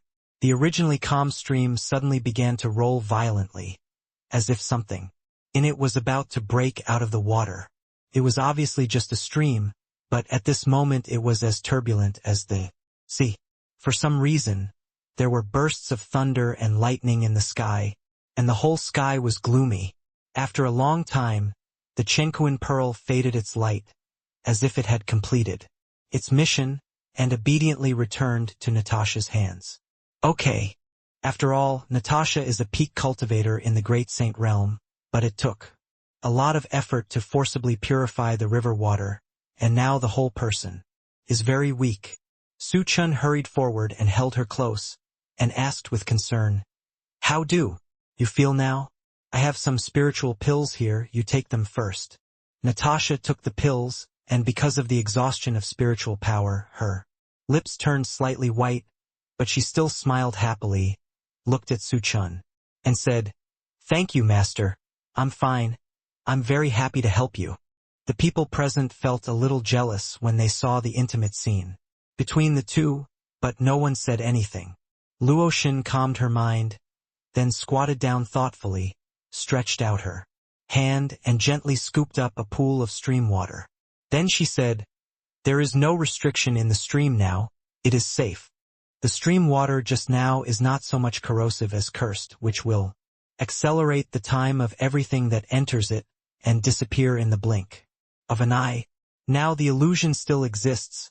Will this stream be a bridge to something? The reason for this is to hide the things inside," Yizhuiyue said tentatively. "But after thinking about it, I still can't figure it out. This illusion is the territory of the dragon clan to defend against outsiders.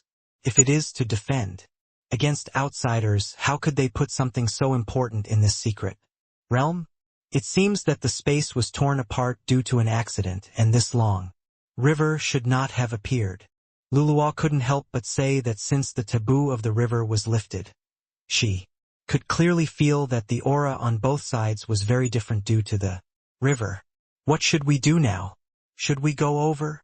Yizhuiyue first glanced at Su Chen, and then her eyes fell on the others. "Since we are here, it's a bit unreasonable not to go. Maybe we can use this opportunity to get out. After all, there is nothing they can do over there." Su Chen smiled slightly and said carelessly. After the voice fell, several people began to prepare for crossing the stream.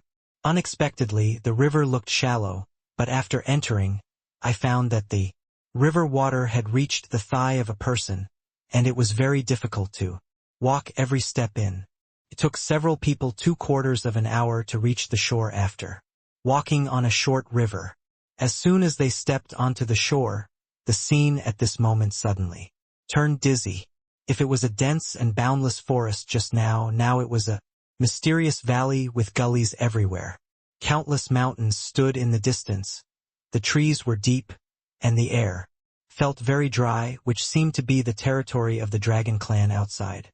When they looked back, they could no longer see the scenery on the other side of the river.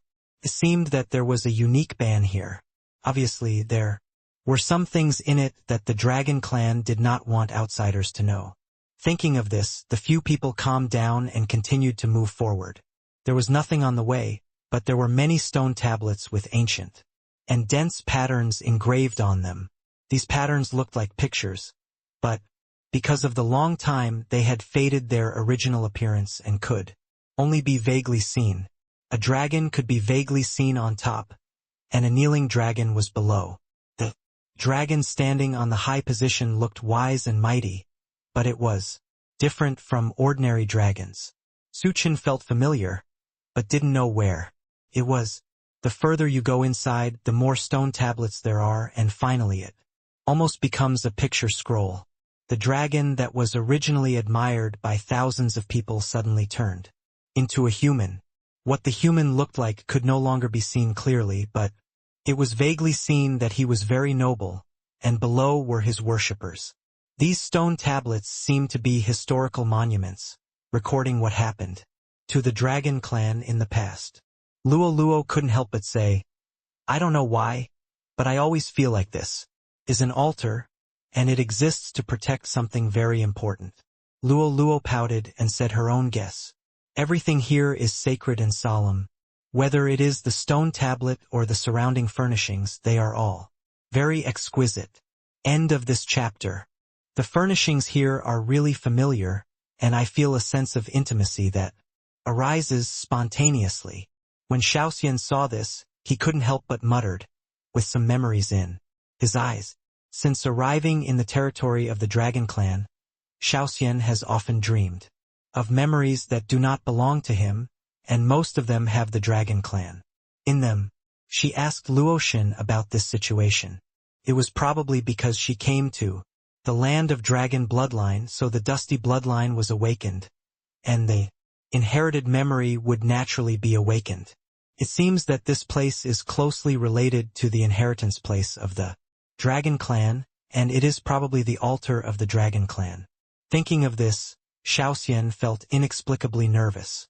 This was due to the fear and worry about her sense of position. She was lying on Su Chen's shoulder. She no longer felt relaxed as before, and her whole body was wilting. Su Chen noticed her abnormality and couldn't help but touch her head. No matter how lively and bold Xiaoxian was, she was still just a child. She was born not long ago and her mind was not mature. It was normal to be afraid of these things. Thinking of this, Su Chen said comfortingly, "Don't be afraid, you are already very strong. If you accept this, you may become stronger and eat more delicious food." When Xiaoxian heard the delicious food, his eyes lit up. He nodded vigorously, and then said, "Okay, I will definitely work hard to explore more delicious food opportunities in the future." Hearing her childish words, Luluwa couldn't help laughing. When she first accepted the inherited memory, she was uneasy for several days because too many memories suddenly appeared. For young dragons, this is indeed not acceptable. After all, there will be many more memories that do not belong to them. Some people with weak mental strength will have to calm down for a long time. Therefore, the things inherited are gifts and tests. Those who cannot withstand the test will eventually become insane. In more serious cases, they may lose their lives or become possessed. Several people kept walking inside and finally saw the entire altar. In the center is a huge altar carved with dragon patterns. The dragon is flying and hovering in the air. There is an orb above it, and it seems to be chasing the pattern of the orb. And above the huge and boundless sky, clouds cover the sky and the sun, but a man can be vaguely seen standing on it. The man's robe is visibly gorgeous, with many exquisite patterns printed on it, but it is not a showpiece. It is, obviously, protective robes are enough to reflect a man's noble status. Judging from the man's movements, he was constantly controlling the position of the orb with his hands, as if he was playing with a dragon. It is hard to imagine that the proud and noble dragon clan would crawl at the feet of a man and willingly become that mysterious man's pet. Such a kind scene, placed among the dragon clan, makes people's hearts flutter. Just by seeing it, what kind of man could be so powerful? The hearts of several people were shaken to varying degrees. However, when Su Chen saw this scene, a strange feeling of familiarity flashed through his heart for some reason, and he even had some memories of this place. He stared blankly into the distance, as if he was immersed in huge memories. But others did not notice Su Chen's strangeness and were still observing the surrounding buildings. There are 9 huge stone pillars around, with giant dragons of different shapes carved on them like 9 dragons playing with pearls, giving them a strong sense of coercion. These stone pillars are very old, but they are still alive. Just looking directly at them, there is a huge intimidating force which makes people subconsciously want to kneel on the ground. Several people looked at it for a long time and finally determined that this should be the place for inheritance and sacrifice. The places for inheritance and sacrifice of each race are mostly the same. Most of the dragons that can be carved on stone pillars to spread immortality are those who have contributed to the ethnic group. Yizuyu suintet her. I slightly and saw one of the dragons. That dragon was a god and demon from tens of millions of years ago, the main force in the battle. But it still can't be ranked first, which is enough to show how profound the inheritance of the dragon clan is. What should we do now? Luluwa couldn't help but ask, pursed her lips, and a bit of confusion flashed in her eyes. Generally, the places of inheritance within this race are personally guided by senior and prestigious people in the race. People like them who come here by accident can easily accidentally touch the mechanism and make themselves self-defeating. Xiaoxian lay on Su Chen's shoulder, pinched Su Chen's neck unconsciously, and couldn't help but ask, "Master, what should we do now?" Everyone's eyes also fell on Su Chen, but Su Chen didn't respond for a long time. Suddenly, several people instantly realized something was wrong. Luluwa quickly stepped forward and touched Su Chen's arm. Only a bang was heard, and Su Chen fell to the ground. This frightened several other people, and they rushed over to surround him. "Owner!" Seeing this, Luluwa was frightened and she froze on the spot. looking at Su Chen, who was surrounded by people at a loss. She was worried and her eyes were filled with tears. Luoshan immediately began to check Su Chen's pulse and made sure that his pulse was stable. Now he only lost consciousness for a short time and then he breathed a sigh of relief. It's okay, he has no internal injuries. Luoshan raised his head and said to everyone. The people who heard this were obviously relieved, but Natasha was still puzzled. Since there are no internal injuries, why did she suddenly lose consciousness? Since we came in just now, the master has been fine. Why is he suddenly? Luo's voice was trembling, and her face was full of guilt. After all, it was because she bumped into Su Chen just now that Su Chen became like this. If anything happened to Su Chen, she would not live either. Luoshan noticed Luo's worry, and smiled comfortingly, and then continued. This has nothing to do with you. Su Chen should be. Before she finished speaking, as if to verify her guess, Luoshan lifted Su Chen's eyelids. Su Chen's pupils lost focus, but occasionally there was a golden light flashing. The sudden golden light shot out, subconsciously making everyone stay away from him. The golden light shot on the ground behind him and directly blasted a big hole in the ground. It seems that there should be an opportunity for Su Chen here. Luoshan finally confirmed Su Chen's condition and said in a calm voice, it seems that Su Chen was pulled into the sea of consciousness by the ancestors here, so he lost consciousness for a short time, but his body was also protected by the ancestors, and ordinary people could not touch him. If anyone wants to do something to hurt him, they will be retaliated. End of this chapter. As soon as these words were spoken, everyone breathed a sigh of relief. Then what should we do now, keep waiting? Natasha couldn't help but say, with a bit of worry in her eyes. It seems this is the only way to go. We can't act rashly until Su Chen regains consciousness. Hearing this, Yi Zhuiyue nodded, her eyes unconsciously falling into the distance, feeling that this place was becoming more and more familiar. This is obviously the Dragon Clan's altar. Why was the master dragged in? Luluo couldn't help but say, with a bit of confusion in her eyes. It can't be that someone with ulterior motives deliberately set a trap here, just to attract the master there and confuse his will. The Dragon Clan's altar cannot be entered by non-Dragon Clan people. There are immortals on our way, so it is so unobstructed. Moreover, this place is located in an illusion and is shrouded by a very powerful barrier. Rambo, the most sinister and evil person, can't enter. Things cannot come here. Yi Zhuiyue shook her head and immediately said negative words. Moreover, although the Dragon Clan retreated again and again, the inheritance within their clan would be of no use even if outsiders came in. Although so many ancestors have perished, their souls still remain in them. Once anyone else appears, they will immediately kill them. There was nothing they could do now, so they decided to wait here for the time being. As for Xiaoxian's question, let's put it back a little bit. Su Chen's will was very confused. When he opened his eyes again, he unexpectedly found that he was still in the altar, but everyone around him was gone. And looking at the surrounding environment, this should be an altar from a long time ago. How could I be dragged here? Su Chen was puzzled and took 2 tentative steps, but nothing was out of the ordinary.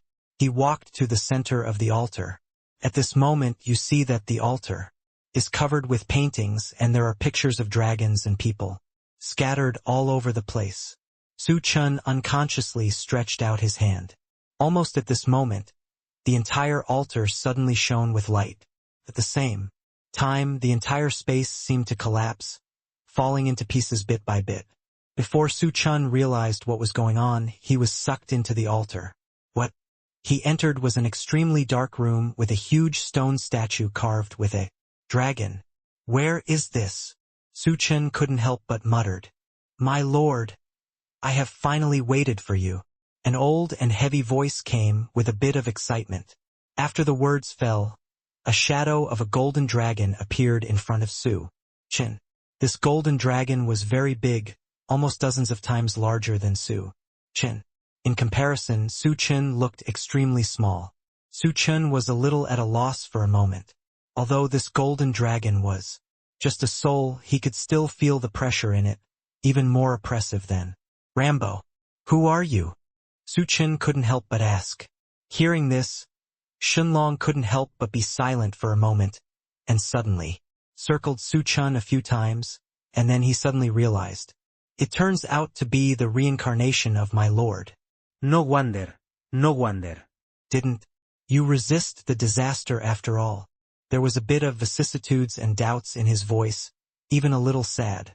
Just when Su Chen wanted to find out, Shenlong smiled slightly and said with a bit of sadness in his tone, Reincarnation is reincarnation. If I can see my master again, I will die without regrets. What's the meaning? Su Chen couldn't help but ask. He felt that the dragon's words were out of the blue. Could it be related to his previous life? The secrets of heaven must not be revealed. It is clear that the will of heaven has its own destiny. There are some things I cannot say. I can only wait for my lord to explore it himself. Shenlong sighed, with a somewhat inexplicable meaning in his huge eyes. Su Chen couldn't help but twitch the corner of his mouth. Although it was a very serious scene now, he still couldn't help being speechless. Why are there more and more troubles? Now he has no worries in his heart. It seems that this dragon will not harm him. To be precise, it may even be his subordinate in the previous life. Therefore, Su Chen said to Shenlong particularly enthusiastically, Is there any reason why you summoned me here? Shenlong didn't expect Su Chen to be so familiar with him, and he didn't react for a while. After all, when a normal person saw such a noble dragon like him, he wouldn't speak to him politely without using an aggressive tone. But thinking that this is the reincarnation of the master, everything feels normal. After all, this is the master. My lord, hundreds of thousands of years ago, I could feel the calamity you suffered.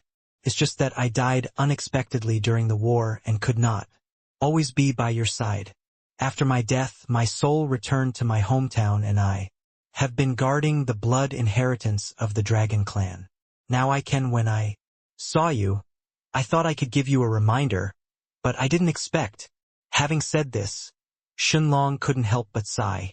He noticed something was wrong at first, but the master at that time was too upright and rigid. He was always aloof. Although he was compassionate, he was less popular.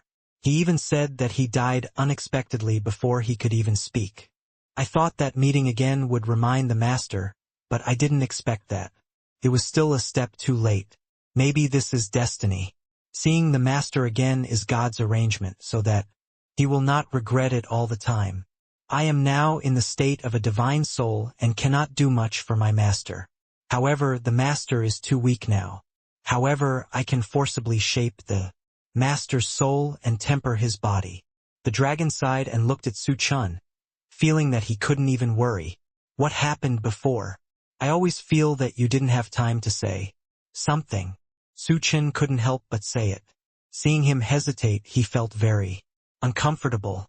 When the dragon heard this, he was about to say it, but the whole dragon suddenly trembled heavily, as if it was suppressed by the laws of heaven. His eyes looked at the nothingness in the distance, as if he felt the warning from the heaven. As long as he said these, he would be suppressed by the heaven in an instant and turned into ashes. These can only wait for my lord to explore by himself. I can't tell you. The dragon couldn't help but sigh again, with a bit of apology in his eyes. Su Chen naturally knew that some things could not be done. The dragon naturally had his own reasons for not saying it, so he didn't force it. But he couldn't help asking a few questions. As the soul of the dragon race, you can naturally feel that no one in Tianshan continent has entered the realm of the Emperor and ascended for thousands of years. All this is caused by Emperor Tiandao. I want to ascend to the fairyland. Is there any way? It's that insidious and cunning villain. My master is so good to him, but he is so ungrateful. As the dragon got angry, the entire space around it was distorted for a moment. End of this chapter. But there is no need to worry, master.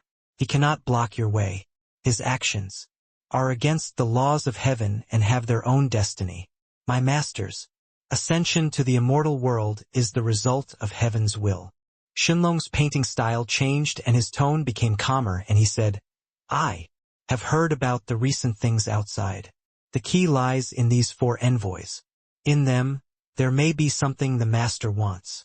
Shenlong found that he couldn't say things that Su Chen didn't know, but he could elaborate on the things that Su Chen knew. What's the point of me being the only one to ascend to the immortal realm?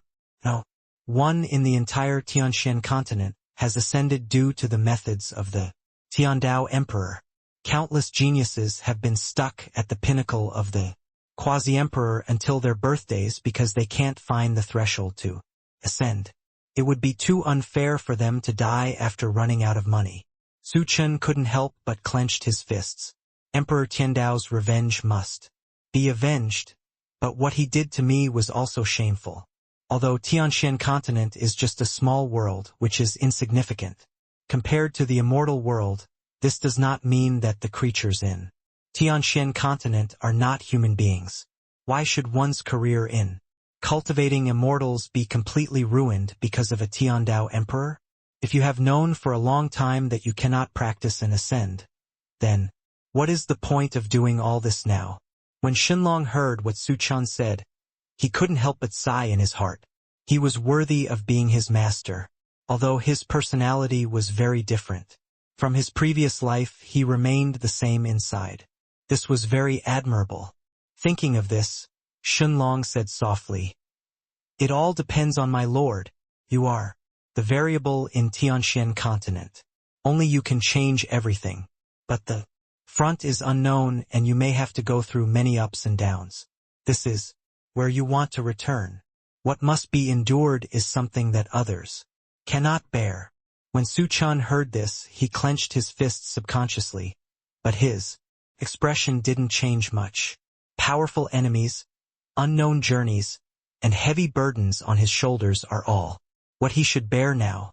The only thing he can do now is to improve his strength as soon as possible, otherwise everything will be empty talk. I believe you have heard about Rambo's behavior in the western wilderness. Wonder if you can help. Su Chen asked if Shenlong can be allowed to join their team. Rambo will definitely be defeated soon.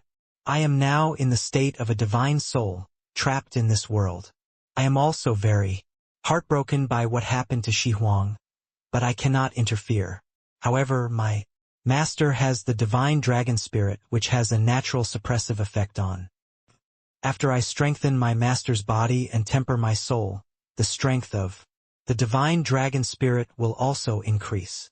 Shenlong said slowly, and his suggestions were very pertinent. After hearing this, Su Chen no longer struggled too much. After all, it is better to rely on yourself than to rely on others. Instead of finding ways to rely on others, it is better to strengthen your own strength. By the way, you should be able to feel the blood of the 5-clawed golden dragon on my body. I made a contract with a young dragon and we accidentally came to the altar. Su Chen didn't finish speaking, but already looked at Shenlong with doubtful eyes. Shenlong didn't really distinguish it carefully just now. He only felt that this aura was very familiar. He originally thought it was because of Shenlong's martial spirit, but now that he looked carefully, he really felt the bloodline of the 5-clawed golden dragon. You must know that the dragon clan has not produced a 5-clawed golden dragon for thousands of years. He himself is a 5-clawed golden dragon. Is just because of an accident, and the 5-clawed golden dragon is extremely precious and difficult to be born. Now in this lineage I am afraid that there is only the one contracted by Su Chen. It was destined by God, and it was God's will that Su Chen could contract that 5-clawed golden dragon. Don't worry about it.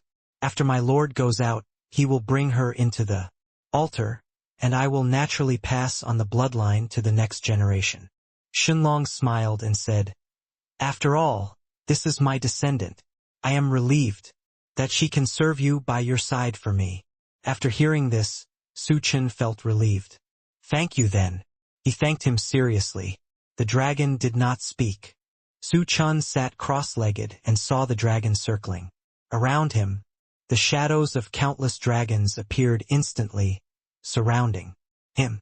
Countless Sanskrit words emerged, shining with golden light, and constantly shuttled between Su Chen's body.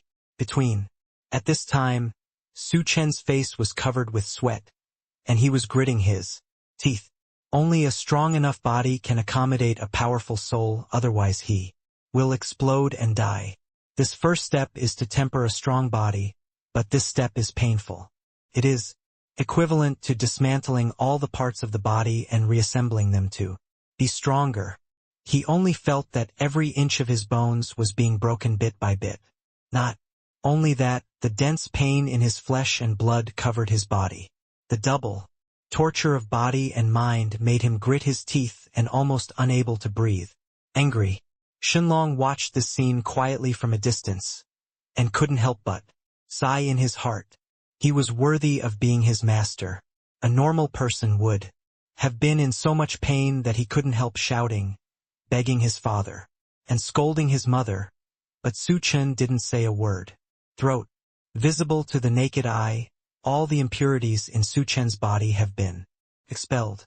Not only that, his body is obviously still the same and his appearance is still the same, but he looks more heroic and charming than before, and even his whole body's temperament has changed a lot. In the past, when Su Chen was not doing anything serious, he was more casual, like a playboy and careless. But now, as long as anyone takes a look at Su Chen, they will only feel that this person is majestic and extraordinary, and even spontaneously give birth to a feeling of anger, feeling of inferiority, and feeling that there is a lot of distance between them. Soon, a lot of dirt appeared on Su Chen's clothes. These were all the dirt suppressed by Su Chen's clothes.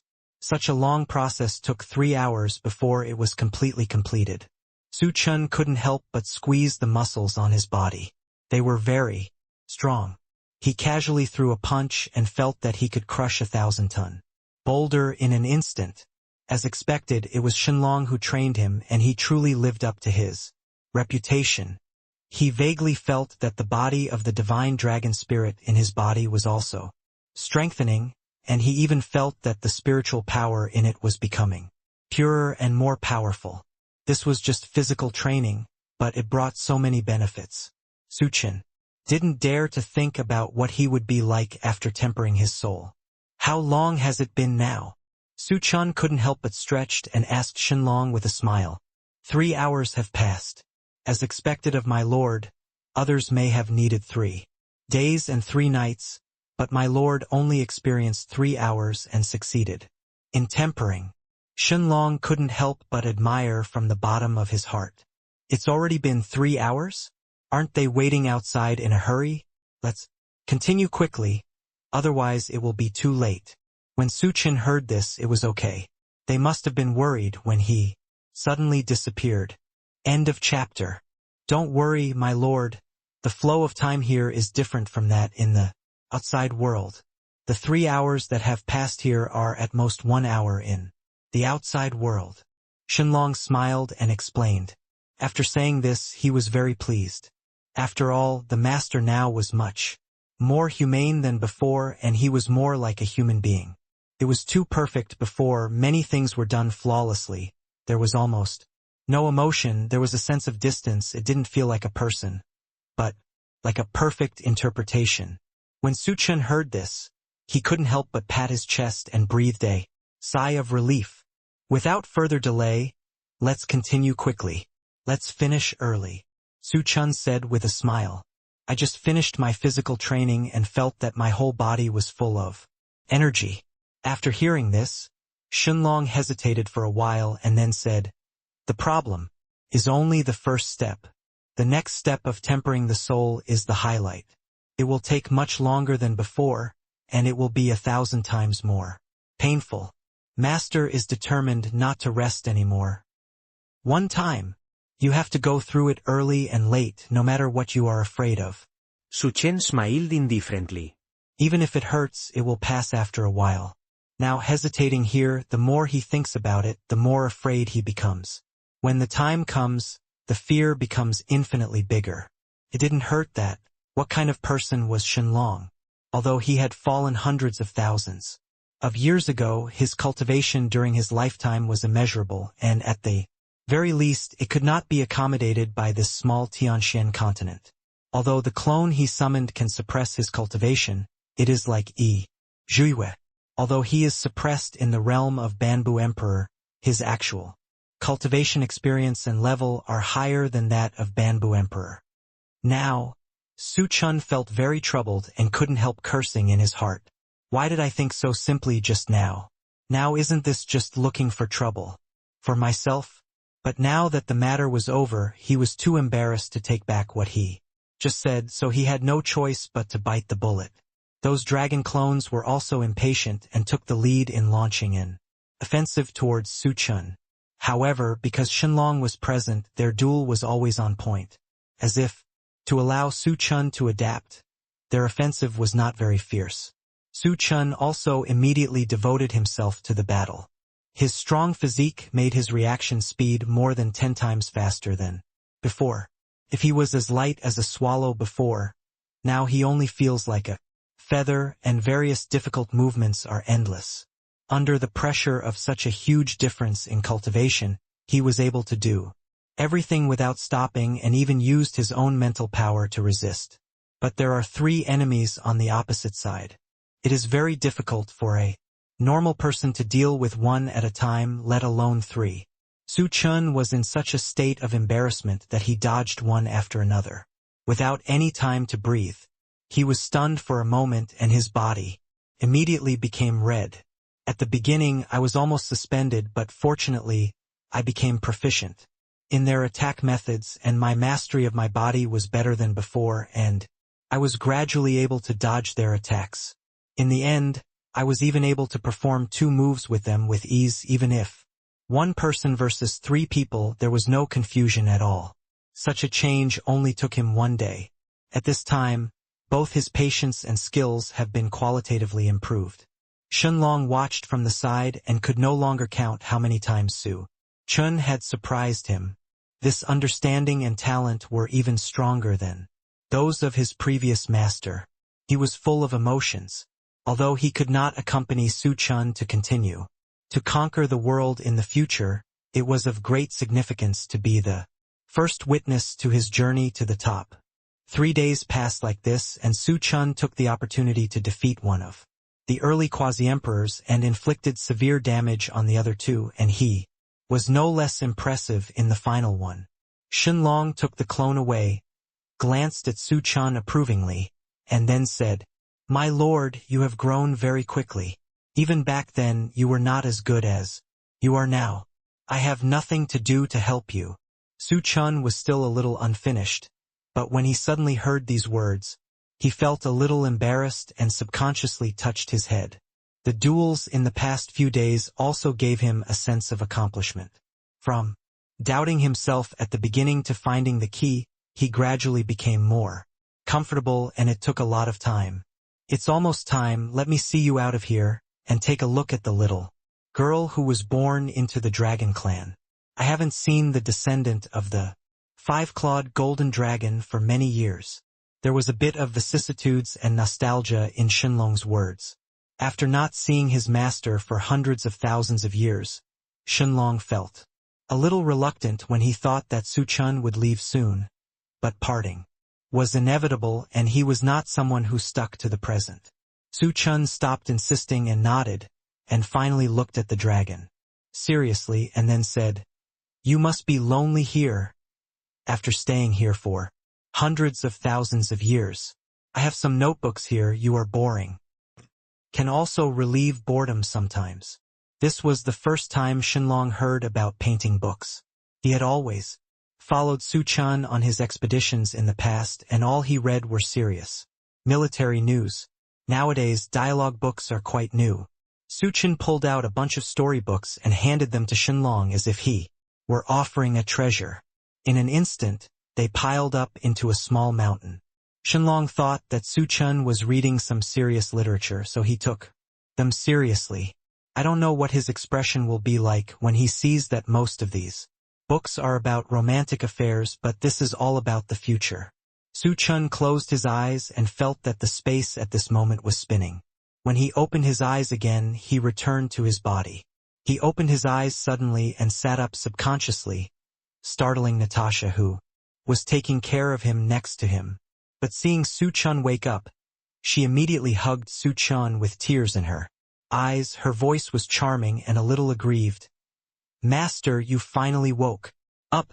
A day has passed. We thought something happened to you. It's okay, it's okay. I just went in and found a way to improve my cultivation. Su Chen chuckled, feeling the warm and fragrant soft jade in his arms. The lust that had been silent these past few days had no place to rest. Now he can be said to be a dragon and a tiger. Besides, haven't I come out now? Don't worry, your master is not that prone to trouble. When Natasha heard Su Chen's usual tone and expression, her heart warmed up, and her hanging heart finally relaxed. It's just that, for some reason, after the master woke up this time, his appearance didn't change much from before, but he looked inexplicably oppressive. If he was a smiling tiger before, he has really become a dragon now. Although he smiles very gently, the natural temperament around him still cannot be ignored. For some reason, Natasha's heart suddenly began to beat violently, and her chest beat violently, as if her heart was about to break through the shackles and jump out. Luolu, Yizhuiyue and others also gathered around. When they saw Su Chen wake up and confirmed that he was fine, they were relieved. Luo Xin was the most observant and immediately noticed the different temperament around Su Chen. She knew that Su Chen had obtained a great opportunity and was sincerely happy for him. Where is Xiaoxian? Su Chen looked around and did not see Xiaoxian's shadow, so he could not help but ask curiously. Luolu pursed her lips and then said, "First of all, I was in the altar just now, and suddenly saw a burst of golden light, and then I fell asleep." Because of Su Chen's previous experience, they did not panic this time, but just found a slightly more comfortable place for Xiaoxian.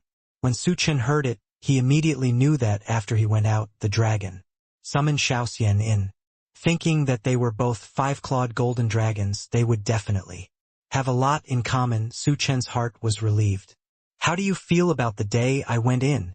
Su Chen couldn't help asking, looking at everyone with a smile in his eyes. "We have been walking around the altar in the past few days, looking for any exits nearby, but the altar is almost at the end and there is no way." Yizhuiyue was the first to talk about what he saw and heard. "I went to see the place where we just arrived. It was no different over there. There was no exit." Green Luo also continued. "What did you see when you entered the altar? What did you know? How do we get out?" Luo Xin looked at Su Chen with doubtful eyes and asked. They thought that this was the altar of the Dragon Clan after all, and how to get out would only require an expert from the Dragon Clan, so they gave up searching and waited for Su Chen to come out to see if there was any useful news. When Su Chen heard their questions, he slapped his head. How could he forget this most important thing? He smiled awkwardly and said guiltily, "I forgot to ask." Everyone's faces suddenly fell. "But it doesn't matter. Xiaoxian has gone in. When the time comes, Shenlong will definitely tell her how to get out of the altar. We just need to wait patiently." Seeing this situation, Su Chen quickly made amends for himself. But when he said this, let alone others, even he didn't believe it. With Xiaoxian's unreliable character, it is more credible to ask the Dragon Clan if there is anything particularly delicious than asking how to get out. But the matter has come to this, and it is useless for them to dwell on this. Luo Xin was the first to come out and smooth things over. "Su Chen, you've been in there for so long. You're quite tired now that you have this time. Let's take a good rest. Let's go look for any missing clues." Originally, Su Chen didn't say she was tired, but she didn't feel it yet. When they said this, she really felt that her spirit was a little tired, but she could still hold it in. But he was too embarrassed to brush off their kindness, so he agreed. So Luluo and Luoshan walked together to the other side of the stream to see if there was anything missing, while Yizhuo looked for clues near the altar. As for Natasha, she stayed to take care of Suchun and Xiaoxian. The division of labor was clear and Suchun suddenly became the most leisurely person in the team. As soon as he had some free time, Suchun couldn't help but have random thoughts in his mind. When I heard Yizhuo's words before, I was thinking that if I reached the pinnacle of the quasi-emperor, would I be unable to ascend because of Emperor Tiandao's manipulation? If the key to why no one in Tianshan continent is promoted to the great Emperor can be solved, then no matter how fast or high your cultivation level is, it will be of no use. In the end, you can only exhaust your lifespan and die in this world. Now that I hear Shenlong's words, it seems that they are at least heading in the right direction. Perhaps one of these 4 messengers of heaven knows the key to finding a way to ascend to heaven. After all, they are all subordinates of the Tiandao Emperor. If the passage between Tianshan continent and the immortal realm is completely closed, what method do they use to convey the message? Since they can find a way to send a message, it proves that they still have a chance to use this as a breakthrough to go to the fairy world. As for other high-level cultivators in Tianshan continent, they will not have a whole body of cultivation in vain, but because they cannot touch the threshold of ascension, they will die of exhaustion and suffering. Until here, Suchun actually had a guess that these 4 envoys of the Heavenly Dao Emperor were all in their respective territories. Firstly, they want to master all the information about Tianshan continent, and secondly, they want to take the entire Tianshan continent into their pockets to ensure that nothing unexpected happens. Since they chose to go to Tianshan continent, they must have known that they would be born here in this world. Otherwise, there is no need for them to spend so much effort on hundreds of small worlds just targeting this world. Once the Tiandao Emperor discovers something is wrong, he will definitely try his best to interfere with everything that happens in Tianshan continent, leaving them little time. They must improve their strength as soon as possible before Emperor Tiandao discovers the abnormality to ensure that they have the ability to compete when the time comes. Thinking of this, Suchun only felt that the road ahead was long. But he couldn't eat hot tofu in a hurry, and these things could not be achieved immediately just by being hasty. Thinking of this, Suchun relaxed slightly. Natasha saw that Suchun had his eyes open, as if he was distracted and not sleepy, so she couldn't help but lean towards Suchun. But before he could move twice, Suchun pulled him into his arms. "I haven't seen you for a few days. Do you miss the young master?"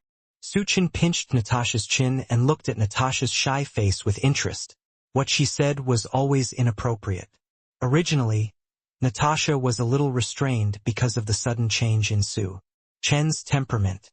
But now when she heard his unintelligible words as before, she felt that it was the familiar Suchun again. She pursed her lips and smiled softly, and her slightly curly hair fell on her lips, creating a beautiful arc. "Of course I miss you, Master," Natasha said calmly and generously.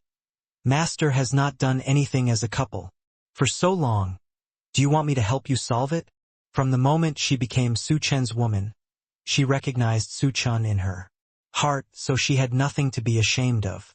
After all, in the eyes of the orcs, the most important thing in life is reproduction, and serving one's husband well is more important than anything else. When Suchun heard this, he looked at Natasha's smooth face, delicate collarbones, a pair of proud peaks, and slender waist, and instantly had some thoughts. "Golu!" He swallowed instantly, his eyes were scarlet, and he looked at Natasha with a bit of danger. "There is no reason for me to reject your kind offer," Suchun said with a smile, and patted Natasha's but hard with his hand. "It's just that I'm a little tired now. I don't know how you can help me." At the end of the sentence there was a hint of teasing in his words, and he was obviously trying to be good. Natasha couldn't stand Suchen's appearance and blushed like a monkey's, but she immediately took off Suchen's trousers and said in a soft voice, "It's Okay, master, you will know later. As soon as she finished speaking, she lowered her head, and her long golden hair fell on Su Chen's body. Nimble and small, Natasha is as active as a fish when it sees water. This made Su Chen feel that marrying Natasha was a very correct choice. You are really a good woman for my young master. We have only been married for a short time and you can do this now. You are worthy of being my woman. Why didn't I realize your talent before? Otherwise I wouldn't have let your pearl fall into dust. So long, Su Chen said, touching Natasha's 3,000 black hair with his hand, and said with a proud smile, "End of chapter." Natasha took these words as Su Chen's compliment and couldn't help but work harder. Su Chen was naturally very happy. He grabbed Natasha's hair and said, "So are you so thirsty?" After Natasha heard this, she raised her head unexpectedly, as if she was disturbed by something good. She looked at him pitifully and said with a bit of charm in her eyes, "Yes, I am so thirsty, master, I want a drink." The words were not finished, leaving 3 points unsaid. But it seemed that everything had been said. When Su Chen saw her like this, he swallowed deeply, and the expression on his face became even more happy. Natasha just twisted her body. She had a beautiful figure with a slender waist that was less than a handhold away.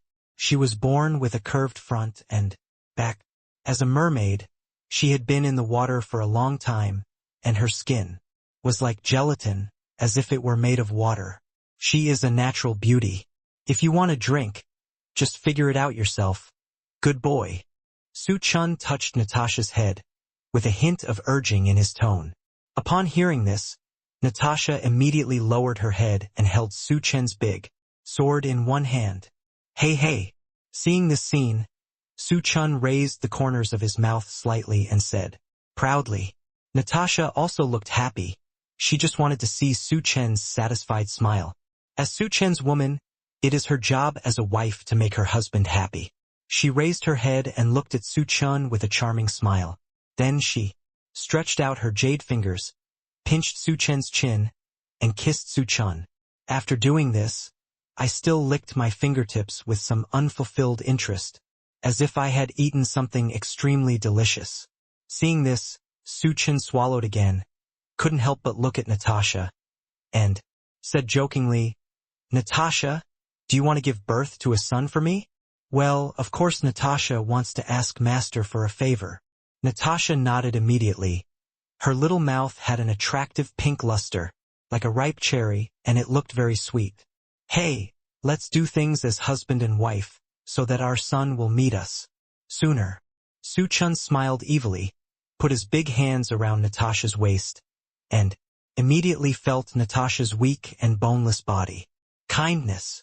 Natasha blushed, leaned into Su Chen's arms, nodded coquettishly. Master, Natasha must give birth to a big fat boy for you. Natasha's voice is ever-changing, and the voice of the mermaid tribe is already beautiful. Now when she deliberately acts coquettishly, it is like the sound of nature, like the sound of clear water with a bit of softness. Fight for what you want. Do you want me to teach you how to do it? Su Chen patted Natasha on the head, as if rewarding a good child. Natasha understood immediately, held Su Chen's big sword, and then lowered her head. Hee. This young master must let you have a son. Seeing this, Su Chen knocked Natasha down and then had an in-depth exchange of life with her. Thank you, master. Hearing this, Natasha said proudly. There are so many women around Su Chen, but few are pregnant with Su Chen's children. The mistress of the Su family, Su Chen's mother, is very proactive in raising children. If her family also gives birth to an heir for Su Chen, then her status in Su Chen's heart and even in the Su family will be higher. Therefore, she asked Su Chen to give those things to herself every time, because that was what she wanted in the end. The two communicated about their lives in depth for several hours before Su Chen stopped with a look of reluctance. In the end, Natasha had no strength at all and could only let Su Chen handle. She could clearly feel that Su Chen was more excited than before. She curled up in Su Chen's arms, raised her beautiful eyes, and couldn't help but said, "Master, Natasha misses our son. Please meet us as soon as possible." When Su Chen heard this, he thought that Natasha was really a cannibal. He put his ear next to Natasha's ear, grinned and said with an evil smile, "Du, you know you are lighting a fire? Do you know the consequences of doing this?" Well, of course Natasha knows the consequences, but Natasha doesn't care about it at all. Natasha just wants to continue the good name of the Su family. Passionate about reproducing children, she felt like retreating for the first time, but she was determined and would not give up easily. Su Chen liked her very much when he saw her look like this. At the same time, due to the in-depth communication between the two of their lives, the fusion of the Chenquin pearl was invisibly promoted. Natasha was immediately surprised and immediately began to meditate and practice with the Chenquin pearl. Su Chen had already put in 3 times more effort in the secret realm than outside. He had just had an in-depth exchange of life with Natasha. Now he was really tired, so he couldn't help but lean on the stone to sleep, on fire. When the other 3 came back, they saw this scene, but seeing the ambiguous atmosphere lingering in the air, they immediately realized what the two of them had done. The most unbalanced one among them is Luoshan. Who would have thought that Natasha would receive such a big benefit despite thinking that Su Chen would have a good rest? You must let yourself stay next time, maybe she will be the one who is loved by Su Chen. The other 2 people also felt a little regretful. If they had stayed here, something might have happened between them and Su Chen. Luo Xinyue, in particular, just tasted the taste of forbidden fruit and missed the taste a little.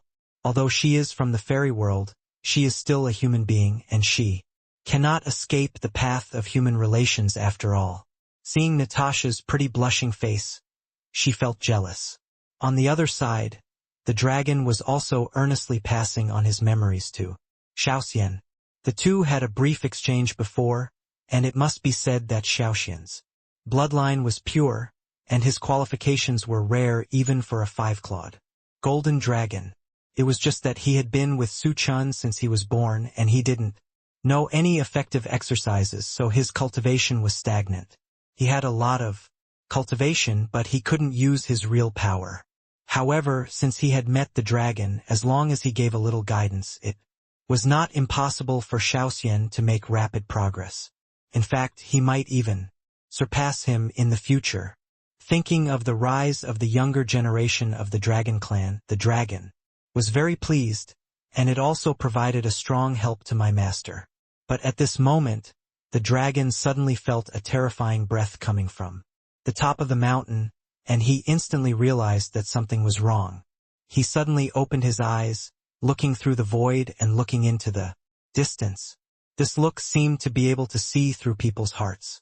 In front of him, all the insidious and cunning would be exposed. It seems that there is a destiny in the dark, and now there is no way to escape it. After all, I am too impatient. Shenlong couldn't help but sigh, with a bit of vicissitudes in his eyes. But he quickly adjusted himself and set his eyes on Xiaoxian again. At this moment, Xiaoxian's inherited memory has been harvested, but he still needs time to digest it. After all, the wisdom and memories of our ancestors over thousands of years are as vast as the sea of stars. If an average person endures so much, they may explode and die.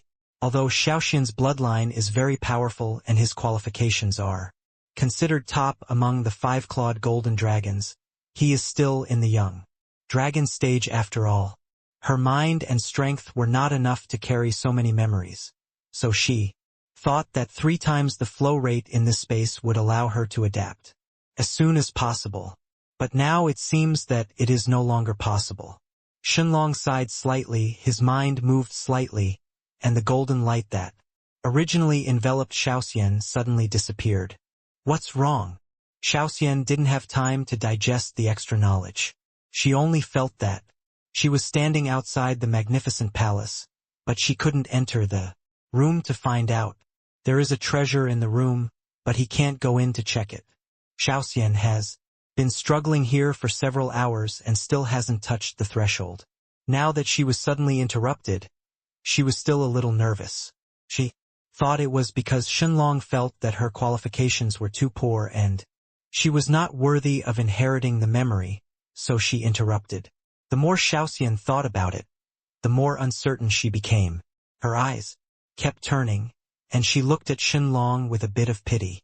Shenlong didn't expect this junior to be so interesting, so his tone couldn't help but slow down a bit, and he said softly, "Now I have temporarily blocked your inherited memory. There are more important things outside. The top priority is to take your master up the mountain as soon as possible. It's not too late to go now. After the matter is resolved, what belongs to you will naturally belong to you." Seeing that Xiaoxian still looked worried, Shenlong couldn't help but offer some words of comfort. Only then did Xiaoxian understand that it was not because he had low qualifications that he was rejected by Senior Shenlong, but because the time was too short and there were more important things on the mountain. The Holy Mountain is the habitat of the Dragon Clan. If something happens to the top of the mountain, there is a high probability that something will happen to the Dragon Clan.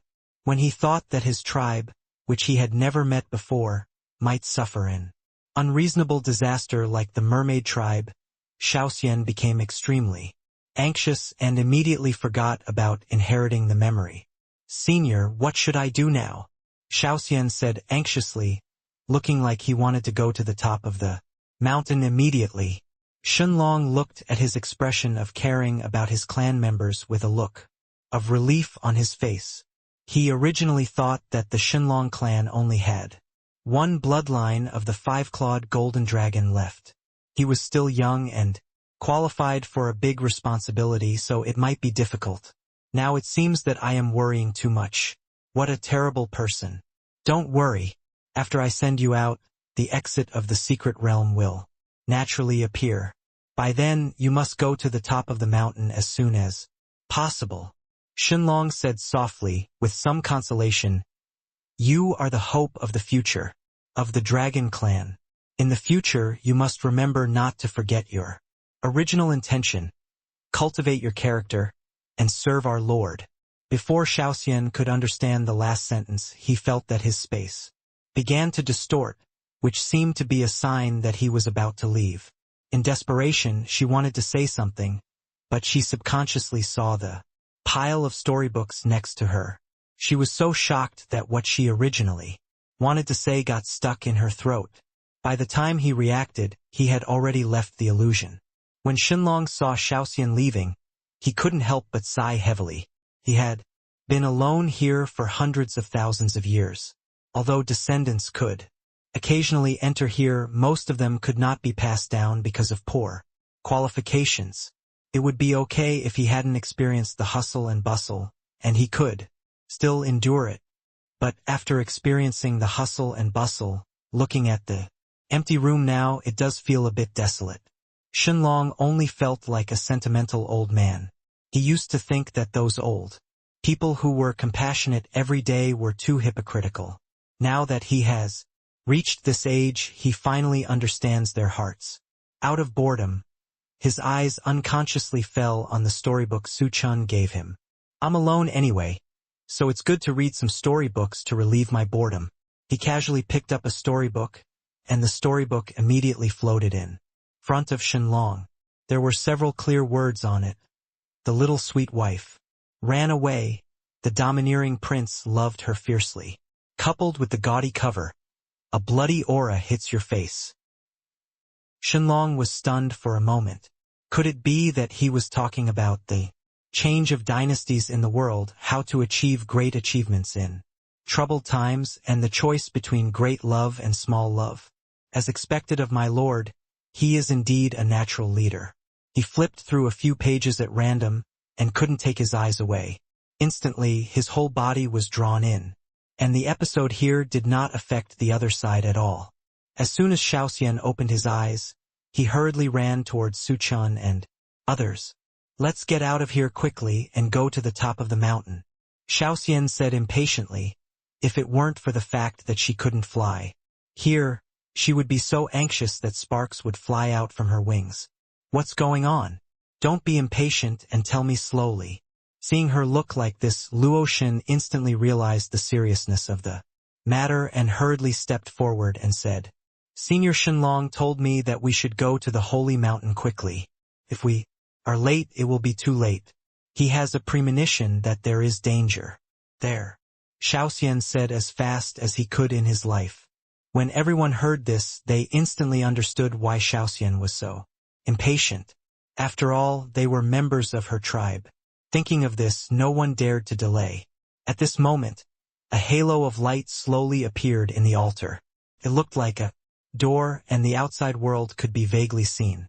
Everyone looked at each other and immediately understood that this was the exit from this illusion. Senior Shenlong, apart from telling you this, did you say anything else? Yizhue had a bad feeling in her heart, always feeling that Rambo was causing trouble. Xiaoxian was extremely anxious at the moment. When he suddenly asked this question, his brain was short-circuited. After thinking for a long time, he finally remembered the scene he saw before leaving. Senior Shenlong also reads vulgar stories. Xiaoxian closed his eyes and shouted out as if he were dead.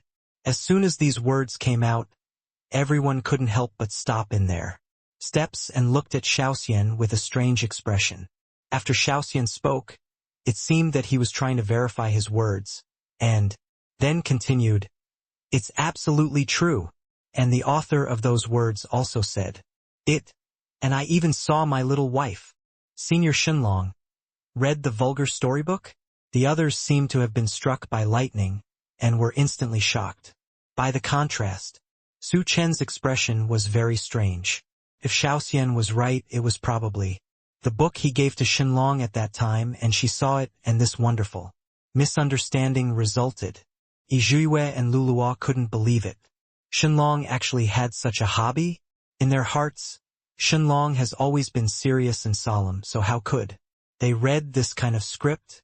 We have to respect the hobbies of our seniors. This is not a big deal. The top priority is that we still have to go to the top of the holy mountain to see what is going on. Su Chun coughed twice. As if to cover up his embarrassment, he quickly changed the subject.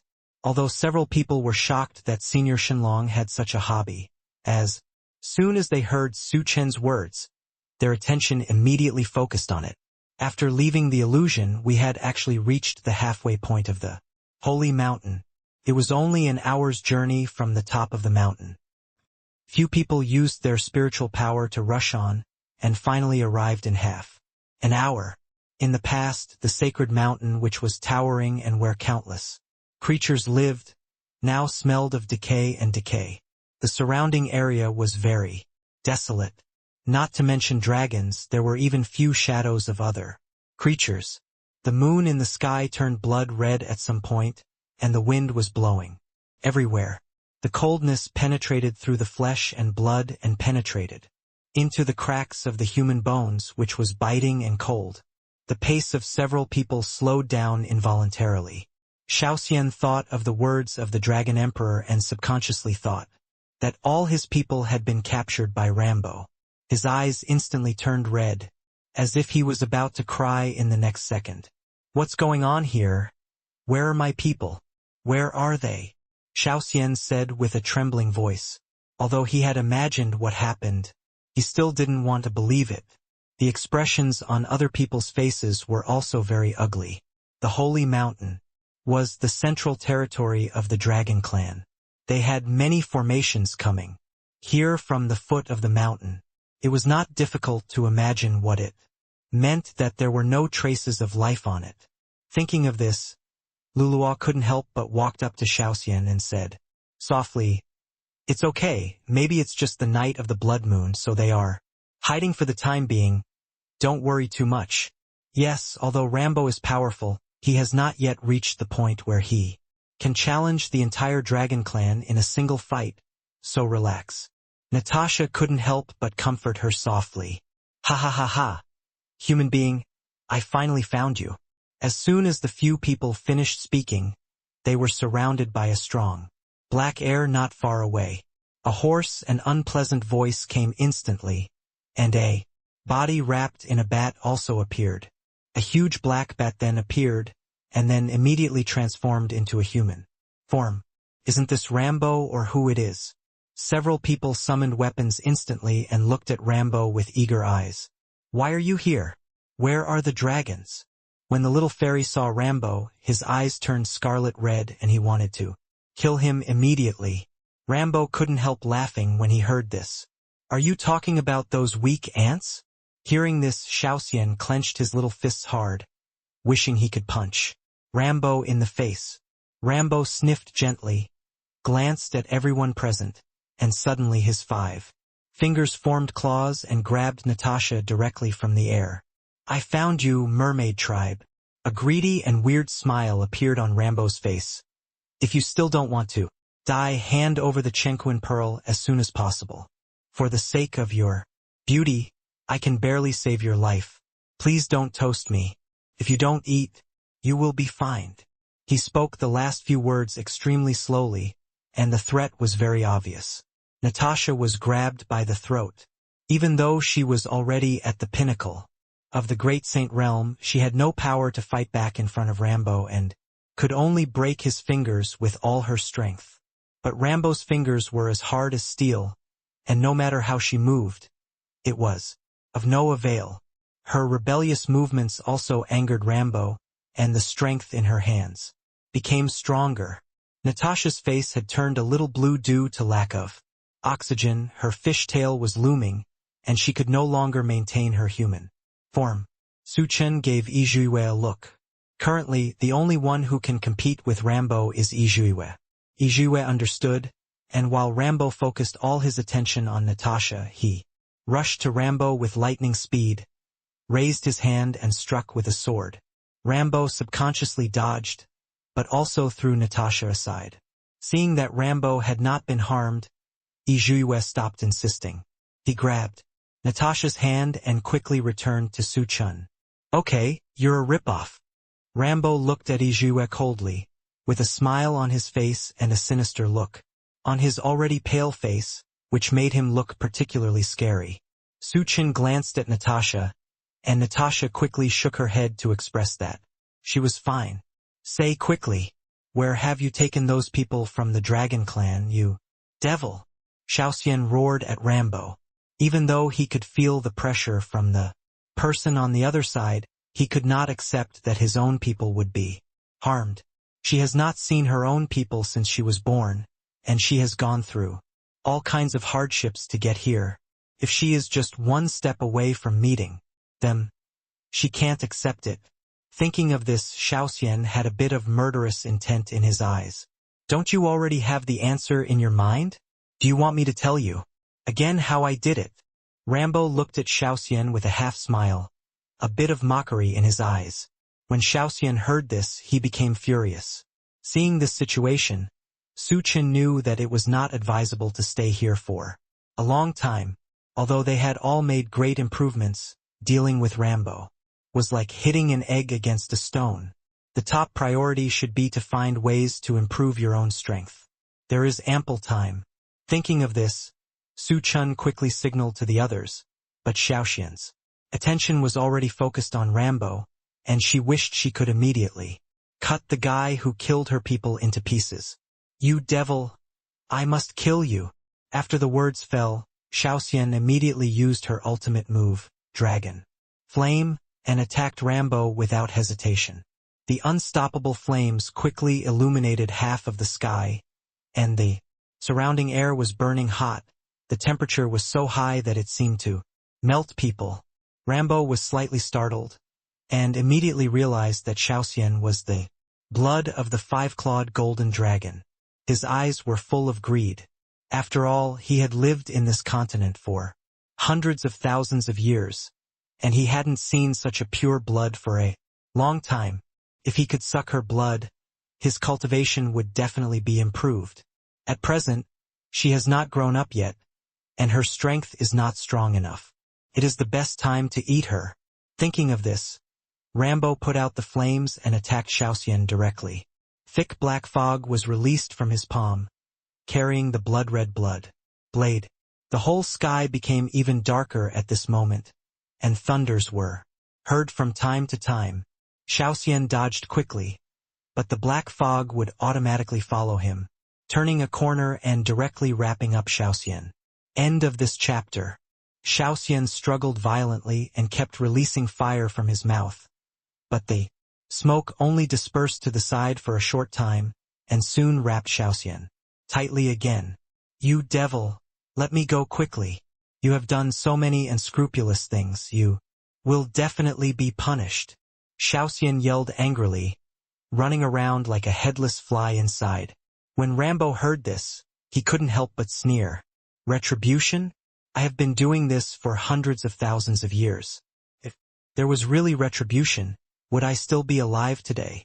At this point, his eyes were full of contempt, and he dismissed what Xiaoxian said. Retribution is something that only the weak believe in, and I am the God who gives you retribution. After the words fell, he couldn't help but raise his hands. Strong black energy swept around him, a pair of blood-red eyes with bloodthirsty light. The 5 fingers were like claws. The nails were long and sharp, like the claws of a beast, as if they were under the claws of a beast. Can disembowel a person in a second. He turned his gaze to Xiaoxian again, and a light flashed in his eyes that he was determined to win. At this moment Xiaoxian had become the ghost under his lips. Several other people couldn't help but feel anxious when they saw Rambo's appearance. Chen had quick eyes and quick hands, and directly released the blue tempered spirit fire. The black smoke was originally the ultimate in. Compared with before, the blue tempered spirit fire today is different from what it used to be. The black mist immediately spread out like a mouse when it encountered a mouse. Yizhuiyue also took advantage of this moment to quickly hold Xiaoxian in her arms and retreat to a safe distance. Rambo squinted his eyes and did not take Chen seriously, but he had already lost his patience as these 2 rats kept getting in his way. Compared to Chen as a human being, Natasha with the Chenquin pearl and the fairy with the blood of the 5-clawed golden dragon were more attractive to him. What's more, that human's cultivation level is only at the Great Saint realm, so there is nothing to fear from him. Thinking of this, Rambo decided to capture Xiaoxian first. His eerie and aggressive eyes lingered on Xiaoxian, with a strong sense of presence. Several other people immediately noticed Rambo's intentions. We are no match for him. We have a long time to come. Run now. Chen said anxiously. He could vaguely feel that after not seeing each other for a few days, Rambo's cultivation was more advanced than before. Besides, today is still the night of the blood moon, which will be of great benefit to his cultivation. They can't train his wife and then lose his troops. Since he had no objection to this, he was about to leave, but at this moment, Xiaoxian suddenly broke out of Yizhuiyue's arms.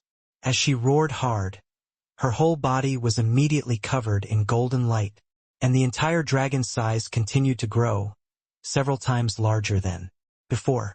If it could barely be considered a young dragon form before, it has almost reached a mature state now. No, Xiaoxian, you are burning your own essence and blood to forcefully improve your cultivation. Seeing this, Luotian's eyes froze slightly, and he thought something bad in his heart. He immediately came to a conclusion. Stop him quickly, otherwise it will cause too much harm to her. Generally, those who are willing to burn their essence and blood to forcibly improve their cultivation are almost always forced into desperate situations. Although it will greatly improve the cultivation level in a short period of time, the price paid is also painful. In order to deal with Rambo, it is not worth it for Xiaoxian. But Xiaoxian can no longer control so much. Whoever blocks him will die. The light around him is getting stronger and stronger. Finally, in the dark sky, few rays of golden light can be faintly seen. Yizhuiyue quickly stepped forward to stop him, but was deflected by an overbearing force. With such a level of cultivation, he is actually a bit stronger than the half-step emperor, as expected of the 5-clawed golden dragon. At this moment, The light around Xiaoxian gradually disappeared, replaced by a golden dragon, with a chilling look in its eyes, looking at Rambo coldly. Rambo also instantly felt the difficulty of the matter. As soon as the golden light shone on him, he felt so painful that he wanted to commit suicide. I didn't expect this dragon to have some abilities, but so what? It's just a young dragon that forcibly improves its cultivation. Nothing to be afraid of. Thinking of this, Rambo sneered and immediately stopped hesitating. His 5 fingers formed claws and attacked directly towards Xiaoxian. Xiaoxian was not a vegetarian. He immediately dodged and slapped Rambo directly on the back of the head with his big claws. The sharp wind of his palm even caused a few strong winds. Rambo immediately dodged away, but at the same time he was secretly frightened, thinking that the young dragon's current strength actually made him a little afraid. Moreover, the 5-clawed golden dragon is a natural beast, the incarnation of justice, and even has a touch of law power. Can be said to be a natural killer for a vampire like him. Therefore, even if there is a gap in strength between the two, Rambo does not dare to take it lightly, and his eyes gradually become serious. After just a moment of breathing, the two of them were fighting together in an instant. What should we do now, master? We can't leave Xiaoxian here alone. Luluo was very worried in her eyes. Looking at Xiaoxian's figure, she was as anxious as an ant on a hot pot. Xiaoxian has lost his mind now. It's useless no matter how we stop him. He just wants to kill Rambo. Yizhuiyue couldn't help but shook her head. Although Xiaoxian's strength is indeed strong, her mind is still young and she still cannot withstand such a blow. Su Chun clenched his fists, not knowing why things developed like this. But now was not the time to think about it. He closed his eyes gently, took a deep breath and clenched his fists. Unconsciously, even the joints turned slightly white, and suddenly his eyes fell on Yizhuiyue. Zhuiyue, we are together. We cannot leave anyone behind. You are at the level of a half-step emperor. Let's go together to help Xiaoxian. When Yizhuiyue heard this, she nodded quickly. During this period of time together, she had already fallen in love with the somewhat silly and innocent Xiaoxian. Now, leaving him like this is not what she wants to see. Leaving him in the first place is not what she wants to see. I'll help her. After Yizhuiyue finished speaking, he directly summoned his sword and rushed towards the direction where the two were fighting. At this moment, the blood-burning Xiaoxian and Rambo were equally matched. But, after all, Xiaoxian did not have as much fighting experience as Rambo, and he was still young. Even if he had suddenly improved to such a high level of cultivation, he still could not use it reasonably. It has gradually shown a trend of decline. In comparison, Rambo fought with ease. Even if you are half-step to the realm of the great emperor now, you are still far behind me. If you are willing to surrender now, I am willing to consider making your death less painful and leaving you with a complete corpse. Rambo looked at Xiaoxian with a smile. Maybe the smile didn't reach his eyes, but more like a cold and insidious poisonous snake. It was dangerous, waiting for its prey to show its flaws and kill it with one strike. Wishful thinking, even if I blow myself up and die, I will never take advantage of you, a devil. Hearing this, Xiaoxian gritted her teeth and felt her blood surge up all over her body. The sudden surge in spiritual power made her a little confused. But she gritted her teeth and persisted. But Rambo's attack became more and more fierce, and it passed through Xiaoxian's head several times. Xiaoxian managed to avoid it only by holding on to his strength. Suddenly, Xiaoxian was in a trance, and Rambo's figure had completely disappeared. When he turned around, Rambo's claws were already close in front of him. The claws are covered with thick black energy, and are even surrounded by bloody energy, which is an eerie and terrifying atmosphere. If caught by this claw, not only will the Taoist mind be disturbed, but it will even be severely polluted. But Xiaoxian could no longer dodge at this moment. She used fierce fire to catch the palm forcefully. Unfortunately, it failed. The fierce fire was dispersed by the rich black energy, and even hit her face. With overwhelming force, faster than before. At the critical moment, a sword with cold light suddenly stood in front of Heike. Immediately afterwards, Xiaoxian was forcefully pulled away from his original position, and the sword struck Rambo's hand. Rambo's arrogant smile froze on his face, and he took 2 steps back because he was unprepared.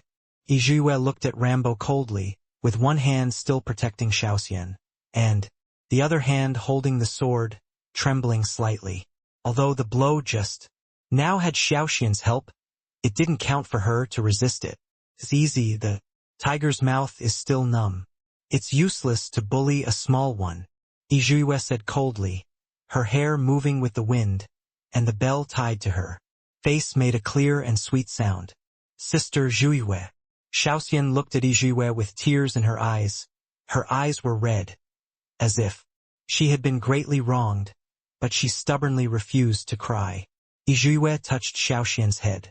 Although she didn't say anything, her actions seemed to say, "Don't be afraid. I'm here. You can become a hero. Even if you two join forces, you can't defeat me. Just come here. I will let you know that ants are just ants after all." Rambo couldn't help but snorted coldly, his eyes finally showing some seriousness. Standing in front of him now were 2 half-step emperors. He was only a half-step emperor, but he was stronger than them because he had absorbed enough blood essence. If 2 people work together, he is really not sure that he can defeat them. 100%. Thinking of this, Rambo suddenly shouted loudly. At the same time, the entire sky became gloomier, and the snowy moon in the sky became increasingly scarlet, glowing crimson as if reflecting Rambo's mood. Rambo's Zhou was filled with black energy. Blood was flowing continuously, and a black and long blade suddenly appeared on his chest. He held the knife and pulled it out forcefully.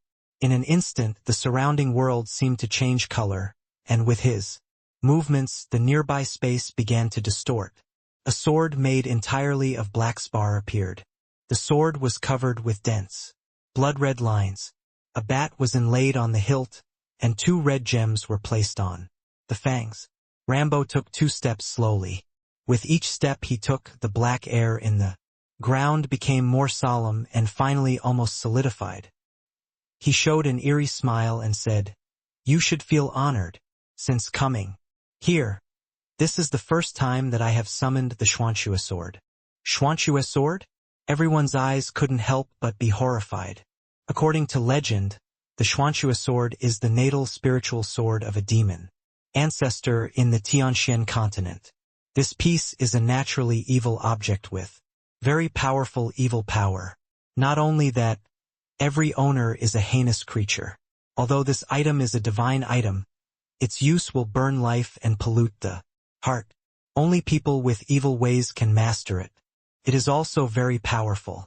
According to legend, those who are attacked by the Xuanxue sword will see the most fearful thing in their hearts. Not only that, the wound where attacked by the Xuanxue sword will not heal in a short period of time, and in the end they can only bleed out and die. Rambo waved lightly, and a dark black sword energy was instantly swung out, and it kept amplifying and finally cut off half of the mountain in the distance. Su Chen and others felt very heavy in their hearts. Even if it was not swung at them, the aftermath still affected them. Natasha had been injured just now, and now she couldn't help spitting out a mouthful of blood. Luotian's face turned even pale and his body was shaky. Su Chen was protected by the divine dragon spirit and could barely keep his body steady, but he still felt a deep fear enveloped him. Xiaoxian and Yizhuo looked at each other, both seeing fear in each other's eyes. But Rambo didn't give them a chance to breathe, and attacked the 2 of them with his sword. Although Rambo is very powerful now, in the end he is still fighting against 2 people. For a while, the 3 of them were evenly matched. In the end, because of the cooperation between Xiaoxian and Yizhuo, Rambo suffered several hidden losses. Xiaoxian's flames are extremely restrained by people like Rambo. In addition, Yizhuiyue has been in the half-step emperor for a long time, but her cultivation is so suppressed. The fight between the few people is really going back and forth. You asked for this.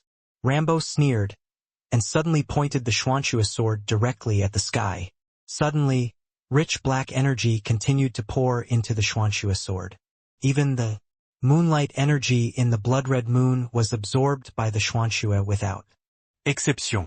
The sword absorbs. The Xuanxue sword at this time exuded a terrifying luster, as if it was buzzing excitedly because it received a powerful force. I saw Rambo suddenly swinging his sword towards Xiaoxian, who dodged quickly, and spit out a mouthful of dragon flame. Yizhuiyue also quickly raised his knife and chopped at the back of Rambo's neck. Rambo hurriedly dodged, but was caught off guard and a piece of his clothes was cut off. This was undoubtedly a provocation for him, and he immediately began to target Yizhuiyue with a ferocious face. 1 against 2, especially at this level of cultivation, the slightest mistake would be a situation of no return. Rambo wanted to deal with Xiaoxian first, but Yizhuiyue would take the opportunity to interfere with her like a whole. Yizhuiyue had worked for the Emperor of Heaven for so long, so her skills were undoubtedly unquestionable. Her techniques were very skilled and her movements were very sophisticated, which was not comparable to a young dragon like Xiaoxian. Therefore, Yizhuiyue was very difficult to deal with. If we could take advantage of the opportunity to get rid of her first, it would be easy to deal with Xiaoxian next. But how could Yizhuiyue not see his intentions? She immediately showed her color to Xiaoxian. Rambo and Yizhuiyue started fighting instantly. Yizhuiyue was not a pushover either. The sword in her hand was also a magic sword. The two of them fought without giving in. Without Rambo to target, Xiaoxian felt much more relaxed. While the two were tit for tat, Xiaoxian used his own power to deal with Rambo. Now that she has forcibly upgraded her cultivation to the half-step emperor realm, the prominent dragon flames are extremely suppressive to Rambo. Therefore, Rambo suffered a lot in the duel with Yizhuiyue. Without warning, Xiaoxian spat a mouthful of dragon flame directly onto Rambo's back. The clothes on Rambo's back were instantly burned with several holes, and he was dripping with blood. Rambo's eyes widened, and he couldn't help spitting out a mouthful of blood. Yizhuiyue took advantage of this opportunity and without hesitation stabbed the sword heavily into Rambo's chest. She used 100% of her spiritual power and strength to stab Rambo in the chest, and then turned around abruptly. A big hole instantly appeared in Rambo's chest, and it was bloody. Rambo's eyes widened, and he let out an angry roar. Finally, he held the blade with his hand and pulled it out. Immediately afterwards, a strong aura burst out instantly sending Xiaoxian and Yizhuiyue far away. Did this defeat him? Natasha looked on and couldn't help but said. Luotian's face was gloomy. She always felt that things were not that simple. If Rambo's cultivation strength was only like this, he would not have been confronting the Dragon Clan for so long and forced the Dragon Clan into such a situation. Sure enough, Rambo suddenly laughed sinisterly, and the killing intent in his eyes almost solidified, like a cold poisonous snake, staring at Xiaoxian and Yizhuiyue. Okay, you are very good. You really impress me. His words were hoarse and hoarse, like an old, worn-out organ. Xiaoxian and Yizhuiyue stood side by side. Although they had severely injured Lumbo, they still did not dare to let down their guard. In full view of everyone, Rambo suddenly took out a dying candle dragon from the storage ring. The candle dragon was already at the pinnacle of the quasi-emperor. It was dying at the moment. It was finally released, and it screamed in pain. Black body was curled up together with large and small wounds on its body. It was shocking to see. Xiaoxian felt the painful screams of his companions, and his heart tightened, and he subconsciously wanted to step forward to snatch it from Rambo. But before he had a chance to come to Rambo, he saw Rambo pinching Zhulong's neck and sucking all his blood away. The candle dragon kept struggling, looking at Xiaoxian and the others with pleading expressions, but soon became completely silent, and finally turned into a ball of powder and disappeared between heaven and earth. Xiaoxian screamed in pain. No! Rambo's aura suddenly surged, and his injuries were recovering at a speed visible to the naked eye. He seemed to be back at his peak. All your struggles are in vain. On the night of the blood moon I am invincible. Even if you are seriously injured, you can still recover, but you will be tortured by me to death of all your strength. Rambo instantly burst out laughing wildly, and the momentum around him surged. Immediately afterwards, he casually attacked, instantly causing Xiaoxian and Yizhuiyue to be bounced away. As for Xiaoxian, whose mind was severely damaged and suffered a backlash in advance, she has now fallen back to the quasi-emperor realm. Her eyes are red, and there are already signs of going crazy. Xiaoxian, what should we do now? Seeing this, Natasha looked into the distance worriedly. Although Rambo's attention was not on them, she could not help but worry about Xiaoxian. Su Chen's face was also very ugly. If they procrastinate like this, they will pay the price for their actions sooner or later. Thinking of this, he made a decision immediately. We have to find a way to help them. Even if we can't help, we have to take them out of here.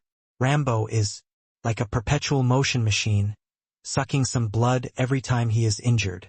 It will be consumed to death. Luoshan also agreed with Su Chen's words, but the top priority was how to help them. The auras on their bodies were very strong. With Luoshan and Natasha's cultivation, they might be seriously injured if they went rashly. You care about that human, right? In that case, I will kill him with my own hands in front of you, so that you know the cost of angering me. Rambo looked at the two people in front of him sadly, and his eyes fell on Su Chun with a malicious smile. You are not allowed to touch the master. When Xiaoxian heard this, she became anxious immediately. She had already lost her dragon friends, and she could not lose her master again. Thinking of this, she instantly lost her mind and rushed towards Rambo like crazy. But now, her cultivation level is only at the quasi-emperor level, which is far behind Rambo. Rambo beat her to the point of death without any effort. Even Yizhuiyue, who was blocking in front of him, was slashed several times by him. Yizhuiyue couldn't help spitting out a mouthful of blood, but she still resisted tenaciously. She knew that if she couldn't hold on any longer, others would probably suffer. It's such a touching emotion. It's a pity that you met me. I will make you regret your current choice. Rambo laughed wildly, his eyes already filled with a bit of pleasure and intoxication. This torture process was really intoxicating. As soon as Su Chun saw this scene, he couldn't bear it anymore and directly summoned the blue-tempered spirit fire, and before Rambo's attention was fully focused on him, he launched an attack unexpectedly. At the same time, the divine dragon spirit burst out, carrying countless pure and bright power and attacking Rambo. A dragon roar shook the heavens and the earth. Rambo's attention was instantly drawn to the dragon spirit behind Su Chun. Although he was deliberately resisting it, he had been looking for this person for hundreds of thousands of years, so he could quickly detect it. Instantly, he quickly lost interest in the two people in front of him. That's right, he was the messenger of Emperor Tiandao in the western wilderness. He had been looking for a person with a dragon spirit here for hundreds of thousands of years. Improving his cultivation was important, but he also hated staying in this poor and remote place. Although he had been staying here for a long time, he was still not as good as the fairyland. If he could kill this human, he would soon find a way to return to the fairyland. Thinking of this, Rambo looked at Su Chun with a covetous look, dodged his attack directly, and rushed towards Su Chun quickly. Xiaoxian was afraid that Su Chun would be hurt, and still rushed towards Rambo fearlessly, but now Rambo was in his prime. How could he be afraid of Xiaoxian? Xiaoxian was solved in 2 or 3 moves. Natasha and Luoshan saw that things were not going well. Rambo's state at this moment was completely different from before. If he was just playing around and didn't care just now, now he was determined to kill Su Chen and fight to the death. End of this chapter. Although they didn't know why Rambo had changed like this, they subconsciously felt that they couldn't let Su Chen fall into Rambo's hands. Natasha and Luoshan looked at each other and quickly rushed in front of Su Chen, trying to delay time. Su Chen, run quickly, his target is you, he is probably the messenger of the Emperor of Heaven. Luoshan Bingxue was smart. At that moment, she realized why Rambo cared so much about Su Chen. Su Chen gritted his teeth. He had just made a dangerous move. If he couldn't find a way to attract Rambo's attention, Xiaoxian and Yizhuiwei would probably be consumed by him. But now let him be a deserter and leave everyone else here saying he can't do. He clenched his fists, his eyes almost split open, and he hated why his cultivation level could not be higher. But Luoshan and Natasha were defeated by Rambo in just an instant, and were knocked to the side, unable to even stand up. It's your turn next, human. Rambo looked at Su Chen gloomily, and said with a meaningful smile, I have never tasted how delicious human blood is with the dragon spirit. Today is the day you die. At this moment, Yizhuiwei held up his sword and slashed at the back of Rambo's neck, but he was quickly dodged by Rambo. If you want to kill Su Chen, you must get through me first. Yizhuiwei looked at Rambo coldly and panted slightly. After a long and heavy battle, she was at the end of her strength. Sweat wet. His clothes and large beads of sweat slid down her forehead, but her eyes were unparalleled in determination. You and I are both the envoys of the great Emperor of Tiandao. We clearly know the orders of the great Emperor of Tiandao. Why do we still go along with him? Rambo never wanted to kill Yizhuiwei, but he also didn't understand why she did so. Although they do not meet each other, there are very few people in Tianxian continent who can step into the realm of half-step emperor. What's more, some of Yizhuiwei's skills are unique to the heaven, so he easily guessed Yizhuiwei's identity. When Yizhuiwei heard this, her face was as pale as paper. She was not surprised that Rambo guessed her identity, but now that she was pregnant with Su Chen's child, she was already Su Chen's. Stop talking nonsense. You don't need to take care of my affairs. You are a waste who only sucks sperm and blood. Yizhuiwei snorted coldly, but her words were unforgiving. When Rambo heard this, he laughed sinisterly. He pointed at Luoshan, who fell on the ground, and then his eyes fell on Yizhuiwei's face. Originally, I wanted that woman to become my blood slave. Now it seems that the two of us are a perfect match. If you can give up on Su Chen right now, I can still force you to stand by my side. After all, this in Tianxian continent, you are the only one worthy of this seat. He looked at Yizhuiwei with a smile, a bit beguiling. Yizhuiwei was so angry that he laughed. Who gave him the confidence? He was just a vampire in love. He was not even worthy of carrying her shoes in the fairy world, yet he dared to miss her. You are really daydreaming. You dare to miss me without even looking at how much you weigh. Yizhuiwei said this mercilessly, almost saying that Rambo is a monster that only sucks blood and essence. Rambo's expression gradually became dangerous, but he still continued patiently, I am giving you a chance. You should know the consequences of betraying the Emperor of Heaven. Your current strength is not enough to deal with it. Do you want to count on this boy who is only in the great saint realm? After saying that, he glanced at Su Chen disdainfully, let alone dealing with the Emperor of Heaven. Even if he was dealing with him, if he wanted to, he could crush this man to death with one finger. I advise you to clearly understand the current situation. After all, you are still a beauty. It would be a pity if you died like this. Rambo said with a smile, his eyes lingering on Yizhuiwei unscrupulously. You shameless rascal. Yizhuiwei couldn't help but snorted coldly. It's useless to say more. Just come here. If you want to hurt Su Chen today, you have to step over my body. If you don't eat the toast, you will be punished with alcohol. Rambo snorted coldly. His patience was running out. Although he had some sympathy for her, he had already lost all his patience after being disobeyed over and over again. In this case, I will let you see your own. What a wrong choice. When the time comes, I will make you kneel on the ground, crying and begging me. As soon as the words fell, the two of them fought each other instantly. Beyond the distant mountain tops, there are quite beautiful mountains and clear waters, but everyone is a little embarrassed. They were all resting when he suddenly felt the breath of the five-clawed golden dragon in the void, and the four people with high cultivation levels stood up instantly. This is the king's breath, the oldest one among them said with trembling hands and disbelief. He is the great elder of the dragon clan, Ao Hong. That's right. I can never mistake this smell. It's right over there.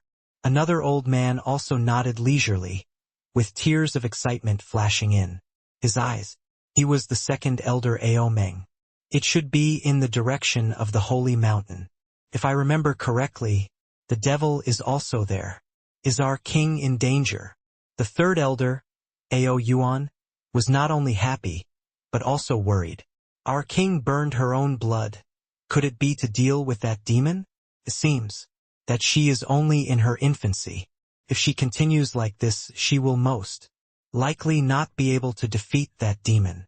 The fourth elder Ao Fong couldn't help but say, wishing he could fly over immediately and bring his king back. They were indeed at the top of the holy mountain, but on this night of the blood moon, the demon suddenly attacked them like chicken blood.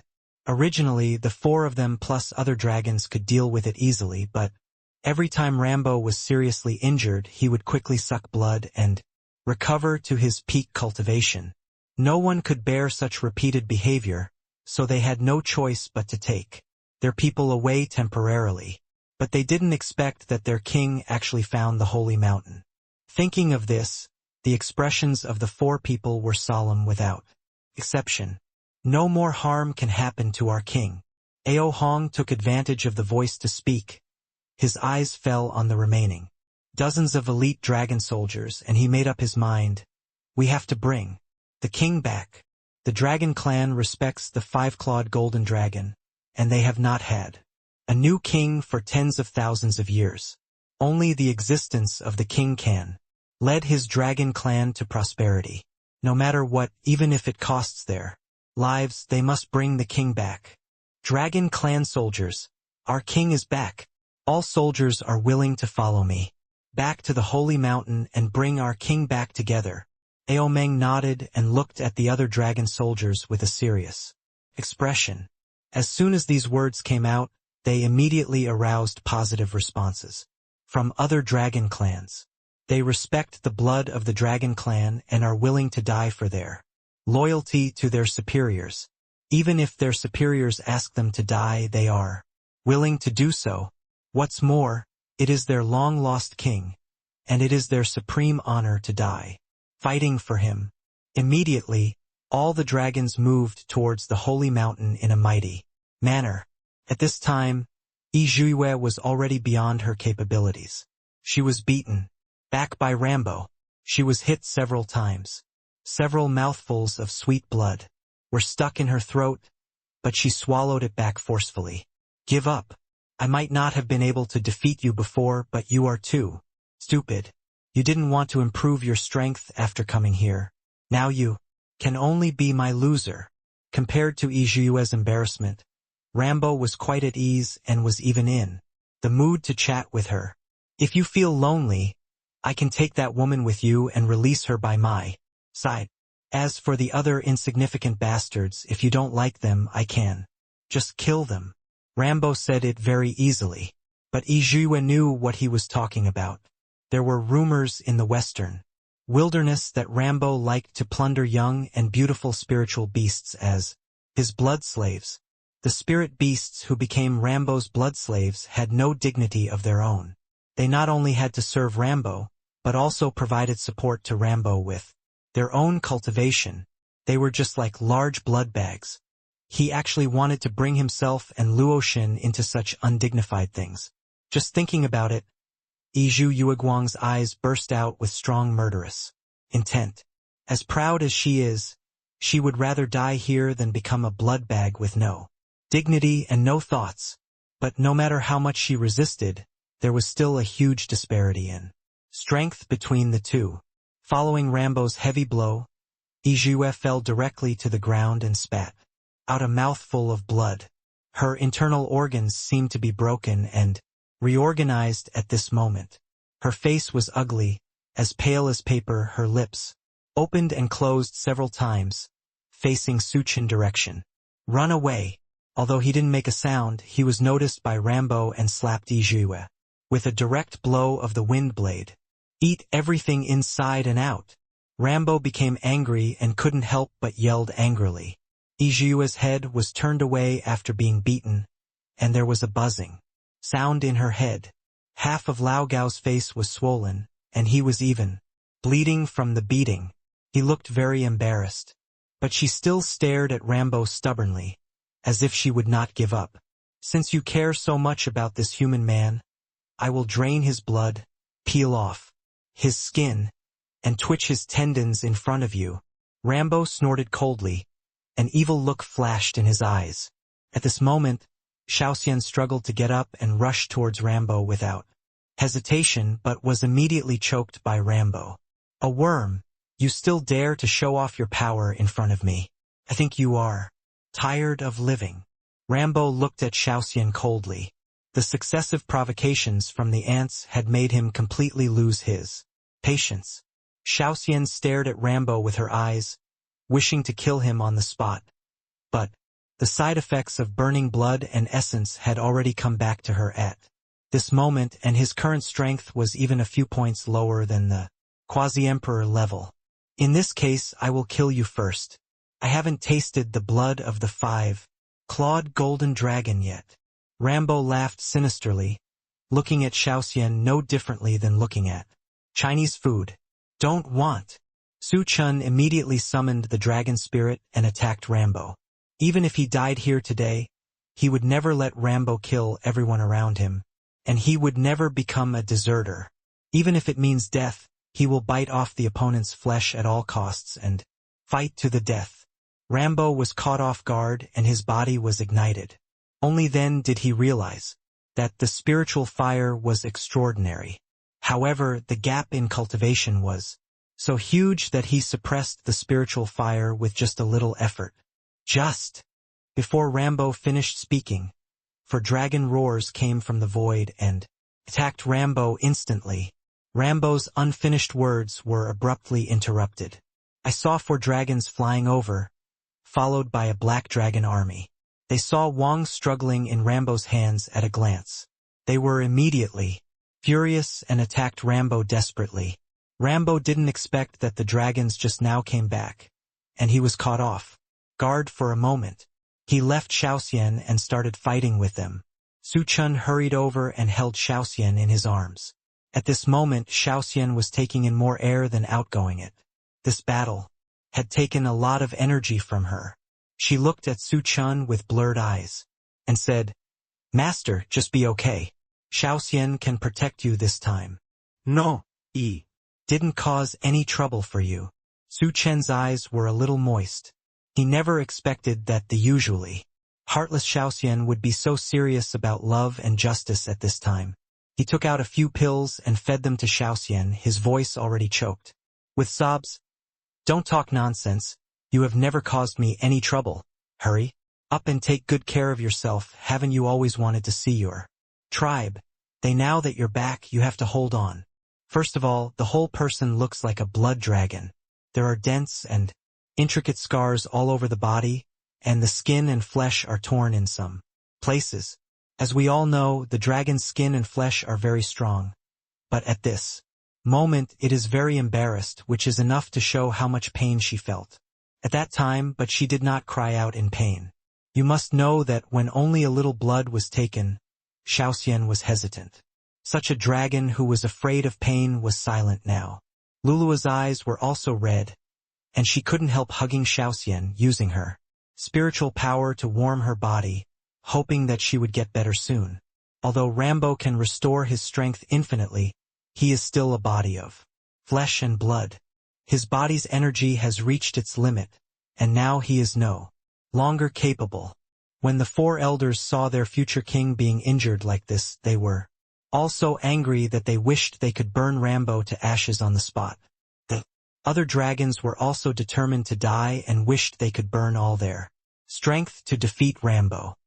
1 or 2 lunatics were okay, but there were more than 20 lunatics in front of Rambo. Rambo couldn't help cursing in his heart. He just felt that he was so unlucky that he didn't look at the almanac when he went out today. You bully the few by bullying them. Don't go too far, Rambo said angrily, his eyes about to burst into flames. When several elders heard this, they did not agree at all. Ofang spoke decisively, his tone full of contempt.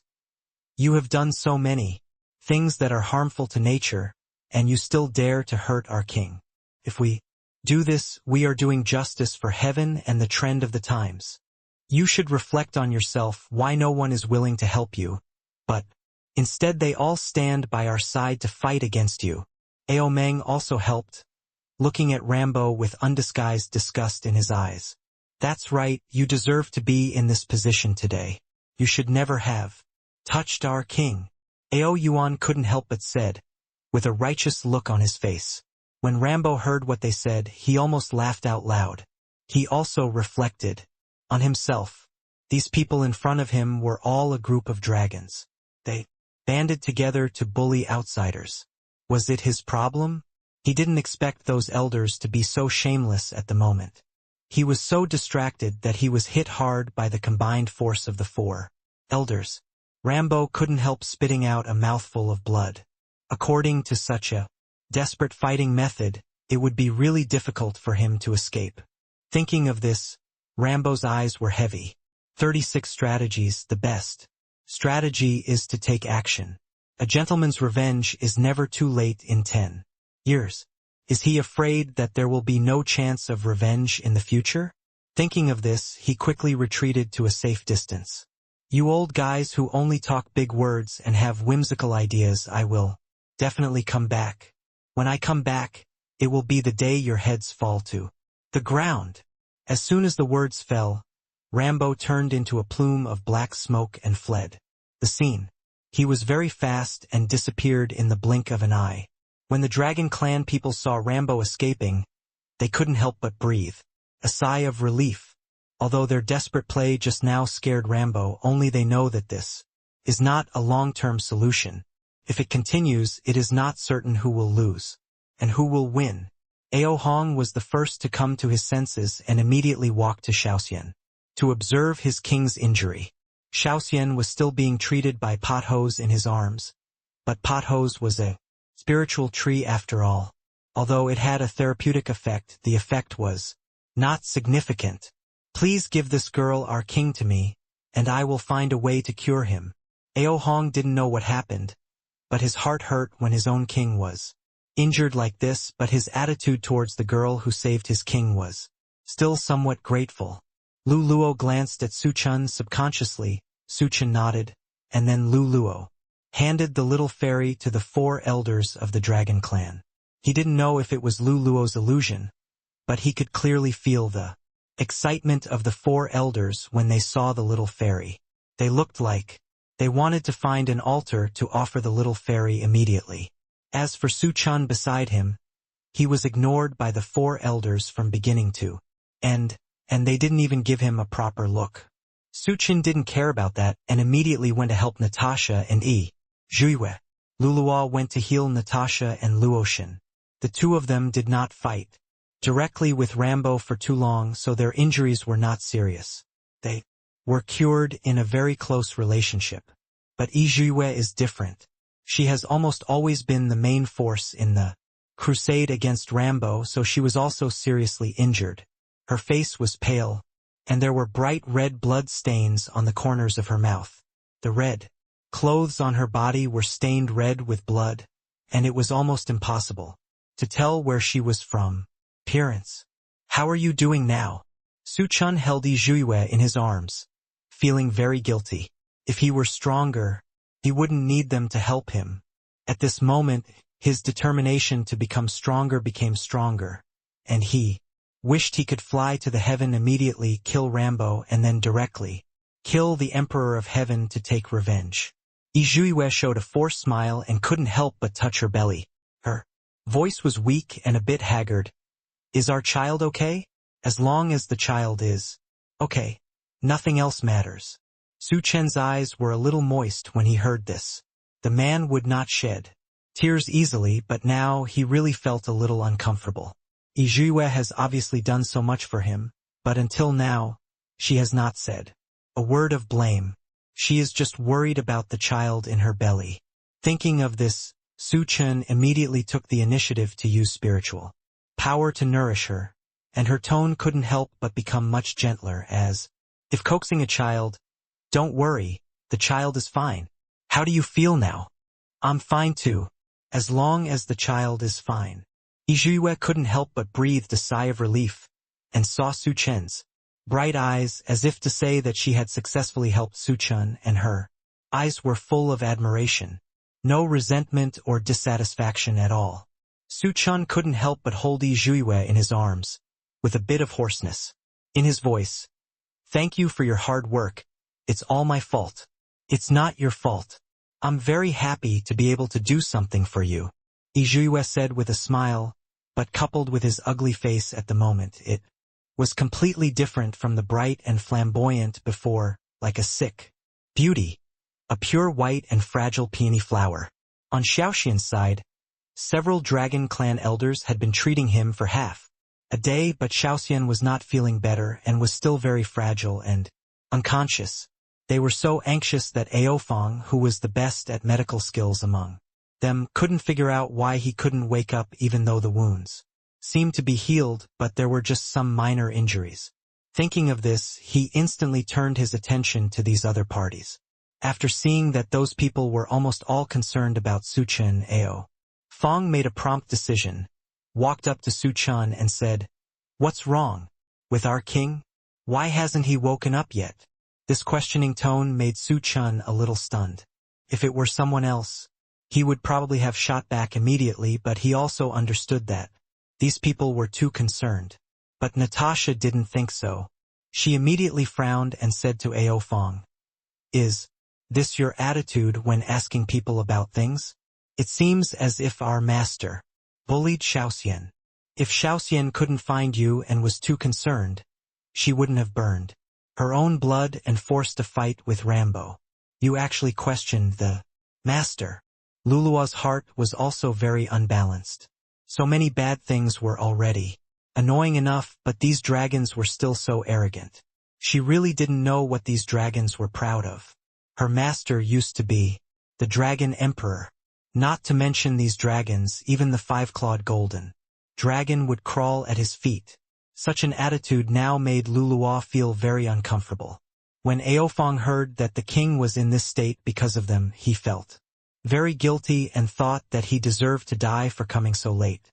End of this chapter. Is Aofeng young and energetic, or the slightly older Aofeng appeared, showed a gentle smile to Su Chen, and said softly, "This little friend, Aofeng, is also concerned about chaos. Don't take it to heart. The main reason is that our king seems to have a close relationship with you. We don't know much about what happened at that time, so we thought of asking. We have cured Wang's injuries, but he still won't wake up, as if he was trapped. This is very strange. It may be due to some stimulation before. We have to find the problem before he can wake up. Come over," Aoanshin said reluctantly. If it weren't for his own king, he would not have negotiated with the humans in the Great Sage Realm. After all, they were the noble dragon clan, and humans could only crawl and obey them when they saw them.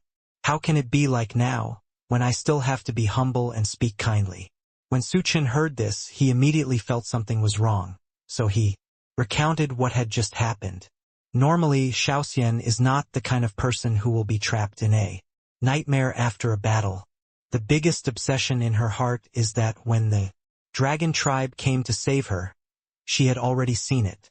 Logically speaking, she should have nothing to regret. But why is it so late to wake up? Thinking of this, several other people were also puzzled. Normally, there was no behavior that would destroy the mind, but why did they still not wake up? At this moment, Su Chen seemed to suddenly realize something. He patted his forehead and couldn't help but say, maybe Xiaoxian is passing on the memory now.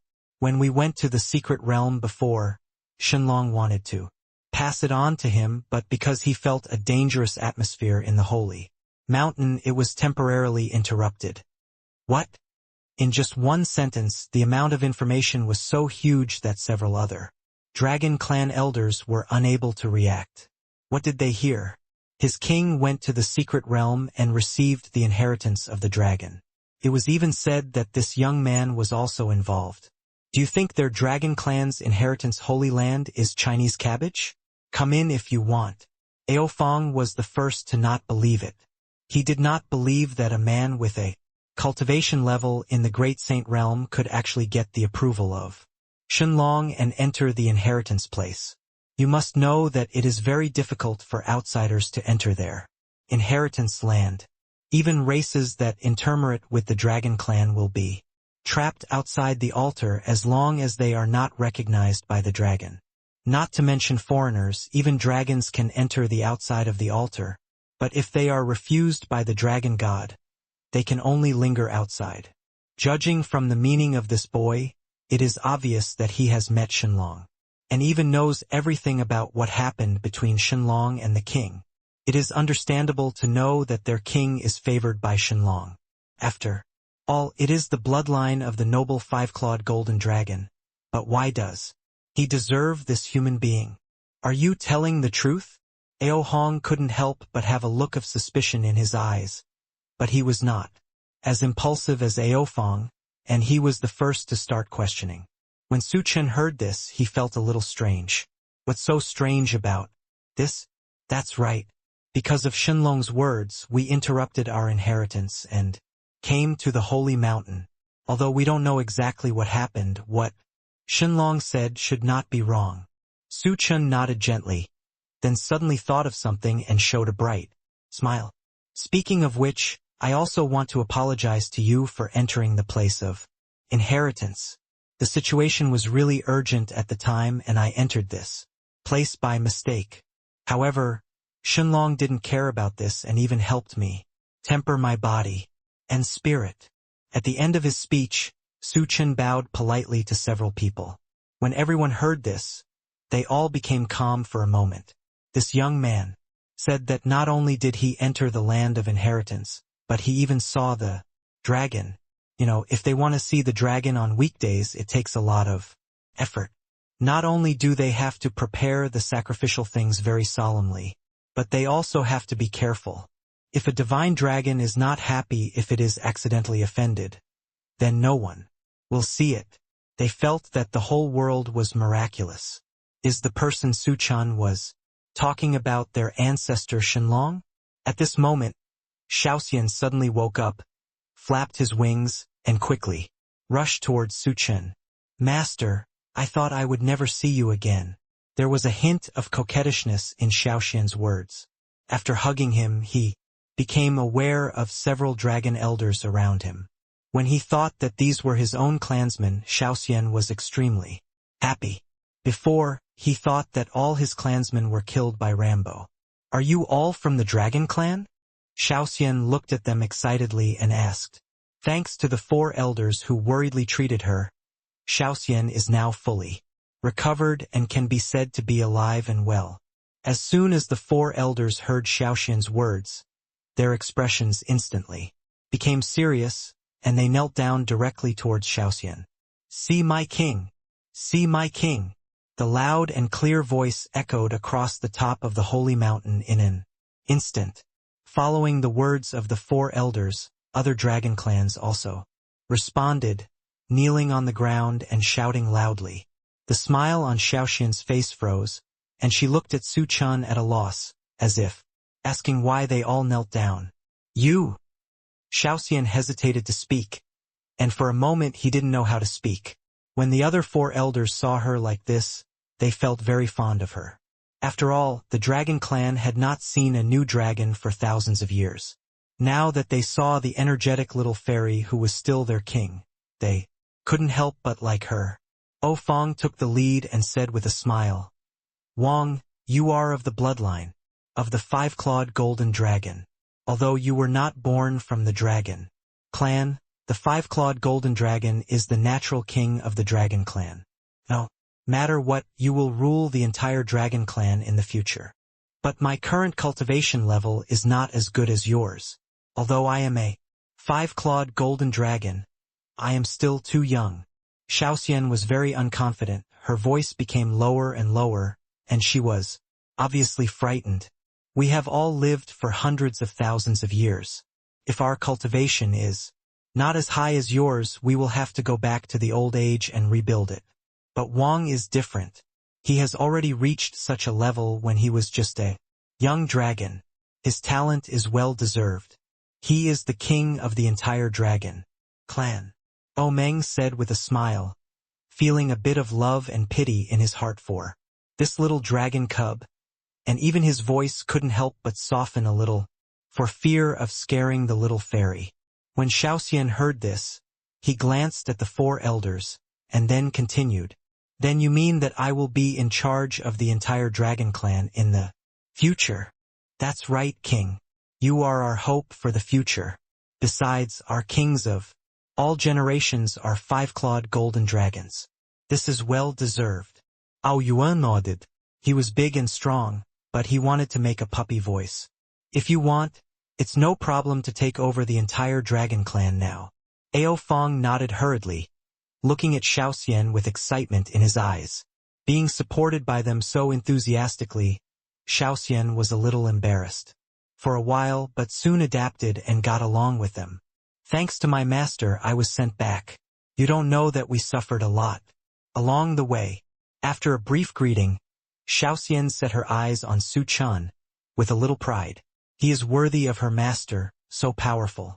Several dragon elders understood when they spoke just now that it was Su Chen who escorted Xiaoxian back from afar. If it weren't for Su Chen, it would be difficult for Xiaoxian to come back. Suddenly, they were full of gratitude to Su Chen. Thanks to you for escorting our king back. Ao Fong looked at Su Chen with admiration. His previous attitude was not good. When he thought of his attitude towards the king's benefactor, he wanted to slap himself to death. Fortunately, Su Chen was not so stingy. He just waved his hand casually to show that he didn't care. Now I am the king of the dragon clan. It will be more secure to follow the master in the future. Whoever dares to bully the master, I will take them to beat up those bad guys. Xiaoxian said proudly, wagging his tail happily. Rather than saying it is a dragon, it is more like a proud puppy. Su Chen couldn't help laughing. He didn't expect Xiaoxian to protect him. You are already the king of the dragon clan. Although Su Chen saved you, you can't always follow him. After all, you still have to stay in the dragon clan and be with us. Ao Yuan couldn't help but say it first when he heard Xiaoxian's words. Yes, yes, although he is your savior, you are the future king of the dragon clan. If you spread the word that you are a human spirit beast, your reputation will be a bit inappropriate. Ao Meng couldn't help but agree, and explained the pros and cons very tactfully. If I become the king of the dragon clan, can't I stay with my master in the future? When Xiaoxian heard this, she suddenly felt that she was not so happy. That's natural. Our dragon clan has noble blood, so we can't always be with humans. Ao Fong said quickly. Although the words of several people were not very clear, they also mocked Su Chen's identity in a veiled way, saying that he was not worthy of being Xiaoxian's master. It was just because Xiaoxian looked very close to Su Chen that they didn't say so clearly. Luluo, who was listening, was a little angry. The master was the dragon emperor. Hundreds of thousands of years ago, let alone dragons, even people in the fairy world had to bow down to the dragon emperor. Who gave them the courage to be so frivolous and coquettish now? Luotian's face was also a little worried. It's dangerous to stay with us. They are all your people in the dragon clan, so it will be safer in the end. Although Su Chen was reluctant to leave Xiaoxian, he knew how much Xiaoxian cared about her people along the way. Even after mistakenly thinking that Rambo had killed her people, she would fight him to the death even if it meant burning her blood. In this case, how could Su Chen bear to let Xiao Xian make a choice between the two? Besides, Xiao Xian is a young dragon. The enemy he will face in the future is the Emperor of Heaven. Who knows what will happen in the future? Since he decided to take this path himself, it is destined to be very difficult. In comparison, living with the people of the clan will be safer. But I don't think it's dangerous to be with you, and it's very interesting. Xiao Xian shook her head desperately, looking at Su Chen with reluctance. She has been with Su Chen since she was born. To her, the people of the dragon clan are her family members whom she has never met, but Su Chen is also her family. For a moment she was also in a dilemma. Who said that? And now that you have such a high level of cultivation, you can definitely protect the entire dragon clan. Su Chen smiled and said, you are all the same kind, so there will definitely be more topics to talk about. Although my cultivation is high, you are also very powerful, and you also have the divine dragon martial soul. Although it is not from the dragon clan, it is also related to dragons. After hearing this, Xiao Xian subconsciously denied it. Su Chen couldn't help shaking his head when he heard this, thinking that Xiao Xian was reluctant to part with him, so he was forcing a relationship.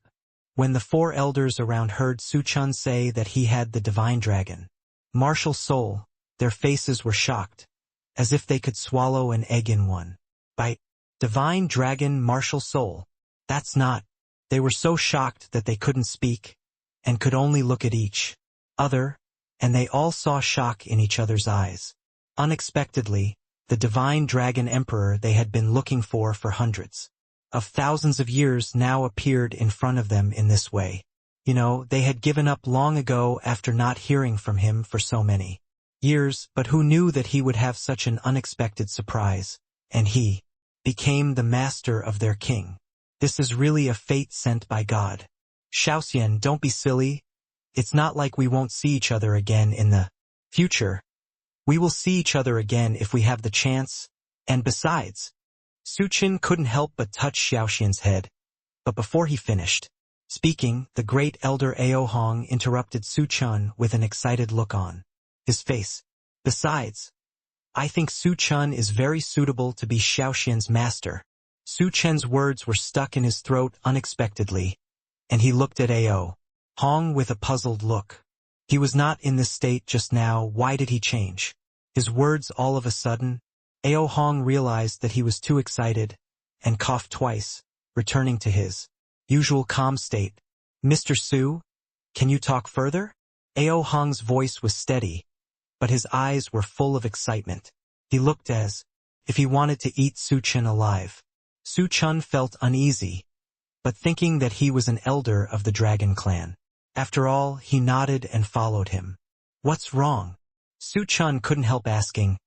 Actually, it doesn't matter if Xian stays in the dragon clan. After all, she may be your childhood in the future. It doesn't matter if I follow you. Ao Hong's face was filled with joy, and even his words changed from you to you, fully demonstrating his respect. This made Su Chen a little confused. He didn't know what the elder was up to. Could it be that he was planning to make himself his son-in-law? Thinking of this, Su Chen said to Ao Hong with a firm face, although Xiao Xian and I have been together for a long time, I will never give up my dignity. These words were sonorous and powerful, which confused Ao Hong. Ao Hong thought for a long time, but he still couldn't figure out what Su Chen meant. Helplessly, he gave up thinking. But it was definitely not what Su Chen thought. You may have misunderstood. I didn't mean that. Ao Hong smiled softly, and then slowly said. This made Su Chen a little confused. What else could it mean? Then, Ao Hong continued, I wonder if you can let me take a look at your Shenlong martial spirit. Finally, he added, I don't mean anything else. I just want to confirm one thing. Su Chen didn't hesitate and immediately showed his Shenlong martial spirit. In the void, a dragon was looking at Ao Hong majestically, and roared. threateningly from time to time. Although the master didn't let him attack the moment he appeared, the whole scene seemed to be instantly shrouded by a huge pressure. Even if Su Chen was only a great saint, the sense of oppression he brought was not inferior to the quasi-emperor realm. The moment Ao Hong saw the dragon, there was a moment of chill in his heart, and he was almost unable to move for a short time. Then, he looked at Su Chen very excitedly. His lips trembled for a long time, opened and closed several times, but he couldn't say a word. Finally, he simply knelt on the ground and kowtowed to Su Chen. "My lord, we finally waited for you." Following Ao Hong's actions, the other three elders who reacted first also knelt down and repeated Ao Hong's words. Finally, the elite soldiers of the other dragons also knelt down. From the empty top of the holy mountain, the sonorous and powerful voices of the dragons came with a mighty momentum and breaking the sky. Su Chen was confused by this situation, and even the other people didn't understand the situation. I don't know why the dragons who had misunderstood them just now have surrendered collectively now. Luluo raised her chin proudly. The Shenlong Wuhuan is the symbol of the Shenlong Emperor. When these people see the Shenlong Wuhuan, it is equivalent to seeing the Shenlong Emperor, and they will naturally respect it very much. Thinking of their attitude just now, Luluo felt very relieved. Yi clenched her fists, once again convinced of Su Chen's identity, and felt more and more that her choice was right. How lucky she was to be pregnant with a child of such a noble person. "Get up quickly." Su Chen was a little at a loss. The elder Long kneeling in front of him was almost hundreds of thousands of times older than him. Being kneeled by such an old man would somewhat shorten his life, not to mention that there was more than one. After hearing Su Chen's words, Ao Hong slowly stood up, and the others followed suit. Although no one spoke, their eyes looking at Su Chen were full of fanaticism and respect, as if Su Chen was their supreme god. "Master, our entire dragon clan is willing to serve you, and for you, even if it means going up mountains and down seas of fire, we will not hesitate," Ao Hong said excitedly. "Well, who can tell me what's going on now?" Su Chen looked embarrassed, and didn't know how to respond for a moment. He just felt that these dragons were too enthusiastic. "It's like this."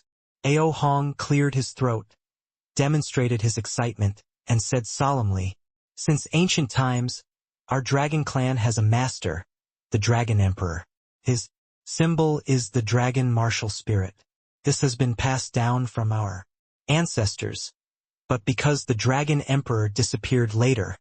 Speaking of this, Ao Hong's face was a little regretful.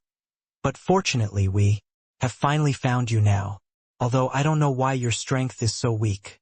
Now, we will definitely try our best to help you improve your cultivation. It seems that you, the master, have seen the dragon ancestor. No wonder we are too stupid, so we didn't realize your identity." Ao Fong looked annoyed, and suddenly the clouds cleared and the moon appeared. In an instant, he understood why the dragon ancestor only met Su Chen. "We have offended many people just now. Please don't blame us, master." Ao Hong's face was full of shame. When he thought about what he had done to such a noble figure in the legend, he wanted to slap himself to death. Su Chen immediately understood what they said. He didn't expect that he was so powerful in his previous life. Even though he hadn't appeared for hundreds of thousands of years, these dragons were still loyal to him. Then Xiaoxian. Su Chen cast his eyes on Xiaoxian, who was already stunned, and didn't know what to say for a moment. Ao Hong just thought for a while, and his tightly knitted brows relaxed. Instantly, since the master has already signed a spirit-beast contract with Xiaoxian, and sent her all the way here, the relationship along the way must be stronger than gold. Why not have a closer relationship tonight and let our king marry you directly? The more Ao Hong said, the more he felt that this idea was very great. His eyes were bright, and he wanted to send the two of them to the bridal chamber. On the spot, when Xiaoxian heard this, her face instantly turned red. Even though she was a dragon now, the expression on her face could not be detected by others, and she still felt very shy. Why is she suddenly going to marry her master? She is not ready yet. However, the master is so handsome, so capable and talented. No matter what, there is no one better than the master. He has a good figure and good looks. It seems that marrying him is not a disadvantage. Thinking of this, Xiaoxian couldn't help but imagine the scene after the two got married. The four elders naturally saw Xiaoxian's shyness, and immediately wanted to match them up, and they quickly responded one by one. I think it's right. Anyway, our dragon clan will be loyal to you, and you two are in love with each other, so it's very suitable to be together. Yes, I think you two are a perfect match, and it's only a matter of time before you get together. Besides, our king relies on you so much. We are not assured that we can leave it to others to take care of it. Only you, the master, can take care of it best. Seeing that the other three elders had become matchmakers, Chen was instantly blocked and couldn't say a word. He just felt that the world was fantasy. I want to marry Xiaoxian. Chen was a little incoherent. Looking at Xiaoxian not far away, her cute big eyes looked at Chen. After noticing her gaze, she dodged as if she was electrocuted, with a shy attitude of a little girl. The other three elders nodded one after another. Only the great elder noticed something was wrong. Yes, Chen was a human now, but his king was still in dragon form. It did sound a bit shocking to let a man marry a dragon. End of this chapter. Master, don't worry. Although Xiaoxian is just a dragon now, it's because our tribe didn't teach her how to transform, Aohong said, and immediately walked to Xiaoxian respectfully. Can I take human form? When Xiaoxian heard this, he flew around happily, knowing that he had always been in the form of a dragon from birth to now.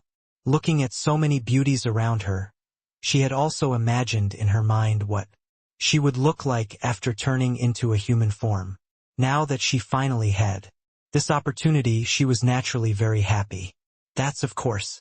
You have accepted the inherited memory and turned into a human form. It's just a matter of time. But you were not in the dragon clan before, so you didn't know. Hearing this, Aohong nodded, and suddenly pointed his finger towards one of Xiaoxian's acupuncture points. Xiaoxian couldn't help but scream in pain, but Aohong didn't stop. Immediately, he controlled his own spiritual power and continued to draw in the air. Then a dragon ball appeared, with light golden light. It was only the size of a person's little finger and crystal clear. The spiritual power contained in it was very huge. Although it was small, it was still impossible to ignore. This is Dragon Ball. Seeing this, Luotian couldn't help but say, the dragon clan does not have dantian or nascent soul like cultivators. The essence of their cultivation is actually to use dragon beads. Everyone will condense their own dragon beads and then continue to practice them to achieve more and more precise power. King, you have not succeeded in refining your own Dragon Ball before, but it is not too late now. As long as you refine this Dragon Ball, it will transform into a human form. Aohong smiled slightly and couldn't help but feel a little excited, feeling like he was raising a cub. The more precious the blood of the ethnic group, the lower the chance of giving birth to a newborn. For example, the Dragon Clan has not given birth to a new life for thousands of years. Now they finally met Xiaoxian. Although they regarded Xiaoxian as a king, they felt more like the joy of being a little daughter. Xiaoxian nodded quickly and immediately swallowed the Dragon Ball. The bright light disappeared, and Xiaoxian sat directly on the ground and began to meditate. After accepting the inherited memory, Xiaoxian's power is obviously more pure than before. Now the dragon beads are condensed. Only after the complete integration, Xiaoxian can be regarded as a truly grown dragon clan. Everyone waited nervously. 2 hours later, dark clouds suddenly filled the sky. Then, the dark clouds dispersed, and a ray of sunlight shone out and fell directly on Xiaoxian. Everyone looked at Xiaoxian nervously. Xiaoxian's tail and limbs were getting longer. Compared with the soft appearance before, they were a little more dexterous. She suddenly let out a muffled groan, and then a large array of golden light surrounded him. This is... Su Chun was a little worried and subconsciously rushed over to see how Xiaoxian was doing. But he was stopped by the great elder. Master, don't worry. This is something every dragon has to go through. You can only survive it successfully. None of us can help. Mo Ren may get hurt if he goes there. Ao Hong said softly, with a very serious expression on his face. When Su Chun heard this, he reluctantly nodded, but his eyes still fell firmly on Xiaoxian. After waiting for a while, the light began to dissipate. Under the light, a human figure could be seen vaguely, but the shadow of the previous dragon was not visible. Is this a success? Lulua's heart was clenched tightly. After all, this thing sounded easy, but as a spiritual tree, she knew how difficult it was to transform, so she was very worried. Although Luoxin and Yi Zhuiyue did not speak, their attention was all focused on the beam of light. The great elder was equally nervous. It was not until the light completely dissipated that Xiaoxian's true appearance was revealed in front of everyone. All I saw was that the person in front of me had golden hair, slightly hazy, yellow eyes, and looked very holy. He had a small nose, a bright red mouth, and a face as white as snow without any flaws. He was so beautiful that he could not be compared to ordinary things. The clothes on her body are all golden yellow, and the dark golden ribbon restrains the turbulence on her chest. She is not tall, and her whole body is petite, but her figure is incredible. The hem of the skirt is embroidered with dark patterns of dragons, which adds a bit of grandeur. She really has a lowly face and Yujia's figure, which adds a bit of sanctity, and cannot be violated. No one expected that Xiaoxian would look like this after transforming, but it was almost the same. I finally succeeded in transforming. Xiaoxian looked excited, and rushed toward Su Chun, hugged Su Chun hard, and rubbed Su Chun's neck with his cheek as usual. Su Chun only felt that his neck was itchy and couldn't help laughing. He could hardly breathe under the pressure of the two surging masses. In the past, when they saw Xiaoxian as a dragon, they never felt there was anything wrong when they acted like this. Now that the fairy had turned into a human being, Su Chun realized how inappropriate his actions were and couldn't help but blush. I'm almost out of breath, Su Chun stammered. Only then did Xiaoxian realize that she had been hugging Su Chun for too long, and also realized that her actions just now were so intimate, and she quickly bounced away as if she had been electrocuted. Immediately afterwards, his face turned red as a monkey's butt. He thought about it and couldn't think of anything to say. Finally, he simply turned away and ignored Su Chen's attempt to solve the problem by evading it. As expected of a king, it only took 2 hours to transform. A normal dragon would take at least a full week. Ao Hong saw through it without saying anything, and directly changed the subject. Having said that, he couldn't help but sigh in his heart that the young people are so nice. They can still feel shy now, unlike himself, who is an old man. After all, it is the world of young people. No, thanks to the guidance of the elders, I was able to transform so smoothly. Xiaoxian touched her head sheepishly. Her voice was as melodious as an oriole. Very nice to hear, but still a little childish, grandmas. It is true that normal dragons would transform very early, but because the king had no one to guide him, it has been delayed until now. However, the advantage of transforming now is that his mind is mature enough and his spiritual power is strong. Ao Hong couldn't help but stroke his beard and said with a smile. Only then did everyone understand why the elders were uncharacteristically not anxious or nervous at all, which was completely different from their previous appearance. The emotion is because they knew the result in advance. Since the king has also transformed, today is a good day. It's better to choose a different day than to hit the sun. Let's just get married tonight. The location will be chosen at the Holy Mountain. This place has a good meaning and symbolizes good feelings. The second elder Ao Meng immediately stood up, rubbed his hands and geared up. Su Chun couldn't help but twitch the corner of his mouth. Is it a little too fast now? But the second elder's eyes were bright and enthusiastic, and he didn't feel anything was wrong at all. You must know that they have not had any happy events in hundreds of years. Not only did they find the future king of the Dragon Clan today, but they also found their former master. Today is a very memorable day. Now that the two of them are getting married, it is a complete joy. The main thing is to ask Xiaoxian for her opinion. I can't put my thoughts on her. Su Chun couldn't help but look at Xiaoxian, who was silent next to him. I had always seen her in her dragon form before, but now she suddenly turned into a graceful girl. Naturally, she couldn't be compared with before. Now Su Chun felt a little embarrassed. When several elders heard this, they also felt that it made sense. They felt in their hearts that Xiaoxian should marry Su Chun, but they did not ask Xiaoxian for her opinion. Thinking of this, Ao Feng took the lead and couldn't help but nodded. As expected of the master, he thought so thoughtfully, we ignored the king's feelings. That's right, we old guys are too impatient. O Meng also echoed, with a look of pity on his face. Xiaoxian was originally in a state of brain failure. When she thought about marrying her master, her face turned red, like a tempting peach. After reacting, he heard these words. She didn't know why, but she was very happy when she heard that she could marry her master. The great elder was the most perceptive person among them, so he could naturally tell that Xiaoxian was interested in Su Chun, but she didn't know it herself. Thinking of this, he decided to add fire. He let out a long sigh, glanced at Xiaoxian meaningfully, and then said, "Then, let's put this matter aside for the time being. Otherwise." Seeing that none of them planned to continue this topic, Xiaoxian felt a little anxious.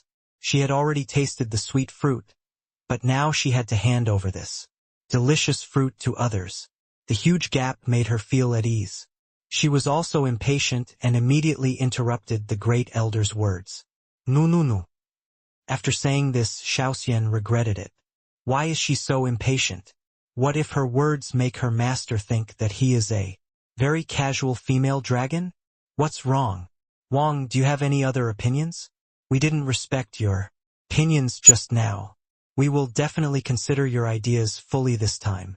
Ao Hong looked at Xiaoxian seriously, as if he could live through fire or water as long as he said a word. Xiaoxian was undoubtedly being roasted on the fire rack.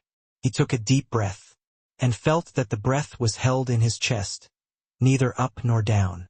Finally, her face turned red from suppressing it. She closed her eyes, and shouted as if she were dead, "I am willing to marry the master." As soon as these words came out, everyone fell silent. Even Su Chun was a little stunned. "Xiaoxian, you have to think about it carefully. Marriage is not a child's play. I brought you out of the ancient secret realm. You may be a little dependent on me, but this is not true love." Su Chun couldn't help but comfort him. Although he didn't claim to be a gentleman, he would never do anything to deceive the young dragon. As soon as these words were spoken, Xiaoxian felt more and more that he had chosen the right person. She looked at Su Chun very seriously and said solemnly, "No, my love for you is definitely not a cub's dependence on its mother. I really like you, and I will worry about the owner and miss you, master." At the end of the sentence, her voice became quieter and quieter. Where did he get the courage to express his feelings in front of so many people? Just thinking about it makes me feel so ashamed. Sister Luotian, I'm so touched. Luluo looked at Xiaoxian with tears in her eyes, feeling that he was really brave even though the target was her master. But he also knew that his master would never belong to him alone. If that was the case, she would rather be Xiaoxian. A slight smile appeared on Luotian's face, and he felt a little disgusted. Now it was Xiaoxian's turn, and he didn't know when it would be his turn. but she was also happy for Xiaoxian in her heart. Natasha and Yi Zhuiwei watched this scene quietly. They would be lying if they said they felt comfortable, but they wanted Su Chen to be happy. Okay. If that's the case, let's prepare for the wedding tonight. The great elder couldn't help laughing. His face flushed, and he even glanced at Su Chen with amusement. Seems to be saying, thanks to me for bringing you two together. Su Chen smiled sheepishly. The Dragon Clan's marriage ceremony is very simple. Although they have hundreds of thousands of years of inheritance, they have long omitted those complicated rules. Coupled with the massacre that the Dragon Clan had just experienced, it was not easy to handle as it was too onerous.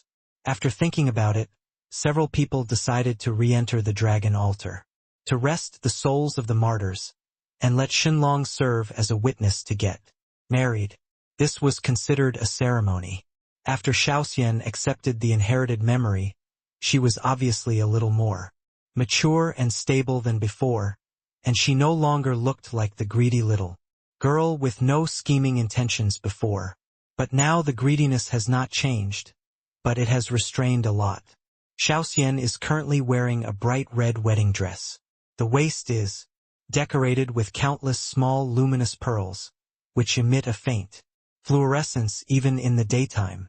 The tail of the skirt is decorated with gold and gold dragon patterns.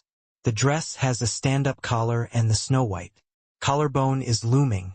The skirt is not long, reaching just down to the calf, and the two beautiful thin white legs hanging out are looming, and they are so beautiful that they don't look like human beings.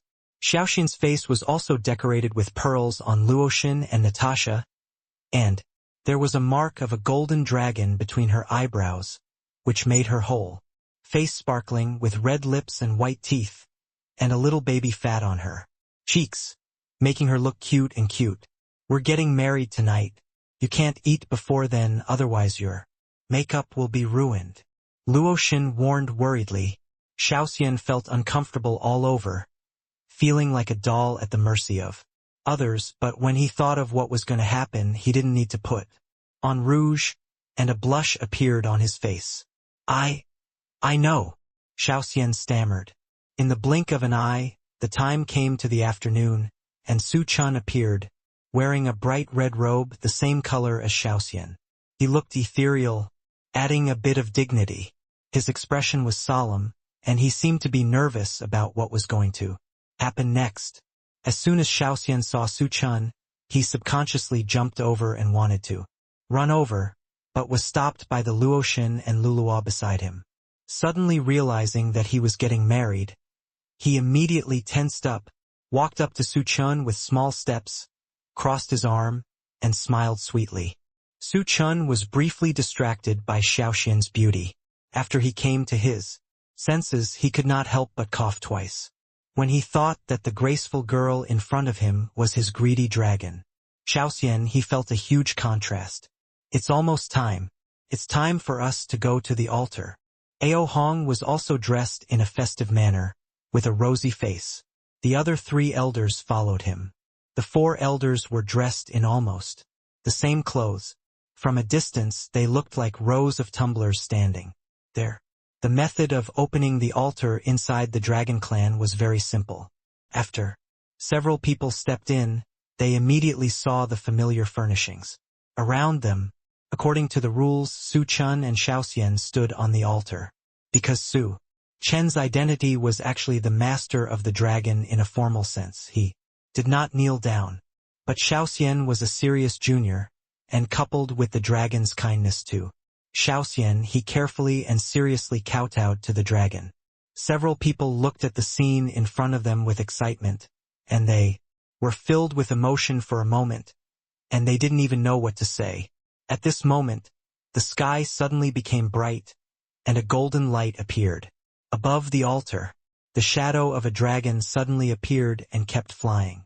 Its round and large golden eyes looked at Su Chen and Xiaoxian with satisfaction, and suddenly roared, speaking in the language of the Dragon Clan. It is a great blessing in life to see the two of you get married. Now I have nothing to give, so I will give Xiaoxian a chance. As the voice fell, a golden light drilled into Xiaoxian's body and quickly disappeared into thin air, but for some reason Xiaoxian felt that her body was warm and her meridians were much smoother. The products of the dragon must be fine products. You must know that the gifts of the dragon are something that people outside can't get, she said excitedly. Thank you, Senior. The following procedures were passed smoothly. Unexpectedly, the etiquette of the dragon clan seemed simple, but it really ended in the evening. Xiaoxian had been sent to the bridal chamber first, and the other elders were toasting the martyrs of the dragon clan. The remaining surviving dragon soldiers were also drinking happily. Although they had experienced many tribulations with Wang and Suchun, the future would definitely get better and better, and they were quite optimistic. Suchun saw that the time was almost up and wanted to go to the bridal chamber, but the dragon suddenly appeared. He only transformed into a small shadow, almost the size of a human palm, and it was obvious that he didn't want others to find out. What's wrong? Suchun smiled and looked at the dragon, wondering if he had anything important to say. I have something important to do. Let's go somewhere else first. The dragon looked around and was very alert in his heart, as if he was afraid of being discovered by others. Suchun also instantly restrained his playful expression, subconsciously thinking that there must be something important, so he also came to a quiet place with the dragon with a stern face. You can talk. There is no one else here, Suchun said slowly. Shenlong inquired again and confirmed that there was really no one else. Then he spoke a little embarrassedly. The picture books you gave me before. He felt a little embarrassed halfway through, and even his whole dragon body curled up slightly, and the tip of his tail swayed helplessly. Ah? Are there any fables or something like that in those storybooks? Suchun looked at Shenlong seriously, and his mind had already started brainstorming. After thinking about it, he couldn't think of what was so strange about his storybooks. It actually attracted Shenlong's attention. When Shenlong heard it, he instantly knew that Suchun had misunderstood. He coughed twice softly, subconsciously lowered his eyes, and didn't look into Suchun's eyes. You also know that I am too bored to stay here alone, so I have finished reading the picture books you gave me to entertain myself. Do you have anything else? At the end, his voice became smaller and smaller, as if he was a little guilty. Thinking of him, the noble and proud Shenlong now actually asked others for storybooks. It would be a loss of dignity if it got out. Absolutely no one should know. Suchun couldn't help but chuckled. He thought it was something else. He generously handed a storage ring to Shenlong, and then said, There are all storybooks in it. You can read as many as you want, and it will be updated at any time. Just take it and read it. When Shenlong heard that you can read as many as you want, his eyes lit up. Instantly, God knows that he had read all those storybooks quickly, and his mind was full of those plots. Now that he has this, it's really great. Thank you, my lord. Shenlong hung the ring directly on the tip of his tail and held it high. It was obvious that he liked it very much. Suchun smiled without saying anything, and then said, I should thank you. If it weren't for you, we wouldn't be able to severely injure Rambo and successfully find the dragon people. How can this be my credit? My lord is so powerful. Even if other people went, they couldn't complete it so perfectly. The dragon shook his head hurriedly, and then said, Rambo has been severely injured now. In order to restore his strength, he must capture spirit beasts on a large scale. Be careful these days. Suchun naturally thought of this level, but Rambo should not be in this mood today. After all, on the night of the blood moon, everyone else hid. However, this also brought Suchun a new idea. Perhaps they can unite with other spirit beasts in the western wilderness to jointly attack Rambo. Thinking of this, Suchun hurriedly said goodbye to the dragon.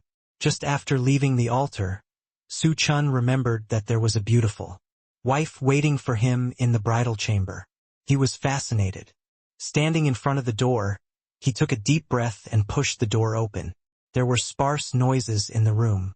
Su Chen subconsciously walked forward quickly and saw Xiaoxian sitting there intact, very dignified. Su Chen subconsciously felt that something was wrong. He had just heard an abnormal sound. Xiaoxian, I'm here. Su Cheng spoke tentatively. Xiaoxian nodded, the tassels on the red veil swayed slightly, and Xiaoxian's hair also fluttered slightly, looking different. Why don't you speak? Su Chen was a little confused. Xiaoxian was not such a calm person. How could she hold back from saying a word? There are only two of us here. You don't have to worry about those cumbersome etiquettes. No one will know. Su Chen added worriedly. Hearing this, the person under the veil was silent for a moment, then nodded vigorously. Strange, why hasn't he spoken? Su Chen looked left and right, and the person in front of him was definitely Xiaoxian. Suddenly, his eyes unconsciously swept across the ground, and then he smiled slightly and said, "Don't pretend. I found out." End of this chapter. When Xiaoxian heard this, she couldn't help but wonder, how did the master find out? The crumbs of the pastry have fallen to the ground. Why are you so careless? You can eat whatever you want. I won't blame you. Su Chen couldn't help but laugh, feeling that the fairy shouldn't be a dragon, but a chipmunk. He didn't need to think about it to know that Xiaoxian's cheeks were bulging under the hijab at this moment like a little hamster collecting food. Master, I just too hungry. Xiaoxian was discovered and stopped pretending. He chewed while talking and his words were a little unclear. Su Chen opened the hijab and saw that Xiaoxian's eyes were sparkling and her cheeks were bulging. She was so cute. He couldn't help but poke Xiaoxian's cheek. Xiaoxian twisted his eyebrows and stared to scare Su Chen. For Su Chen, the lethality of this was almost zero, so he subconsciously ignored it. It doesn't matter if you just have something to eat, why do you hide it from me? Su Chen ignored Xiaoxian's angry eyes, touched Xiaoxian's head and asked, because they say that the bride cannot lift the hijab by herself, which is a bad connotation. Xiaoxian hesitated for a long time before he could speak. When Su Chen heard this, he couldn't help laughing. Those are all mortal etiquette. Besides, you are a dragon, so you don't need to care so much. Hearing this, Xiaoxian suddenly became happy. After a busy day, I am indeed very hungry. I still have some spiritual fruits. Here, eat more and you will have enough. Su Chen took out a lot of top-quality spiritual fruits from the storage ring and handed them to Xiaoxian. Xiaoxian took one and swallowed it one after another. He was enjoying eating, and his eyes were shining brightly. The two of them were going back and forth like this for a long time. Xiaoxian suddenly hesitated, looked at Su Chen submissively, and then said, Master, we won't just sit here and eat spiritual fruits all night. Su Chen didn't expect that Xiaoxian looked very innocent, and he didn't expect that he would take the initiative to bring up this topic. He chuckled and had bad thoughts. Of course not, it's up to you. The hint between these words is obvious. Xiaoxian looked at Su Chen subconsciously. The man had a careless look on his face, but for some reason she actually saw a bit of charm in it, which was more seductive than the vixen he had seen. You this. Hearing this, the little fairy looked at Su Chen incoherently. Thinking of the storybook Luotian gave him during the day, he felt hot all over. Su Chen knew Xiaoxian's predicament, but had no intention of lending a helping hand. He just looked at her with interest. Finally, Xiaoxian couldn't bear it anymore and started to take off Su Chen's clothes. Su Chen's clothes were loose and loose, directly exposing his lean chest. The smell of male hormones aggressively invaded every sense of the little fairy. Xiaoxian's movements slowed down involuntarily, her hands trembled involuntarily, and her red lips turned white from her bite. What's wrong? What are you nervous about? Su Chen's voice sounded like a monster that seduces people, making them lose their minds. I didn't, Xiaoxian said harshly. After taking off Su Chen's clothes, she moved her hands up and down his body randomly. Every time she touched her, she felt countless little ants crawling onto her fingertips. Can be said that Xiaoxian has no experience at all and his movements are unsystematic, but it makes the originally calm Su Chen's expression change, and his eyes become deeper and deeper. How is this torturing Xiaoxian? He was clearly torturing himself. Although he had no skills, Xiaoxian kept lighting fires randomly. As a normal man, he couldn't stand it. Thinking of this, Su Chen directly held Xiaoxian's hand firmly. Xiaoxian looked at Su Chen at a loss, wondering what he was doing. Xiaoxian, can you let the master teach you? Su Chen's voice was hoarse, like an evil ghost tempting people to fall, and his eyes were slightly narrowed, full of danger. Xiaoxian immediately shut down and nodded blankly, because he didn't know what to do next. Su Chen kissed Xiaoxian's pink lips directly.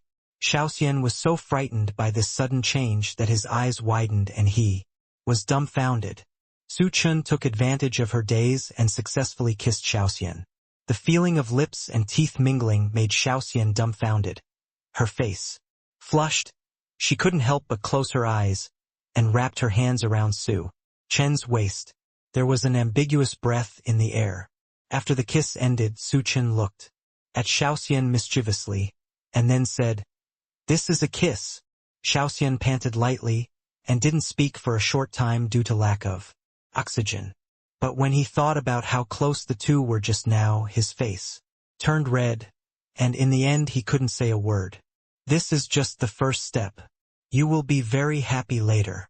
Su Chen looked at Xiaoxian with a smile, feeling that he was a big bad wolf who wanted to eat the white rabbit. He took Xiaoxian's hand and walked down. Xiaoxian's pretty face suddenly turned red. "You see, it's because he likes you very much, so that's why," Su Chen said in a low voice. "Now, do you also want to repay him?" "How to repay?" Hearing this, Xiaoxian looked at Su Chen stupidly, feeling extremely nervous. She swallowed subconsciously, feeling that her body had become strange, something she had never felt before. He even expected Su Chen to tear her into pieces and eat her.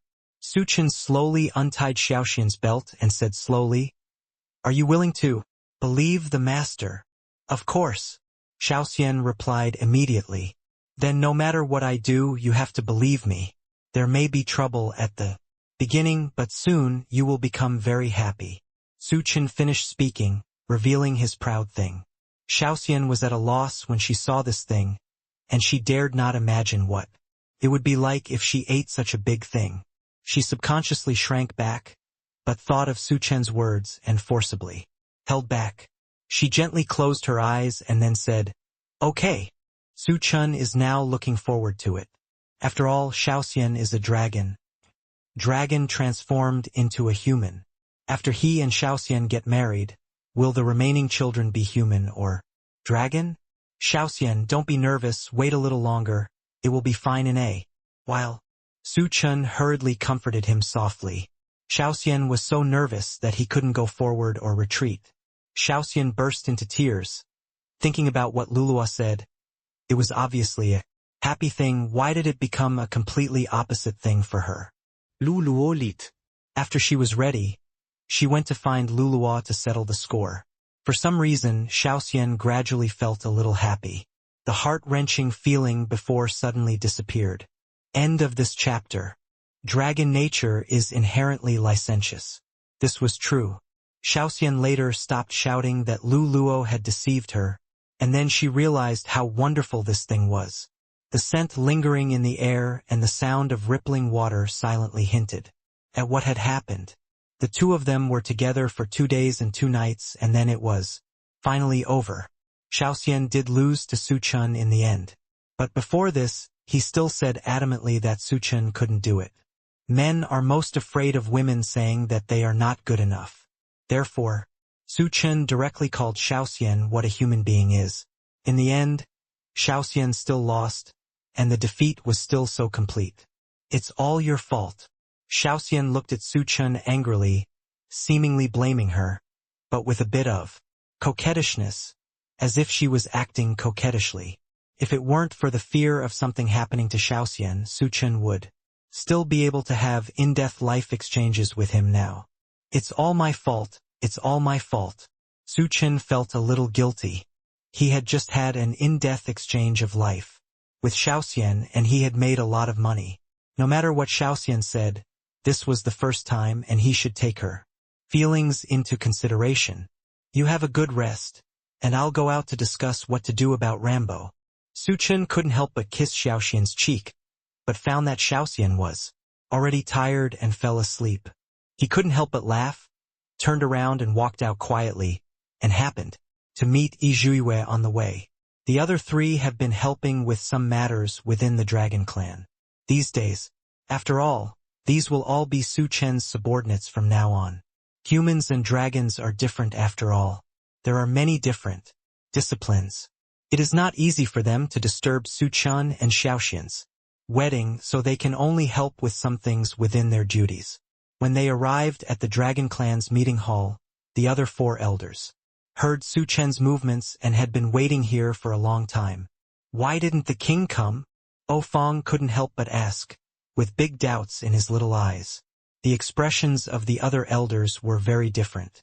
They were all men and naturally knew that Xiaoxian would not be able to get out of bed. As expected of their master, he is also very capable in this regard. Ao Yuan couldn't help coughing, and changed the subject appropriately. Master, call us over. What are your plans next? Rambo is really unconscionable. Even though we let him run away that day, we still can't rest.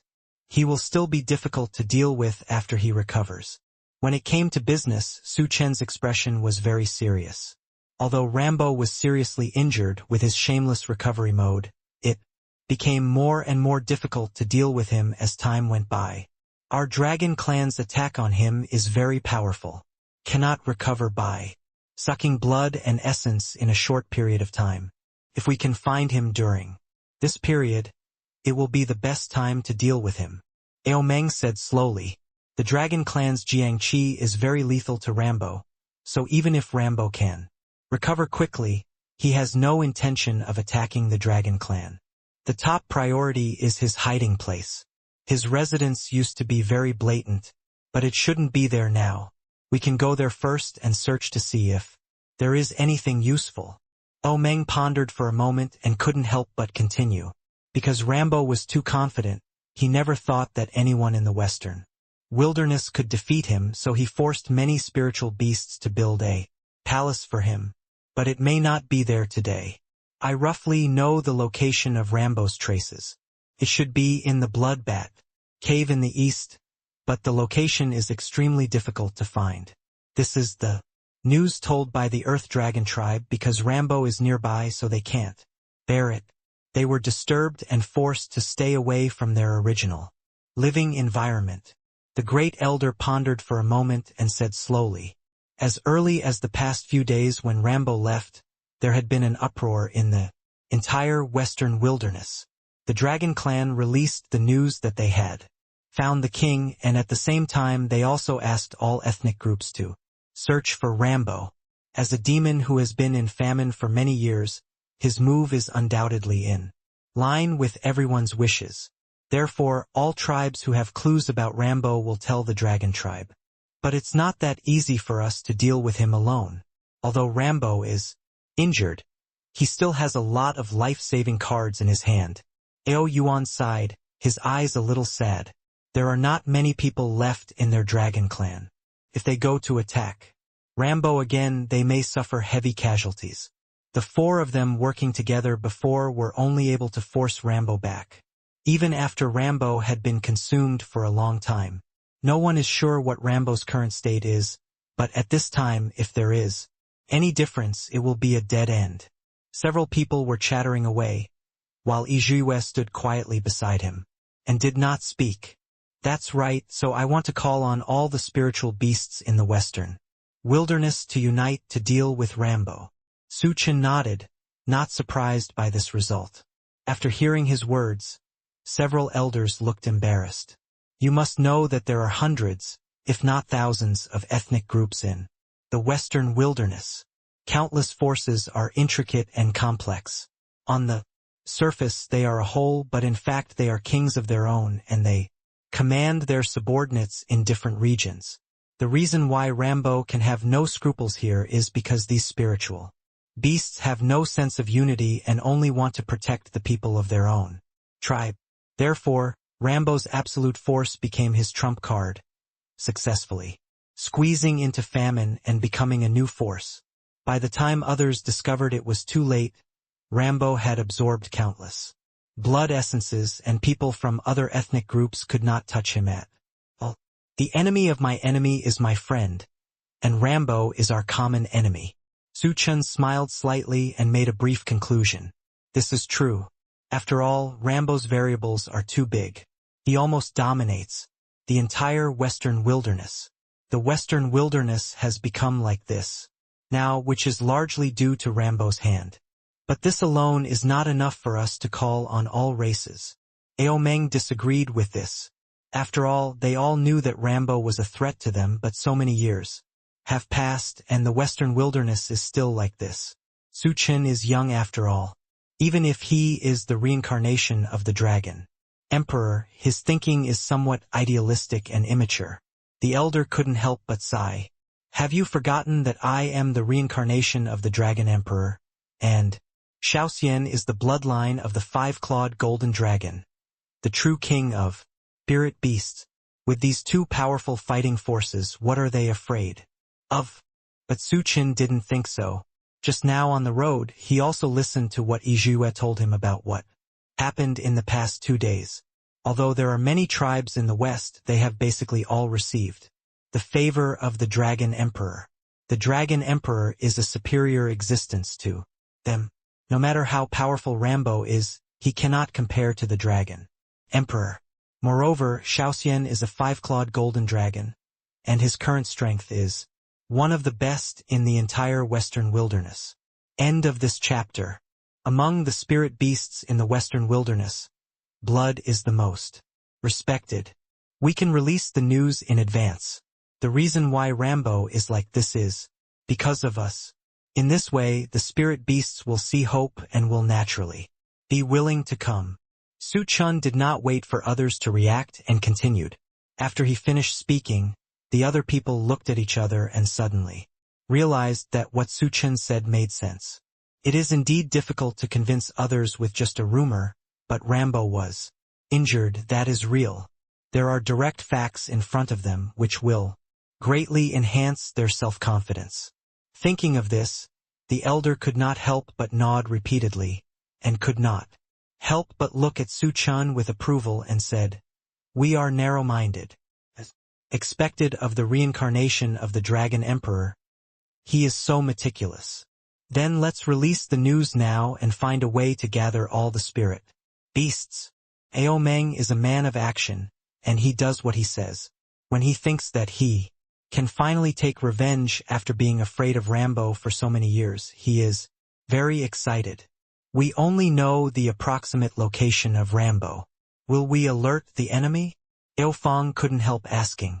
After all, with such a big and powerful force, if Rambo ran away, it would be a loss. I can help. Yizhue spoke at this time. I can feel the breath on Rambo's body. When we fought before, my sword energy remained on his body and could not be dissipated in a short time. Hearing this, everyone couldn't help but feel happy. This way they would save a lot of time to find Rambo. Without further delay, the elders worked together and immediately announced to the world about Su Chen and Xiaoxian. During this period, Su Chen was not idle and planned to go to the castle. The location of the castle is actually easy to find. After all, Rambo thought he was invincible before, so he made a big fuss. Now that the castle has lost its owner, it seems particularly depressed. But it is not a big problem. In order to avoid mistakes, Su Chen only took Natasha and Yizhue with him. As the future king of the Dragon Clan, Xiaoxian naturally had to learn how to handle things, but she was still young and very immature, so she left Luotian and Lulua to assist her. After walking for a few hours, they arrived at the gloomy castle. As soon as they arrived at the door, they felt a chill. We must be careful. Su Chen couldn't help but remind him. Although Rambo was not here at this time, It was his lair after all. He didn't believe that there was no trick. I remember that he raised many blood slaves in the castle. We can take the opportunity to rescue them. Natasha said softly, after all, those blood slaves were innocent. Su Chen nodded. He came here at this moment not only to find any useful clues, but also to release those forced blood slaves. They were originally spirit beasts, but they were forced to become blood slaves because of Rambo's threat. If possible, Su Chen wanted them to regain their freedom. Unexpectedly, the castle was extremely empty, with only a giant bat stationed. Here, the giant bat was an old acquaintance, and it was he who spread the news. Before. How could you? The giant bat looked at Su Chen with horror, and subconsciously wanted to run. But since Su Chen practiced dual cultivation with Shaoxian, his cultivation has reached the 5th level of the Great Saint Realm, and after the special tempering of the dragon, he is no longer the same as before. The giant bat's cultivation is very profound on the surface, but in fact it is just a flower stand. It has a lot of cultivation but doesn't know how to use. It even sucks blood like its master. Su Chen didn't waste time talking to him, and directly used the blue tempering spirit fire, and burned the giant bat to ashes in a blink of an eye. The giant bat didn't even have time to struggle, and it completely disappeared. In the world in an instant, several people acted separately and soon found a dungeon with a unique seal on. Can you unlock it? Su Chen tried but failed. Even if it was burned with spiritual fire, the seal would remain intact. In desperation, she could only focus on Yizhuiwei. This seal can only be opened by a specific person. We can only rely on brute force to break it before we can get in. Yizhuiwei observed for a long time and sighed helplessly. My attack has no effect on him. Su Chen said helplessly. Let's use the strength of the 3 of us to attack this weakest point together, and it may be possible to break it. Yizhuiwei pointed in a direction and said slowly. There was no other way at the moment, so without further ado, the 3 of them started to act directly. The sound of the barrier breaking came from the air, and then the ban in front of them turned into ashes bit by bit, and a long and deep secret passage came into view. Several people looked at each other, and Su Chen took the lead and walked down. Directly, they thought this was the place where blood slaves were imprisoned, but they never expected that after walking in, it was an extremely ordinary dark room. But the spiritual power fluctuation inside was unusual. When Su Chen walked to the door, he was bounced back as soon as he touched the door handle. The huge spiritual power fluctuation was much stronger than that of Rambo. Natasha hurried forward to support Su Chen. How are you? Are you okay? Natasha said hurriedly, very worried. I'm fine. Su Chen continued. There's something strange inside this door. Yes, I feel a very familiar breath. Yizhuiyu nodded solemnly. When the heavenly Dao Emperor sent us down, he actually gave each of us a magic weapon for cultivation. Mine is the jade letter, which should be in your hands now. As for Rambo's, Yizhuiwei didn't finish her words, but the meaning was very clear. The things inside were probably the treasures given to Rambo by the heavenly Dao Emperor. Do you have any impression of that thing? Su Chen couldn't help asking. No wonder he didn't see anything when he gave it to Luoshan before, but it was obviously the work of the heavenly Dao Emperor. I just don't know what the real function of the jade letter is. He thought so in his heart, so he asked it naturally. In fact, I don't know very well.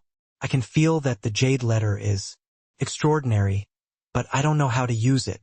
The heavenly Dao Emperor didn't say it either. Yizhuiwei shook her head honestly. Although she was one of the 4 messengers sent by the heavenly Dao Emperor, she was not the most central figure, so there were many things she didn't know. Hearing this, Su Chen was not discouraged. Natasha suddenly said, It seems that there is a power sealed in here, but I don't know what it is. The pattern on the door seems to mean that only those who hold special things can enter. Natasha pointed to the totem on the door and guessed. End of this chapter. After hearing Natasha's words, everyone focused on the totem. That totem is not a living creature, but more like a symbol, like a charm, making it difficult for people to guess.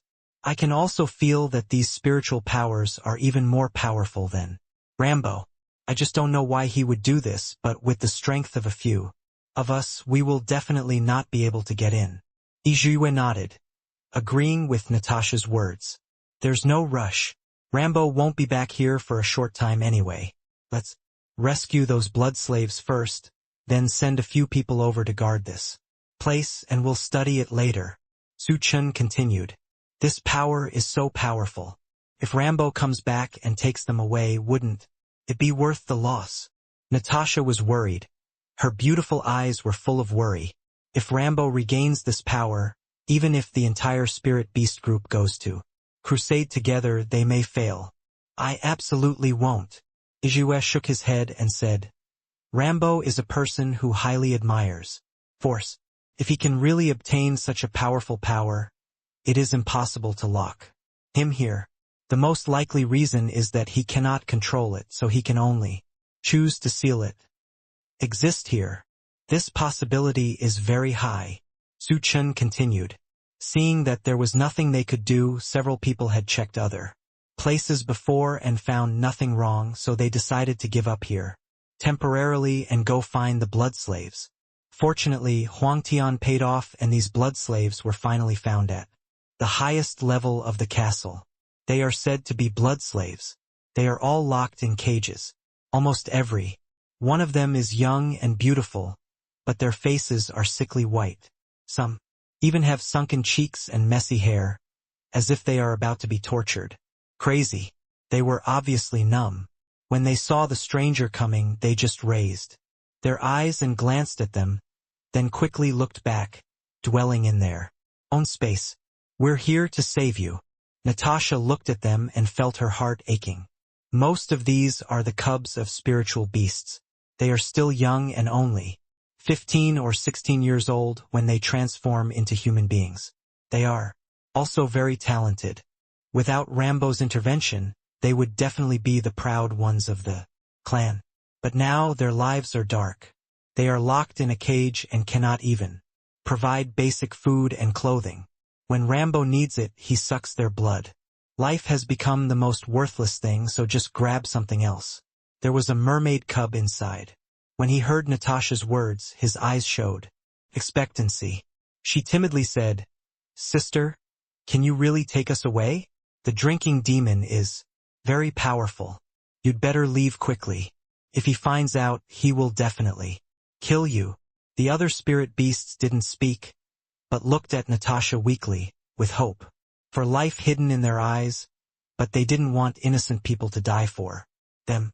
Sister, please leave quickly. You can't deal with that devil before he comes back yet. You still have a chance of survival. This could be our life, and we cannot afford to sacrifice the lives of any more innocent people. You guys should leave quickly. A group of little girls were chattering nonstop. Even though they hoped that Chen and others would rescue them, they did not want to do so at the cost of their lives. They have seen Rambo kill too many people. Don't be afraid. Rambo was beaten away by us, and you will all return to your race safely. Yue is not good at showing her emotions, but seeing the scene in front of her, she still found it shocking. She directly used her spiritual power to destroy the cage and took out the cub closest to her. The cub was as light as a piece of paper, skinny with the skin sticking to the bones as if it would be blown away by the wind. There were bruises all over his body, and his clothes were in tatters. The same is true for several others. Yue pursed her lips and carried them out one by one. Natasha and Chen also hurriedly helped. Don't worry, you will get out of here. Chen said softly that at this time he even thought that speaking louder might disturb the cubs. The cubs were very well behaved and sensible, and they all nodded quietly when they heard Chen's words. Chen took these cubs back to the Dragon Clan. At this moment, in the Dragon Clan's meeting hall, many big clans gathered together to discuss the matter of attacking Rambo. They have been persecuted by Rambo for many years, and now that they have this opportunity they can't help but want to give it a try. However, they do not fully believe what the Dragon Clan said, and all of them have doubts. After arriving here, they only saw the little immortal and not the reincarnation of the Dragon Emperor, which made them feel somewhat disappointed. Spiritual beasts don't obey anyone, and this meeting was a tit-for-tat meeting. After all, the four elders were experienced and did things flawlessly. Other ethnic groups couldn't compare to them, so they set their sights on Shaoxian. When you promoted it, you said well that you were capable of solving Rambo's problem, but after so many of our ethnic groups came, we didn't have a solid plan. Our ethnic group is not naturally strong, and we must not take the lead. Moreover, there are not many people who can use it. One of the clan leaders said that their clan is the descendant of Qingluan. Even if our force value is high, we can't rush forward and die without hesitation. You have also seen Rambo's force value. If we take the lead, there will only be a dead end. You will not be able to enjoy the results, but let us bear the consequences. The leader of the White Tiger clan was breathing heavily, the air coming out of his nostrils, not showing any disdain. You can't say that. Since the Dragon Clan has summoned us here, it must be determined to defeat Rambo, but I don't think the chance of winning is good. Even if many people join, the cultivation level is low after all, and even in Rambo's hands, I didn't even get a chance to do anything. The leader of the Black Snake clan also took the opportunity to say something. He snorted coldly, with disapproval in his eyes. That's right. Besides, even if we let people with similar cultivation levels go, they are all the elites of the clan. Every time one is lost, it is a loss to the clan.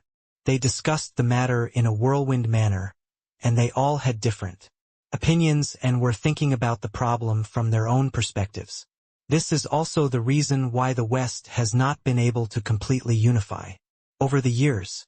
It is because each of them cares about their own interests most. As for other ethnic groups, it has nothing to do with them. The four elders of the Dragon Clan also had headaches. Although they had thought of this situation for a long time, they still felt very headaches. Shaoxian, even though she didn't say anything on the surface, was extremely worried in her heart and kept praying in her heart that her master would come back soon. End of chapter. Xiaoxian's silence further encouraged the arrogance of the others, and they began to discuss it in all directions, etc. Suddenly there was a voice outside the door. Although it was not loud, it was enough for everyone to hear. Everyone looked over at the same time and saw that the leader was a man, majestic and gentle as jade. Next to him were two beautiful ladies, and behind him were a group of girls. The moment they entered, the other tribesmen were stunned. If this wasn't a spiritual beast from their tribe, what else could it be? I went to Rambo's palace, and all the children in baby's custody were rescued. Su Chen smiled slightly, looking particularly gentle. When several other people heard this, they were stunned for a moment. They thought about going to Rambo's palace and rescue these children, but they were afraid of the danger in the palace, so they didn't go. Unexpectedly, this young man rescued the children without any hesitation. Who are you? The leader of the Qingluan tribe was the first to ask, especially when he saw the skinny little girl in front of him. He couldn't help but shed tears. The little girl with cyan hair was his granddaughter, but she had been kidnapped for a long time. He almost thought that his granddaughter had already passed away. Su Chen. Su Chen faced so many clan leaders with high cultivation levels, and his temperament was not weak at all. Even when he was facing everyone's gaze, he remained very calm and composed. Now that I heard what he said, I nodded thoughtfully. Turned out that he was the reincarnation of the Shenlong Emperor. But he is only at the level of the great sage. Are you the reincarnation of the Dragon Emperor? The leader of the Black Snake clan looked at Su Chen doubtfully, with a bit of contempt in his eyes. Among their tribe, some elites have already reached the level of Great Saint. Realm is really too low. That's right. Su Chen nodded slowly and instantly summoned the divine dragon spirit. Almost instantly, a huge dragon soared into the sky, filling the entire small room with bursts of golden light. His bright eyes casually scanned everyone present. Although he didn't take the initiative to attack, everyone couldn't help but tremble. If there were still some doubts and disdain just now, it is completely gone. Now, even though Su Chen himself was a cultivator of the great saint realm, the pressure he felt was no more than that of the quasi-emperor. It seems that Su Chen is only 20 years old, but he already has such talent, and his future is bound to be immeasurable. Today we gathered people from all ethnic groups with only one central purpose, which is to strangle Rambo. Seeing that they had stopped talking, Su Chen nodded with satisfaction, without any delay, and directly stated the purpose of today. Of course, Su Chen's cultivation level is very high. If we rush early, we may lose a lot of troops, so we have to divide the work and cooperate. If everyone is united in the field they are good at, we will definitely be able to get twice the result with half the effort. What he said was so righteous that the others could not find a reasonable opportunity to refute, so no one spoke and listened quietly to what he said. Of course, we, the Dragon Clan, will set an example, take the lead, and let other clans assist us in dealing with Rambo. Now we have a countermeasure. As long as we gather everyone's strength, this operation can only succeed, not fail. What he said was sonorous and powerful, and his voice was not loud, but it reached everyone's ears. No one could doubt the authenticity of what he said. Such was the confidence and trustworthiness he exuded. Thinking of this, the others had nothing to say. Originally, everyone who came here today sincerely wanted to kill Rambo completely. Although there are many spiritual beasts in the western wilderness, Rambo is our common enemy and cannot tolerate his own living environment being trampled on in this way. At this time, Shaoxian also stood up and said, "If everyone cares about gains and losses as before, nothing will change at all. This was the case hundreds of thousands of years ago, and it will still be the case hundreds of thousands of years later." These words immediately stunned everyone. That's right, peace always requires someone to sacrifice. If you keep worrying about who pays more and who pays less, the final result can only be that everyone is injured and your efforts are in vain. Now that you have made up your mind to deal with Rambo, don't worry about what is there and what is not. Killing Rambo is the most important thing. The originally chaotic situation was completely resolved by Su Chen in just a few words. Several other people couldn't help but admire Su Chen's cohesion. He had a spontaneous self-confidence and would subconsciously make others believe his words. This matter is finally resolved. These spirit beasts are still young. Although they were captured by Rambo, fortunately nothing happened. We went to Rambo's residence to check and found nothing different. Su Chen turned his attention to those little spiritual beasts again. After that, I will send people to investigate Rambo's residence. If there is any trouble, I will report it as soon as possible. As for these spiritual beasts, I have fed them with spirit-boosting pills on the way. I believe their condition will be better than before. The war is imminent. There's only so much I can do, Su Chen said slowly. This was said in an understatement, but it stirred up a storm in the hearts of others.